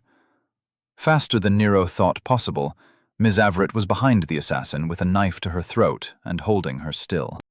In a cold voice, Ms. Averett said, "No sudden moves. Explain." Both the medic and Nick stood there looking like lumps, while the sergeant stepped back in order to make room in case he had to act. The assassin was frozen in panic. Her eyes were wide in terror and started stuttering. "I'm not an assassin. I was with them. But I'm not anymore. I'm not here to kill him, I swear," she pleaded. Nero walked up to the group and crossed his arms. "She was with the group of assassins that tried to kill me with that challenge thing. It's an awfully big coincidence that she's here now, and was assigned to fight me before I was taught how to defend myself. As the good Sergeant Wesker said, training accidents happen." Sergeant Wesker bristled at that, but before he could say anything, the not assassin spoke up. "General Branson was there and assigned me here to spy on you. Look, it was a good opportunity to join the elites, but I'm not going to cross you. You're fucking crazy. I'll take my chances out in the wilds before I accept the contract on you. I'm a hunter, damn it. I always wanted to be a hunter. I'm not cut out for this political crap. Let me go and you'll never see me again. I swear." Sergeant Wesker looked like he was just told that Santa didn't exist. No one had told him the specifics of her assignment, and now he felt lost. He had just been told that she should be kept close to Walker. His training kicked in, and he shouted, "Captain, you're needed at Ring 2. Ms. Averett hadn't released her grip in the slightest. She seemed content to just sit there and watch the show. Nick was rubbing his chin in thought, while the medic was just standing there looking confused. Nero didn't wait for the captain, and walked up in front of the not assassin. Looking her in the eyes, he asked, "What specifically were your orders? Tell me everything."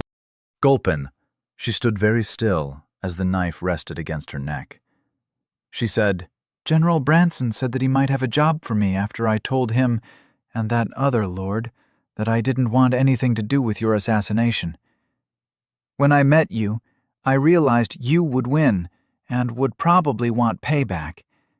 I just wanted to make it clear that I didn't want to be involved. He said he could use someone who sees what others ignore.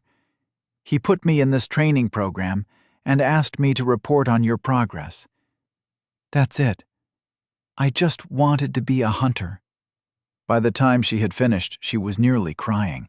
Nero looked into her blue eyes, and he could feel that she was being honest. Her psychic field was radiating tiredness and frustration. She didn't want to deal with any of this. Nero felt for her. She just wanted to be a hunter. Nobles and powerful people got involved, and she was dragged into something she didn't care about. "What's going on?" Captain Angelton said in his harsh voice. He walked up to the group and assessed the situation. Sergeant Wesker spoke first.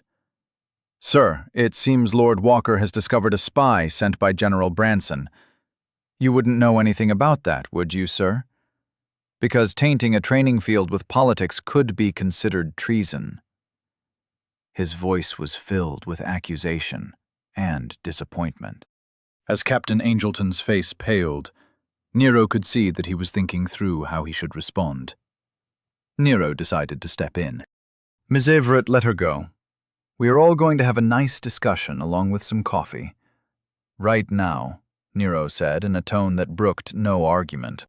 Turning on his heel, Nero stomped off toward the command building. He was going to get to the bottom of this, and woe be to anyone who stood in his way. Chapter 67. How to Frame an Argument. Jennings was sipping a whiskey as he watched the Mage Council arguing through a scry portal. The hovering window into the council chamber was 3 feet by 5 feet and offered a great view of them screaming at each other. Glancing over at another portal, he watched the drama unfold on the training grounds with Nero. Debating whether or not to get involved, his thoughts were interrupted by Archmage Mathers. Well, what do you think? Soul permeation or essence dissociation? "Are you even listening, Jennings?" he asked in a loud and annoyed tone. Turning his head back to the council, he saw them all waiting for his verdict. Why was he always the tiebreaker? "I have no idea," he said with some joy in his voice. "It could be anything. Keep in mind that his soul is huge. It's not like we've seen this before. The closest thing we can compare it to is possession. We know that over time, the soul can influence the body, particularly in regards to a body's adaptability. Soul permeation would only account for his channeling of the previous fighter's skills from the grounds. It wouldn't explain his stamina. And as for essence dissociation, I can't see how his center would be rebuilding his body. When it comes down to it, he's not even level 10, he said while grinning like a loon. Heads around the table were nodding. Mathers was standing near the scry portal, looking like he had just sucked on a lemon. Jennings continued. Did anyone think about the stat imbalances? One mage at the table shot to his feet. Yes, that's what I was trying to say. Think about the work done by Mooring out in Candlebrook. Remember all those tests he did about speed optimization? If there was an imbalance between the speed and recovery attributes, subjects would have serious issues with their stamina. Why wouldn't that apply to power? The boy's just not strong enough to overcome his recovery attribute, he said, as though he was being vindicated. The mage sitting next to him pointed a finger and scowled, saying, That doesn't answer the question. If that kind of imbalance was in play, then how did it happen? What caused the imbalance? That's the issue at hand. Until we answer that question, everything else is just talk. The mage finished his spiteful rant and crossed his arms angrily. Jennings piped in. That's why I think the studies on possession are applicable in this situation. Remember Reinhardt's findings concerning stat changes over time during his observation of the Lich's victims? Those subjects were all victims of forced possessions, while Nero simply found an empty body. It stands to reason that his soul would affect the body to a greater effect while not having an opposing identity to overcome. Mathers chimed in. That's a good point. It isn't inconceivable that his soul is incredibly adaptable. That would affect his body's recovery and adaptability attribute. Voices all started to try and talk over each other as they argued their views on the subject. Jennings watched an aide walk up to the table and speak. Sirs, I apologize for interrupting. Archmage Cuthbert is needed for her meeting with the Tenebris Corporation.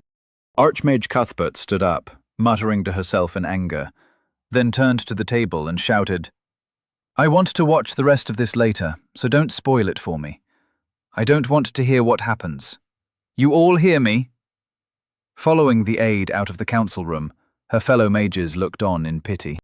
As the arguing slowly resumed, one of the mages pointed at the giant scry on the wall and shouted, Everyone shut up! They found a conference room. 100 lordly Valens says that Nero gets her exiled from Dorchester. The room erupted in another argument, as Jennings just smiled at their antics. Mentally putting them on mute, he turned to his other scrying window and watched in curiosity. Nero was standing at the head of the table, pouring himself a coffee.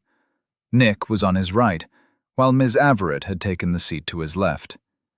Looking at Captain Angelton and Sergeant Wesker, Nero could see their nervousness and shame. The girl Nero had learned was named Rose was just sitting with her head down, awaiting the verdict. Okay, Captain, you start. I want to hear what you have to say for yourself, Nero said as he took his seat. His tiny frame looked comical in the giant chair at the head of the table, the serious look on his childish face only adding to the ridiculousness of the situation. Taking a deep breath, Captain Angelton said, "I've been told that I have no comment until General Branson arrives." Nero's eyebrows rose as he realized this must be more serious than he thought. Was there some law they violated which he didn't know about? Could he use this somehow? Nero looked over at Nick and saw only confusion on his face. Apparently, Nick wasn't going to be any help. Luckily, Ms. Everett chimed in. Messing with the Army's training programs is considered treason. You could argue that what the general did was a gross violation of the military code of conduct. Had he just asked someone to report on you, that wouldn't qualify. But he inserted someone into an elite training program alongside you. Rose's eyes were wide with panic as she practically shouted, I didn't know any of that. He just asked me if I wanted to be trained to be an elite. What the hell did I get myself into this time? She looked exhausted, and Nero felt the need to step in. Looking across the table, he said, "Rose, may I call you Rose? Don't worry, this isn't on you. This is the military's fuck-up. I'm not going to let them hang you with it. I believe everything you said. Just sit tight and let me handle it." Captain Angelton looked offended and said, "Oh, you'll handle it? I don't think you're in a—" Nero interrupted him with a voice filled with venom. "Yes, I'll handle it. I knew that some nobles would be paying to get their spies in with the recruits, maybe even some assassins. But you're the military. You're supposed to serve the people. Now you got caught with your hand in the political cookie jar. And guess what? While we were walking, I've already passed along the particulars of this incident to my proxy. She's more than capable of contacting a few news agencies and people with some social clout. What do you think will happen to your career when General Branson is brought in front of the populators for the charge of interfering with a training program meant to spearhead the coming insanity?" Nero finished with a scowl on his face, while practically spitting his words at a cowed Captain Angelton. Nick looked like you wanted to be anywhere other than where he was. Ms. Everett was smiling so widely that she looked like she had won the lottery. A stern-faced Sergeant Wesker just nodded in agreement. Nero gave the captain a nod, recognizing the captain's surrender. "Now we're going to sit here and wait for the general to arrive. In the meantime, I want you to authorize my access to the hub on site.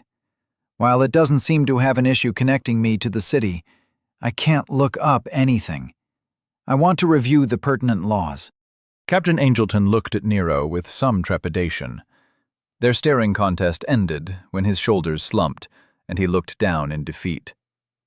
Moments later, Nero felt the link in his pocket offer a connection to the military's hub. The group sat in silence as they waited for the general to arrive. Nero spent his time sipping coffee and going over the training regulations.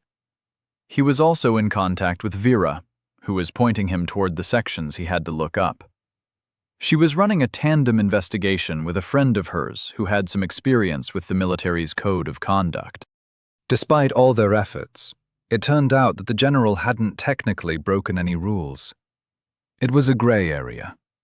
Vera proposed that Nero just ask for the spy in question, Rose, to be exiled from Dorchester. That would allow House Walker to save face and to show they wouldn't be pushed around.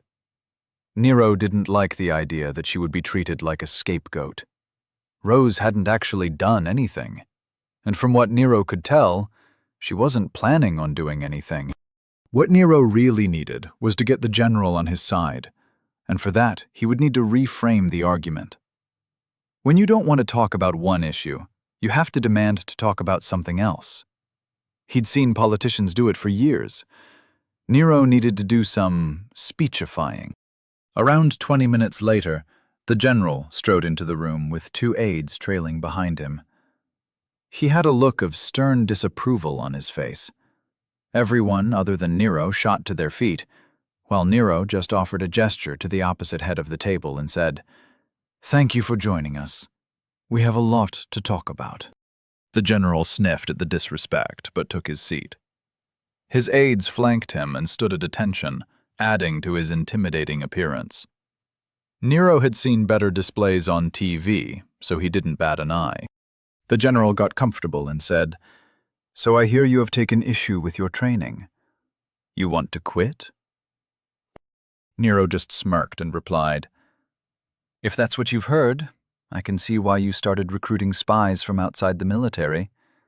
Your intelligence gathering needs some work." The general's face contorted in repressed fury. "All right, boy.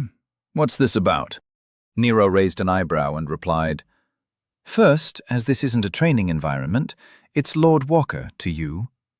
Second, it has come to my attention that you hired a former assassin's apprentice to join my training group with orders to spy on me. Whether or not those were the only orders given is a cause of concern for House Walker. Do you deny it?" The general's poker face was carved from stone as he replied, "I don't think you should take the word of an assassin over mine. If you have a problem with her being here, I'm more than happy to remove her from the program. Now, if that's all, I have more important things to deal with." Acting as though the meeting was over, the general started to stand. Nero smiled and said, "That won't be necessary. She is now under my protection. You can't just get rid of her." Rose's face was pale, and she looked like she was facing her execution. Her head whipped to Nero as he spoke, her eyes wide in shock. The general paused, half standing, and stared at Nero. Nero leaned back in his chair and picked up his coffee. "You know, General, everyone has things that they hate. They might not admit it. They might just think that they avoid what bothers them, but deep down they know they hate it. They can try and deny it, find reasons other than hate for their actions, but a lot of the time it boils down to hate," Nero said, as though he was just having a chat with friends. The room sat in silence while Nero took a sip of coffee. Setting down his cup, Nero leaned forward, and his face lost its smile. "One of the things I hate is when people in power abuse their position. Government officials doing dirty deeds and then wiping their hands clean as if nothing had happened. For me, it's not the fact that they are using their position for their own ends. It's the people they negatively impact while doing so. I hate seeing individuals charged with the protection of the people ignore that duty for petty gains," said Nero, his voice cold and hard. Raising his hand, he gestured to Rose. "She was a hunter. When she found out that she was being asked to partake in an assassination, she protested.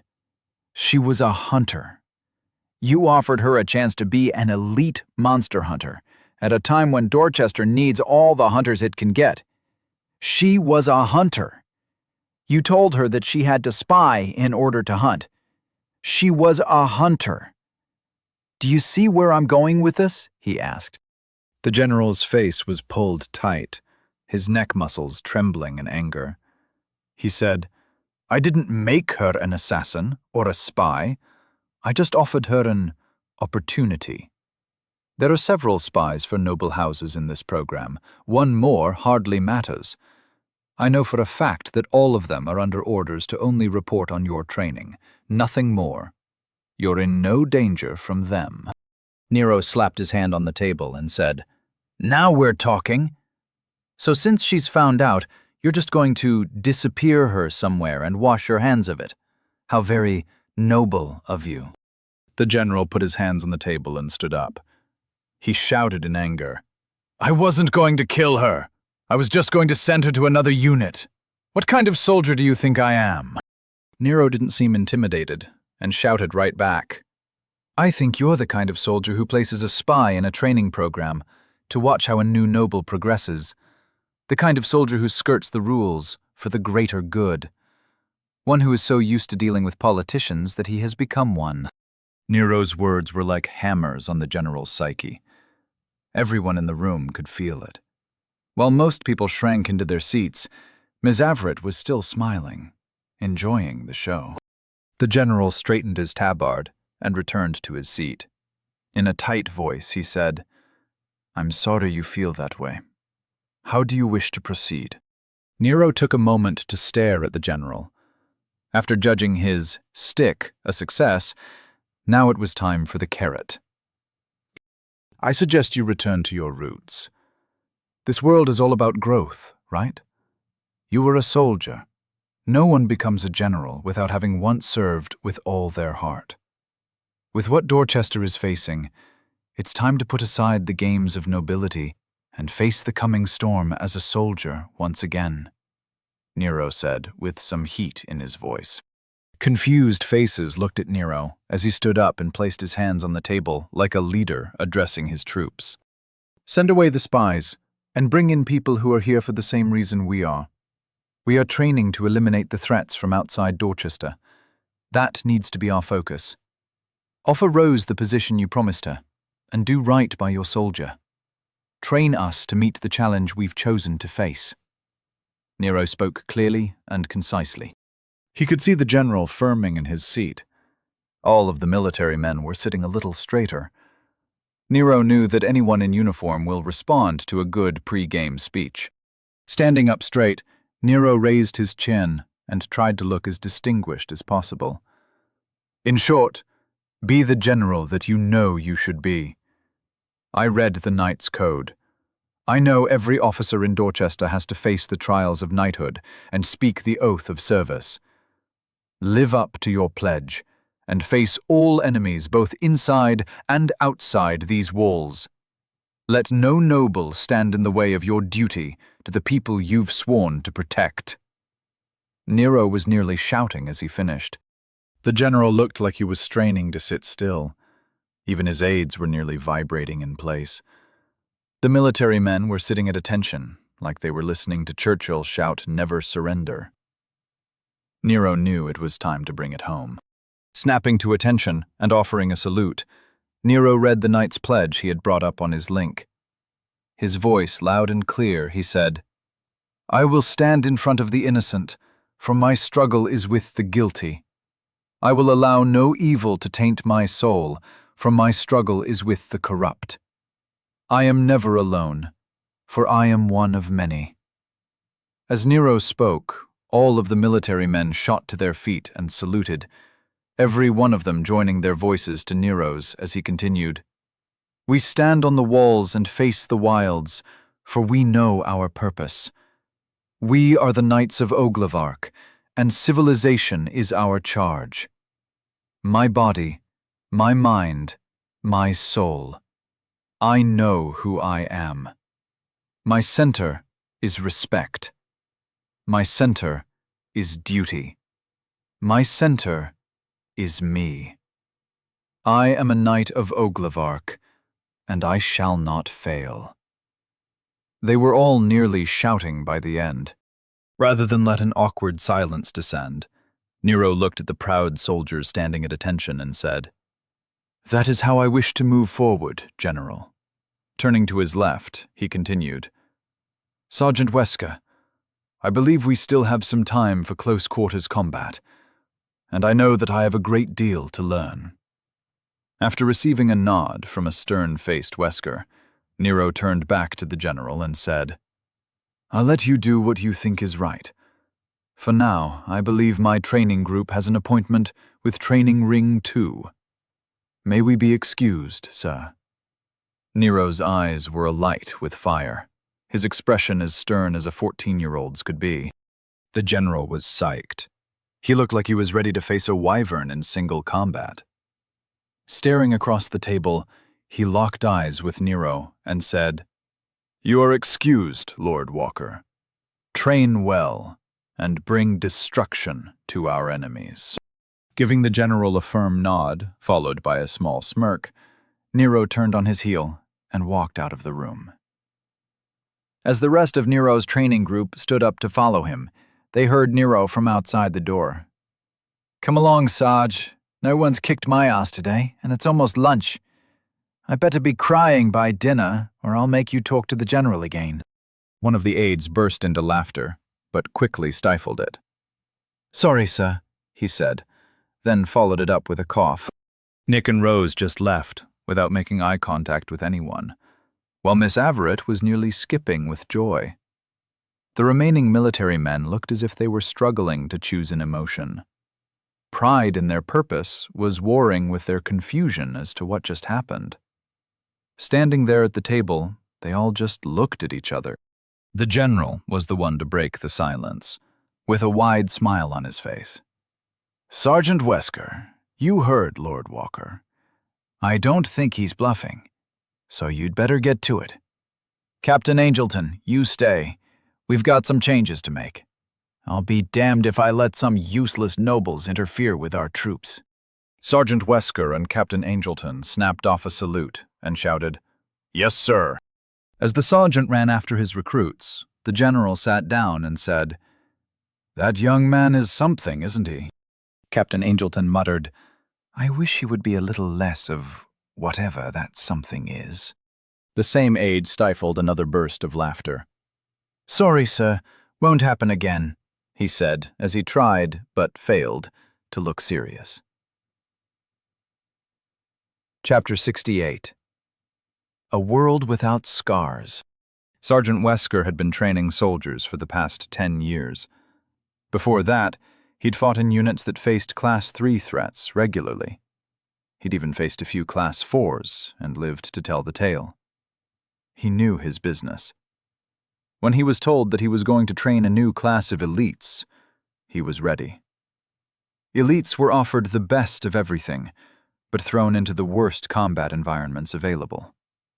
To say he was excited was an understatement on par with pointing at a black brick of meat and calling it slightly overcooked. Watching his 4 recruits train, he was no longer so enthused with the assignment. The older woman was vicious, and to be honest, kinda scared him. The older man obviously didn't want to be here. The young woman was too timid. She obviously didn't want to offend anybody. And the boy was just weird. Wesker had them doing counterattack drills in pairs. One person throws a punch, the other blocks and counters. The older man, Nick, was with the former assassin, Rose, while the boy, Nero, was with the crazy woman, Kathleen. Neither group was doing what he asked, and he just watched as they worked very hard on ignoring the task they had been given.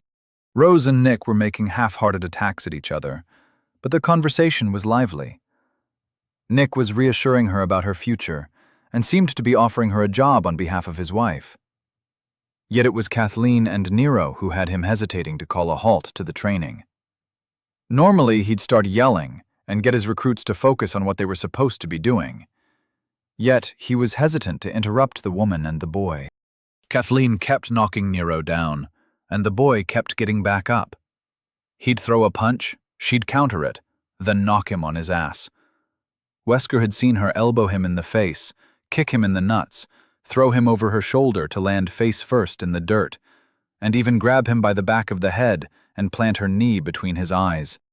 Wesker watched as Nero stumbled to his feet, spit out more blood onto the dirt, and said, "Okay, that one hurt a little bit."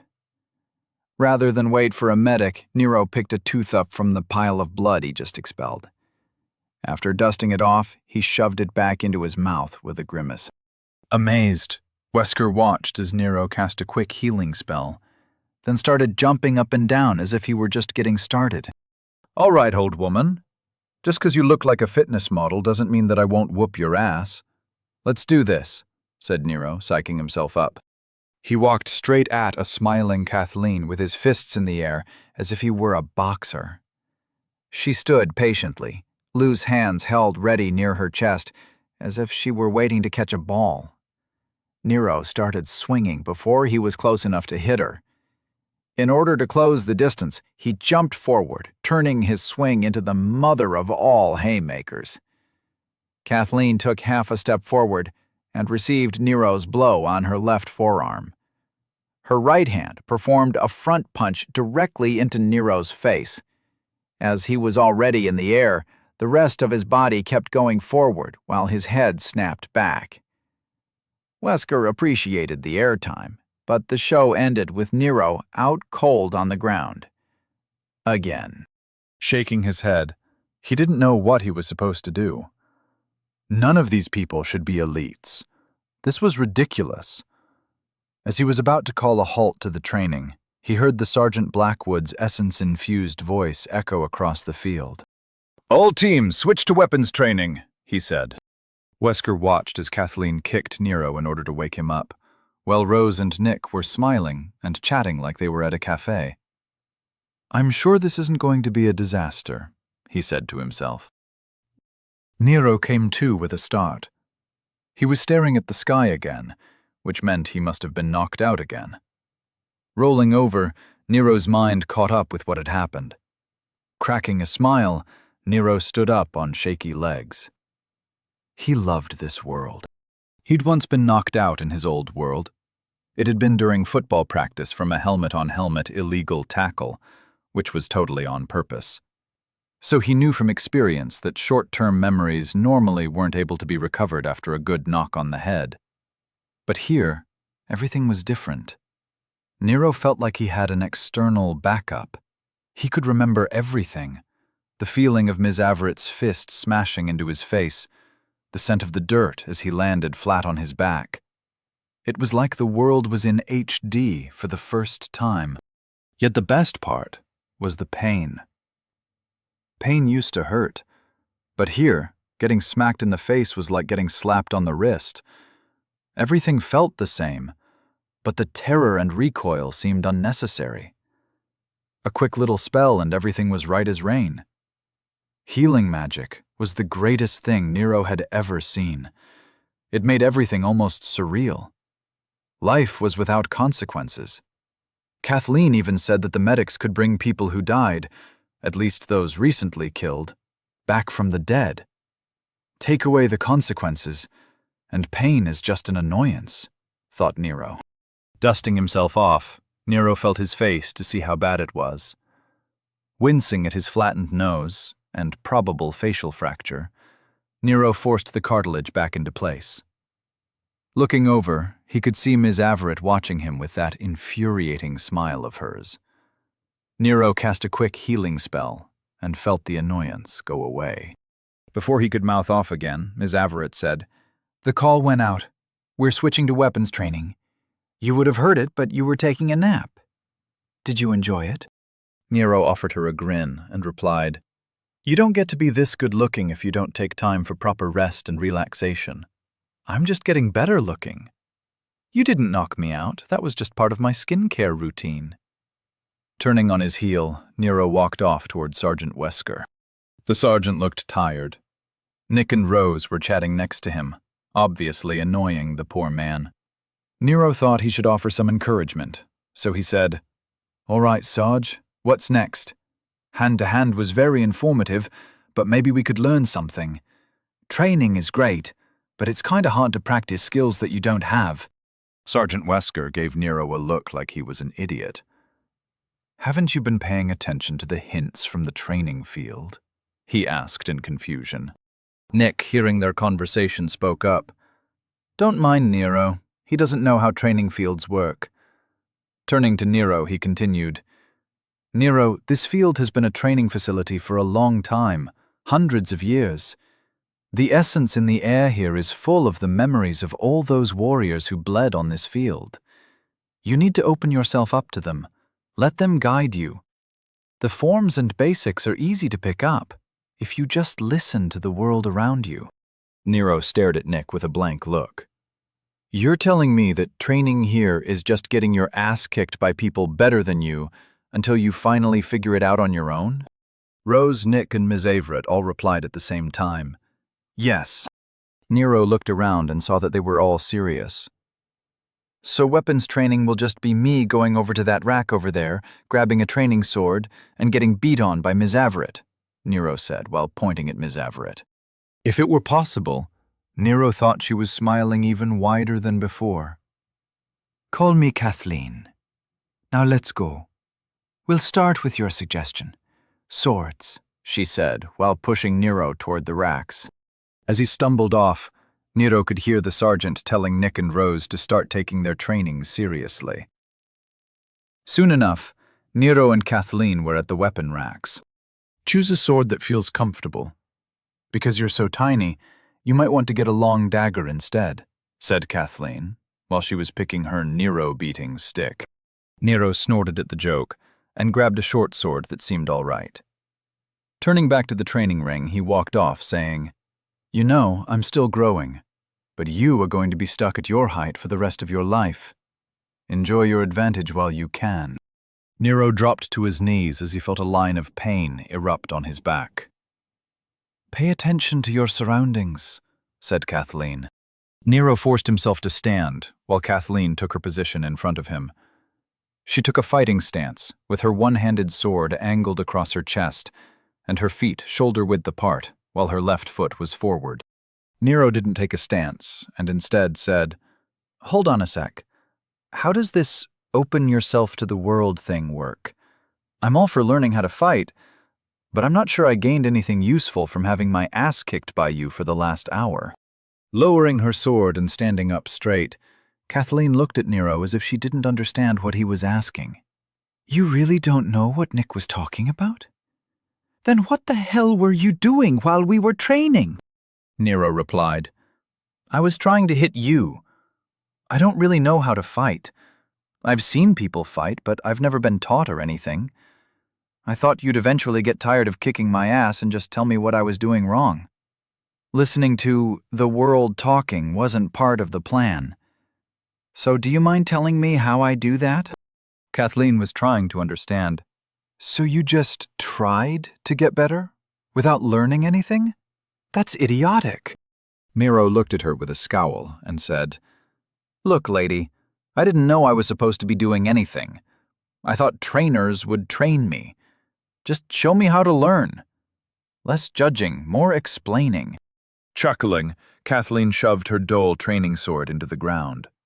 Letting go of the handle, the sword stayed put, and she crossed her arms. "All right, take a fighting stance. Close your eyes.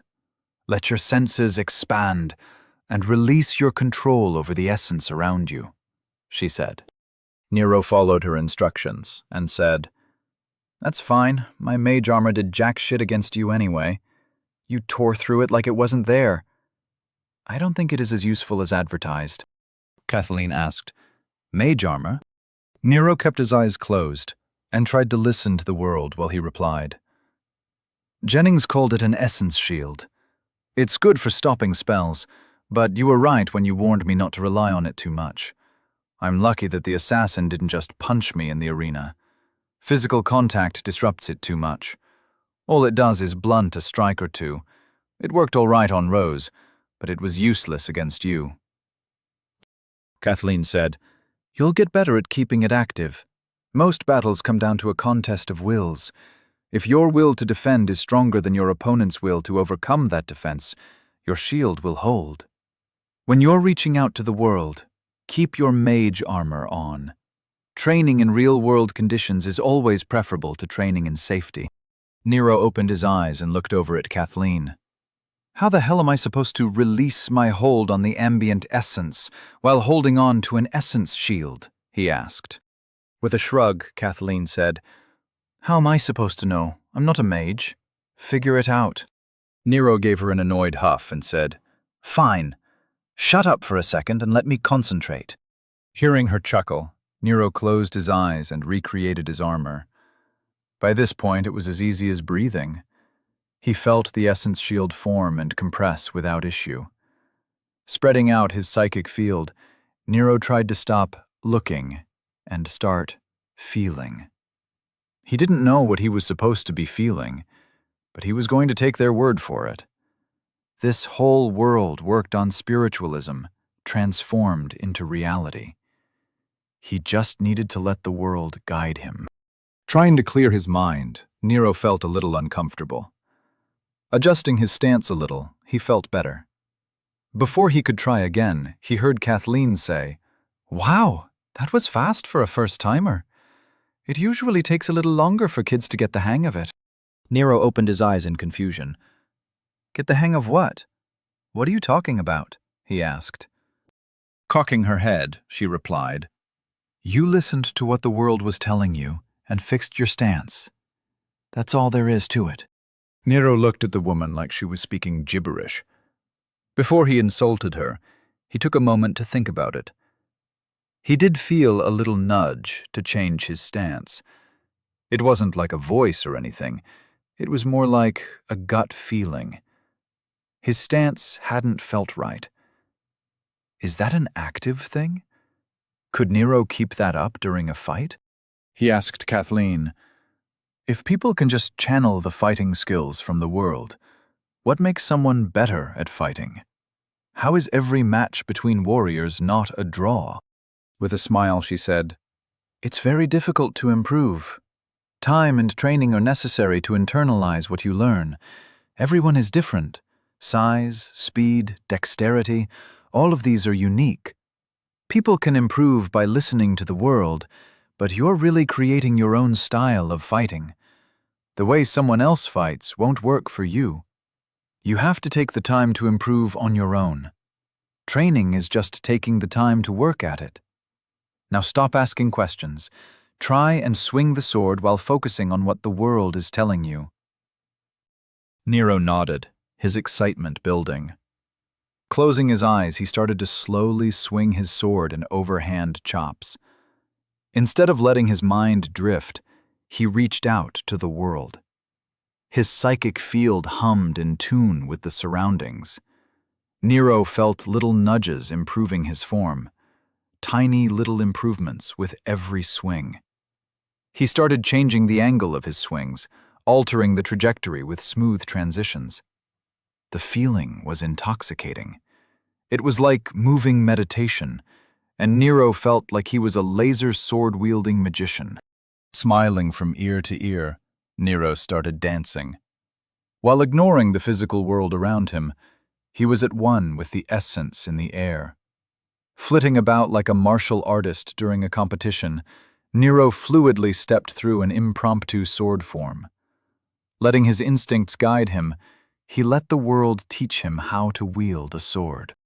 Nice job. Now you have to actually try to fight.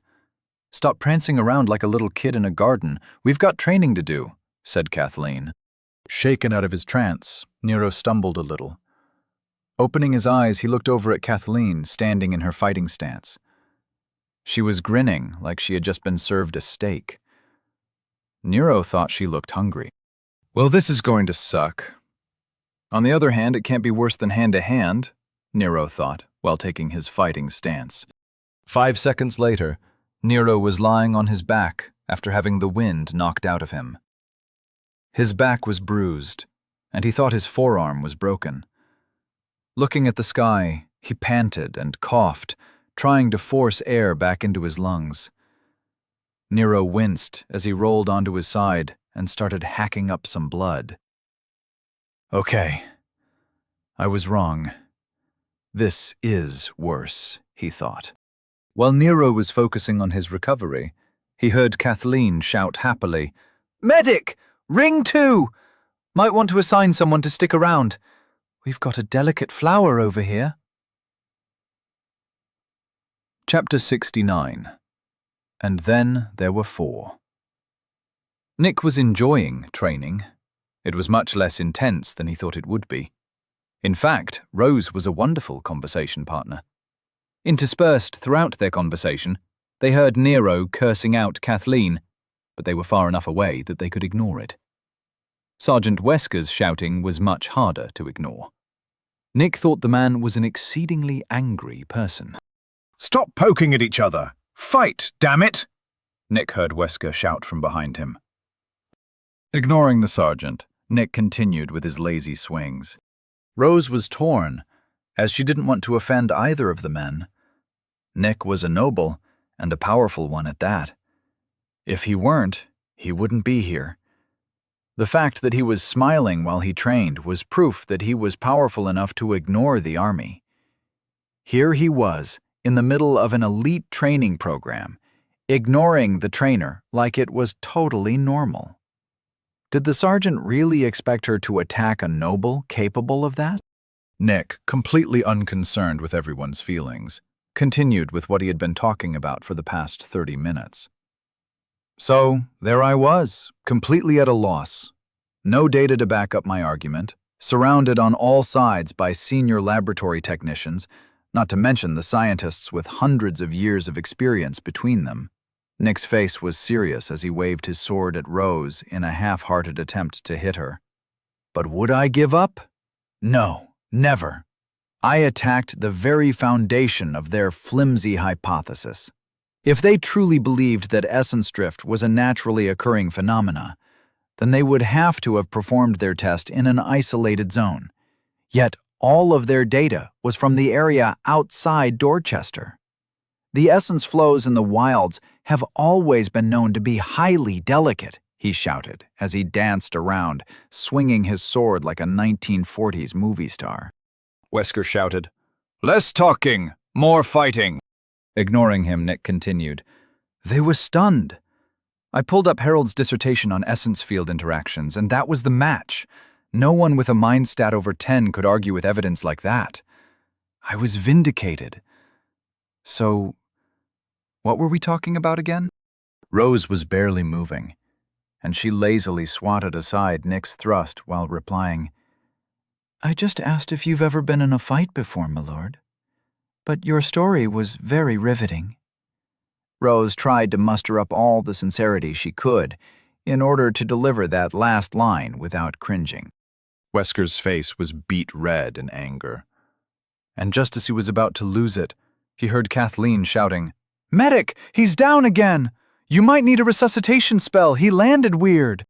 As the blood drained from his face, Wesker ran over to Kathleen and Nero. Looking down, he could see an immobile Nero with his head at an awkward angle. Eyes open in panic, his neck was clearly broken. Turning to Kathleen, he shouted, "What the hell are you doing? Are you crazy?" Seeming completely at ease, Kathleen responded with a wave of her hand. He'll be fine. Dying a few times during training is not a big deal." As she was speaking, the medic was casting spells at Nero. They all heard the snap as his neck was reattached. As the golden glow enveloping Nero dimmed, he gasped awake. As Nero's eyes snapped open, he took a deep breath and started coughing. "See," said Kathleen, "he's fine." Giving Nero a light kick to his side, she said, "Get up, walk it off."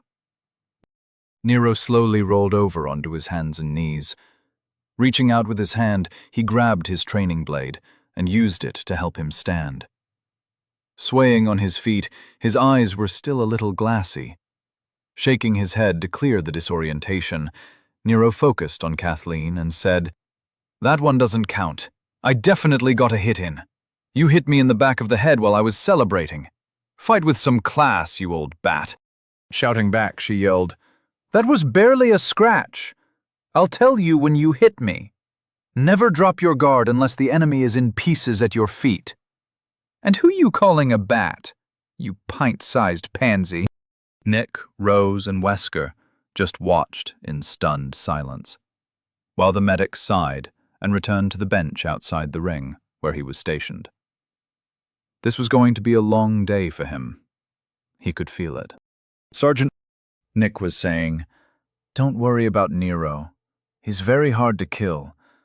I should tell you about the time I nearly died trying to contain a lightning bolt. See, the theory I was testing was based on Mason's theoretical model of..." As Nick's voice trailed off in the distance, Sergeant Wesker wondered if the captain would accept his transfer request. The little group of 4 had finally made it to lunch. Nero had forced them all to sit together. He told them it was for team unity.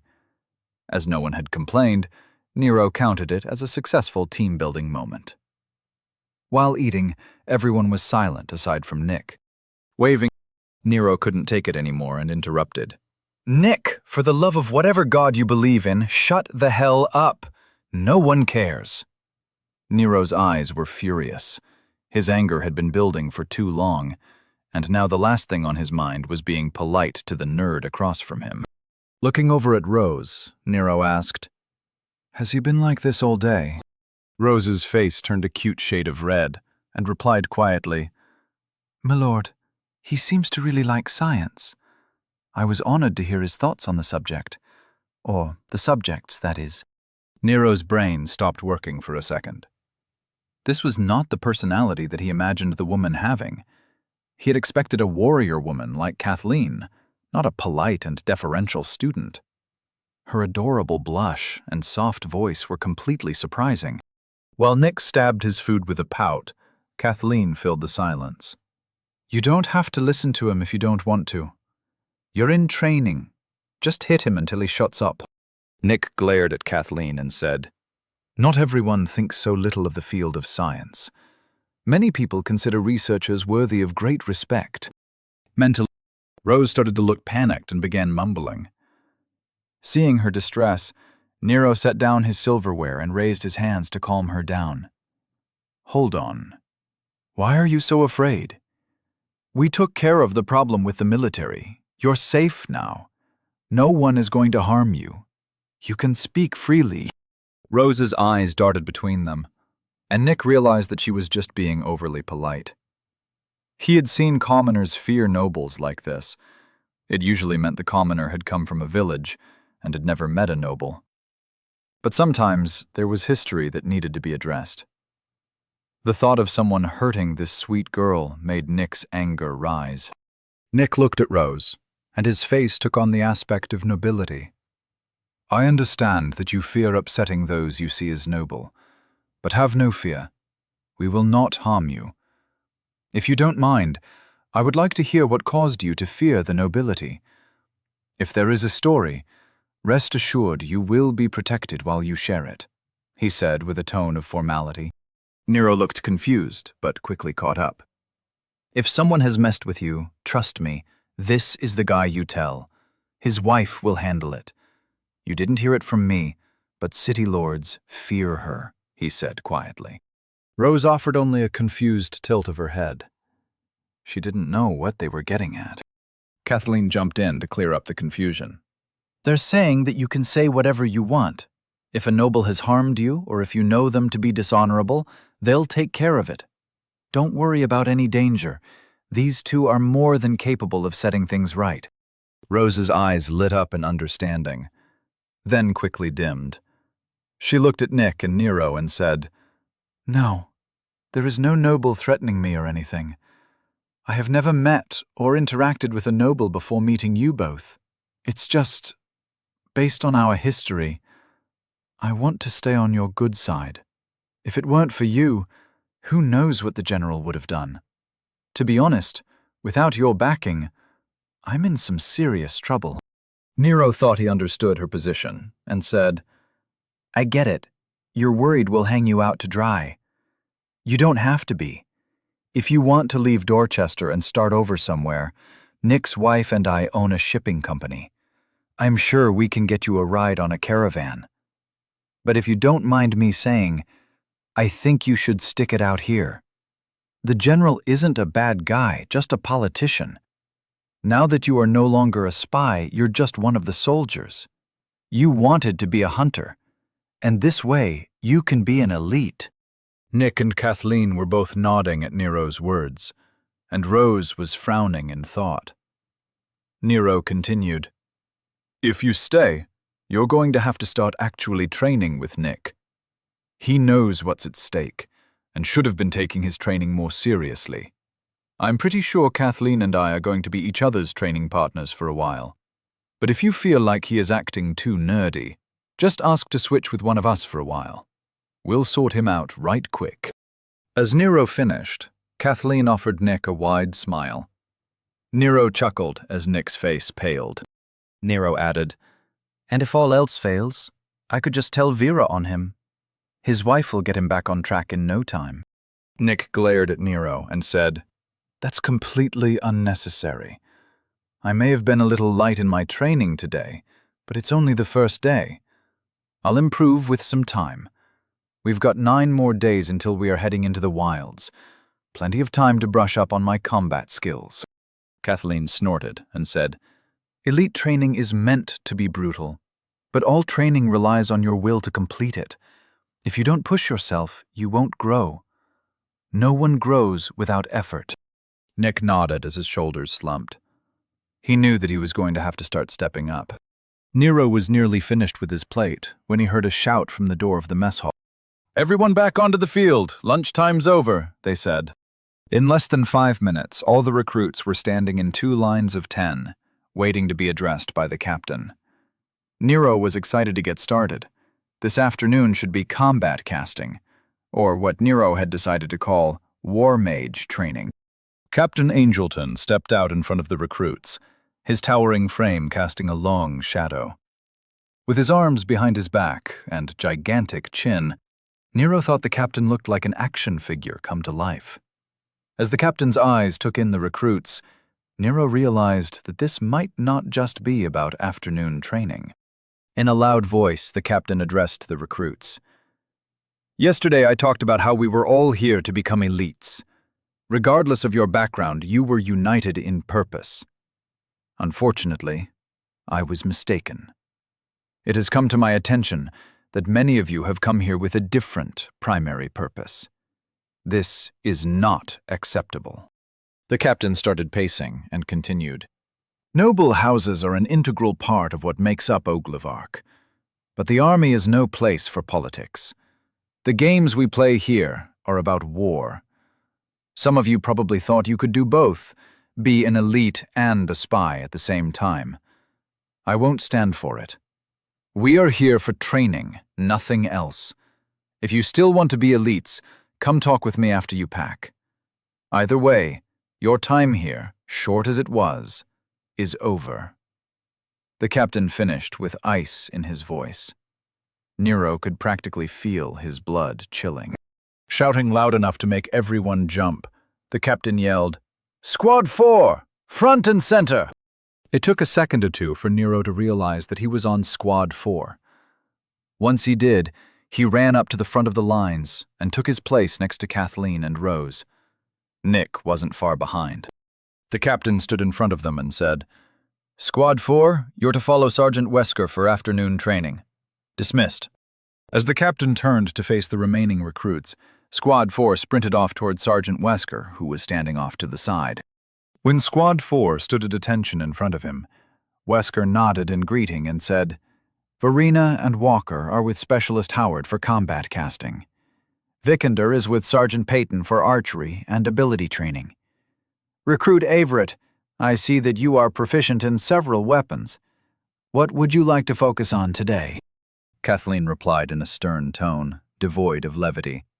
"I'll accompany Recruit Vikander with Sergeant Peyton. I could use some range time." Nodding, Sergeant Wesker made a note on his board, then pointed to his right. "Peyton's over there at the archery range. You two are dismissed." While Rose and Kathleen jogged off toward the range, the sergeant turned to Nero and Nick, saying, "Follow me. You'll be in one of the training halls. Combat casting outside of a training room is just asking for trouble." Nick and Nero both followed along dutifully, but while Nero looked excited, Nick only looked like he was going to remedial geometry. Nero saw his friend's lack of enthusiasm and slapped his shoulder. "Hey man, lighten up. We're going to be learning how to fight with magic," said Nero with a smile on his face.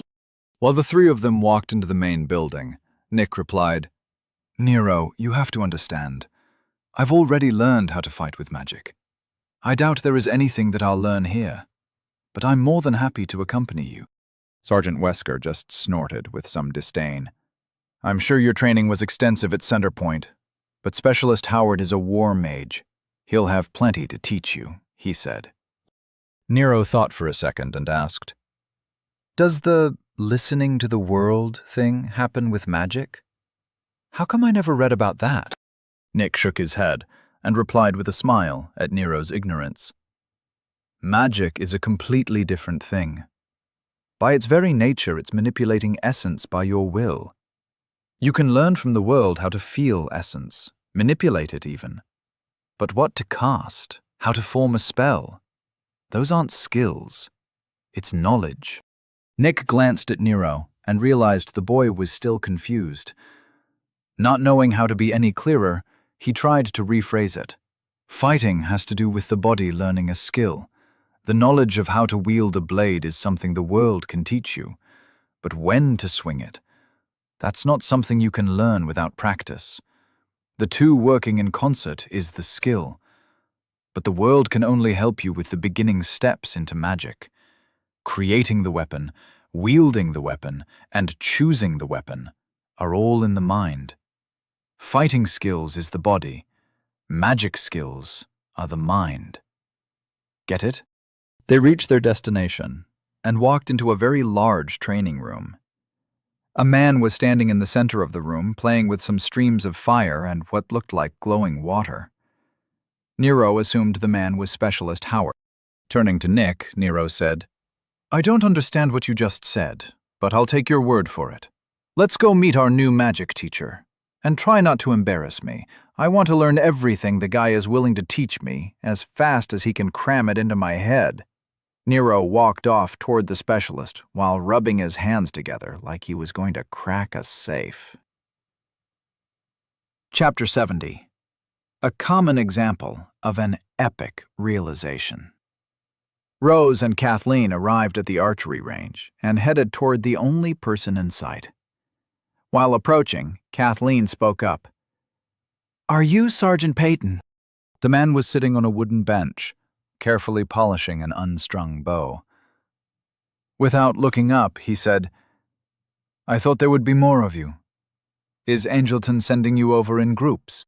Kathleen was surprised by Rose, who didn't seem as sheepish without Nero or Nick around, as she took the initiative to reply, I think he's busy kicking a bunch of the Noble's spies out of the program. We're probably all you're going to get, assuming that you are Sergeant Peyton, that is. Chuckling, the sergeant set the bow off to the side. It joined a pile of shining bow staves. Standing up, he turned to appraise Rose and Kathleen, while they judged him in turn. He was much taller than them, just over 6 feet. His eyes were so dark they seemed black. His bald head gave him a harsh visage that was probably intimidating to most people, but didn't bother either Rose or Kathleen. His skin was so tan that he might have been black, which caused Kathleen to ask, You wouldn't happen to be from the north, would you? With a smile, Peyton replied, No, I'm from just outside Dorchester. My mother was from Yaxley, though. Kathleen smiled and asked, How'd she end up down here? Peyton was used to every northerner demanding his mother's life story, so he wasn't offended. She came south around 200 years ago, I think. She always said that the world was too big to choose to spend it in the worst place imaginable. According to her, she chose to stay around here when she realized there was nothing threatening around. For her, it was paradise, he said. Kathleen slapped her hand against her thigh and started laughing. Rose looked insulted, but kept her mouth shut. Well, your ma isn't wrong. I was here for the last beast tide, and I wasn't impressed. Hopefully this one will be worth getting involved. You want us to introduce ourselves, or are you just going to read our files? Asked Kathleen. The sergeant said, You're Kathleen Averett. I've heard plenty about you already. And you must be Rose Vikander. I was briefed about you as well. You two have any questions for me before you show me what you can do? Rose shook her head and went to get a bow from the pile next to the sergeant. But Kathleen asked, You going to be training with us, or just sitting on your ass and watching us work for a living? With a bright smile, Peyton summoned his bow from his pocket space. I'd be glad to. Before you let your northern pride make you say something you'll regret, you should know my pillar is accuracy. I wouldn't recommend offering a wager. You'd lose, he said, then walked off to the firing line. Rose was stringing her bow, while Kathleen was picking a stave out of the pile. Both women were watching the sergeant as he started training. The archery range was 1,000 feet deep, but there were wooden posts interspersed along the length. Each post was on a tiny cart, which allowed them to be moved around.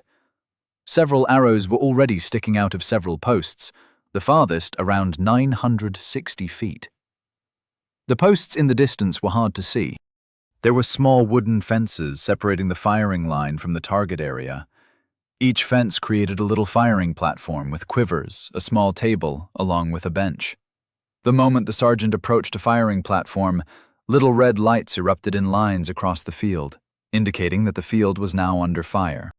Sergeant Peyton reached out to the quivers hanging off the fence and touched an arrow.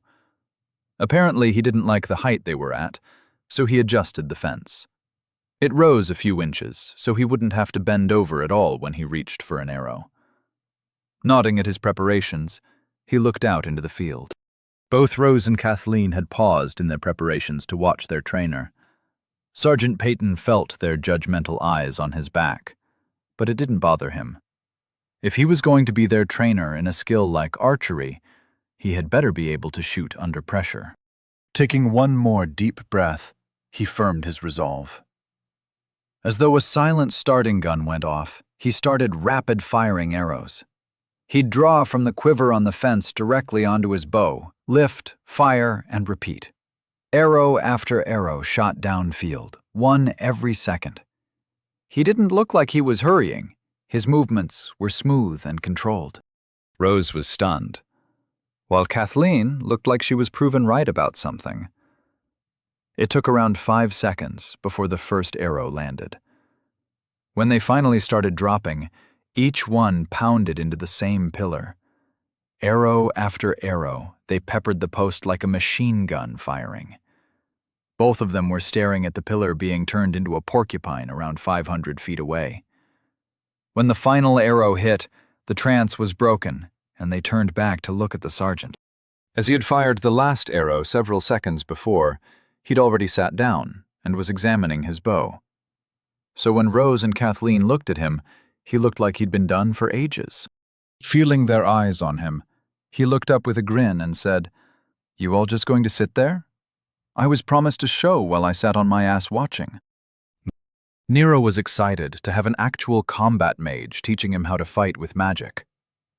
Perhaps he was a little too excited, as he jogged up to Specialist Howard and completely ignored the fact that the man had streams of fire and water flowing around him in patterns. Nero walked over, stopping just outside the essence flows, and said, "Hello, sir. I'm Nero Walker, and I'm here to learn how to fight with magic. How's this going to work? Is there a class syllabus I should have gotten?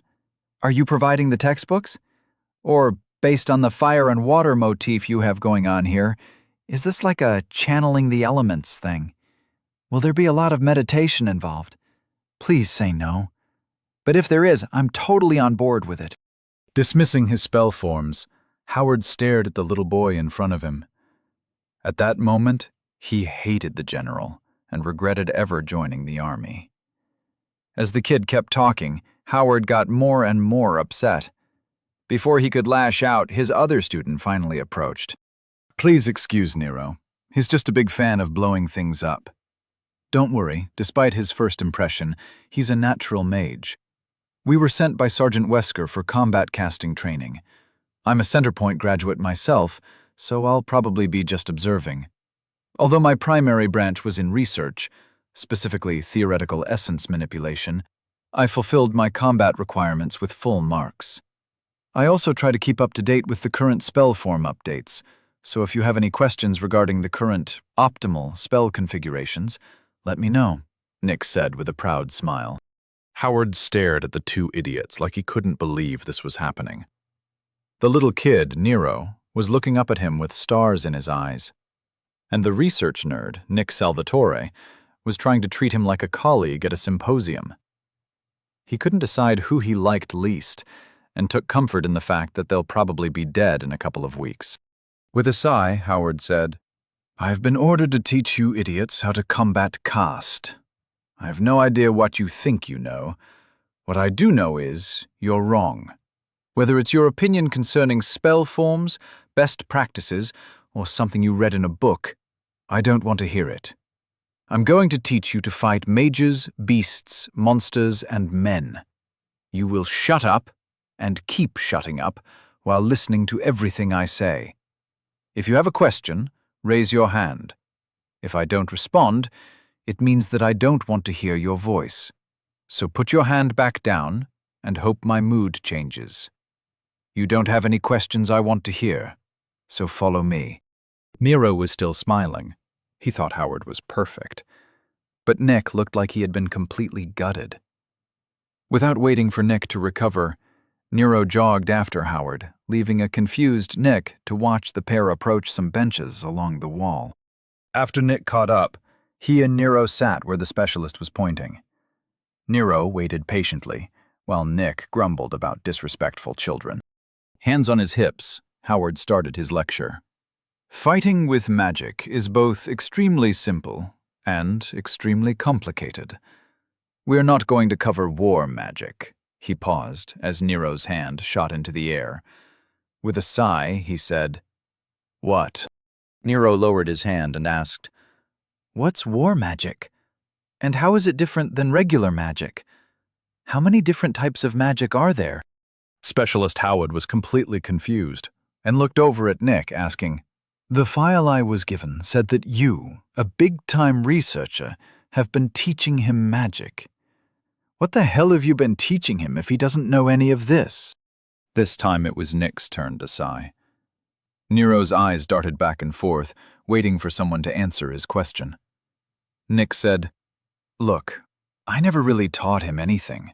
He went to the library and got some books. He's been figuring everything out on his own. He's only been casting magic for around a week. Archmage Jennings and I spent a few hours showing him how to use his center for casting. Before that, he was using ambient essence to create raw spell forms. I don't understand anything he does, so please stop looking at me like that." Howard crossed his arms and said, "Then explain to me why he is walking around with an essence shield active. It doesn't seem to be stressing him, and that doesn't happen without extensive training." Throwing his arms up in annoyance, Nick said, "Just ask him. I have no idea how he does half of the things he does." Nero was smiling and chimed in, "I made a deal with Jennings. A couple of days ago, he spent the afternoon showing me how to form my mage armor along with 3 combat spells, and in return, I showed him something cool. But you're right. It was annoying keeping the shield up at first, but I got used to it after a few hours. It's just like walking around with your abs a little tight. Now, can you please answer my question about the different types of magic? Also, what makes them different? Are the spell forms unique, or are they all based on the same parts?" Nick was chuckling at Howard. The poor man looked like he had just seen a ghost. He stammered, "You learned to cast an essence shield from an archmage in an afternoon." Nero nodded, getting annoyed that the man wouldn't answer his questions. "Yes, and 3 combat spells. Now will you please just answer the question? Or at least point me toward a book that covers the subject. It's a good thing you are all able to live to 1,000 because you take forever to do anything. Teach me something, damn it!" Nero shouted. Startled, Howard held up his hands in defeat. "All right, kid, calm down. Magic is categorized by its purpose. The underlying architecture of spells is all the same, but there are many ways to do the same thing. Spell creation is a difficult area of study. I said we weren't covering war magic because those are large spells that you couldn't cast anyway," he said, then tilted his head in consideration. "I should say that they're spells you probably can't cast yet. But we should start at the beginning. Have you read any Introduction to Magic books?" Nero responded proudly. "I've read an Introduction to Essence and a basic spell book on household spells. 3 days ago, I read some books with some spell forms useful for hunting and personal magic. I don't feel comfortable creating a dimensional space in my soul just yet, but I was planning on giving it another look tonight." Frowning, Howard asked, "What does an Introduction to Essence have to do with casting magic?" Nero replied easily, "Essence is magic, isn't it? I'm pretty sure it was listed as a book for the class, which was a prerequisite for the center's combat magic class. That's why I started there." Shaking his head, Howard said, "No! Well, yes, but no. Magic is the use of essence to perform a task. Essence is just the building blocks you manipulate with magic. You're not supposed to use essence to cast. That's crazy." Nick nudged Nero with his elbow and chimed in, "I told you that you were doing it wrong." Nero shrugged and said, "Whatever. That doesn't matter anymore. I know how to create a spell form with my center now, It's way easier. Now one of the books I was reading said that I had to control the essence and deny my opponent. What does that actually mean? Howard felt his hackles rise and said, "Nope, you're not going to be bouncing around anymore. Learning bits and pieces is stupid. Just listen for a while. Nick, you stand up and go over there. Nero needs to see actual casting being done correctly." Nick's proud smile was back, and he hopped up to take his place opposite Howard. Nero fought the urge to mutter an insult, but kept the thought that Nick was the very definition of a teacher's pet to himself. After taking their places, about 20 feet apart, Howard shouted, "Shields up!" Receiving a raised right arm from Nick, Howard looked over at Nero and asked, "Can you feel the areas of control for both of us?" Nero stood up and concentrated. He moved until he took his place between them, but off to the side, they ended up forming a triangle. Nero looked over at Howard and said, "Okay, I can see you both clearly." Howard raised his eyebrows and asked, "When you say see, you mean feel, right? It sounds like you were saying you can see the essence flows around us." Nero crossed his arms and said, "Yeah, I can see them fine. I know how to use a psychic field. I'm not an idiot." Nick chimed in. "Wait a second. You can recognize essence streams? What are your soul density and mind focus stats at? They must be over 50. Howard shouted in anger, "Don't answer that! You ever ask a question like that in my presence again, and I'll put you down so hard, you'll beg to never see me again. You hear me?" Nick paled, and Nero jumped in. "It's okay, don't worry. He's my advisor. He just got excited about something. He doesn't always think before he speaks. My situation is a little weird, and he's been helping me try to figure stuff out. He didn't mean anything by it." Even from a distance, Nero was positive that he heard Nick gulp in fear. Specialist Howard seemed to calm down, but he still repeated his warning. "I'd never step in between an advisor and his charge. But if he asks questions like that again, you come tell me right away. No one is entitled to your identity." Nodding, Nero said, "Got it. Now show me what you wanted me to see. I'm watching closely." Specialist Howard wove a basic spell form Nero had never seen before. He did it slowly, so Nero could follow along. Nero watched as the parts came together to channel air essence, along with something that he didn't recognize. He felt the air condense and ionize inside the spell form. With a crack, a bolt of lightning shot from between Howard's hands toward Nick. It was so fast that Nero didn't have a chance to shout a warning. For a split second, Nero panicked. But Nero shouldn't have worried, as the lightning faded into nothingness the moment it entered Nick's field of control. It hadn't gotten within 5 feet of him. Utterly confused, Nero muttered, "That's not how electricity works." Howard looked over at Nero and said, "That's what happens when uncontrolled essence structures interact with a foreign psychic field. That's the primary concern for combat casting. How to get your spells through an enemy's defenses. Whether it's a shield, essence field, or an essence shield, a mage has to keep control of the essence he casts. Understand?" Nero said simply, "Nope, that doesn't make sense at all. You didn't shoot essence at him. You converted essence into lightning and shot that at him. Are you telling me that his psychic field can protect him from environmental effects? I have personally seen people killed by spells causing environmental effects, so I'm completely confused."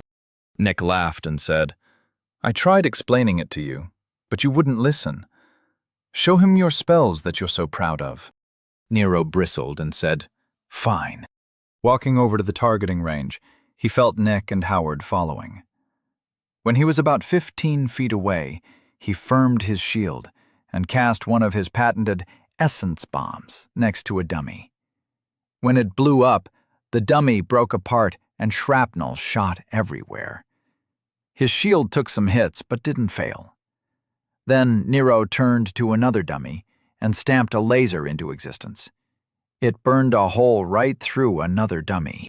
Turning around, he placed his hands on his hips and said, "There. Environmental effects in action. 2 dead enemies." Nick just... Nero stared back, confused. "Huh?" he asked, while Nick burst into laughter. Chapter 71. Major life decision that means nothing. Heather walked into the common room from the hallway with a smile on her face. It was so out of character, both Jerry and Mike looked at her like they didn't recognize her. "We've got the score of a lifetime coming to us," she said, and took a seat on one of the couches. Throwing her feet up on the coffee table, she pulled out a flask and started drinking. Mike set down the sword he was polishing and said, "Well, details, please. You said you heard there was a Wilds contract we might be interested in. Some noble that needs to be lost while making it look legit. What did you find out?" Jerry closed the book he was reading and leaned forward. "All right, so here's what I know," she said, and set her feet down, leaning forward with excitement. "The target joined an elite hunter training program," she said. Hearing that, Jerry reopened his book, and Mike just snorted and picked his sword back up. Holding out her hands like she was trying to calm down a horse, she said, "Listen to the rest of it. The training program is legit, but the noble isn't. In fact, the noble is only level 8 or something. He's a really fast leveler, so he's only 14. He's a commoner who got lucky during the noble war we just had. You can see his arena fight on the link. He thinks he's a mage." She laughed as she saw Mike and Jerry start paying attention again. She said, "It gets better. I heard that the only reason he's in the training program is because he realized he has no idea how to fight. Lord Cosgrove agreed to let him attend, but demanded that he adhere to the training program if he wants to learn how to fight. My friend knows one of the guards at the training facility, and he found out the best part." Mike and Jerry were leaning forward again. They were hanging on Heather's every word. After taking a sip from her flask, she said, "The kid's only got 2 minders. One of them is his bodyguard. Get this, she's a den mother from the center dorm he was staying at. The other is his advisor. The guy is some second son of a noble trying to start his own house. My friend said the guy works in research or something." She started laughing again. Both Mike and Jerry shared a look, along with some smiles. Trying to stop her laughter, she said, "I'm sorry, it's just too much. If all of that isn't enough, listen to what I just heard. A bunch of the nobles were worried about the kid out in the wilds with just some soldiers who wouldn't give a shit about him. So they placed a bunch of guards into his training program. The kid thought they were all spies, and he demanded that they be replaced with real soldiers. He actually asked to be left alone. The schedule has them out in the wilds after only a week of training. In 10 days, they'll be outside the walls." Mike and Jerry were stunned. Mike tried to wrangle his enthusiasm. This was too good to be true. "How sure are you about this? This seems way too easy for the payout."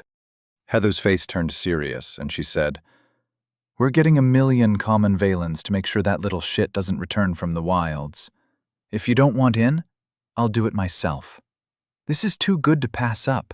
People are only nervous because he's a new noble.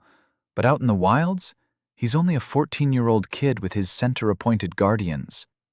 Put on your big boy pants, and let's get this done." Jerry said, "I'm in. Even if Mike passes, this is too good to pass up. As long as we get their route through the wilds, a few illusions is all it will take." Mike nodded and made a decision. "All right, let's take 2 days to get our gear together. Then I want to be in the wilds waiting for them. Thanks for this, Heather. We owe you one." Heather's smile was wide and happy as she said, "Feel free to increase my share." Nero trudged toward the dining hall alone. Nick had been nice enough to give him some space. The reprieve from the old man's jokes was more than welcome. Nero wasn't in the mood to hear any more jabs at his misplaced pride. Since there weren't any other recruits anymore, Nero didn't have to wait in line. After getting his meal, he saw that the only people at the tables were Rose and Kathleen. Nero walked over and listened to their conversation. Part of him was happy that they were getting along. A very small part. Taking his seat, Nero poured himself some water from one of the table's pitchers. Kathleen looked at Nero and asked, "What's wrong with you? Had some trouble at the combat casting class?" Nero shot her a dirty look and said, "It seems I was misunderstanding some things. I wasn't aware that the only reason I'm still alive is because of 2 separate technicalities. I've had 2 wins, and both of them deserve an asterisk." Nero stabbed his steak with his fork like he was making sure it was dead. Rose chuckled, but didn't say anything. However, Kathleen pressed on the wound and asked, "What does that mean? What happened specifically?" Nero chewed on his steak and sighed. Swallowing, he took a drink of water and said, "When I fought those mercenaries, I thought I made a bomb out of essence. It turns out that I did, but the bomb didn't really kill them. It just forced a shockwave into the air. It was the air that killed them. Then with the assassin, the only reason my laser idea worked was because he was so low-leveled. Anyone over level 15 wouldn't even notice the spell I cast. So anyone with a decent leveling speed could be immune to that spell by the age of 20. Rose spoke up. "Hey, I'm 18 and only level 9, and my leveling speed is just fine." Realizing that she just shouted at Nero, she paled. Her reaction was just what Nero needed. Cracking a smile, Nero couldn't contain it. He burst into laughter. Rose didn't understand and thought she was in some serious trouble. Her eyes started looking for exits. Nero forced himself to stop laughing and said, "It's fine. Don't worry about it. Like Nick said, speak your mind. I'm not some stuck-up noble with his privilege surgically implanted up his ass. And I'm sorry. You're absolutely right. I don't understand the leveling system at all. So just ignore me." Kathleen was eating with a smile on her face, enjoying the happy dynamic. Nick appeared and took his seat. "Hey everyone, how was archery training? If your trainer was anything like ours, I bet you were just as impressed as we were. You know they got an actual war mage to train us? I think there are only like 10 in Dorchester at the moment. Hopefully we get our full complement before the beast wave hits. They could be the difference between holding the walls or abandoning the city," he said, while slicing up his steak and mashed potatoes. Nero said, "On that cheery note, let's hear about archery." Rose's mood was restored, and her smile brightened the dining hall. She said, "Our instructor, Sergeant Peyton, is an actual hunter. He's fought in the wilds for like 20 years or something. You wouldn't believe what he can do with an arrow. He emptied an entire quiver into a target 1,000 feet away like it was no problem at all. His pillar is accuracy, so I guess it makes sense. But his speed was amazing. And he really pushed us, too. We had a medic come over to heal our hands. I don't know how many arrows I shot, but it was more than I could count. By the end of training, I was done. But don't you worry, I'll be back for more tomorrow." Her bubbly personality made everyone at the table smile. Nero thought back to her face in the conference room at the arena and remembered her stern expression. Comparing it to what he was seeing now, and also that submissive schoolgirl routine she had done to Nick, Nero wondered what she was like under all the acting. Putting the issue aside for the moment, Nero focused on something more important. As he was probably going to level tonight, he'd need his questions about pillars answered now. Speaking up, Nero said, "You mentioned pillars. I have a few questions about those. I read that you were offered a choice at level 10 and then at level 50, right?" Everyone nodded as they ate. Nick pointed his fork across the table at Nero and said, "You're going to be hitting level 10 soon, huh? I guess you have some questions. This is a big moment for you, and you haven't had a lot of time to study the subject." Nero offered a blank look at Nick and said, "You're right. So maybe as my advisor you can stop restating the problem and start addressing it. What the hell am I going to have to deal with?" Rose and Kathleen chuckled. Nick just chewed on his steak and started talking while his mouth was full. "When you level to 10, Your mind will be pulled into your soul. You'll be presented with some options based on how you've lived your life. If you focused on paperwork, you'll get some options having to do with writing, or information, or something along those lines. Don't worry, you'll get around 10 options. Some people get more, some people get less. Either way, the pillar itself just represents an aspect of yourself that you are choosing to build your growth around, he said, then paused to take a drink of water. Kathleen picked up the slack and said, "My favorite analogy is that you are like a vine growing up around your pillar. As time goes on, you grow higher, but never stray from your pillar. As you grow to level 50, another pillar is added, and your foundation is strengthened. If you ever reach level 100, your pillars will form a pyramid, with you standing at the top, taking your place among the heavens." The image of a pyramid covered in fresh growth, with me at the top, staring at the sky, always appealed to me. Nero smiled. He liked that, too. He forced himself back into the conversation, as he didn't want to be distracted. "So, pillars are kind of limiting, then?" he asked. Nick shook his head. "Not really. They are essentially concepts. They can be applied in many ways. For example, the pillar I took at level 10 was insight. That could have sent me down many different paths. But I used my stars to increase my ability to parse data. My memory has been drastically increased, and I have an ability you've seen. Remember when I made the map of Dorchester? I was taking data that I had saved in my link and used my ability to create a model, which I projected as a hologram using magic. Neat, huh?" Nero nodded in thought. Before he could ask another questions, Rose asked, "So your pillar doesn't really have a lot of abilities? It's mostly focused on supplementing your mind?" Kathleen chimed in. "No pillar has more abilities than another. You just have to choose to put a star toward creating one. Then more stars to grow it into something useful. Some pillars are easier to apply to abilities, but no pillar is without the option for them. Think of Sergeant Peyton.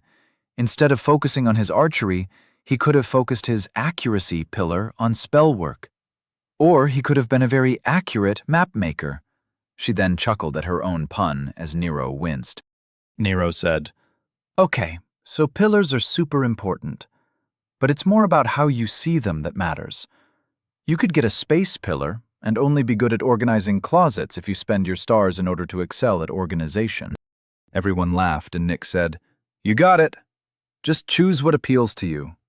It's an important decision, but it's only one step on your path."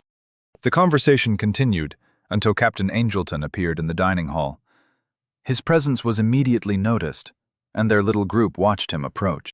The captain looked around and seemed unhappy at all the empty seats. Standing at the head of their table, he said, "All right, so let me give you some updates. As you suspected, every recruit had an ulterior motive for joining this program. As per my orders, I offered them two choices: either be transferred to another elite training program, or quit and go back to whatever house ordered them to come here. I was surprised that 9 of them actually went back to their houses. Only 7 people had the strength of character to follow through with their training." Looking over at Nero, he continued, "The general was not happy about the way it worked out, but he told me to tell you, at least their cowardice gives me ammunition against the pansies in the mansions. Personally, I want to thank you. I was never comfortable with the situation. I'm looking forward to getting some real warriors around here. They'll be here in the morning. It shouldn't affect your training schedule." In a cold voice, Kathleen asked, "Real warriors, huh? I'm looking forward to seeing what you consider a warrior." To his credit, the captain realized his mistake instantly. Instead of apologizing, he just said, "Please, try not to be too hard on them. I don't want to keep bringing in new people. Losing 16 recruits on the first day of training is bad enough, even if there is an explanation in the file. It still looks bad." Chuckling, Nero asked, "So, what happens after dinner?" "I'm ready to get back to it. It's only 1930, plenty of time for some more pain." Missing the joke, the captain said, "You've got 1 hour of light running, followed by 2 hours of physical training. Then, typically, you have free time. Training fields will be available for you to choose where you spend your free time. However, I received a personal message from Archmage Jennings about you. He told me that you would probably be studying, and he advised me not to interfere with your plans. That was advice I planned to follow. But in the meantime, clean up and meet me outside. We've got work to do." Nero's group nodded and stood up in unison. After dropping off their dishes, they filed out to enjoy a light after-dinner run. For the next hour, Nero felt a slap on the back of his head every time Kathleen passed him. Unfortunately, it didn't help him run any faster.